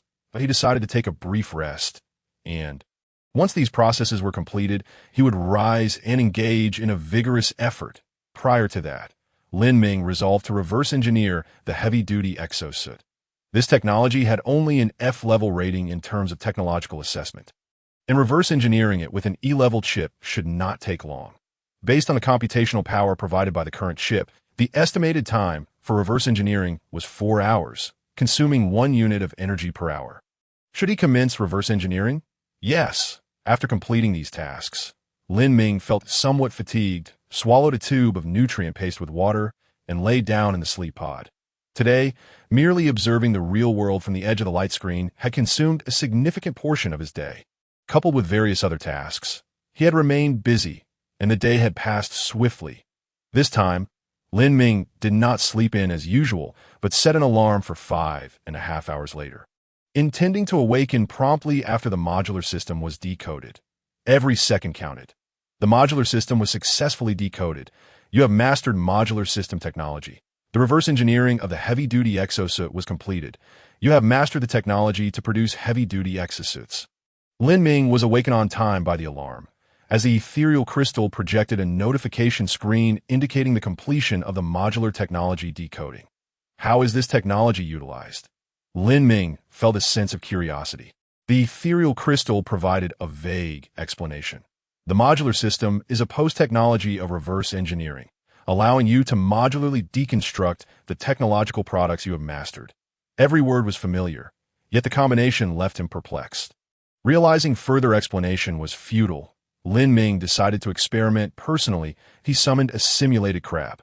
With a series of clicks, the simulated crab obediently approached Lin Ming, raising its pincers in a gesture of respect. All right, let us modularize this little creature, initiating the modularization of the simulated crab. The simulated crab could be deconstructed into computational core module, optoelectronic conversion module, energy storage module, mobility module, armor module, and transport module. The modularization of the simulated crab was completed. Lin Ming blinked as he observed the notification on the screen. After a few minutes, he noticed that the simulated crab had not undergone any changes. And now, the ethereal crystal displayed a prompt. You may replace modules to enhance the technological content of the simulated crab. Lin Ming exclaimed. It seemed he had grasped the application of modular technology. The built-in universal chip within the simulated crab was rated F-leveled. He retrieved an F-level universal chip. Replace the computational core module. Replacing the computational core module requires a 3D metal printer. Should he interrupt the current process of manufacturing the temperature-controlled chamber? Yes. The 3D metal printer, which had been operating while resting, entered a brief state of complete rest. The simulated crab then positioned itself on the metal substrate, flipping over to expose its underbelly. Buzz, buzz, buzz. The 3D metal printer made an incision in the simulated crab's shell, revealing the internal circuitry. Lin Ming observed a black F-level universal chip situated in the center of the circuit board. Buzz, buzz, buzz. The 3D metal printer removed the existing chip and replaced it with the F-level universal chip, then sealed the simulated crab's shell. How does it feel? Lin Ming gazed at the upgraded crab and inquired. The upgraded crab spun around in place, then performed another rotation. Its pincers scratched at its head, seemingly sensing something amiss. The IT dazedly approached the 5 upgraded crabs that were busy assembling the temperature-controlled greenhouse's support framework and came to a halt. Lin Ming observed as this newly enhanced crab fixated its small, unblinking eyes on the movements of the 5 crabs. Moments later, the upgraded crab suddenly dashed to one of its companions, raised its pincers, and struck the crab's head forcefully, seizing the partially installed support framework. What a situation! Has it gone out of control? Lin Ming watched the upgraded crab warily, ready to intervene at any moment. However, what transpired next left Lin Ming astounded. The upgraded crab utilized its pincers to install a component of the support framework and then handed it over to the crab that had just been struck. Subsequently, the upgraded crab raised both pincers, alternating them rapidly, producing a crisp, clicking sound. The frequency of its motions reminded Lin Ming of the players in Zhuan who maintained their parents. Click, click, click. The upgraded crab's high-frequency movements continued for half a minute. The other crabs raised their pincers and mimicked a clamping motion, seemingly indicating their understanding. Following this, the struck crab installed a component onto the support framework and passed it to the next crab. The subsequent crabs swiftly installed another component and then relayed it onward. Simultaneously, the previously struck crab had already installed a new module and handed it over. Good heavens, this is an assembly line. Lin Ming was utterly captivated. The 5 crabs maintained a synchronized rhythm, completing the installation of 5 sets of temperature-controlled greenhouse support frameworks in merely half an hour. Previously, each crab would take over an hour to complete just one set. The time consumed had been reduced by more than half. Most importantly, it was the upgraded crab that optimized the installation efficiency, not Lin Ming. After demonstrating the initial procedure and issuing commands, the upgraded crab folded its pincers behind its back, remaining still and supervising the operation. However, Lin Ming had already seen from the Crab-S details panel that it had actually entered a state of light dormancy. This creature had learned to be lazy. After the completion of the 5 sets of support frameworks, the upgraded crab approached Lin Ming. Swaying as if it had consumed counterfeit liquor, IT pointed at the 5 sets of frameworks with its pincers, then gestured towards itself, slightly arching its body. Lin Ming felt both amused and exasperated. Are you waiting for my praise? The upgraded crab raised its pincers. Click. Good, good, good. Well done. You've improved efficiency. It seems these greenhouses will be delivered ahead of schedule. Lin Ming patted the upgraded crab's head. There are still 5 sets remaining. Let them continue working. Don't slack off. The upgraded crab received the command and danced in delight, seemingly expressing its loyalty. It then hurriedly scampered to the previously struck crab, lifted its pincers, and struck its carapace again. Click! The 5 crabs resumed their repetitive and efficient motions, just as before.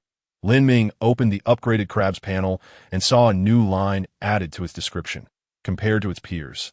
Its computational ability has been significantly enhanced. Its rating had changed to F. The marvels of modular technology are truly astounding. Chapter 63. Lin Ming is amalgamating the technologies he has mastered with the upgraded crab as a template. Lin Ming grasped the application of modular technology as he glanced at the heavy exosuit he was wearing. The exosuit had been reverse-engineered and was ready for modular disassembly. Additionally, he possessed another exosuit gifted by Zhao Yihong, which he could utilize for experimental research. Modular exosuit, currently modularizing the exosuit. The exosuit can be deconstructed into computational core module, life support module, exoskeleton module, energy storage module, insulation module, and protective module. The modularization of the exosuit has been completed. Drawing from the experience acquired from upgrading the crab, Lin Ming proceeded with ease that he retrieved the exosuit gifted by Zhao Yihong and placed it on the base of the 3D metal printer, which had just completed the last greenhouse module. Look, I arrived just in time, allowing you to seamlessly continue your work without a break. Lin Ming commanded the 3D metal printer. Upgrade the computational core module of the exosuit. Replacing it with an F-grade universal chip? Buzz, buzz, buzz. The silent 3D metal printer immediately sprang into action. In less than 2 minutes, the computational core module of the exosuit was upgraded. Lin Ming opened the interface of the exosuit, only to find that the description had not changed. The technological rating remained at F. What on earth? Lin Ming pondered. He decided to test it out. After cleaning and disinfecting the living quarters, Lin Ming donned the upgraded exosuit. No sensation, absolutely none. He performed various movements, and the exoskeleton responded keenly, just as his own did. This is perplexing. Lin Ming removed the exosuit and studied it for a considerable time, finally comprehending the situation. The computational core module merely serves to manage the life support module and the exoskeleton module of the exosuit. The computational power of the F-grade universal chip is sufficient to handle these calculations. Even if you were to multiply the computational power of the core by 10, it would still only accomplish these tasks. Due to hardware limitations, the exosuit could not provide superior functionality. What a blow! Lin Ming was greatly discouraged and prepared to abandon the modification of the exosuit. Then he caught sight of the electromagnetic gun in the corner. The bold idea struck him. Modular electromagnetic gun, currently modularizing the electromagnetic gun. The electromagnetic gun can be deconstructed into computational core module, electromagnetic conversion module, and energy storage module. Modularization of the electromagnetic gun has been completed. The principles of the electromagnetic gun are quite simple. It powers the electromagnetic coil to propel bullets at high speeds using the force generated by the electromagnetic field. Thus, the core of the electromagnetic gun is the electromagnetic conversion module. Fabricating the electromagnetic conversion module. Soon, the 3D metal printer completed its task. That IT produced a 1.5 meter long superalloy barrel, equipped with an electromagnetic coil for propulsion. However, without a power source and computational core module, it remained unusable. Can the electromagnetic conversion module be integrated into the exosuit? You may combine any technological modules you possess, though some combinations may not function. Well, I already know that. Lin Ming gazed at the lengthy barrel and issued another command to the 3D metal printer. Attach the electromagnetic conversion module to the exosuit, securing it at the back. Buzz, buzz, buzz. The 3D metal printer swiftly went to work, affixing the long barrel to the back of the exosuit. Thanks to the advanced nature of modular technology, all modularized technological creations feature universal interfaces for power supply or data transmission. Lin Ming opened the description of the exosuit and noted the distinction. Combat-type exosuit. Description: a remarkably heavy exosuit, assisted by an exoskeleton for movement, capable of withstanding extreme environments, maintaining normal body temperature in conditions ranging from -100 to 300 degrees Celsius, and capable of transporting objects weighing less than 1 ton. Equipped with an electromagnetic gun, it can engage in small-scale, low-intensity combat. Energy consumption: 1 unit per hour. An electromagnetic gun shot consumes 1 unit. Oxygen consumption: equivalent to resting consumption. Excellent. Lin Ming, filled with excitement, quickly donned the combat-type exosuit. He swiftly exited the pit and emerged onto the surface. Lin Ming discovered that the helmet of the combat-type exosuit featured a toggleable HUD targeting reticle. Aiming in a random direction, a thought of firing emerged in Lin Ming's mind. Click! The electromagnetic gun, which had been affixed to his back, rapidly elevated and then leveled itself on Lin Ming's right shoulder. Aiming in that direction, he distinctly heard a whoosh beside his ear as a flash of silver shot forth from the gun's barrel. After firing, the gun retracted back behind him. What is this? Victor! After several attempts, Lin Ming quickly identified the drawbacks of the combat-type exosuit. Each shot required manual reloading, resulting in a low firing frequency. Most importantly, it consumed power. Lacking an independent power source, the gun drew energy from the exosuit's reserves. Originally, the exosuit could operate for 10 hours, but now, with the electromagnetic gun, each shot reduced operational time by 1 hour. Continue upgrading, but first, I need to deliver. Lin Ming returned to the bottom of the pit and handed over the temperature-controlled greenhouses to Tang Qingyan. Your efficiency is commendable. Without hesitation, Tang Qingyan promptly traded him another 3D metal printer. Gazing at this identical 3D metal printer, Lin Ming gritted his teeth and uttered through clenched jaws. Reverse engineer the 3D metal printer using an E-grade chip. Based on the computational power provided by the current chip, the estimated duration for reverse engineering is 10 hours, consuming 1 unit of energy per hour. Shall we commence the reverse engineering? One step closer to liberating production capacity. Lin Ming exclaimed with excitement. Yes. Suspending the process of reverse research, Lin Ming continued to modify the combat-type heavy-duty extravehicular suit. First, he addressed the issue of energy supply for the suit. This was a straightforward task. Lin Ming simply added an additional energy storage module to the suit as a result. The maximum energy reserve of the suit doubled, reaching a total of 20 energy units. Next, he installed a microwave energy reception module.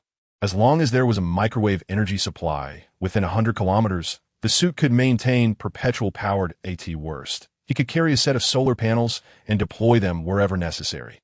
If not for the considerable surface area required to generate sufficient energy, Lin Ming would have considered equipping the suit with solar panels. Consequently, in most scenarios, the suit would not have to contend with energy consumption issues.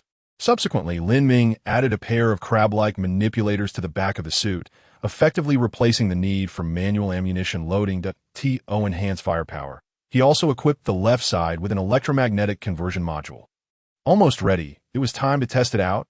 Lin Ming exited the pit. He held a jetpack in his hand. Click! The jetpack was secured to his back, with electromagnetic gun barrels on either side. Slightly bending his knees, Lin Ming leaped into the air. The jetpack, in addition to the heavy-duty suit and Lin Ming himself, could carry an additional 300 kilograms. At this moment, it showed a capacity of 260 kilograms, thus not affecting his flight speed. Lin Ming adjusted the speed to the maximum and aimed in a specific direction. Fire at will. The electromagnetic gun barrels on his shoulders simultaneously discharged. 2 silver beams piercing the heavens. Click! The gun barrels retracted, while the crab-like manipulators swiftly loaded ammunition. Fire at will. Fire at will. Fire at will. Fire at will. After exhausting 10 rounds of ammunition, Lin Ming paused. Hovering mid-air. Combat was exhilarating. Chapter 64. Modular microsatellite. After soaring in the sky for quite some time, Lin Ming landed back at the bottom of the pit, feeling a twinge of hunger. There was still plenty of giant shell dragon meat left. He could indulge a bit. Extracting a piece of dragon meat, he cut off a pound. Along with high-protein meat cans, boiled potatoes, and corn, he savored a delightful breakfast. After finishing, Lin Ming wiped his mouth and opened the progress list he had suspended earlier. There were still over 9 hours remaining for the reverse research on the 3D metal printer. Such a long wait. Lin Ming felt an itch of impatience. At that moment, Tang Qingyan sent him a message. Brother Lin, please send me the material list needed to construct the constant temperature chamber and the electromagnetic gun. Lin Ming, without any hesitation or withholding, shared the materials required for both items. After all, they had agreed to collaborate. And Tang Qingyan had kept his promise. Lin Ming would not go back on his word. Simultaneously, he informed Tang Qingyan that it would take 2 hours to manufacture the constant temperature chamber and 1 hour for the electromagnetic gun. Originally, the constant temperature chamber would take 8 hours to produce, but Lin Ming's version was streamlined, significantly reducing the time. Tang Qingyan replied with a material trait. Let us first make an electromagnetic gun and compare. All right. Upon receiving the materials, Lin Ming commanded the 3D metal printer to begin manufacturing the electromagnetic gun. He then opened the progress list he had suspended. The time remaining for the reverse research on the 3D metal printer was still 9 hours and 11 minutes. Time seemed to stretch endlessly. Lin Ming idly scrolled through the queue, discovering a notification he had previously overlooked. Camera reverse engineering complete. You have mastered camera technology. Camera introduction. Once a popular gadget capable of capturing reasonably clear photographs. With a maximum shooting frequency of 30 frames per second. Material requirements. X5 ultra-fine metal powder. X1 generic chip of any grade. X1 circuit board. X1 electromagnetic coil. X3 high-transparency glass. Manufacturing requirements. Requires a 3D metal printer. Manufacturing consumption. 1 unit of energy. The camera, indeed, lived up to its description as a simple gadget, possessing very low technological content. IT even failed to receive the lowest F-grade technology rating. Moreover, the manufacturing process was exceedingly straightforward, with minimal material requirements. The only slight challenge lay in acquiring the high-transparency glass. However, with the electric arc furnace at his disposal, Lin Ming was not concerned. Donning the heavy-duty extravehicular suit, he left the pit and headed straight for the electric arc furnace. The electric arc furnace stood solitary, devoid of any activity due to a lack of task queues. Seeing you without work pains my heart. Here I am to keep you busy. Lin Ming commanded several crab-like manipulators to bring sand. Create some high-transparency glass for me. Buzz, crackle. The electric arc furnace began to operate, drawing the sand from the feed port into its chamber. High-voltage arcs crackled as 100 units of energy were swiftly consumed. Subsequently, fist-sized pieces of high-transparency glass began to emerge from the discharge port in a continuous stream. That's enough. That's enough. Watching the electric arc furnace produce over 100 pieces in less than a minute, Lin Ming quickly called for a halt. However, a significant amount of molten glass still remained within the furnace, continuing to produce more. 5 minutes later, the electric arc furnace finally ceased operations, having generated 500 pieces of high-transparency glass, piled up by the crab-like manipulators into a small mountain of glass. Lin Ming took 3 pieces of high-transparency glass and returned to the bottom of the pit. The 3D metal printer had just completed the printing of the electromagnetic gun barrel. Pause the process. Manufacture the camera. Lin Ming had an abundance of superalloy materials at his disposal, so instead of using ultra-fine iron powder, he opted to construct the camera's main body directly from superalloy. In just 5 minutes, a gleaming superalloy camera was completed. All right, let's continue with the electromagnetic gun, Lin Ming remarked, beginning to experiment with the camera. Due to its compact size, the camera could not accommodate a complete energy storage block. Thus, it relied on a small capacitor for power, requiring a recharge after every 100 photographs. Snap, snap. Lin Ming took pictures of his surroundings. These images were stored within the camera, ready for export at any moment. The clarity was quite impressive. Upon magnifying the photographs by 100 times, Lin Ming noted that the details were remarkably well preserved. Therefore, some concepts could be explored. Modular microsatellite. Initiating modularization of the microsatellite. The microsatellite can be deconstructed into computing core module, photoelectric conversion module, protection module, propulsion module, fuel storage module, microwave transmission module. Microsatellite modularization complete. Modular camera. Initiating modularization of the camera. The camera can be deconstructed into computing core module, shooting module. Camera modularization complete. Cough. This camera is rather rudimentary, only able to be divided into 2 modules. Lin Ming speculated that if not for the leniency of modular technology, they might have attempted to modularize the camera as a whole. After the 3D metal printer completed the manufacturing of the electromagnetic gun, Lin Ming delivered it to Tang Qingyan, also including a superalloy armor-piercing round as a bonus. Tang Qingyan responded, "All right, thank you. Let's compare, then decide what to manufacture next." "No rush," Lin Ming replied, then assigned a task to the 3D metal printer. Manufacture the microsatellite. ZZZ. The 3D metal printer immediately sprang into action. The microsatellite was compact, requiring only an hour to produce. During this time, Tang Qingyan sent Lin Ming another message. "Brother Lin, after our comparison, we decided to focus entirely on manufacturing the electromagnetic gun.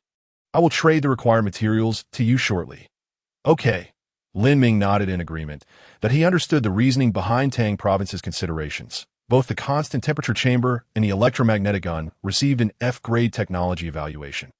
However, the constant temperature chamber consumed more materials and took twice as long to fabricate. With the same technological rating, but requiring fewer materials and less time, it was only logical to opt for the electromagnetic gun.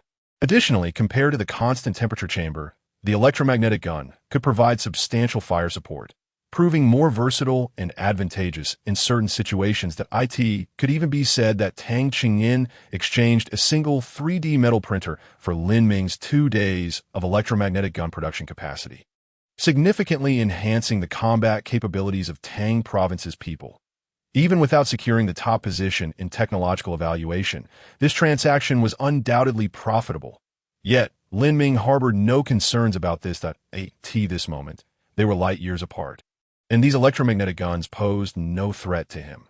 Moreover, after testing the firepower of the electromagnetic gun, the people of Tang Province would undoubtedly be astonished by its capabilities. However, Lin Ming had just provided a single bullet as a bonus, without mentioning that subsequent electromagnetic guns would also come with an additional charge for bullets. The electromagnetic gun was complementary, but the bullets were not. These bullets were made of superalloy material, with a high level of manufacturing difficulty. Anyone wishing to acquire them would need to pay a premium. P.S. I extend my heartfelt gratitude to all for your generous support. To ensure an optimal reading and listening experience for everyone.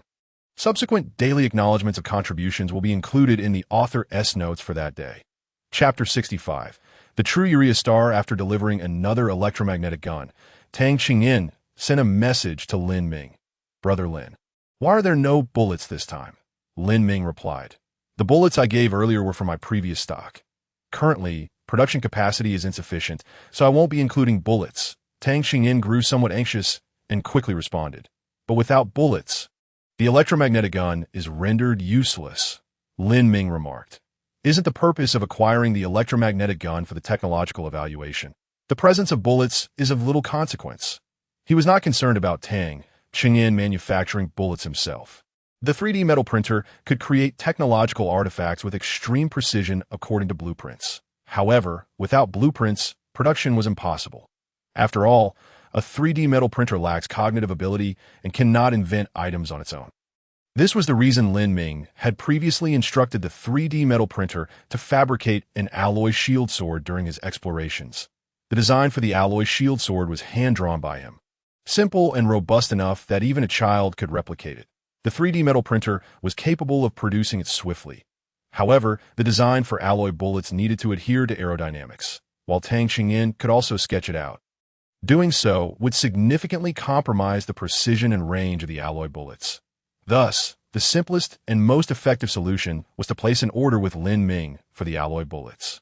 Tang Qingyin replied, Brother Lin, we are willing to exchange double the materials for the alloy bullets. How does that sound? Lin Ming responded, It's not that I disagree, but our production capacity is currently insufficient.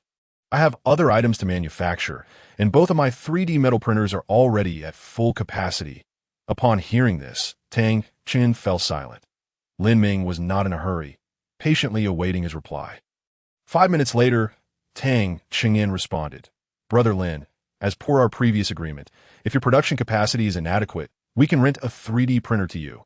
However, the energy consumed during manufacturing will need to be covered by you. What do you think? Can I? Absolutely, Lin Ming thought, as this was precisely what he desired. Upon receiving Lin Ming's confirmation, Tang Qingyin replied, Brother Lin, just to reconfirm, this 3D metal printer is being rented to you, and it must be returned once the time is up. Not a problem, Lin Ming readily assured him. Soon, a new 3D metal printer was traded over by Tang Qingyin, observing the newly acquired 3D metal printer. Lin Ming instructed this machine to manufacture electromagnetic guns at full capacity. As it belonged to someone else, he refrained from monopolizing its production. An hour later, a brand new miniature satellite was fabricated. Gazing at the compact satellite and the seemingly feeble thrusters below, Lin Ming issued further commands. Produce 3 fuel storage modules and 4 thruster modules. With a whir, Lin Ming's own 3D metal printer promptly commenced its new task. Once the new modules were completed, Lin Ming began to modify the miniature satellite. The fuel storage modules were expanded in a T-shaped distribution, and the number of thruster modules was increased to 4, arranged in a cross formation. With a whir, the 3D metal printer began to transform the miniature satellite according to Lin Ming's specifications. The originally petite satellite suddenly doubled in size. The fuel capacity surged from 10 units to 40 units, and the thrusters multiplied from 1 to 5 in parallel. Install the camera module. With a flurry, the camera was affixed to the top of the miniature satellite, alongside the microwave transmission module. Finally, the 3D metal printer produced a brand new protective module, designed to safeguard the satellite's critical equipment from thermal ablation during launch. Lin Ming accessed the miniature satellite specifications. Small exploration satellite F description. Greatly expands your field of vision, capable of detecting surrounding terrain and imaging, predicting short-term weather, and conducting limited exploration of interstellar space. Equipped with powerful thrusters and ample fuel, it can maintain a continuous orbit around planets. Consumption. Launching consumes 10 fuel. Maintaining orbit consumes 2 fuel per 24 hours. In orbit, fuel consumption doubles, capable of imaging and orbiting planets. Lin Ming clenched his fist. With this, he could conduct a comprehensive survey of the Uriah star, exchanging 4 kilograms of giant shell dragon meat for 40 units of fuel. Lin Ming refueled the small satellite and transported it to the ground. With the fuel replenished and self-check completed, the small satellite was set to ignite in 10 seconds. 10, 9, 3, 2, 1, ignition. The 5 thrusters simultaneously expelled pale blue flames, creating conspicuous Mach rings amidst the azure fire. The small satellite soared rapidly into the sky. 5 minutes later, the ether crystal stone displayed a notification screen. Miniature satellite launch completed. The current satellite can perform the following tasks. 1. Brief. 2. Brief. 3. Brief. 4. Brief. 5. Planetary mapping. The small satellite can conduct orbital flights and change trajectories for detailed planetary mapping. Initiate planetary mapping. The orbit began to shift and mapping commenced. The camera aboard the small satellite took photographs of the same location at a rate of 30 frames per second, subsequently layering these images to enhance clarity. Upon completing one mapping area, it would proceed to photograph the next location. Lin Ming opened the display. The small satellite was gradually transmitting the gathered information back. The images layered together, reminiscent of loading pictures during a period of poor network connectivity. Initially, there were low-resolution mosaic images, which gradually sharpened until forming a clear composite. The small satellite completed a full orbit around the Uriah star in approximately 90 minutes. Each completed orbit allowed for the mapping of a circular band around the Uriah star, resembling a belt encircling the planet. After completing one mapping cycle, the small satellite would alter its angle and continue mapping from a different perspective, progressively compiling all information about the Uriah star. From the very first orbit of mapping, Lin Ming was already astonished by the information he received. First and foremost was the operational state. The Uriah star was, astonishingly, rotating on its side. Lin Ming recalled that the axial tilt of Blue Star was approximately 23 degrees. This angle resulted in varying light intensities at different locations, thus creating the 4 seasons. With polar regions experiencing polar day or polar night, in contrast, the axial tilt of the Uriah star was nearly 90 degrees. Due to being tidally locked by its star, one side of the Uriah star perpetually faced the star, resulting in one side being in a state of eternal day, while the other remained in perpetual night. The location he occupied was thus in a state of eternal daylight, with the sun never descending below the horizon. Zooming in on the images, Lin Ming discovered that the majority of the mapped area was shrouded in darkness, with only a few scattered patches of color. Upon further magnification, he discerned 3 enormous impact craters, each with a diameter exceeding 100 kilometers, spaced several hundred kilometers apart. It was these towering ring mountains formed by the impact craters, combined with the everlasting daylight, that obstructed the advance of the dark tide. The 3 craters were arranged in a triangular formation, resembling 3 holes on a black bowling ball, and he found himself within one of these 3 craters. Lin Ming recalled the words of the intelligent life form from the Uriah star. They had attempted self-rescue, but unfortunately, it had failed. It turned out that those lofty peaks were not naturally formed, but rather the result of the impacts that created the ring mountains. They had brought in 3 meteors and, through meticulous calculations, altered the trajectory of the Uriah star via impact, yet ultimately met their fate due to resource depletion. Every effort made by life to survive is a radiant ode. P.S. Thus, the setting of the Uriah star has been fully articulated. I wonder if everyone is satisfied with this setting. Recently, I have noted many readers expressing confusion regarding the trading methods of the Interstellar Trading Post and the reasons behind the destruction of Blue Star. I have taken these into account, as they pertain to the established lore, hence my silence on the matter. These are integral to the narrative and are not bugs. They will be gradually revealed in due course. At 3:30 in the morning, I finished writing and went to sleep. Chapter 66. Planetary Terraforming Project. The small satellites continued their mapping endeavors. Lin Ming meticulously observed the increasingly clearer and higher resolution images. At this moment, the conditions within the three craters became somewhat discernible. The crater he occupied appeared to be the most desolate. Lin Ming gazed intently as various colored light points emerged on the map. Beside these luminous points floated small windows, indicating the presence of diverse mineral resources. The interiors of the other two craters also exhibited a multitude of flickering light points. However, the information displayed in the floating windows next to these points was no longer monotonous minerals. Within one crater, Lin Ming beheld remnants resembling a factory. Large liquid distillation tower ruins, technological constructs, solar power generation array remnants, technological constructs, a space launch base, technological construct. It was evident that this crater served as a primary industrial base for the Urian intelligent life. Conversely, the situation within the other crater was entirely different. And no longer did it feature expansive factories or industrial relics, but rather, one could faintly perceive hemispherical, inverted glass domes beneath the dozens of glass domes. Most had transformed into barren wastelands akin to his surroundings, yet under a few of these domes, Lin Ming astonishingly discovered patches of vibrant greenery, a wild plant sanctuary, a natural habitation, an endangered species protection zone, a natural habitation, a livestock area, a natural habitation. It turned out that this planet still harbored some forms of plant life, though it remained uncertain if any animals existed within. Lin Ming took a deep breath. The thoughts of Urian intelligent life mirrored his own. The planet's atmosphere was no longer conducive to open habitation. Thus, they constructed vast glass domes, resembling transparent bowls inverted upon the ground. In doing so, they established a miniature ecosystem. The internal ecosystem was approaching normalcy, and its scale was manageable, allowing for continuous monitoring of the encroaching black tide. Unfortunately, after tens of thousands of years, the majority of these ecosystems had collapsed, with the remaining few largely transformed into deserts. Only scant vegetation remaining. At this moment, a powerful desire surged within Lin Ming. He yearned to explore that area. After considerable effort, he managed to suppress his yearning. After all, those two craters represented worlds he had never encountered before, and to venture forth recklessly could lead to unforeseen peril.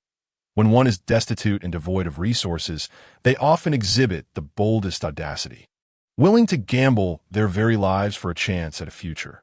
Yet when one attains wealth and accumulation, they gradually become more cautious, cherishing their lives. Lin Ming belonged to the latter category. However, this did not imply he would refrain from investigating that region. Lin Ming turned his gaze towards the jetpack affixed to his combat-type heavy exosuit. His abstention did not preclude the possibility of the simulated crab venturing forth. While the small satellite could only capture images of lower resolution, the simulated crab could conduct on-site exploration. However, before proceeding, it was necessary to modify the simulated crab. Assigning tasks, he resolved to initiate the reverse engineering of the jetpack once the reverse research on the 3D metal printer was complete. A spark of determination ignited in Lin Ming's eyes. He intended to create several flying simulated crabs. Naturally, a single diminutive simulated crab could not support a jetpack for traversing hundreds of kilometers across the black tide-covered regions. He planned to quintuple the production of various modules related to the simulated crab, including energy storage modules, walking modules, and transport modules. With a command issued, the 3D metal printer entered a frenzied workflow. Modules began to emerge one after another. Lin Ming commenced the upgrade of the simulated crab. He recalled the simulated crab leader he had previously defeated. Following the design of the simulated crab leader, Lin Ming assembled 3 sets of transport modules, one upgraded with an F-grade universal chip core, and 5 sets of standard energy storage modules, along with 5 walking modules. After 2 hours, 2 simulated crabs emerged, towering over the previously seen simulated crab leader. These 2 simulated crabs possessed elongated abdomens, appearing as crabs from the front, while their lower bodies resembled those of scorpions. Clack, clack, clack. The upgraded simulated crab leaders simultaneously pinched their claws in a gesture of respect towards Lin Ming. Very well, You shall first bask in the sun to recharge. In due time, I will assign you tasks. Clack. The two simulated crab leaders, having received their orders, swiftly exited the underground pit, assigning the now idle 3D metal printer the task of manufacturing electromagnetic guns. Lin Ming also departed from the underground cavern. He gazed at the illusory sun suspended in the sky, contemplating the ring-shaped mountain encircling him from dozens of kilometers away. That a complete plan unfolded in his mind. I wish to place a cover over this ring-shaped mountain. Lin Ming murmured softly. The intelligent life of Urea had taken its first step. They had established dozens of ecological zones of varying sizes. However, these zones were too small to withstand any extreme conditions. Only by expanding the ecological zones to encompass the entire ring-shaped mountain could they hope to endure such extremities, due to the atmospheric composition of the planet. Open ecological zones could not be sustained. Carbon dioxide would annihilate the majority of life forms. Only by enclosing the interior of the ring-shaped mountain could they regulate the air composition, creating a vast habitable zone. The optimal material for constructing the cover was glass. However, if composed solely of glass, the immense weight would shatter the glass domes, which was the reason why the ecological zones created by Urian intelligent life were so diminutive. Yet, with the presence of liquid distillation towers capable of refining high-strength, lightweight materials, everything would change. The remarkable strength and minimal weight of these materials would ensure they could withstand significant tensile forces. If thousands of high-strength, lightweight materials were fashioned into ropes, anchored at both ends within the ring-shaped mountain and intertwined in the middle, they could elevate the glass dome. Additional support from a superalloy framework within would render the endeavor feasible. It was likely that Urian intelligent life had conceived this plan, yet faced insurmountable obstacles in its execution. The first step would involve adding glass covers over the three ring-shaped mountains, altering the atmospheric composition, and initially restoring ecological circulation to create three habitable zones.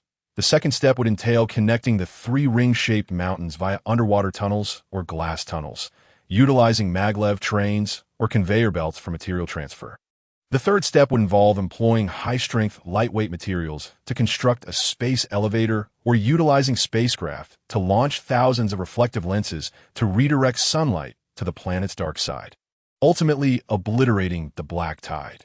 The fourth step would focus on transforming the entire planet, employing blue-green algae and existing ecological zones to regulate the atmospheric composition of Urea, rendering it a habitable world. Step by step, this magnificent vision gradually emerged in Lin Ming's mind, with grand blueprints unfurling within his thoughts. Each step would consume countless resources, require immense technological advancements, and demand significant time. Yet, having come this far, he felt compelled to take action, to make a difference. Chapter 67. Inter-district trade, gazing up at the starry sky while remaining grounded, Lin Ming, having completed the blueprint for transforming the Urea planet, began his current undertaking. The immediate focus was to secure success in the upcoming technological assessment.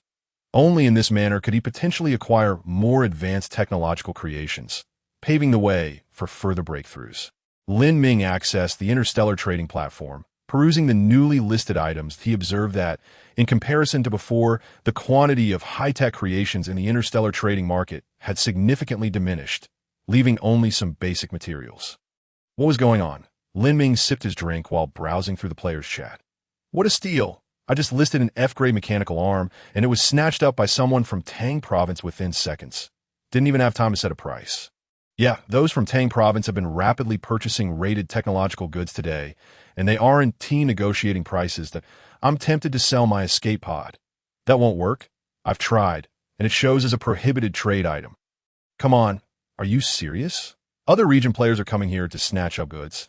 I just noticed that the trading players R&T from our district and half of the trade tax got siphoned off. Damn it.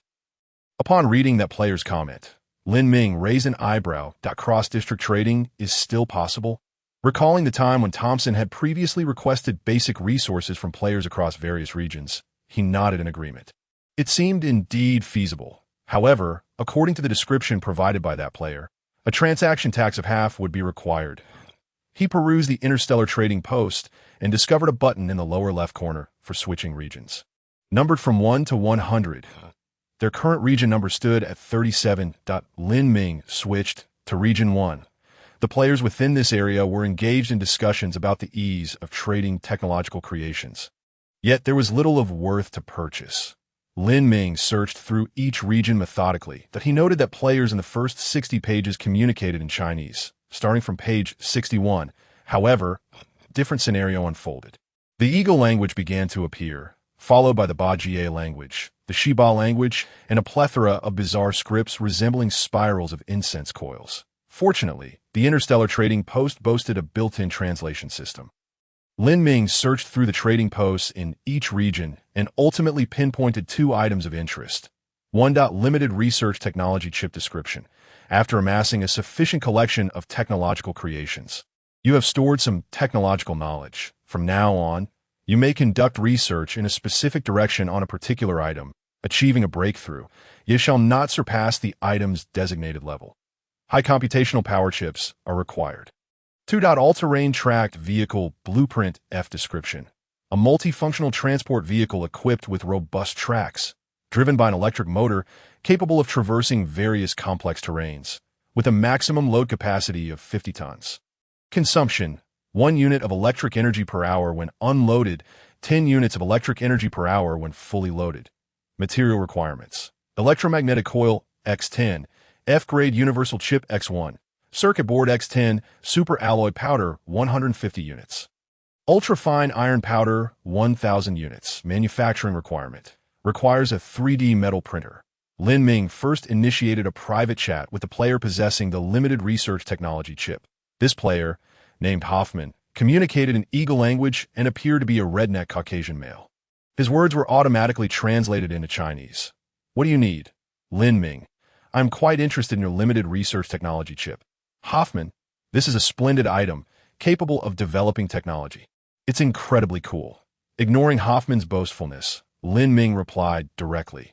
Say your price. Hoffman, a player from Region 37, has cross-region shopping begun. You should know that cross-region shopping incurs a transaction tax, which you will need to cover. Lin Ming: provided your price is low enough. Hoffman: I am not lacking in basic materials. Do you have anything interesting? Ideally in pairs. Lin Ming: electromagnetic guns, simulated crabs. Upon seeing the illustrations Lin Ming sent, Hoffman appeared somewhat astonished. All fascinating items. It seems you have been diligently collecting these, presumably to offer to that individual whose name starts with an N.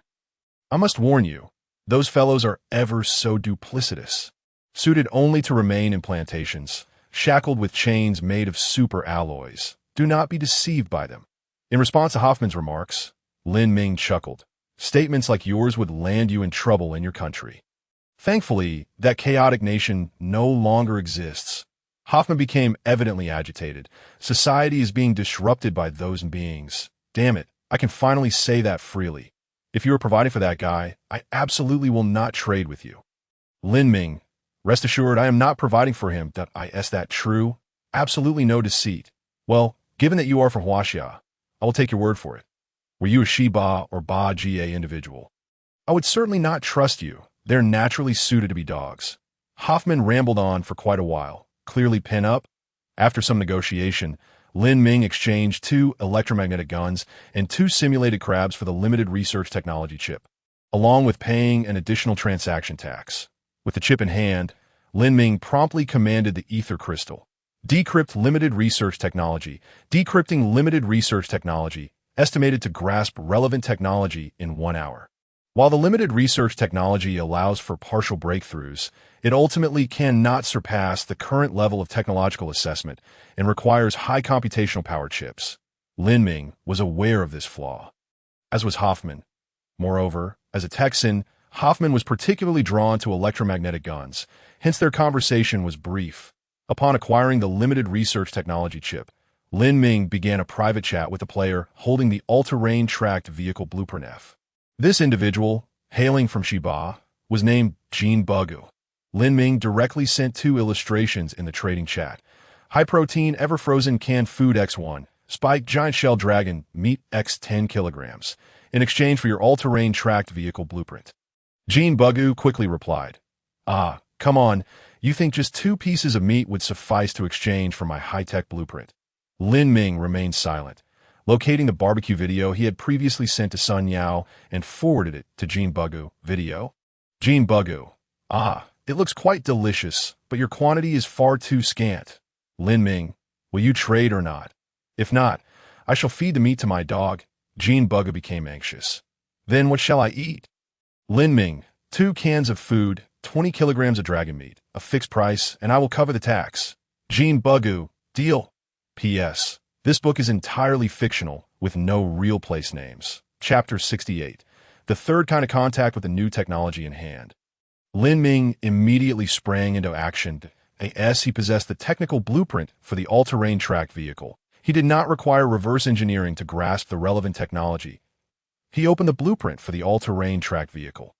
The preview displayed a colossal steel transport vehicle, measuring 5 meters in height, 3 meters in width, and 10 meters in length, equipped with 2 sets of super alloy tracks on both ends, boasting a rugged design that exuded a formidable presence. This vehicle could only carry a maximum of 50 tons, yet one could easily believe it could bear 200 tons. After a moment of jesting, Lin Ming promptly issued the command, Modular All-Terrain Tracked Vehicle. Modularizing All-Terrain Tracked Vehicle. The all-terrain tracked vehicle could be deconstructed into Computational Core Module, Electromagnetic Drive Module, Energy Storage Module, Loading Module, Detection and Obstacle Avoidance Module, and Track Movement Module. That all-terrain tracked vehicle modularization complete. After completing the modularization of the tracked vehicle, Lin Ming found himself momentarily at a loss for tasks. At that moment, the E-grade chip was engaged in reverse engineering the 3D metal printer, while the computational core of the survival pod was deciphering the limited research technology. The 3D metal printer was busy manufacturing electromagnetic guns, and everyone was occupied. Seeing you all so busy, I too must find something to occupy myself. Otherwise, I shall feel guilty. Lin Ming remarked as he prepared a cup of vitamin-infused hot drink, gently caressing the ether crystal while browsing the regional chat channel. As a competent helmsman, it is imperative to ensure the timeliness of information and avoid disconnection. The discussions in the regional chat were exceptionally fervent, with the speed of chat refresh surpassing previous rates, leaving Lin Ming momentarily bewildered, just as he was about to pause the chat scroll to comprehend the players' conversations. A private message from Tang Chengyan arrived. Are you there? Upon noticing a patron's arrival, Lin Ming promptly replied. What is up, Tang Chengyan? Could you possibly trade the already manufactured electromagnetic guns over to me? Initially, their collaboration entailed trading once every hour. Tang Chengyan would send over a material. Lin Ming would manufacture an electromagnetic gun, and they would continue this back and forth. However, after 2 exchanges, having established a modicum of trust, Tang Chengyan sent over 6 materials at once. After all, a 3D printer had already been rented out, making it unnecessary to be stingy over a few materials. All right, I currently have 3 electromagnetic guns ready.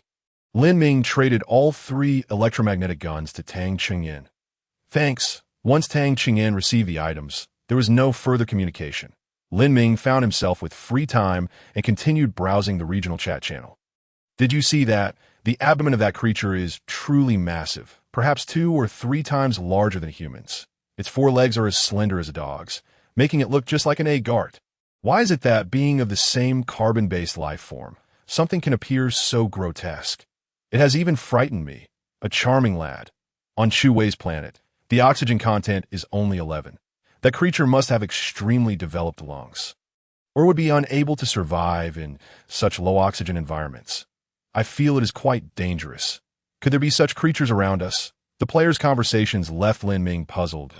It appeared that someone had encountered a peculiar creature.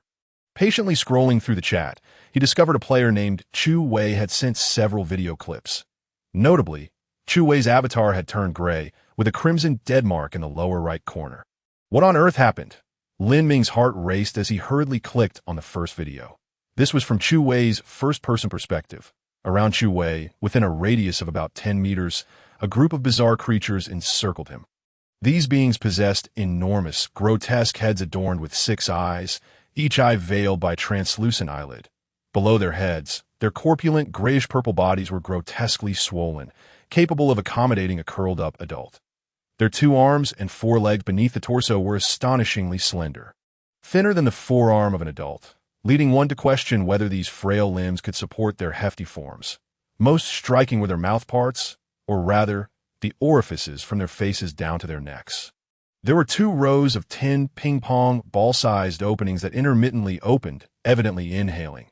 Each inhalation caused their swollen abdomens to expand yet again. "What on earth are these things?" Chu Wei cursed, and the video concluded. Lin Ming's expression grew unusually grave. He began to comprehend why Tang Qingyan was so eager to acquire the already manufactured electromagnetic gun. He clicked on the second video, like at the outset. Chu Wei's voice resonated. "Isn't this what you all want? I can always return it to you." The camera panned down, revealing that Chu Wei's right hand grasped a purple-skinned creature, resembling those surrounding him, but only the size of a domestic cat.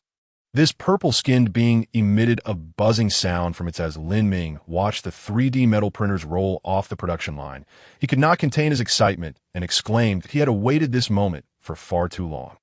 Thus, Lin Ming produced 22 3D metal printers in one breath, bringing the total to 24, occupying a significant portion of the cavern's bottom space. "I am truly impoverished. I am genuinely impoverished." The jetpack had also been successfully reverse-engineered. With materials composed primarily of super alloys and electromagnetic coils, along with circuit boards that in just 10 minutes. Lin Ming manufactured 23 of them and even created a small satellite. With preparations complete, Lin Ming sent a message to Sun Yao. "Let us trade." Without any pretense, Sun Yao began the transaction with Lin Ming.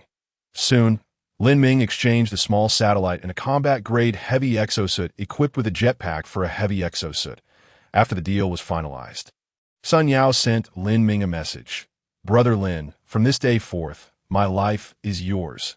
After reading Sun Yao's message, Lin Ming closed the chat window, not giving it much thought that he assigned tasks to the 3D metal printers, life support systems, hydroponic framework systems, and conveyor belts. Let them allocate the work as they saw fit. Lin Ming glanced at the heavy exosuit he was wearing. It was time to transform this cavern into a habitable environment. Subsequently, Lin Ming summoned 2 sunbathing mimic crabs for charging. He was astonished to discover that their battery was only half full. How inefficient. Why is the charging speed so slow? He waved his hand to let the survival pod fully charge the 2 mimic crabs.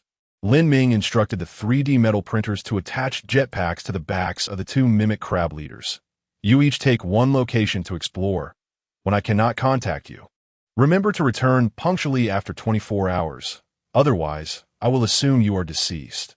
Lin Ming refrained from equipping the mimic crab leaders with electromagnetic guns, fearing that these less intelligent creatures might discharge them recklessly, potentially damaging crucial products, resulting in irreparable losses. Losing 2 mimic crab leaders was not a concern. He had plenty of production capacity. Chapter 70. Add. Keep adding. Leaving the underground cavern, Lin Ming emerged onto the surface. He surveyed his surroundings at the cave entrance. A power generation array composed of over 100 solar panels was operating steadily. Not far away, dozens of mimic crabs were transporting stones, piling them into small hills. The stones within a 10-kilometer radius had been entirely excavated by the mimic crabs, forcing them to venture further afield in search of transportable stones. To his right stood the dormant liquid distillation tower and arc furnace, silently towering there. Further ahead was the continuously advancing framework mining system. "Its time." Lin Ming murmured softly. He then issued the command. "Reverse engineer the arc furnace using E-class chips, based on the computational power provided by the current chip." The estimated reverse engineering duration was 1 hour, consuming 1 unit of energy per hour. "Shall we begin reverse engineering?" "Yes." Suspending the arc furnace research queue, Lin Ming continued issuing commands. Modularize the framework mining system and the liquid distillation tower. The framework mining system could be deconstructed into computational core module, support frame module, super alloy drilling module, electromagnetic conversion module, and conveyor module. Framework mining system modularization complete. Now modularizing the liquid distillation tower. The liquid distillation tower could be deconstructed into computational core module, support frame module, energy conversion module, thermal management module, pipeline distillation module, product output module, and liquid storage module. Liquid distillation tower modularization complete. Notifications continued to appear. Lin Ming nodded and proceeded. Using restricted research technology, limit the research on the track module of the all-terrain tracked vehicle. Please select research direction. Enlarge dimensions, double the length. Please select the chip for research, F-grade universal chip. Based on the computational power provided by the current chip, the estimated duration for restricted research is 10 minutes, consuming 1 unit of energy per hour. Shall we begin restricted research? Yes. As the prompt box emerged, Lin Ming quickly confirmed he merely needed to enlarge the track module, which required scaling up the blueprints. Although this statement may seem somewhat unrealistic, given that enlarging dimensions necessitates additional considerations for load-bearing and suspension support, mechanical products are less precise than electronic ones, thus requiring less time for research. 10 minutes passed swiftly, and the enlarged track module was completed. Due to the massive size of the enlarged track module, Lin Ming brought out 16 3D metal printers to the surface for manufacturing. Commence production. Initial production of 16 modules. Issuing the command, Lin Ming continued. Using restricted research technology, limit the research on the walking module of the mimic crabs. Please select research direction. Enlarge dimensions. Replace material with superalloy. And enhance stability. Please select the chip for research. F-grade universal chip. Based on the computational power provided by the current chip, the estimated duration for restricted research is 20 minutes, consuming 1 unit of energy per hour. Shall we begin restricted research? The time is too long. Overclock the usage. Estimated duration for restricted research is 10 minutes, consuming 5 units of energy per hour. Shall we begin? Yes. 10 minutes later, the research on the super alloy mimic crab walking module was completed. At this point, the enlarged track module had just completed half of its production, so Lin Ming instructed the mimic crabs to retrieve the remaining 3D printers from the cavern's bottom. Commence production. Initial production of 16 modules. With a sizzling sound, all 24 3D metal printers worked at full capacity. Half an hour later, 16 enlarged track modules were completed. These enormous track modules measured over 3 meters in length and nearly half a meter in width. The bright silver tracks, composed of superalloys, gleamed dazzlingly, exuding an imposing presence. Lin Ming maneuvered these modules into position, awaiting the completion of the 16 enlarged superalloy crab legs. Once the crab legs were manufactured, Lin Ming issued another command. Produce the framework mining system, utilizing modular production, 1 module per machine. Simultaneously, Lin Ming, with 1 3D metal printer, began welding the superalloy crab legs to the track modules. Sizzling sounds filled the air, echoing around the cave entrance. This is the sound of industrialization, Lin Ming remarked, holding the superalloy crab leg. Listening to these sounds, which had previously been mere noise, he found himself somewhat relishing them. After welding the 16 superalloy crab legs, the various modules of the framework mining system were also completed. Lin Ming continued assembling. The framework of the framework mining system was square, featuring 4 support points.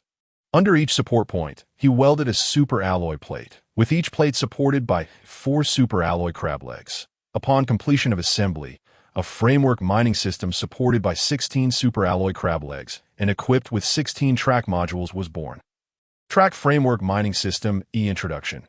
A mining system equipped with superalloy drill bits, situated within a massive metal framework, capable of maintaining stability during mineral drilling, thereby enabling continuous extraction of mineral resources.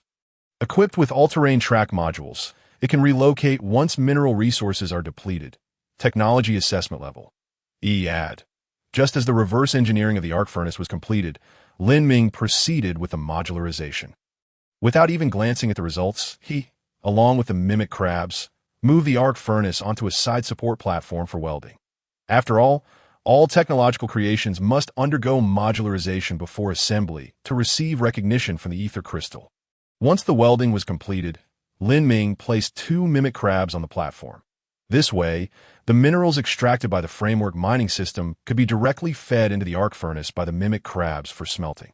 Integrated Mineral Resource Collection and Smelting System Introduction. An integrated structure capable of simultaneous mineral collection and smelting, equipped with all-terrain track modules, allowing for relocation once mineral resources are depleted. Excellent. The technology assessment level has risen to E. Lin Ming nodded in satisfaction. Yet this was not the ultimate creation he desired. He glanced at the adjacent liquid distillation tower. Keep adding. P.S. The next update will be at 12 o'clock. From now on, updates will stabilize at 2 chapters every day at noon, avoiding late-night releases that I come home from work very tired each day. I need to sleep until 10:30, set an alarm to write 2 chapters, and then sleep again until 1 or 2 in the morning. This segmented schedule is becoming quite challenging to maintain. Chapter 71. D-Class Assessment. The liquid distillation tower had undergone modularization and could be directly installed on the platform using the 3D metal printer. After installation was complete, Lin Ming opened the catalog. The rating remained E, still insufficient. Lin Ming recalled the 3D metal printer. He lifted one and welded it onto another platform. Upon opening the compendium, he discovered that its rating remained at E. Mobile Mini Factory Structure E Overview. A mini structure capable of simultaneous mineral extraction, smelting, and production of finished products, integrating various commendable technological creations, but exhibiting low output efficiency. Low output efficiency. Could this be the reason for its stagnant rating? Lin Ming pondered, stroking his chin in contemplation. Ultimately, the efficiency of output would require practical verification. After installing the microwave power transmission receiving module, Lin Ming designated a copper mine, allowing the mobile mini factory structure to navigate there autonomously. Creaking and groaning, the 16-tracked walking modules traversed the gravel, leaving behind a series of straight, patterned trails. Subsequently, the mobile mini factory structure stabilized above the copper mine. The 16 superalloy crab legs began to descend, securing themselves firmly. With a hum, the superalloy drill bit slowly descended under the motor's propulsion. Upon contacting the hard ground, the descent speed of the drill bit reduced significantly, yet continued its relentless approach towards the copper ore buried deep beneath the surface. Soon, fragmented copper ore was extracted from the earth, and the nearby simulated crab sprang into action, depositing the copper ore into the feed inlet of the electric arc furnace. Once a sufficient quantity of copper ore was gathered, the electric arc furnace activated, swiftly melting down blocks of pure copper that accumulated before the discharge port. I believe I now understand the problem. Lin Ming gestured for the upgraded simulated crab. Go and instruct the 3D printer to produce several conveyor belts, so your little subordinates can transport them here. With a snap, the upgraded simulated crab took its leave. Lin Ming then began optimizing the production process of the mobile mini factory structure. Although theoretically capable of managing the entire process from mining to smelting and production, Lin Ming overlooked the fact that it could only extract one type of ore.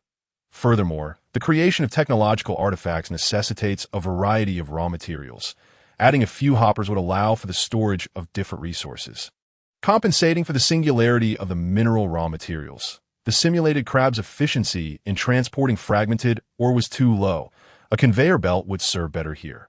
When the superalloy drill bit is operating, utilizing water for cooling and lubrication would enhance the drilling speed, perfectly coinciding with the output of the liquid distillation tower, which produces water. Additionally, incorporating several product slots for collecting finished items would be beneficial. Lin Ming executed a series of optimization processes. The resource loading hoppers were easily produced, and he miniaturized the loading module of the all-terrain tracked vehicle, welding it onto one side of the platform. A conveyor belt was added beneath the discharge port of the original framework mining system, with the other end directly connecting to the feed inlet of the electric arc furnace. The discharge port of the electric arc furnace was then directly linked to the hoppers through another conveyor belt. Each hopper contained purified resource materials, connected by conveyor belts to the side of the 3D metal printer TAS for sorting the materials required by the 3D metal printer and feeding them. Each task was handled by a separate simulated crab. Subsequently, a metal conduit was connected from the top of the liquid distillation tower to the vicinity of the superalloy drill bit, supplying purified water for cooling and lubrication. Having completed these modifications, Lin Ming opened the compendium once more. Mobile Mini Factory Structure E Overview. A mini structure capable of simultaneous mineral extraction, smelting, and production of finished products, integrating various commendable technological creations. But unverified, rendering output efficiency indeterminate. Indeterminate output efficiency? Then let S verify it. Lin Ming activated the mobile mini-factory structure, AS the superalloy drill bit commenced operation. The liquid distillation tower began its process. A gentle stream flowed through the metal piping, entering the drill hole via the superalloy drill bit. Lin Ming noticed a marked increase in the drill bit's operational speed. Fragmented copper ore emerged from the discharge port of the framework mining system, cascading onto the conveyor belt below. The continuously operating conveyor belt steadily fed materials into the feed inlet of the electric arc furnace. Crackle! The electric arc furnace roared to life, with blocks of pure copper emerging from the discharge port. Transported to the hoppers via conveyor belts, the hum resounded as the opening beneath the hoppers activated, conveying the pure copper blocks alongside the high-purity silicon ingots Lin Ming had previously inserted to the side of the 3D printer.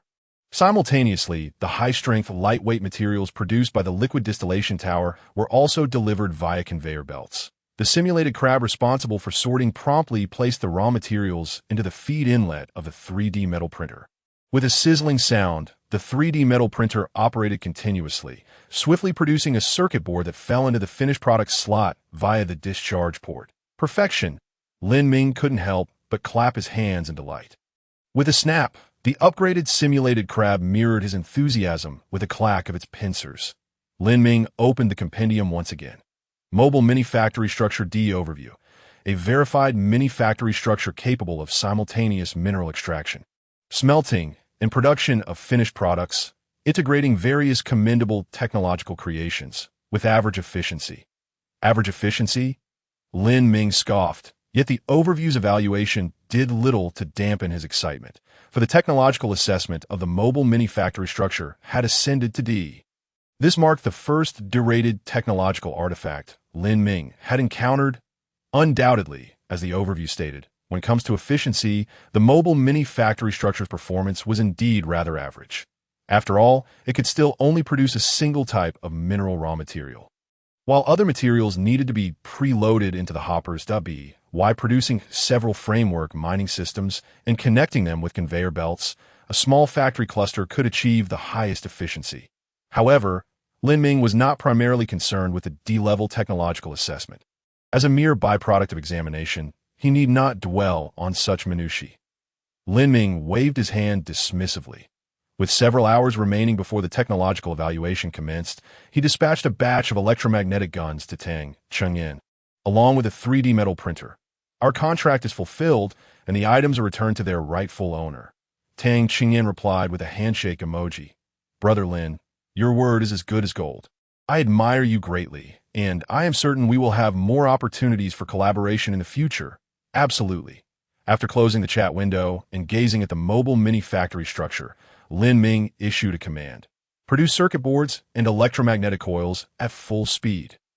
3D metal printer, manufacture framework mining systems, conveyor belts, and glass. The simulated crabs are tasked with material feeding and finished product storage. He glanced at the upgraded simulated crab beside him. You are in charge of overseeing the operation. The E-rated chip shouldn't be idle either. Reverse engineer the F-rated chip. 2 days for completion should suffice. No need for overclocking. As for me, it's time to enjoy a hearty meal. Chapter 72. A brute with a brain sizzle. Under the scorching hot air, the dragon meat and potato slices bubbled, producing a crackling sound. While savoring the roasted meat, Lin Ming remained mindful of the time.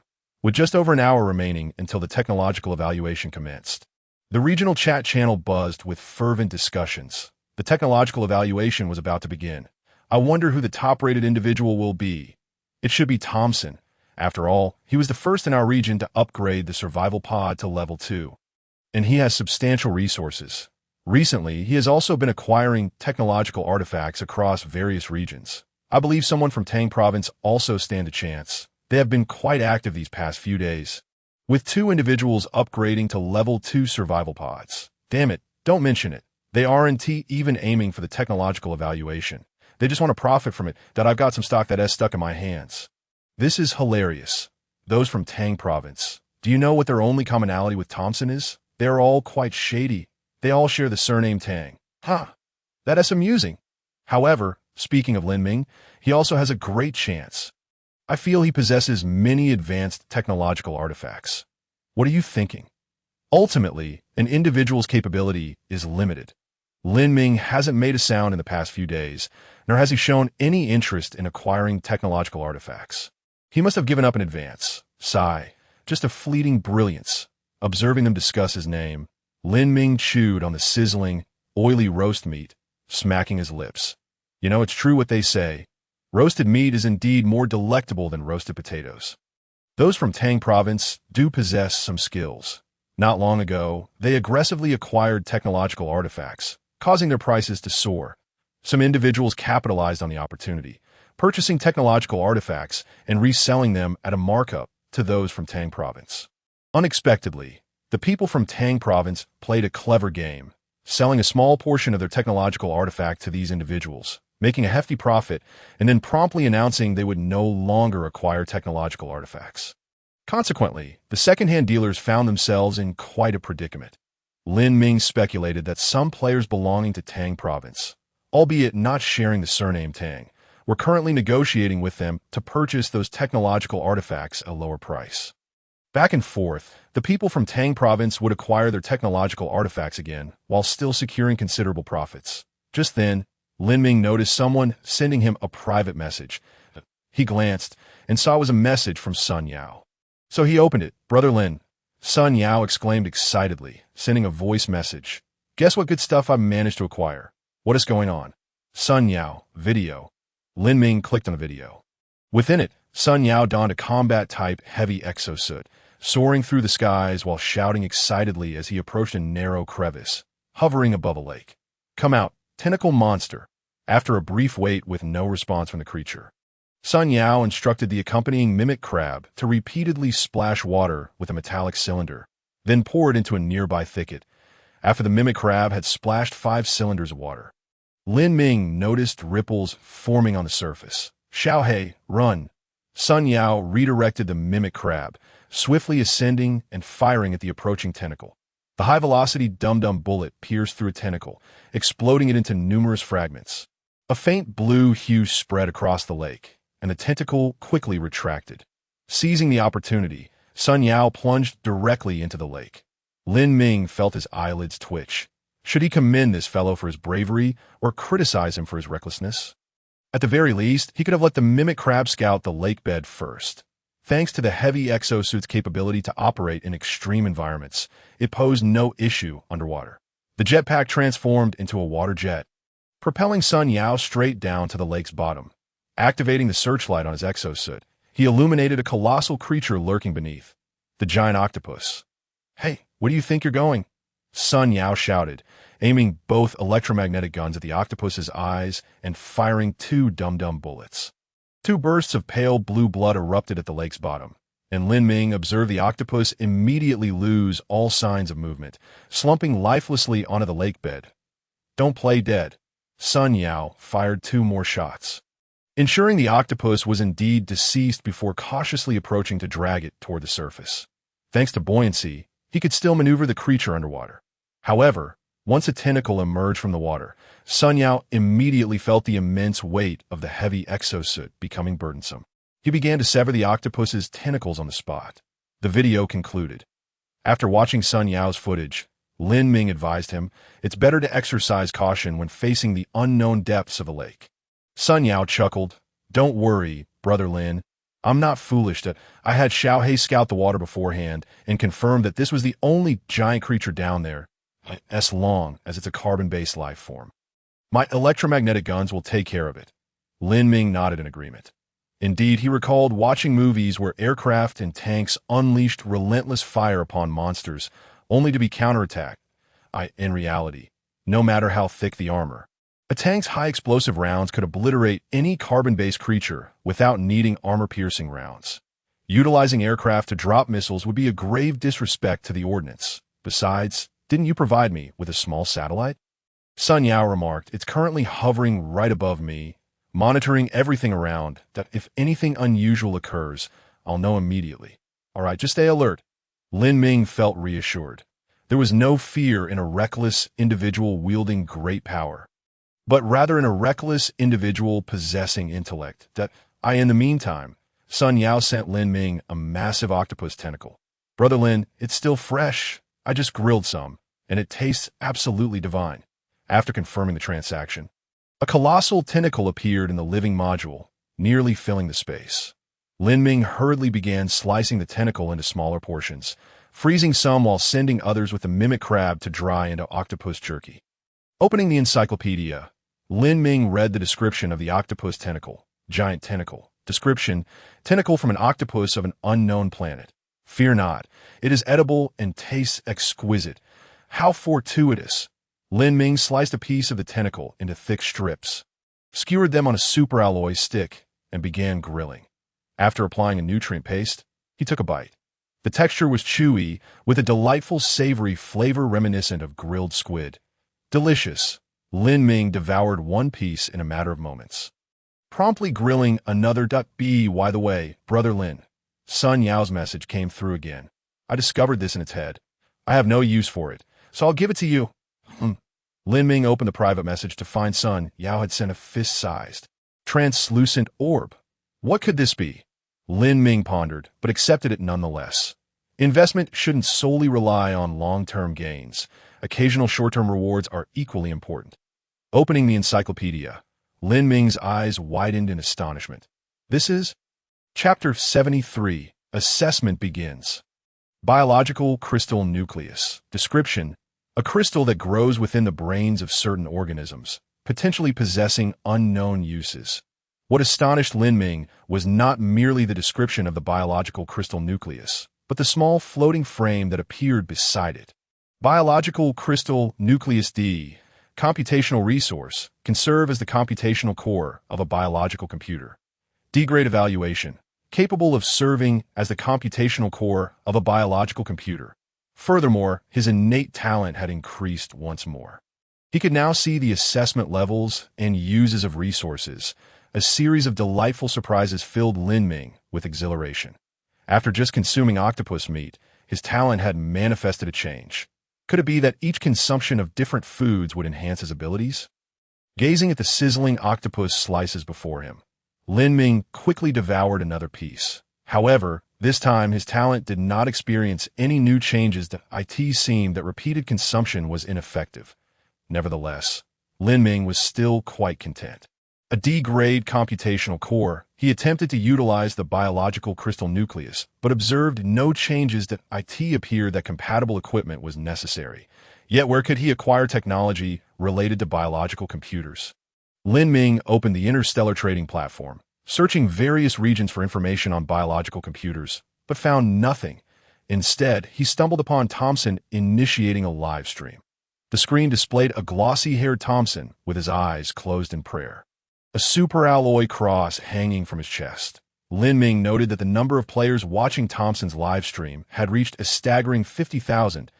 This meant that over half of the surviving players were tuning into Thompson's broadcast. My Lord, your Holy Spirit nourishes my heart like refreshing rain. Thompson continually murmured in prayer. One moment, he suddenly opened his eyes. Before him, in front of over 50,000 viewers in the live stream, and across 30 billion players on various savage planets, a floating frame materialized, displaying the same content in different languages. Technology assessment. Begin. Thompson donned a lightweight exosuit and exited the survival pod. Lin Ming observed several mountainous piles of technological creations stacked outside his survival pod. These technological marvels, unseen by Lin Ming before, lay haphazardly like refuse, leaving a clear area in the center. Thompson walked to the center of this space, facing the horizon, in the distance. The sun had just risen above the horizon, casting its first rays of light. The holy light shines upon me, guiding my path. My Lord, bestow your blessings upon me. Lin Ming couldn't help but marvel at Thompson's skillful maneuvering. He had undoubtedly calculated the timing perfectly, positioning the survival pod so that the sun would rise just as the technology assessment commenced. As expected, the 50,000 players had become somewhat fervent, frantically sending messages in the live stream to express their excitement.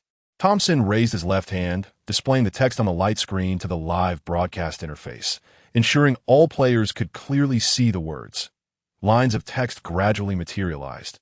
Player Thompson, the number of technological creations in possession is as follows. F-grade technological creations. 1,372 items. Score, 1,372 points. F. Grade Technological Creations, 278 items. Score, 2,780 points. E. Grade Technological Creations, 17 items. Score, 17,000 points. E. Grade Technological Creations, 3 items. Score, 30,000 points. D. Grade or above Technological Creations, 0 items. Score, 0 points. Total score, 51,152 points. Upon the announcement of the total score, the players erupted in excitement. What the heck, over 50,000 points? How do I only have 72 points? The disparity between individuals sometimes felt greater than that between humans and dogs. The scoring for technological creations was unjust. A small grade difference meant a 10-fold disparity, while a large grade difference meant a 100-fold. How could we compete? Let's face it, the Angsa race is the highest species. I checked, and Thompson's great-grandmother had 1/16 Angsa blood. The Lord is about to bestow upon Thompson the greatest creation. He shall become the Lord's representative. Players continuously flooded the comments section. Regional ranking, 3. The moment the regional ranking appeared, Thompson's calm expression shifted dramatically. What is happening? How am I third? My lord, you have forsaken me. No, my lord. Damn it, damn it. Thompson yanked the cross from around his neck and smashed it against the ground. Third, what the hell, who are first and second? District 37, Tang Qingyin is live streaming. This guy possesses something extraordinary. Tang, again with a T name. Damn it, I detest those with names starting with T. Casting a fleeting glance at his scores and rankings, Lin Ming suppressed the upward curve of his lips and opened Tang Qingyin's live broadcast. The landscape was blanketed in pristine snow. Tang Qingyin, clad in a lightweight extravehicular suit, stood amidst the snow. His complexion somewhat grim. Before him, Lin Ming beheld a colossal machine, resembling an X-ray scanner used for checking bags in subway stations, albeit magnified several times, and he felt a slight warmth in his eyes as a small floating window materialized beside the machine. Technology Creation Improvement Device E-Introduction. Capable of enhancing lower-tier technological creations at the cost of significantly reducing their post-improvement lifespan, cannot improve creations of a higher tier than its own technological rating. So, it turns out that the province of Tang possesses such remarkable apparatus. No wonder their activities have been so vigorous these past few days. Lin Ming gazed at the live broadcast screen of Tang Qingyin, who, like Thompson, projected the evaluation hologram onto the live stream. Player Tang Qingyin possesses the following technological creations. F-tier technological creations.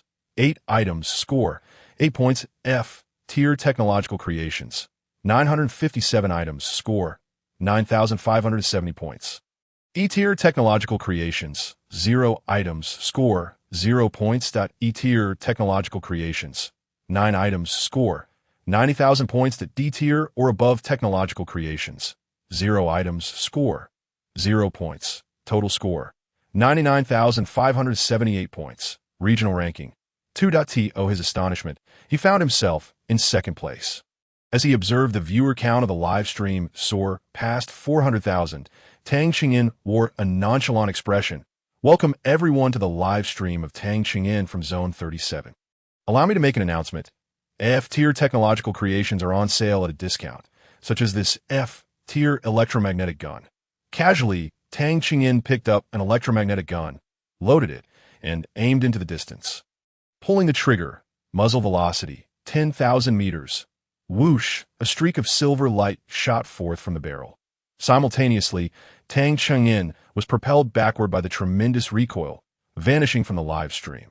The elegance and humor of the Huaxia people coexisted. With scores nearing 100,000, how could the first place be anything less? The leaderboard is out. Quick, take a look. Wow, 1 million points for Lin Ming. Chapter 74. 3 questions. The current technological evaluation results for the region are as follows. First place, Zone 37.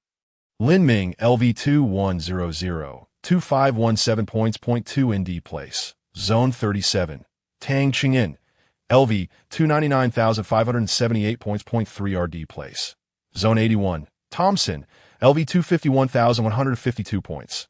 Lin Ming led by a staggering margin of over 1 million points. Countless players expressed their astonishment and envy. igniting fervent discussions in the chat channel. 1 million points. Surely, that must be due to possessing a D-tier technological creation. My goodness. My highest creation is only F. It's laughable. I can't even compare to a fraction of his score. Rewards are about to be distributed. I wonder what wonderful items we will receive. The reward is an E-tier technological creation, but he must already possess D-tier creations. It won't appeal to him.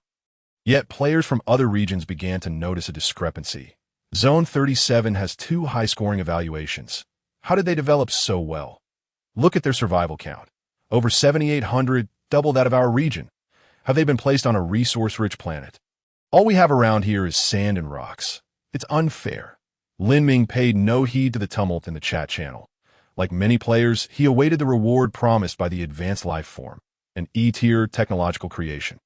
Soon, all player communications were restricted, and a line of red text appeared in both the regional and district channels.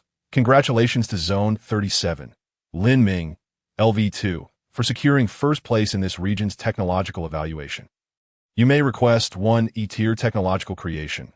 Lin Ming had long since contemplated the required item, typing into the chat channel, I need a 3D metal printer, 2 model. As you wish.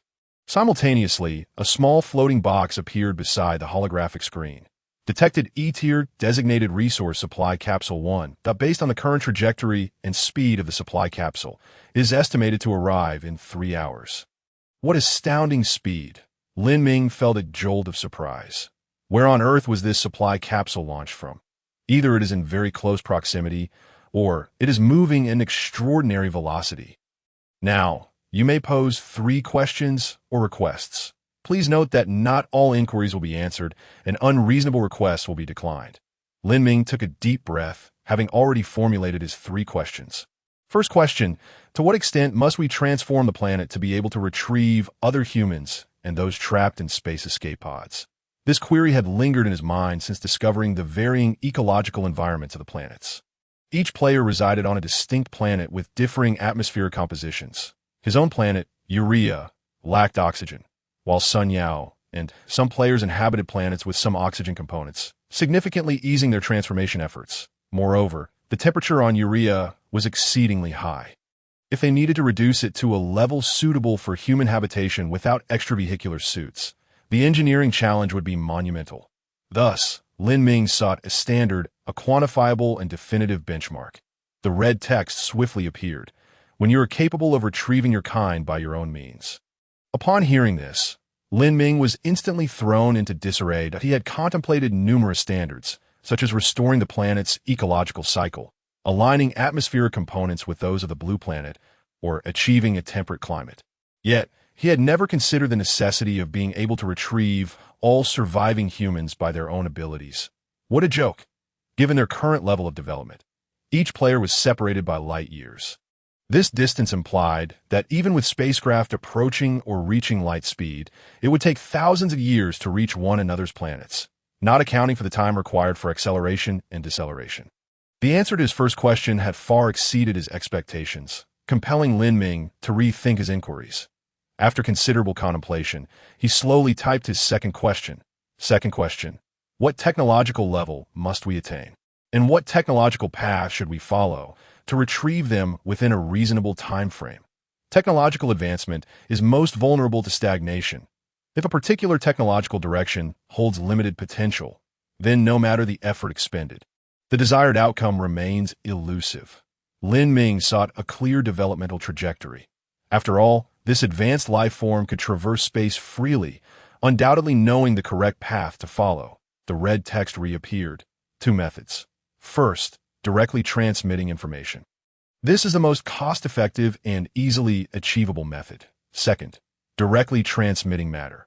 Under specific circumstances, energy can be consumed to instantaneously transfer matter from one point to another, but the energy consumption is proportional to the distance of transmission, while the transmission distance is inversely proportional to the mass being transmitted. This vague answer took Lin Ming considerable time to comprehend. Fortunately, the advanced life form did not rush him, but patiently awaited in silence. Directly transmitting information? He still could not fully grasp the first method, so he focused on the second. This method suggested that there exists a technology capable of allowing matter to transcend space and time, appearing instantaneously at another point. Yet this method also had its drawbacks. The greater the transmission distance, the higher the energy consumption. The farther the transmission distance, the lesser the mass that could be transmitted. In a haze, Lin Ming grasped some elusive notion. An incredible idea began to surface in his mind. When they engaged in interstellar trade, the items would vanish into thin air and reappear as if conjured.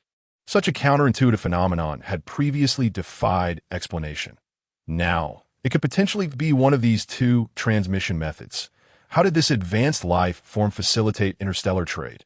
Which method did it employ? Or rather, Lin Ming typed his third question into the chat box.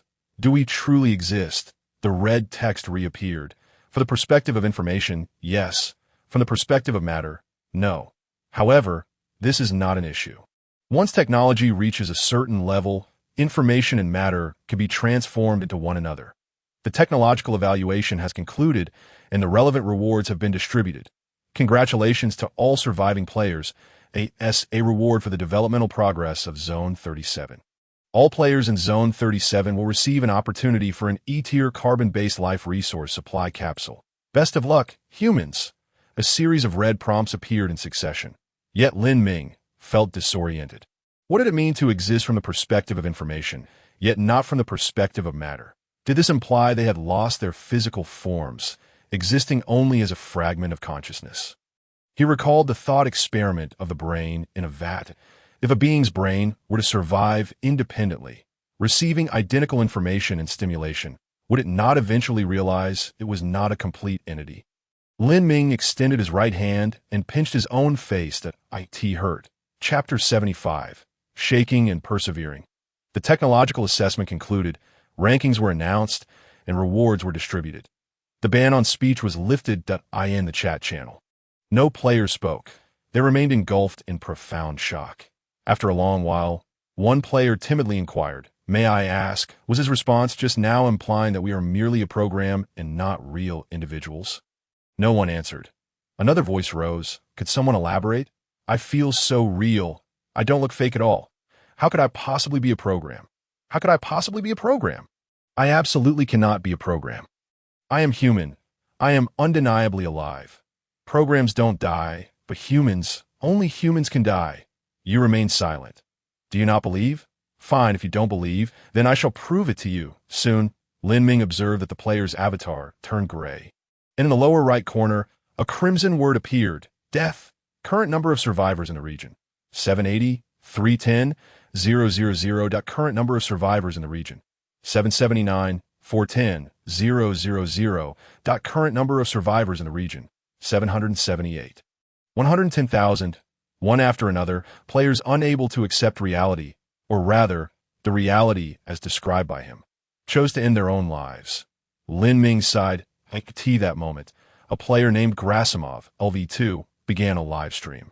Grasimov appeared to be from the Bear Country. He wore glasses, had a scruffy beard, and a faint smile graced his lips. Standing at over 6 feet tall, he had a robust physique. Speaking to the stream in a relaxed tone, he stated, "Everyone, I was previously a researcher at the Bear National Space Institute, and I am here to validate something." With that, Grasimov donned a heavy-duty spacesuit and exchanged 100 units of fuel at the Interstellar Trading Post. Launching the escape pod. Target. Outer space. Warning. Current fuel is insufficient to support the entire journey. Do you wish to continue? Yes. Warning. No fairing detected. Thermal protection layer partially damaged. There's a risk of disintegration upon forced launch. Do you confirm? Yes. Grasimov confirmed once more. The system self-check completed, and the engine would ignite in 10 seconds. 10, 9, 3, 2, 1, boom! Fiery flames erupted from the rear engine nozzle as the landing gear began to retract slowly. "Oh yeah," Grasimov exclaimed with exhilaration. Though a researcher at the Space Institute, he had never before boarded a spacecraft to venture into space. Current speed, 2 kms. Current speed, 3 kms. Current speed, 3.5 kilometers. The thermal protection layer was mostly damaged. Please immediately terminate the launch procedure and land. No, do not terminate. Continue flying. Current speed, 4 kms. Current speed, 4.5 kms. The thermal protection layer was completely destroyed. The hull began to ablate. The structural supports of the escape pod were heating up, and the strength of the hull structure decreased. A seal layer was compromised. Please immediately terminate the launch procedure and land. Fly. Damn it, just fly. Grasimov screamed hysterically. Current speed. 5 kms. The escape pod has reached maximum flight speed. Warning. Current cabin temperature has reached 80 degrees. Please immediately don a heavy-duty spacesuit. Warning. Current cabin temperature has reached 100 degrees. Please immediately don the heavy-duty spacesuit. Warning. Current cabin temperature has reached 150 degrees. Please immediately don a heavy-duty spacesuit. Look, this bastard has locked down our technology. We simply cannot escape this wretched planet. This is a dehumanizing social experiment, and I will not compromise. A burst of flames enveloped Grasimov's live stream. Grasimov, dead, is the maximum flight speed of the escape pod, 5 kms. Observing the black screen of the stream, Lin Ming murmured, Grasimov traded his life for this number. The first cosmic velocity surrounding Blue Star is 7.9 kms. Given that Uria's planet has a similar mass to Blue Star, the first cosmic velocity should be comparable. Only by reaching this speed can one attain low Earth orbit, revolving around the planet without falling back to the surface to completely break free from Uria's gravitational grip. One must achieve the second cosmic velocity, 11. 2 kms.as for escaping the gravitational influence of a star and entirely leaving the current stellar system. One must attain the third cosmic velocity. However, Lin Ming was unaware of the mass of the current star, leaving the third cosmic velocity unknown. Thank you for your valiant struggle, fellow citizens of the Bear Country. We pay you the highest respect. Salute to the hero. May you rest in peace. Farewell, Grasimov, my comrade, in the regional channel. Countless players mourned Grasimov. Lin Ming also sent a few flower emojis. Lin Good, a private message from Sun Yao appeared. I don't understand. What do you not understand? Lin Ming inquired. Sun Yao replied, I do not comprehend the manner in which I am currently surviving, nor the significance of survival. What more significance is needed? Lin Ming retorted, survival itself is meaning. But that bastard has limited the speed of our escape pod, and we cannot leave this planet. Why place hope in the escape pod? Its name tells you. It is merely a means for survival. Lin Ming stood up and articulated each word carefully. Before Blue Star's destruction, it discovered no technology from other civilizations and relied solely on itself to break free from the constraints of gravity. Why place hope in others? Indeed, he has demonstrated an insurmountable power, but so what? We can still succeed on our own. Sun Yao sent a wry smile emoji. Lin Ge, I admit your words are somewhat persuasive. Yet I still feel a bit unsettled. Feeling unsettled is natural. Who doesn't have their moments of discomfort? Cry if you must. Laugh if you must. Once it's over, just carry on with what you need to do. He has merely imposed technological restrictions on us, not entirely stifling our technological progress. We still have opportunities to reach space. Lin Ming contemplated high-strength, lightweight materials, envisioning the potential construction of a space elevator. Even considering the small satellites that could already achieve the first cosmic velocity, and the perpetual base of Uria's intelligent life hidden on the far side of the moon. The intelligent beings of Uria possess the capability to reach the moon's far side. Perhaps in another crater lies relevant technology. Moreover, current indications suggest the presence of advanced intelligent life on many planets inhabited by players, who can guarantee that they do not possess even more advanced technology. What if a world-renowned painting materializes? Local natives sharing nuclear fusion technology with you. Chapter 76. 3D Metal Printer. Type 2. After Lin Ming's comforting words, Sun Yao gradually found peace. Survival itself is meaning. As he pondered Lin Ming's words, Sun Yao's eyes began to shine. Thank you, Lin Ge. I understand now. Closing the dialogue box, Lin Ming donned his heavy-duty spacesuit and proceeded to the first pit branch. He had not checked the crops here for quite some time. In just a few short days, the plants had matured. The tubers bore potatoes the size of fists. The rice was a glorious golden hue, bending the stalks. The interstellar corn thrived, with its stalks beginning to turn yellow. The flower that had devoured the purple damluo had completely adapted to the characteristics of the purple damluo, with clusters of tiny fruits forming a small red ball in the center. These minuscule fruits, smaller than grains of rice, grew together in dozens, resembling a ripened bayberry. Excellent. They are growing rapidly. I estimate they can be harvested for seeds and germination later today. Lin Ming nodded in satisfaction. His gaze swept over a corner where dragon eggs lay. He bent down to pick one up. It had been some time since he had acquired these dragon eggs, and he was curious about their current condition. Strong light penetrated the dragon egg, revealing that the previously thumb-sized embryo had begun to grow, now approximately the size of a chicken egg. Upon closer inspection, he could see a grain-sized heart beating within the embryo. Good, as long as it is alive. Lin Ming checked the other 3 eggs, finding them in similar condition. Since the plants were nearing maturity and could be widely sown, and the dragon eggs would hatch after a while, it was time to arrange the outdoor factory and farm. Lin Ming exited the pit. He began to plan the design for the outdoor factory. First and foremost, although it would be outdoors, it certainly could not be entirely unshielded. Should it encounter sandstorms or other elements that could damage the 3D metal printer or affect printing precision due to dust, it would be a loss. He decided to first manufacture some metal frameworks using superalloys. Combined with high-strength, lightweight materials to secure glass substrates, he would create some small-scale prototypes first, with a diameter of around 10 to 20 meters, which would be acceptable. Lin Ming meticulously devised a plan and commenced the production of the supporting structural modules for a framework-style mining system utilizing a 3D metal printer. Upon the completion of several modules, he began the assembly process. Much like constructing with building blocks, he arranged these modules around the perimeter.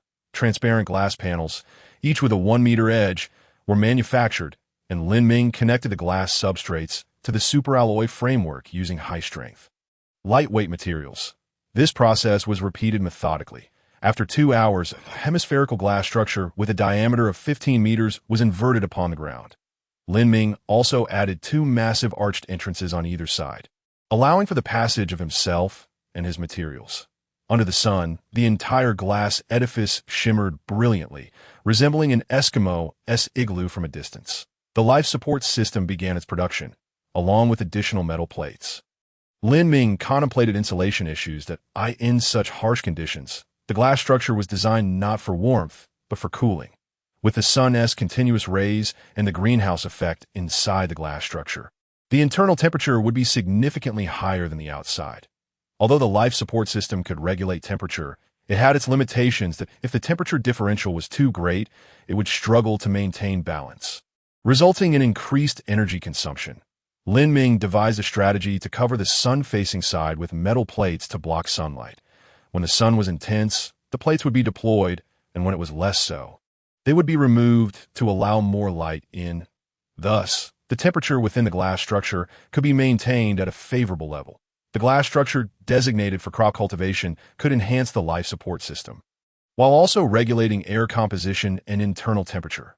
Conversely, the structure intended for equipment storage would solely focus on cooling, utilizing metal plates to shield against sunlight, without the need for an elaborate life support system. Upholding the virtue of frugality, Lin Ming initiated the construction of a second glass structure, this time selecting a site 10 kilometers away. This location was surrounded by various exploitable mineral resources, ensuring high efficiency. Moreover, by distributing the construction of different glass structures, even if one were to sustain damage due to unforeseen circumstances, such as a fierce wind, the others would remain unaffected. Bring forth the mobile microfactory construct. Lin Ming commanded his prize creation. The 16-tracked walking modules of the mobile microfactory simultaneously sprang into action, gradually moving toward Lin Ming's location. Who says that examination products are devoid of merit? This examination product is simply marvelous. Lin Ming clapped his hands in delight. That moment, a brilliant arc appeared in the sky. The E-Class designated resource supply capsule had arrived, watching the superalloy supply box being ejected and swiftly departing. Lin Ming's mind conceived an audacious plan that if this plan were to come to fruition, the technological blockade would cease to exist. However, considerable time remained before this plan could be realized. Observing the superalloy supply box descending toward the pit, Lin Ming slightly bent his legs and leapt. With a powerful burst, the jetpack behind him propelled him toward the pit. Upon opening the superalloy supply box, Lin Ming beheld the object of his dreams, the 3D metal printer Type 2. Compared to Type I, this model featured a more sophisticated overall structure and was encased within a massive glass dome. 3D metal printer Type 2 overview. A high-performance metal printer with processing accuracy at the nanoscale, requiring operation in a dust-free environment. Due to structural and spatial limitations, the maximum printable target volume is 50 × 50 cm. Power consumption, 10 kWh. Processing accuracy at the nanoscale. Lin Ming inhaled deeply. With this, he could commence the production of chips. Unlike the Type 1 3D metal printer, the Type 2 is primarily designed for the creation of high-precision technological artifacts, thus imposing restrictions on the size of the output and necessitating operation within a dust-free environment. Fortunately, it comes equipped with a dust-free workstation. Otherwise, establishing such an environment would have demanded significant effort on Lin Ming's part. Carefully cradling the 3D metal printer Type 2 with both hands, Lin Ming stepped cautiously into the pit, ensuring each step was deliberate to avoid damaging the outer glass dome. After a painstaking half-hour, he finally reached the bottom of the pit, placing the 3D metal printer Type 2 within the survival pod. This was his safest haven. Let me also bring in a Type 1 3D metal printer to keep it company. In just 5 minutes, Lin Ming retrieved a Type 1 3D metal printer. This was not merely a whimsical endeavor. It served as a safety backup. Although he had mastered the technology to produce Type 1 3D metal printers, should all other models sustain damage, he would find himself unable to replicate them. This particular 3D metal printer would act as the master machine, ensuring that even in the event of failure, it could continue to produce an endless supply. Chapter 77. The Glass Factory. Lin Ming reviewed the queue for reverse engineering the F-level chip and discovered that an additional 40 hours were required. Let us take it slow. In the meantime, I must prepare the raw materials. Departing from the pit's depths, Lin Ming soared to the designated site 10 kilometers away. The mobile microfactory construct had already arrived and commenced the extraction of mineral resources, concurrently purifying the corresponding raw materials and fabricating framework modules and glass. The 10-kilometer distance incurred a 10 loss in microwave power transmission, which was somewhat wasteful. Lin Ming produced 10 solar panels on-site to power the mobile microfactory construct. Following his previous designs, he then spent another 2 hours constructing an equally sized glass structure. This building was intended to serve as a manufacturing factory, perfectly situated amidst abundant mineral resources, ensuring yields far exceeding the inputs. Opening the underground structural map from the microsatellite, Lin Ming examined the distribution of minerals in the area: copper ore, titanium ore, and amphibole. This location was particularly suitable for the production of circuit boards, electromagnetic coils, and solar panels. Lin Ming proceeded with his planning. In total, there were over a dozen mineral resources scattered across distances ranging from several dozen meters to 1 kilometer. Each of these resources, a framework-style mining system would be established on the surface. The extracted ores would be transported via conveyor belts into the glass factory. Inside the glass factory, an electric arc furnace would be utilized for the smelting and purification of the ores. The purified resources would be stored in raw material bins, with sorting tasks managed by the simulated crabs. The raw material bins would be connected to the 3D metal printer via conveyor belts, with the simulated crabs responsible for feeding the materials into the printer. The finished products manufactured by the 3D metal printer will be placed on conveyor belts, flanked by simulated crabs on either side for sorting, ensuring that different products were allocated to distinct storage bins. Lin Ming nodded in satisfaction as he reviewed the process flow. Simulating the entire workflow in his mind, he identified 2 flaws. The first was the waste outlet of the electric arc furnace. Continuous operation would undoubtedly produce a substantial amount of waste, quickly filling the entire glass factory. Thus, Lin Ming designed a conveyor belt to transport the waste 500 meters away, where 2 simulated crabs would handle the cleanup and accumulation. The second flaw was the lack of high-strength, lightweight materials, which were essential for circuit board production. However, this issue was not significant. Given the lightweight nature of the high-strength materials, he could simply schedule the simulated crabs to transport them on a regular basis. All right, everything is in order. After reviewing the design process once more and finding no further issues, Lin Ming instructed the mobile microfactory construct to commence operations. The operational workflow of the ether crystal stone indicated that producing all these modules would require at least 3 days. Why so long? Upon inspection, Lin Ming discovered that the primary bottleneck lay in the production capacity of the 3D metal printer. Caught in a capacity bottleneck again, quickly, Lin Ming brought in 4 additional 3D metal printers, reducing the required time to just 8 hours. Perfect. With the design of the glass factory complete, Lin Ming returned to the entrance of the pit. This glass structure was intended for crop cultivation. The life support system had been finalized, and over a dozen 3D metal printers were tirelessly producing the soilless cultivation framework systems. Given the immense space of the glass farm, Lin Ming conservatively estimated that it could accommodate over 100 cultivation framework modules. The water consumption for this endeavor would be substantial. The water supply within the pit, after all, was finite. The next glass farm would need to be situated at the foot of a mountain. Lin Ming accessed the mapping data from the small satellite. After a period of time, the small satellite had completed mapping most of the surface of Uriah. Lin Ming observed that, apart from the 3 ring-shaped mountains untouched by the black tide, the remainder of the planet's surface was covered in the black tide. Wait, why is there a double image here? Since the small satellite was equipped with a camera, each area required the stitching together of dozens of photographs for mapping. Lin Ming noticed that many regions obscured by the black tide displayed blurred overlays stacked upon one another. Open the original data.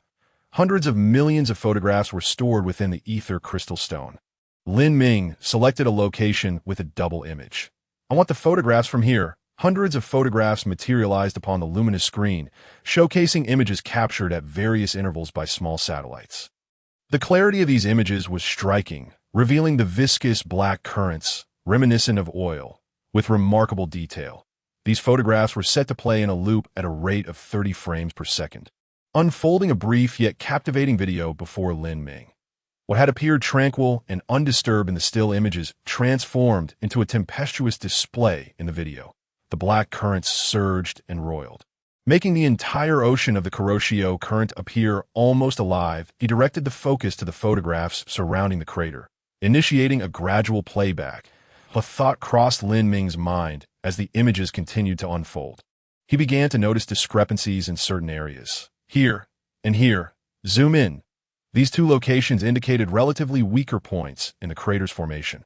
The magnified video revealed that the Kuroshio current in these areas exhibited extraordinarily vigorous activity, relentlessly battering the crater's slopes. Over the span of 100 millennia, the elevation here had diminished to merely 1/5 of that found elsewhere, perhaps even thinner. Fortunately, 4/5 had already been eroded over the eons, allowing Lin Ming to breathe a sigh of relief. At least for the duration of his life, he need not worry about inundating the crater. However, soon after, another thought struck him. No, while superficially it seemed that the mountains retained 1/5 of their mass. What lay beneath? Small satellites probe the subsurface of that area using microwave technology. The small satellite, an upgraded version of the microsatellite, naturally retained the capability to detect subterranean conditions via microwaves as the microwave scanning progressed. The underground situation flanking the vulnerable mountain formations gradually revealed itself on the screen. Lin Ming observed that what had once appeared impervious was riddled with damage, much like a decayed tooth. It bore only a small dark spot on its surface, while internally it had been nearly completely eroded. The subterranean realm had been carved out into a cavern several hundred meters in diameter by the Kuroshio current, through which countless currents surged into the crater. Lin Ming examined the ground photographs of that area, and after meticulous scrutiny, he discovered a Kuroshio lake, scarcely 100 meters in diameter. Such a lake, if not deliberately sought, would remain undetected. With the passage of 10,000 years, the ecosystem of the entire planet was devastated. Another 100,000 years saw the mountains eroded, rendering the planet's topography nearly flat. Given time, who could have imagined that a world enveloped by the Kusha had once flourished, teeming with diverse ecosystems? Lin Ming sighed, then remarked, "Well, I suppose I shall take on the role of a dentist for a moment and tend to this decay." Chapter 78. A Life for a Life. Lin Ming instructed the small satellites to focus on assessing the erosion of the mountains surrounding the 3 craters. He discovered that the erosion was relatively uniform across all 3 craters. each possessing one or two weak points where the Kuroshio had infiltrated, creating pathways to the interior. Fortunately, geological erosion occurs over hundreds, thousands, or even tens of thousands of years. Thus, Linming need not worry about the mountains collapsing under the Kuroshio's assault, submerging the craters in the near future. This area was not merely a point of danger. It was an excellent site for a factory. Lin Ming stroked his chin, musing aloud. The presence of the Kuroshio signified the availability of water, nutrients, lightweight materials of high strength, and vitamins, of course. The prerequisite was to deactivate the Kuroshio. Luckily, the crater experienced a state of perpetual daylight, with sunlight streaming continuously, as long as he could extract the Kuroshio and place it in the drying fields. Exposing it to sunlight for over 24 hours before processing, it would suffice. What need was there for a conventional water treatment facility? Having devised his plan, Lin Ming gazed at the expansive drying fields for the Kuroshio, unable to suppress a chuckle. Currently, 8 offshoots within the pit still contained ample deactivated Kuroshio, so he was not in a hurry to construct a processing plant. The immediate priority was to establish the glass farm. Those plants must have matured by now, he thought as he descended into the first pit branch. Indeed, the plants, having adapted from the largemouth flower, grew remarkably fast. Within such a short time, various species had reached maturity. Lin Ming swiftly harvested the crops, placing the seeds on a growth medium to germinate. To his surprise, the seeds of the purple damluo were abundant, numbering over 30. If all matured, he could cultivate a small medicinal plot. The only regret was that the largemouth flower variant of the purple damluo bore only 2 leaves, while the effective compounds resided primarily in the foliage.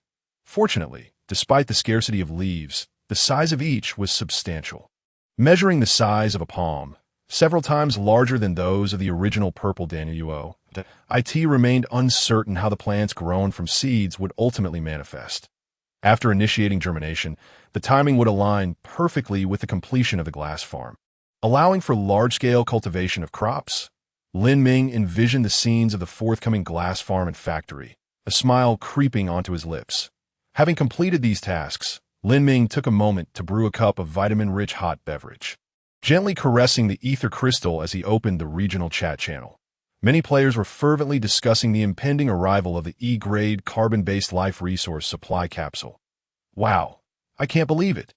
Our region has produced 2 exceptional players, one ranking first and the other second. Those Angsa people boast about their racial advantages daily, but now that the results are in, they've gone silent. I went up to taunt them a bit, and they blocked me right away. What a bunch of cowards. That's the Angsa for you. They brag about their strengths but silence anyone who points out their weaknesses. My assessment, their ranks don't exceed Black Ironut. I just went to another region, and wow, their numbers are really low. Most are between 5,000 to 6,000 players, with some regions even dropping below 3,000. How could they lose so many? That's a question for Lin Ming, isn't it? If it weren't for his contribution of the F-grade universal password, do you think our region would have survived with so many players? Yeah, I thought Lin Ming had been quiet for a couple of days, but it turns out he was brewing something big. Lin Ming is incredible. Lin Ming is amazing. 10010. As Lin Ming perused a cyber newspaper, a private message from Tang Qingyin illuminated his screen. Are you there? Lin Ming raised an eyebrow upon seeing Tang Qingyin's message.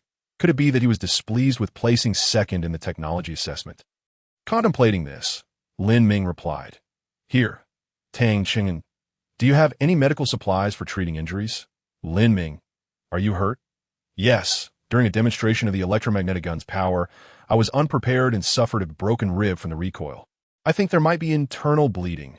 Lin Ming's eyes widened in alarm as he recalled how, after learning about the second-place finish in the technology assessment, Tang Qingyin had seized the opportunity to promote his products during the surge in viewership. He had proven to be a savvy businessman. Unfortunately, due to wearing only lightweight exosuits and being in the wrong position, he had been flung away by the powerful recoil. Lin Ming hadn't given it much thought at the time. He hadn't realized that Tang Qingyin had actually sustained a broken rib and internal bleeding. After a moment's consideration, Lin Ming initiated a video call with Tang Qingyin. The call connected swiftly. In the video feed, Tang Qingyin lay in a sleep pod, his complexion pale, occasionally twitching in pain. "It seems your injury is quite severe," Lin Ming observed, his tone turning serious. Tang Qingyin could only manage shallow breaths. His voice barely audible. "Yes, we collected various medicines, but nothing has been effective. My blood pressure is beginning to drop. If I can't find the relevant medication within an hour, the ether crystal suggests I enter eternal stasis. Given the current development of players, entering eternal stasis would undoubtedly be a death sentence for him." Lin Ming smiled faintly. "Well, I wish you a pleasant sleep." Tang Qingyin's eyes flickered with despair. With even Lin Ming, who had been thriving, unable to provide any relevant medicine, his last glimmer of hope had been extinguished. However, Lin Ming rose and rummaged through his belongings, retrieving the leaves of the purple danluo he had just harvested. He waved it in front of Tang Qingyin. "If you don't want to sleep forever, I happen to have something quite interesting." "What is this?" Upon seeing the palm-sized purple leaf in Lin Ming's hand, Tang Qingyin's face lit up with excitement. Surely Lin Ming wouldn't jest. This purple leaf had to be capable of saving his life. "Lin Ming, this is purple danluo. It can repair non-fatal injuries, alleviate critical wounds, and promote bone growth." Tang Qingyin's expression shifted from shock to overwhelming joy, his excitement so intense that he began to cough uncontrollably, grimacing in pain. "Lin Ming, how much do you intend to charge for this purple danluo leaf?" Tang Qin quickly regained his composure and began to negotiate with Lin Ming in the realm of commerce. He understood that Lin Ming was not one to be swayed by emotions. Witnessing his near demise would not compel him to offer treatment without due consideration. Their long-standing partnership had always been tethered by mutual benefit, both in the past and in the future. Lin Ming toyed with the purple danluo leaf in his hand, gazing at Tang Qingyin as he spoke. "It ultimately depends on what you are willing to offer. Remember, we are not merely discussing the price of this leaf, but rather your very life." Chapter 79. Negotiation. Exchanging your life. Upon hearing Lin Ming's words, Tang Qingyin's eyelid twitched. Indeed, engaging in a transaction with Lin Ming was far from straightforward. After a prolonged silence, he finally spoke. "Lin Ming, you are well aware of my esteemed position within Tang Province. This status grants me access to numerous resources, for which I have greatly profited. However, these resources have been entrusted to me by my brothers in Tang Province, who have willingly contributed because of their faith in me that I cannot betray their trust by sacrificing all that I have for the sake of my own life." With a wave of his hand, Tang Qingyin brought forth a collection of item blueprints in the bottom right corner of the video call. "Choose any 3 from these items, and I shall exchange them with you. If you agree, we can proceed with the transaction. If not," he exhaled softly, "I shall prepare to eject from the cryogenic pod." Listening to Tang Qingyin, Lin Ming nodded. It was evident that Tang Qingyin feared for his life. However, in the face of such fear, he retained his rationality, knowing well what was negotiable and what was not. Lin Ming glanced at the array of item blueprints. Hydraulic fracturing mining blueprints, an electrolytic hydrogen and oxygen generator, an electromagnetic adhesive high-explosive grenade, and an E-grade universal chip. Each item, whether familiar or foreign to Lin Ming, left him astounded. It was no wonder that a colossal force with over 1,000 players possessed such a diverse array of technological creations and blueprints, most of which had yet to appear in the Interstellar marketplace. Although Lin Ming felt astonished, he concealed his surprise. He posed a seemingly unrelated question. "Are the other members of Tang Province aware of your near-fatal injury?" Tang Qingyin's expression grew complex at this inquiry. "They know I was injured, but they are unaware of the severity of my condition. A few are persistently urging me to hold a live conference to discuss how to respond to our technological assessment failures. Yet, I understand their true intention is to ascertain my state and whether I am fit to lead Tang Province." Lin Ming nodded in comprehension, but he then inquired, "Why have I not seen that massive machine resembling an X-ray machine? What purpose does it serve?" Since the discussions had shifted towards the negotiation of prices, Lin Ming had already set his sights on a specific target, the E-level technology creation improvement machine. While he possessed reverse research technology and limited research technology that could yield similar results, the efficiency was considerably lower. Moreover, the technology creation improvement machine might complement the technology he currently mastered. However, the true capabilities of the machine would only be revealed through practical validation. IT is a technology creation improvement machine, rated capable of enhancing lower-tier technological creations. However, the modified creations cannot exceed the machine's own level, and their lifespan will be significantly reduced post-modification. Tang Qingyan divulges the advantages and disadvantages of the machine without reservation. Lin Ming, this machine is our core asset and is absolutely non-negotiable, despite his firm stance. Lin Ming's demeanor remained warm and inviting, akin to the gentle sun in winter. Having gauged the extent of Tang Qingyan's concealment regarding his injury, Lin Ming felt increasingly confident in securing this transaction. As the leader of a formidable force boasting over 1,000 players, or in other words, 1/8 of the players in the current region, Tang Province was not devoid of internal strife. When Tang Qingyan was in good health, he could suppress the restless factions below him with his undeniable prestige. However, should his health fail him, or should he come close to death, the leadership of Tang Province would inevitably have to address the question of succession. After all, the management of resources affecting over 1,000 players represented a vast fortune. Moreover, Tang Qingyan wielded a significant number of high-level technological creations to address technological assessments, which also posed challenges of inheritance and distribution. Each concern was sufficient to incite envy among the leadership of Tang Province, potentially leading to reckless actions. It was apparent that Tang Qingyan was grappling with these pressures by openly discussing the specific functions of the technology creation improvement machine. He believed he was demonstrating honesty in the negotiation. Yet, subconsciously, he had already begun to view the machine as a bargaining chip, transforming it into a tradable item. What followed was a simple matter of whether Lin Ming's offer would stir his interest. The purple Danluo leaves will be supplied without limit. Until you recover, Lin Ming proposed. Not sufficient.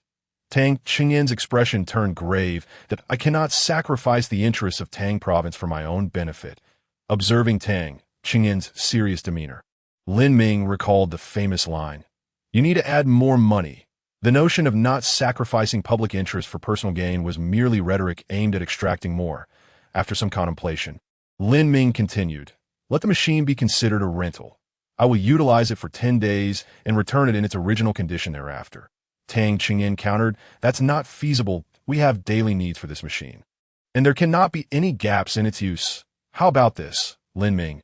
I will grant you access to the machine's usage. If you have any technological creations that require upgrading, you may exchange them with me. I will complete the upgrades and return them to you." Tang Qingyan proposed his terms. Lin Ming fixed his gaze on Tang Qingyan's image, and they both suddenly broke into laughter. They understood that this condition was exceedingly stringent. While it appeared that Lin Ming could upgrade technological creations at any time, he was shouldering substantial risk. Who could guarantee that Tang Qingyan would honor his agreement and return the upgraded creations promptly?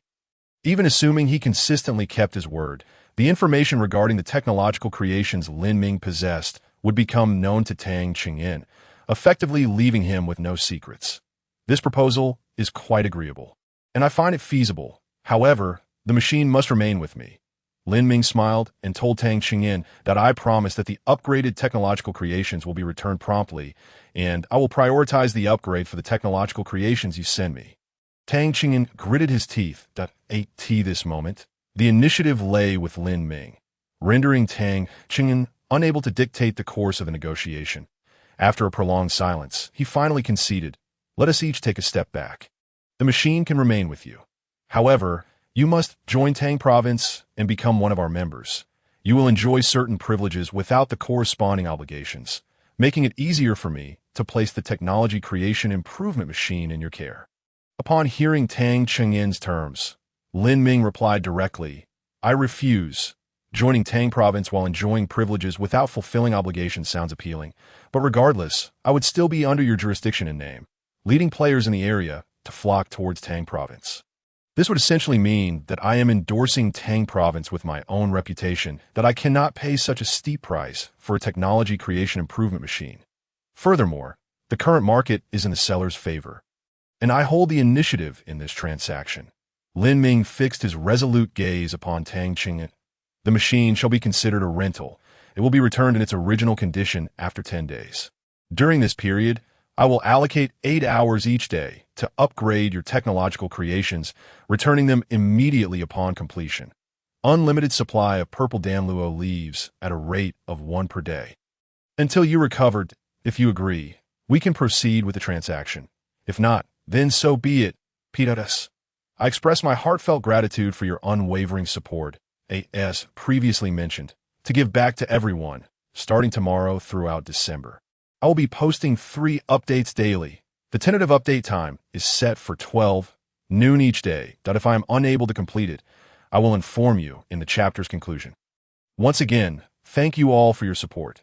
Xiaofeng bows in gratitude. Chapter 80. Stepping on one's own toes, it appears I have no other choice. Tang Qingyan sighed deeply. He rarely found himself in a situation where he lacked control over the initiative.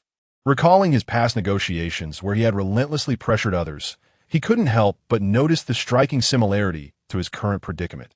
Player Tang Qin, LV2, requests to exchange the Technology Creation Improvement Machine E for your purple Danluo Leaf 1.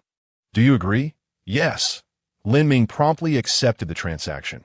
The enormous Technology Creation Improvement Machine settled into the bottom of the pit, occupying a substantial amount of space, with the purple Danluo leaf now in hand. Tang Qingyan wasted no time soaking it in water.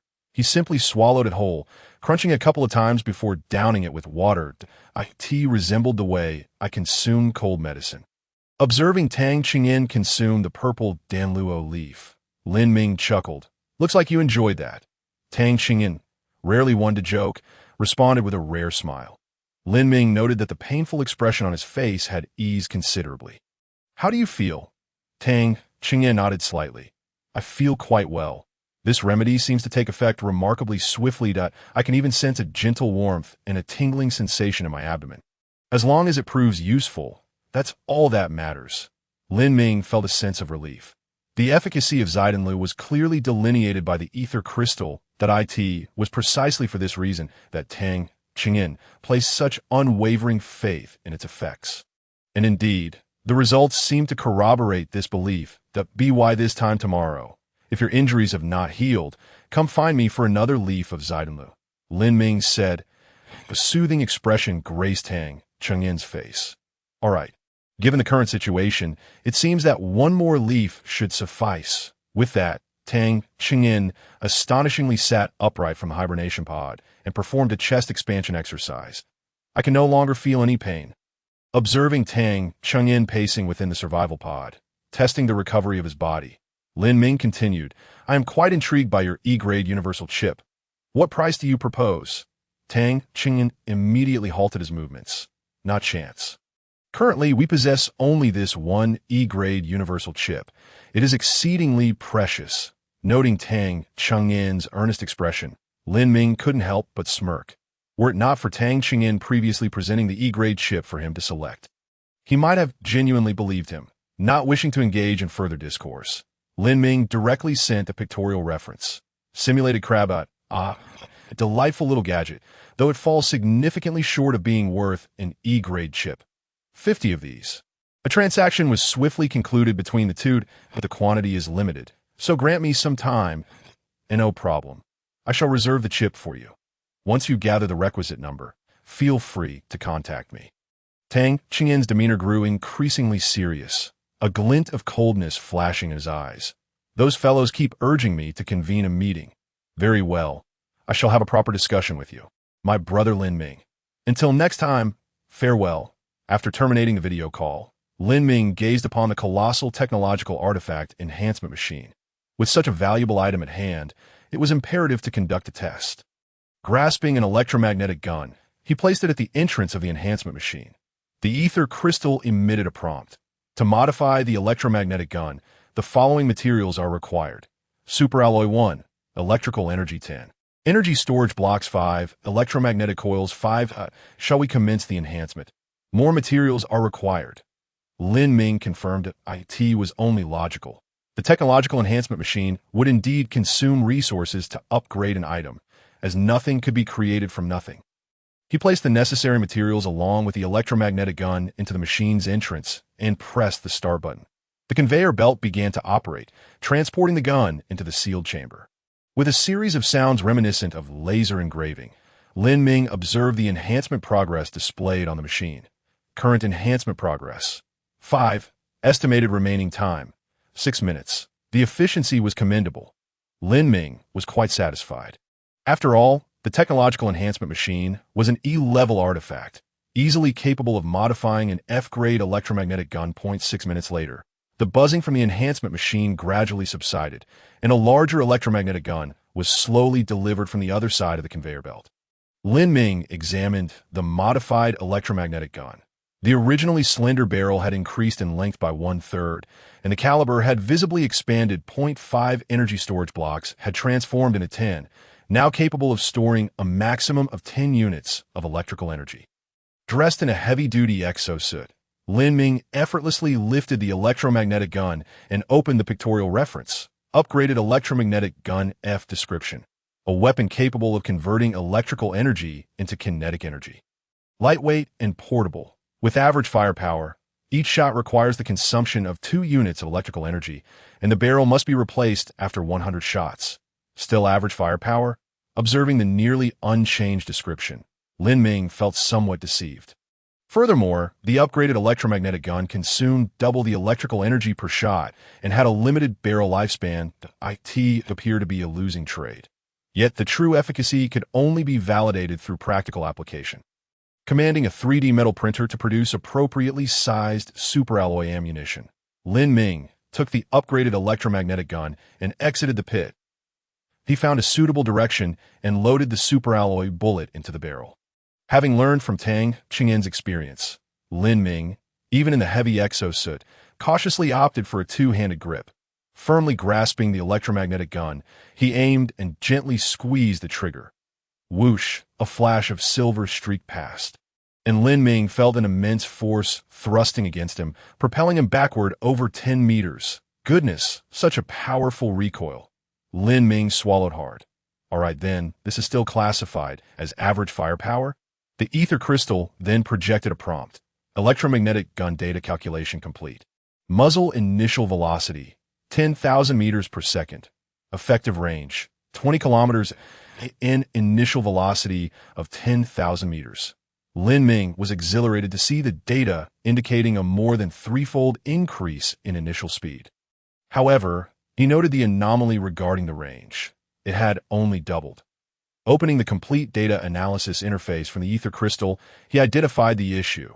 The upgraded electromagnetic gun's high muzzle velocity resulted in exponentially increased air resistance on the superalloy bullet, causing a significant reduction in speed during the initial flight phase, thus adversely affecting the range. Nonetheless, with such a range, Lin Ming was immensely satisfied, gazing at the gleaming upgraded electromagnetic gun in his hands. A bold idea suddenly sparked in his mind. Could I apply limited research technology to the upgraded electromagnetic gun? As soon as the notion emerged, Lin Ming felt a rush of excitement. If feasible, the combination of limited research technology with the enhancement machine could potentially break through the constraints of only minor upgrades. With that thought, Lin Ming hesitated no longer.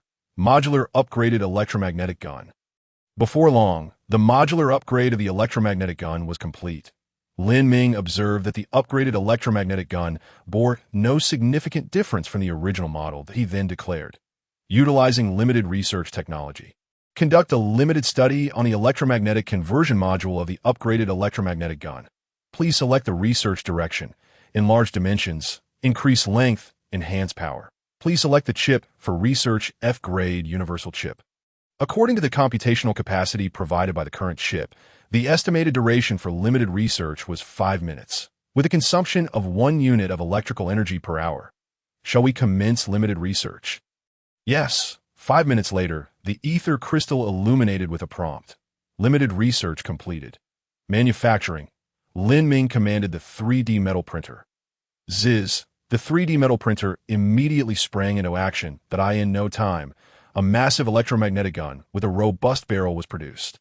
Lin Ming noted that the barrel had reached an impressive length of 3 meters, with a caliber of 30 millimeters, exuding an overwhelming presence. After a brief examination, Lin Ming placed the upgraded electromagnetic gun back into the entrance of the enhancement machine. The ether crystal displayed a prompt. To modify the electromagnetic gun, the following materials are required. Superalloy 2, electrical energy 20, energy storage blocks 10, electromagnetic coils 10. Shall we commence the enhancement? Yes, upon seeing the prompt. Lin Ming felt a surge of joy. Indeed, it was feasible. 10 minutes later, the modified electromagnetic gun slowly emerged from the enhancement machine. My heavens. Witnessing the gun's formidable design, Lin Ming swallowed hard. The electromagnetic gun's barrel now boasted an intimidating length of 5 meters and a caliber of 50 millimeters. A yoke-shaped support had been added to the front of the barrel, with a structure reminiscent of a mortar's base at the rear. Lin Ming opened the pictorial reference for the electromagnetic gun. Enhanced Upgraded Electromagnetic Cannon F description. A weapon capable of converting electrical energy into kinetic energy. Lightweight and portable, with average firepower, each shot requires the consumption of 5 units of electrical energy. And the barrel must be replaced after 10 shots. The electromagnetic gun had transformed into an electromagnetic cannon. Still lightweight and portable, yet with average firepower. Lin Ming marveled, realizing that the ether crystal seemed unimpressed by such an imposing creation. However, he had no intention of stopping here. He declared, Modular Enhanced Upgraded Electromagnetic Cannon. Utilizing limited research technology, conduct a limited study on the electromagnetic conversion module of the Enhanced Upgraded Electromagnetic Cannon. The current target module has reached the limit for limited research and cannot proceed further. Very well. Upon seeing the prompt from the ether crystal, Lin Ming rubbed his nose thoughtfully. It appeared that stepping on his left foot with his right might work. But it was not a reliable method. Each module had its own upgrade limit. He hefted the heavy and massive reinforced upgraded electromagnetic cannon, preparing to take it to the ground for a trial. Due to its large caliber, the cannon's ammunition had transformed from solid superalloy bullets into sabot rounds. After all, the greater the mass of the projectile, the more electrical energy was consumed to accelerate it, resulting in a lower muzzle velocity. Once fired, the superalloy casing would shed in the disturbance of the air, leaving only the superalloy armor-piercing projectile to continue its flight. Having manufactured a superalloy sabot round, Lin Ming transported the reinforced upgraded electromagnetic cannon to the ground. This time, he opted not to fire immediately. Strapping on his jet-powered flight pack, Lin Ming journeyed to a massive boulder several kilometers away, bracing the cannon's recoil against it. The boulder, weighing several tons, should be sufficient to withstand the cannon's formidable recoil. Steadying the muzzle, Lin Ming loaded the sabot round into it, selected a direction, and pulled the firing mechanism with a cord. Boom! The superalloy sabot round shot forth with incredible speed, leaving a trail of crimson light in its wake. Near the muzzle, powerful air currents stirred up clouds of dust, the booming sound disorienting Lin Ming momentarily. Upon inspecting the reinforced upgraded electromagnetic cannon, he noted that the tremendous recoil had pressed its base deep into the boulder, with less than 2 meters of the barrel exposed. The ether crystal then displayed a message. Electromagnetic cannon data calculations completed. Muzzle velocity 20,000 meters per second. Effective range 10 kilometers. What is going on? Did it miscalculate? Confused by the data indicating a doubling of muzzle velocity but a sudden drop in effective range to 10 kilometers. Lin Ming opened the slow-motion video. He observed that after the sabot round exited the cannon at a staggering 20,000 meters per second, the outer superalloy casing detached, revealing the inner superalloy armor-piercing projectile. The projectile maintained its speed as it soared into the distance. However, friction with the air rapidly heated the armor-piercing round, causing it to glow red, with temperatures soaring above 5,000 degrees. Such temperatures. The armor-piercing projectile began to deform under the pressure of the air, increasing aerodynamic resistance. Consequently, the range of the armor-piercing projectile was significantly reduced, and its accuracy fell short of that of the electromagnetic gun. Lin Ming deduced that he had exerted too much force. Given the current circumstances, it appeared that the technologically enhanced electromagnetic gun could achieve both power and range. However, this did not imply that the reinforced upgraded electromagnetic cannon was without merit. After all, the primary factor affecting the sabot round was air resistance, and in a vacuum, it could unleash its full potential. Gazing skyward, Lin Ming contemplated the small satellites surveying from above. Surely, there was promise in the electromagnetic railgun. After completing his experiments, Lin Ming did not retrieve the cannon, which had been pressed into the boulder, and instead flew back to the entrance of the pit. The 3D metal printer had already finished manufacturing the remaining carbon-based life support systems, awaiting Lin Ming's installation. Recently, he had been quite busy, even postponing plans to modify the pit. He needed to install them promptly. Observing the 9 carbon-based life support systems, Lin Ming swiftly went to work. 1 system per branch in the 8 pit offshoots, plus 1 at the bottom of the pit. After 3 hours, he completed the installation. The external cooling fan roared to life, dissipating heat within the pit. Lin Ming entered the pit and watched as the data on the display screen fluctuated continuously. Current temperature, 75 degrees Celsius. Current relative humidity, 85. Current atmosphere composition, nitrogen 75, carbon dioxide 13, oxygen 11. Others 1. Current temperature, 25 degrees Celsius. Current relative humidity, 50. Current atmosphere composition, nitrogen 78, carbon dioxide 0, oxygen 22. Others 0. The carbon-based life support systems were functioning normally, and the current environment was suitable for habitation. At last, it was complete. After confirming the air composition and temperature at the bottom of the pit, Lin Ming attempted to open the visor of his heavy exosuit. The rush of fresh air filled his nostrils. Lin Ming took a deep breath. Finally, he no longer had to wear the exosuit all the time. P.S. There's one more chapter, expected to be released before 12:30. Chapter 82. Microwave Relay. After removing his heavy exosuit, Lin Ming dashed about the bottom of the pit like a child who had just been granted freedom. Spotting a stone table and chairs nearby, he plopped down onto one. He sat quickly but stood up even faster. Ouch! Due to the previous temperature of over 70 degrees at the pit's bottom, the stone furniture was also hot, slowly cooling down now. Thankfully, it wasn't over 100 degrees. Otherwise, he might have burned himself, Lin Ming remarked in relief. Previously, while wearing the heavy exosuit, he could sit anywhere at the bottom of the pit without worrying about the temperature. Just then, the ether crystal displayed a prompt. E-grade carbon-based life resource supply pod has arrived. Please prepare to receive the supply box. Another one? Upon seeing the prompt, Lin Ming recalled that due to the advanced development of his region, the high-tech life form had rewarded each individual in the area with a single chance to receive an E-grade carbon-based life resource supply pod. All right, let's call my subordinates to bring the superalloy supply box inside. Lin Ming summoned the upgraded mimic crabs, giving one of them a pat on its shell.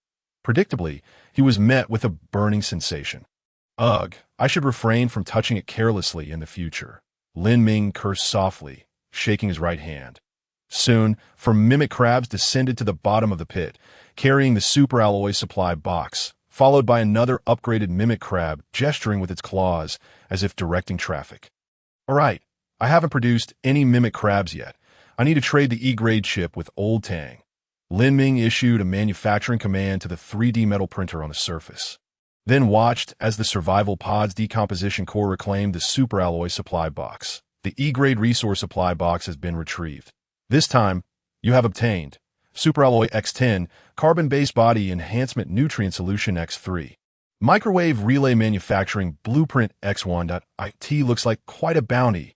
Lin Ming picked up the Carbon-Based Body Enhancement Nutrient Solution. It was sealed in a small ampoule the size of his pinky, containing a thick, dark brown liquid. He opened the relevant guide. Carbon-Based Body Enhancement Nutrient Solution F description. Consuming it can enhance the body of carbon-based life forms, slightly improving various physical attributes and extending lifespan. Extend lifespan. Upon reading the final sentence of the nutrient solutions description, Lin Ming wasted no time shattering the ampoule seal and gulping it down. I feel an overwhelming surge of strength, he bellowed as he felt a warm current flooding his limbs. He sensed an inexhaustible energy coursing through him, compelling him to shout and engage in vigorous activity. Move! Lin Ming sprinted around the bottom of the pit at a rapid pace, releasing the powerful energy within him. The upgraded mimic crabs watched with wide eyes as they scurried after him at one point. After running for half an hour without pausing, Lin Ming finally stopped, his breath steady, his demeanor unchanged. To say this nutrient solution merely strengthens the body is an understatement. It's almost a miraculous elixir of youth. Lin Ming glanced at the 2 remaining bottles of nutrient solution. if this substance were to appear in the interstellar marketplace. It would surely sell like hotcakes, that I wonder if it can be reverse engineered. Reverse engineer carbon-based body enhancement nutrient solution. Please select the chip for reverse engineering. F-level universal chip, based on the current computing power provided by the chip. The estimated time for reverse engineering is 10 hours, consuming 1 unit of electrical energy per hour. Would you like to begin reverse engineering? Yes, this is indeed possible. Moreover, the time required for reverse engineering is quite manageable. 10 hours is acceptable for Lin Ming. With a sense of joy, Lin Ming turned his attention to the remaining black chip. Microwave Relay Manufacturing Blueprint F description. A relay that can receive and transmit microwaves. The internal components amplify related signals, greatly extending your communication range and energy transmission distance. Current coverage, 100 kilometers within the atmosphere. Consumption, 1 unit of electrical energy per hour. Material requirements, F-grade or above universal chip X1. Electromagnetic coils X50, circuit boards X10, ultra-fine iron powder X50 units. Manufacturing requirements, 3D metal printer. I-type required. A microwave relay. Lin Ming immediately instructed the survival pod to decode the relevant technology. The microwave relay is being decoded, expected to be mastered in 10 minutes. The decoding of the microwave relay is complete. You have mastered the microwave relay technology. Begin manufacturing. Lin Ming contemplated the 2 returning bio-crab leaders. With the microwave relay in place, these 2 bio-crab leaders no longer needed to return, as they could continuously report to Lin Ming. Moreover, since both utilized microwave technology, the wireless power transmission module could also benefit, supplying power to other technological creations via the microwave relay without the concern of significant transmission loss. The 3D metal printer swiftly completed the construction of the microwave relay. Lin Ming observed that the apparatus resembled a colossal utility pole. The iron pole, towering 10 meters high, was designed to support the core relay module. The microwave receiving and transmitting module, composed of electromagnetic coils, was arranged in a cross shape, akin to a loudspeaker at the village square. Installation commenced. Lin Ming donned his heavy-duty extravehicular suit and equipped his jetpack, ascending to the summit of the crater point 2 hours later. He finally reached his destination. Finding an unobstructed high point, Lin Ming embedded the metal pole into the ground, surrounding it with several large stones to ensure the stability of the microwave relay. The microwave relay powered on. Lin Ming issued a command to the ether crystal. Soon, the microwave relay began operating, and in no time, it fully charged his heavy-duty extravehicular suit. Excellent. Let us see what findings the 2 bio-crab leaders have uncovered. Lin Ming quickly connected with the 2 bio-crab leaders. Indeed, they were preparing to return. Cancel the return plan and hold position. Lin Ming commanded them to cease their movements and began reviewing their stored video recordings. First, there was footage from the bio-crab that had explored the ecological zone. The high-definition video revealed a desolate interior within the glass structure. The once-planted flora had vanished without a trace over the long years, leaving no sign of growth behind. The environmental maintenance system had also weathered significantly, and Lin Ming could only discern, through the blurred piping, that it was a carbon-based life support system. The sound of the bio-crab leader's footsteps echoed clearly in the quiet environment. Warning, you have unlawfully entered Ecological Zone 15. Unauthorized, please exit immediately. This is the first warning. This is the second warning. This is the third warning.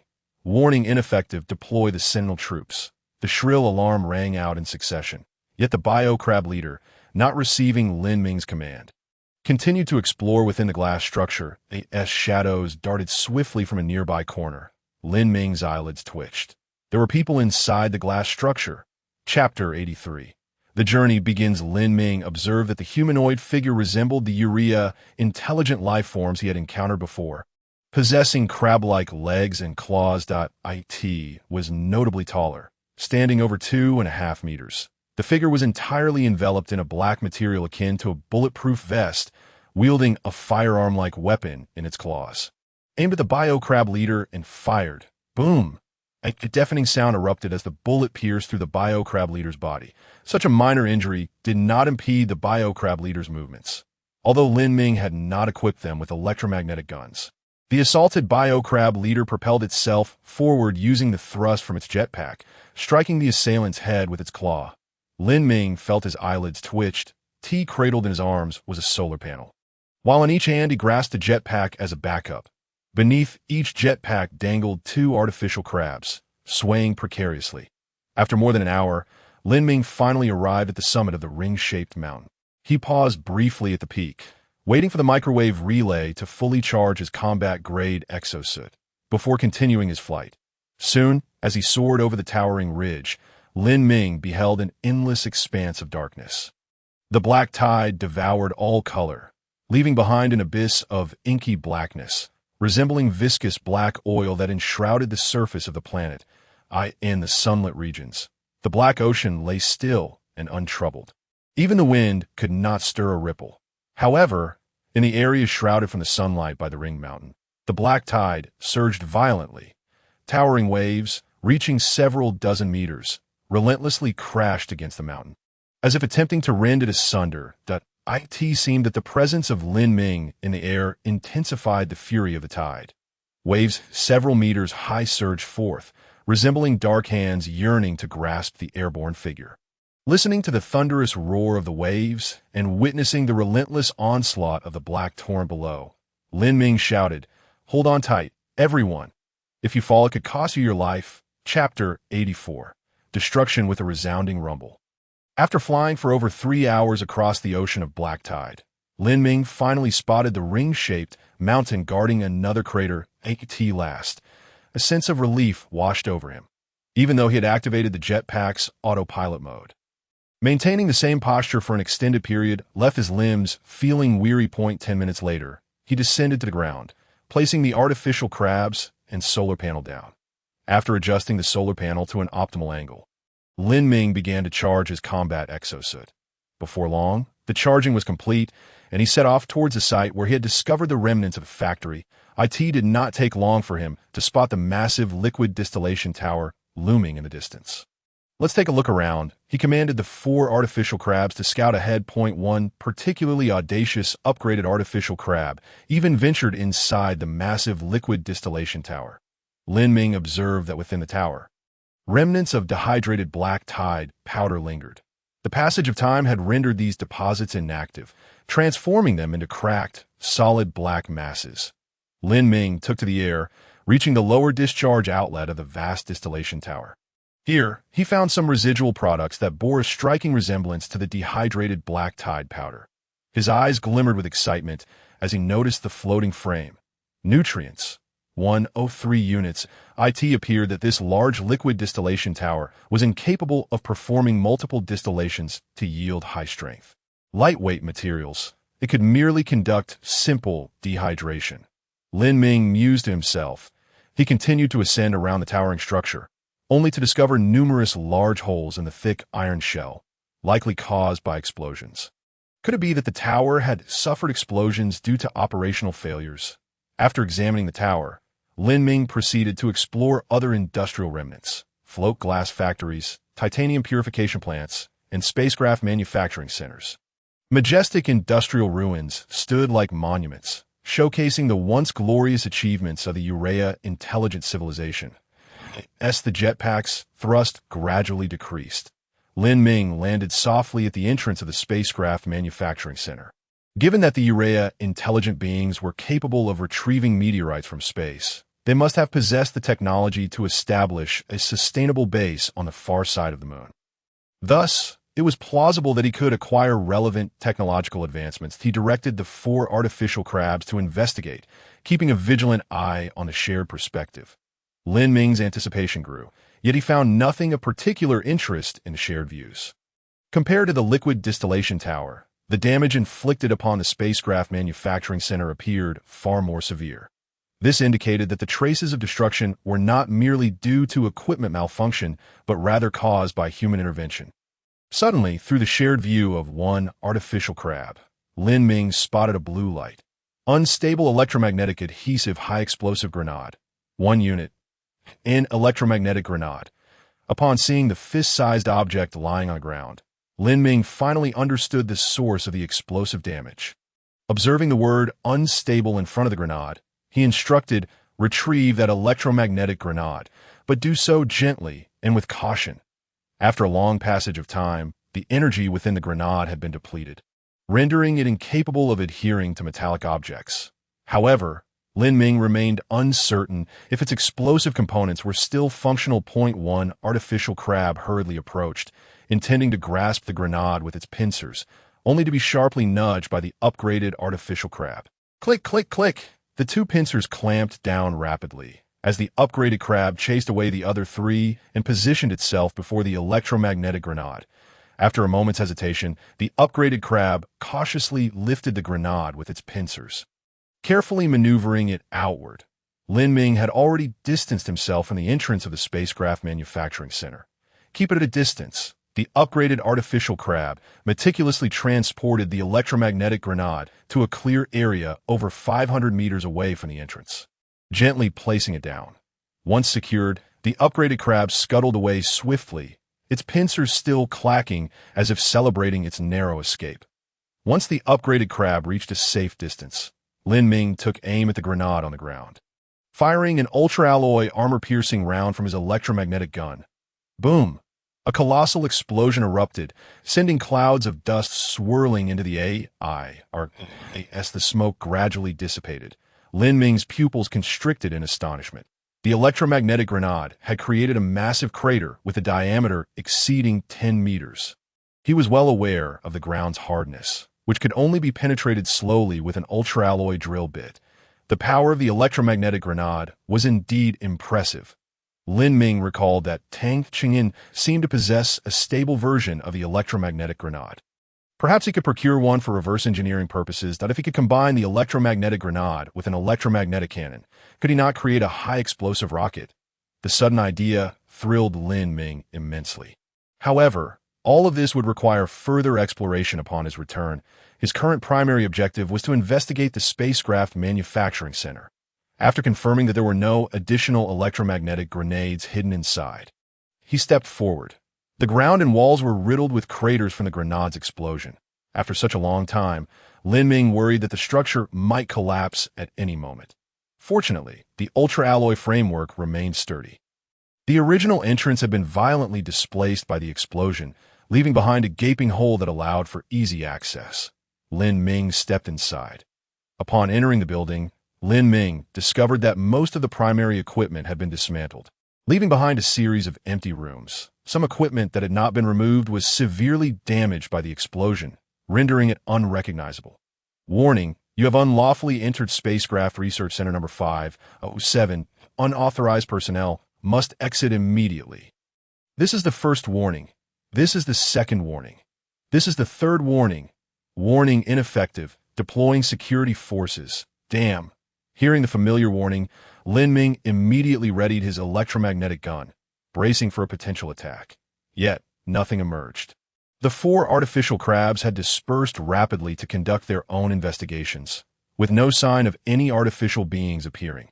The cacophony of warnings continued, and Lin Ming frowned as he scrutinized the source of the alerts. It was a surveillance probe equipped with a sound feature, still dutifully performing its task after who knows how long. Since you were still operational, could it be that the monitoring center remains intact? Might there still be video footage preserved? Chapter 85. Lunar Exploration Plan. With an idea forming in his mind, Lin Ming sprang into action. He instructed the four artificial crabs to focus on locating a surveillance center. Keeping a close watch on the shared perspective at last, one of the artificial crabs made a discovery that it led to a passageway descending underground, its entrance secured by a robust ultra-alloy door. Numerous signs of explosive damage marred its surface. Yet the ultra-alloy door stood firm, unaffected. Lin Ming activated his searchlight and approached the steadfast ultra-alloy door. Even after 100,000 years, the ultra-alloy showed no signs of corrosion. However, behind the sturdy door, the main passage had suffered multiple collapses, exposing numerous holes for entry. Good job, Lin Ming remarked, patting the ultra-alloy door and signaled the upgraded artificial crab. Click, click. The upgraded crab swiftly maneuvered around the ultra-alloy door, deftly slipping through the collapsed openings. Warning, you have unlawfully entered Spacecraft Research Center number 507. Unauthorized personnel must exit immediately. Warning! Warning! Warning! A cacophony of urgent alarms blared, causing Lin Ming considerable distress. Before long, the upgraded version of the simulated crab located the chamber, housing the monitoring hub, and entered with a push of the door. Be careful! Lin Ming gasped softly upon seeing the sudden appearance of the Urea sentient being behind the door. His eyes glimmered with intensity, yet he failed to detect any luminous points marked with signs of life. The upgraded simulated crab had already traversed one of the being's crab legs. It turned out to be a holographic projection. Lin Ming breathed a sigh of relief. You have finally arrived. The gaze of the holographic projection turned towards the empty doorway as it spoke. I do not know if those who have reached here are our descendants or the harvesters. Having previously engaged with the self-translation system sent by the Uea sentient being, the reloaded exosuit was able to translate the words spoken by the holographic projection in real time that we endeavored under immense pressure to construct a vessel capable of migrating to the Silver Moon. Yet, due to opposition from a faction, only a limited-scale migration was executed. Lin Ming blinked in astonishment, realizing that they had not only undertaken preservation plans, but had also initiated migration. The holographic projection gestured towards the sky. At this moment, billions of our compatriots should be thriving on the Silver Moon, working tirelessly to reconstruct Urea. Lin Ming's heart raced at the thought of Urea's sentient beings still surviving on the Silver Moon. 100 millennia had passed. To what heights had their technological advancements soared, and why had they not returned to restore the Urea planet? The voice of the holographic image grew fervent and uplifting. However, they do not understand us, and have mercilessly destroyed the efforts we have invested. The figure projected by the hologram gradually faded, replaced by scenes from the past, inside the crater housing the remnants of a factory. A scene of flourishing activity unfolded. Towering liquid distillation columns were operational, while nearby cooling towers emitted vast plumes of white steam. Within the aerospace launch site, enormous vessels ascended, carrying tens of thousands of Urea sentient beings towards the Silver Moon for migration. Countless Urea sentient beings gathered outside the launch site, erupting into cheers with each vessel that took flight. Today was a day worthy of commemoration. Lin Ming noted that the very sentient being projected earlier was now standing on a high platform in the launch site. Delivering an inspiring speech, we are on the verge of completing the migration of our billionth compatriot, and I am honored to announce that she is my wife. The sentient being pointed towards the audience below. Soon, a being holding a child ascended the platform, sharing a tender embrace with him. My wife will embark on the journey to the Silver Moon with our child, keeping watch over my endeavors from afar. Meanwhile, I shall labor on Urea until my last breath, until every one of our compatriots has been migrated. The audience erupted in fervent applause, their cheers rising in a crescendo. Boom! At that moment, explosions erupted throughout the crowd.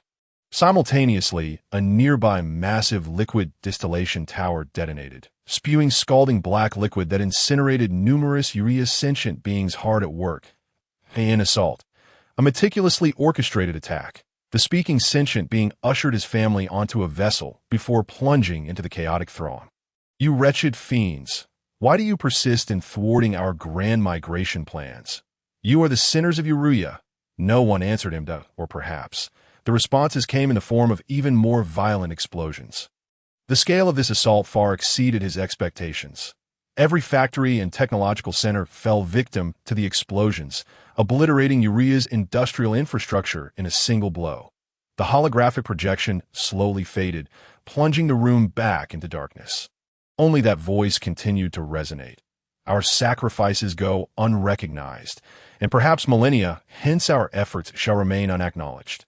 Yet, I still wish to convey to the future generations that the sentient beings of Urea exerted tremendous efforts to survive. Even knowing we could not contend with those of superior technological prowess, we have never surrendered, for we are not cowards. The voice dissipated entirely. The sound of footsteps from the upgraded simulated crab roused Lin Ming from his contemplation.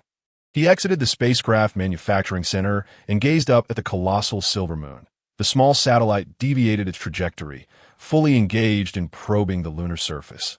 Lin Ming issued his command. Layered photographs were transmitted into the ether crystal. Due to the vast distance, the maximum resolution of these images was limited to 10 meters. Yet, that was sufficient. Lin Ming observed the desolate lunar surface, devoid of any signs of sentient activity.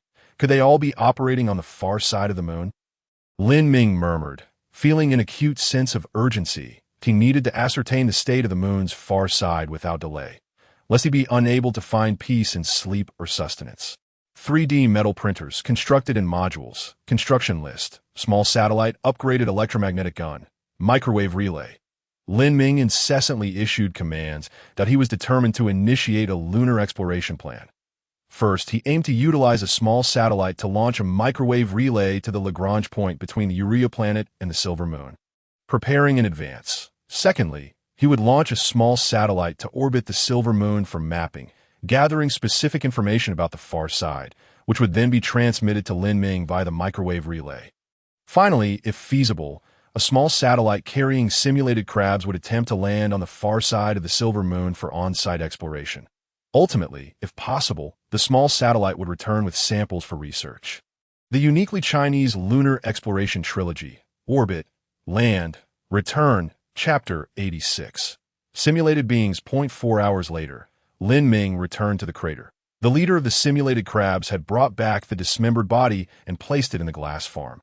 Lin Ming first descended to the bottom of the crater for high-temperature decontamination, ensuring that the reloaded exosuit was thoroughly cleansed before returning to the glass farm to examine the individual's condition. His eyes glimmered with intensity as he gleaned information about the being. The simulated being's body had ceased to function. The simulated being's head had ceased to function. A simulated being, gazing at the fallen, simulated being. Lin Ming was taken aback. Had Urea's sentient beings advanced to the point of creating simulated beings? This simulated being bore a resemblance to the Urea's sentient beings, albeit with a taller stature. Lin Ming noted that, unlike the silicon-based shell of the simulated crab, its flesh was soft. After requesting the upgraded simulated crab to extract a sample, Lin Ming held the material before his glass helmet for close inspection. It was a soft substance, grayish-white in hue, possessing commendable elasticity. His eyes glimmered with intensity as he accessed the detailed information about this item. Silicone, synthetic product, 0.1 units. What a revelation, Lin Ming exclaimed, realizing why he felt a sense of familiarity with this object. Upon examining the area where the head and body were severed, he noticed a dark brown liquid. Stepping closer, he observed carefully with intense focus carbon-based body enhancement nutrient solution. Pharmaceutical, 0.1 units. That was it. Lin Ming's interest in the simulated being intensified, that he resolved to conduct reverse research on it that moment. The Sol E-grade chip was being utilized for reverse research on the F-grade universal chip. Lin Ming glanced at the entrance of the crater. Over 40 simulated crabs had already been produced and were basking in the sun to recharge. He decided to produce more simulated crabs until he reached a total of 50. Lin Ming temporarily suspended the small satellite production plan. Half an hour later, the production of 50 simulated crabs was completed, forming 5 orderly lines. Lin Ming opened a private chat with Tang Ching'an. Here. For trade. Here. Tang Ching'an appeared in high spirits, foregoing any small talk and directly exchanging 50 simulated crabs for the E-grade chip. Thank you, Brother Lin. These little ones will serve as my personal attendants. To be honest, after getting used to having someone to wait on me, I find it quite an adjustment to suddenly have to do everything myself. Lin Ming couldn't help but grin at Tang Ching'an's words. What kind of household could afford personal attendants? With a new E-grade chip in hand, Lin Ming immediately issued a command. Utilize the E-grade chip for reverse research on the simulated being. Based on the computational power provided by the current chip, the estimated duration for reverse research was 72 hours, consuming 1 unit of electricity per hour. Shall we commence reverse research? 3 whole days. Upon seeing the prompt light screen from the ether crystal, Lin Ming clicked confirm without hesitation. After all, his curiosity about the simulated being was insatiable, and a few days' wait was manageable. Furthermore, in just over 10 hours, another E-grade universal chip would complete its reverse research on the F-grade chip, allowing it to join the reverse research queue. Not only that, but a steady influx of F-grade universal chips would follow, significantly accelerating the pace of the reverse research. The unlocking of computational power was imminent. Lin Ming's heart was brimming with ambition As the 3D metal printers completed the production of the simulated crabs.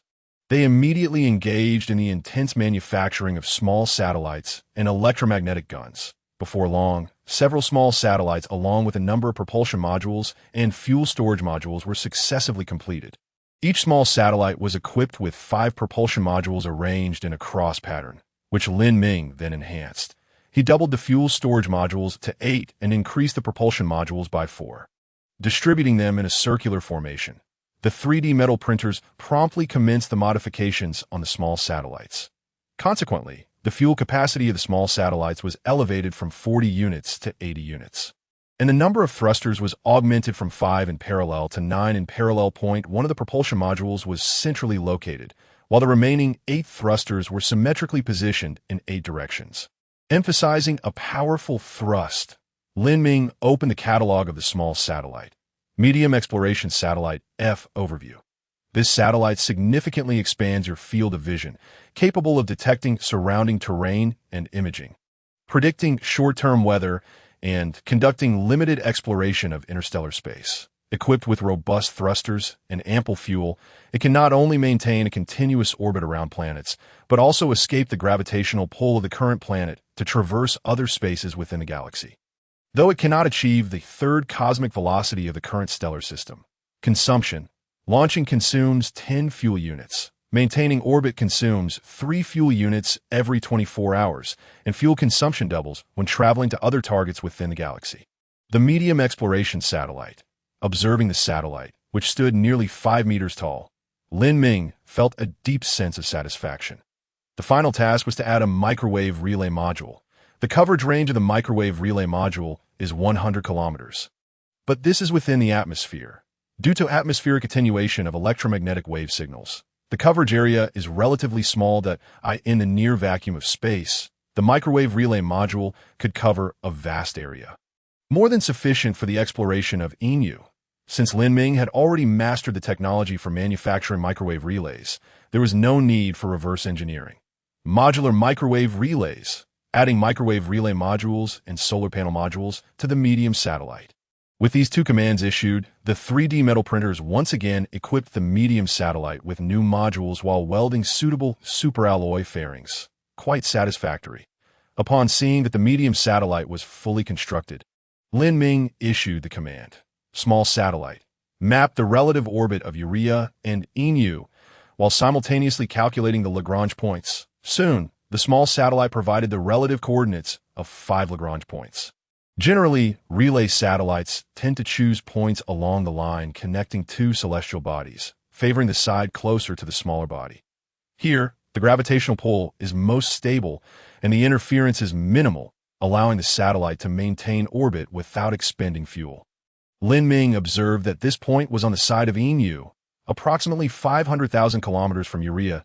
He was uncertain whether the medium satellite could reach this distance. Lin Ming felt a twinge of anxiety. However, failure is the mother of success. If this attempt fails, he could always increase the fuel storage and propulsion modules of the medium satellite, transforming it into a large satellite. After acquiring 80 units of fuel from the Interstellar Trading Post, Lin Ming refueled the medium satellite. He set the destination to the relative coordinates. Target second Lagrange point, medium satellite. Prepare for launch. Chapter 87. Continuous launch. The refueling was complete. Self-diagnostics finished. The medium satellite would ignite in 10 seconds. 10, 9, 3, 2, 1, ignition. 9 thrusters simultaneously emitted pale blue flames, propelling the medium satellite straight towards the heavens. 10 minutes later, the ethereal crystal prompted. The medium satellite has surpassed the second cosmic velocity and is en route to the Lagrange point. Estimated to arrive in 24 hours. Does it really take that long? Lin Ming was somewhat surprised. He opened the simulation of the medium satellite's trajectory and discovered that it was not flying directly in a straight line toward the Lagrange point, but rather following a parabolic path originating from Urea, necessitating multiple mid-course maneuvers. See the author's note at the end of the chapter for the diagram. Well, according to this distance, the medium satellite speed was already quite swift. Lin Ming adopted a philosophy of contentment. Since the launch of the medium satellite would take this long, he directly commenced the exploration of the second phase of the Inu plan, landing. The medium satellite merely needed to consider how to remain stationed at the Lagrange point, while the landing exploration satellite required far more considerations. Based on the current findings, there was no atmosphere on Inu. Hence, landing methods such as parachutes were unfeasible, necessitating a retro-thrust approach for descent. Consequently, Linming once again modified the medium satellite. This time, he did not increase the propulsion modules, but instead added another set of fuel storage modules. After several attempts, Linming discovered that excessively increasing the fuel storage modules would not enhance the satellite's range and payload. Rather, it could potentially reduce them. This is the drawback of chemical rocket propulsion. Fuel cannot be endlessly increased to extend range. After numerous modifications, Linming finally attempted to manufacture a large satellite. On this large satellite, the upgraded simulated crab was designated for landing exploration. That I have decided to assign you a significant mission, Linming said to the upgraded simulated crab, his expression grave. You may be the first simulated crab to land on the moon. This presents both an opportunity and a challenge for you. According to the simulation from the ethereal crystal, due to insufficient fuel and excessive weight, even with retro-thrust engaged, the large satellite would land at a speed exceeding 100 kilometers per hour. You cannot refuse. You can only hope that the main module of the large satellite will absorb the majority of the impact. The upgraded simulated crab raised its claws and solemnly clicked them. Snap. Well, upon your triumphant return, I shall appoint you as the leader of the simulated crabs. From now on, all simulated crabs will be under your command. Linming made this promise to the upgraded simulated crab.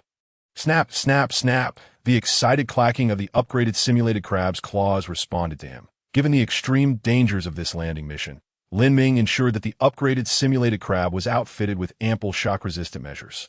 He instructed the liquid distillation tower to produce a considerable quantity of high-strength, lightweight materials to create a very soft cushion for the upgraded simulated crab, ensuring that it would not be adversely affected by the impact on critical modules.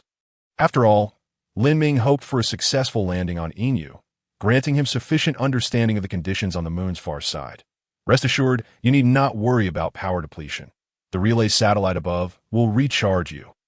Linming gently patted the upgraded simulated crab, poised aboard the large satellite.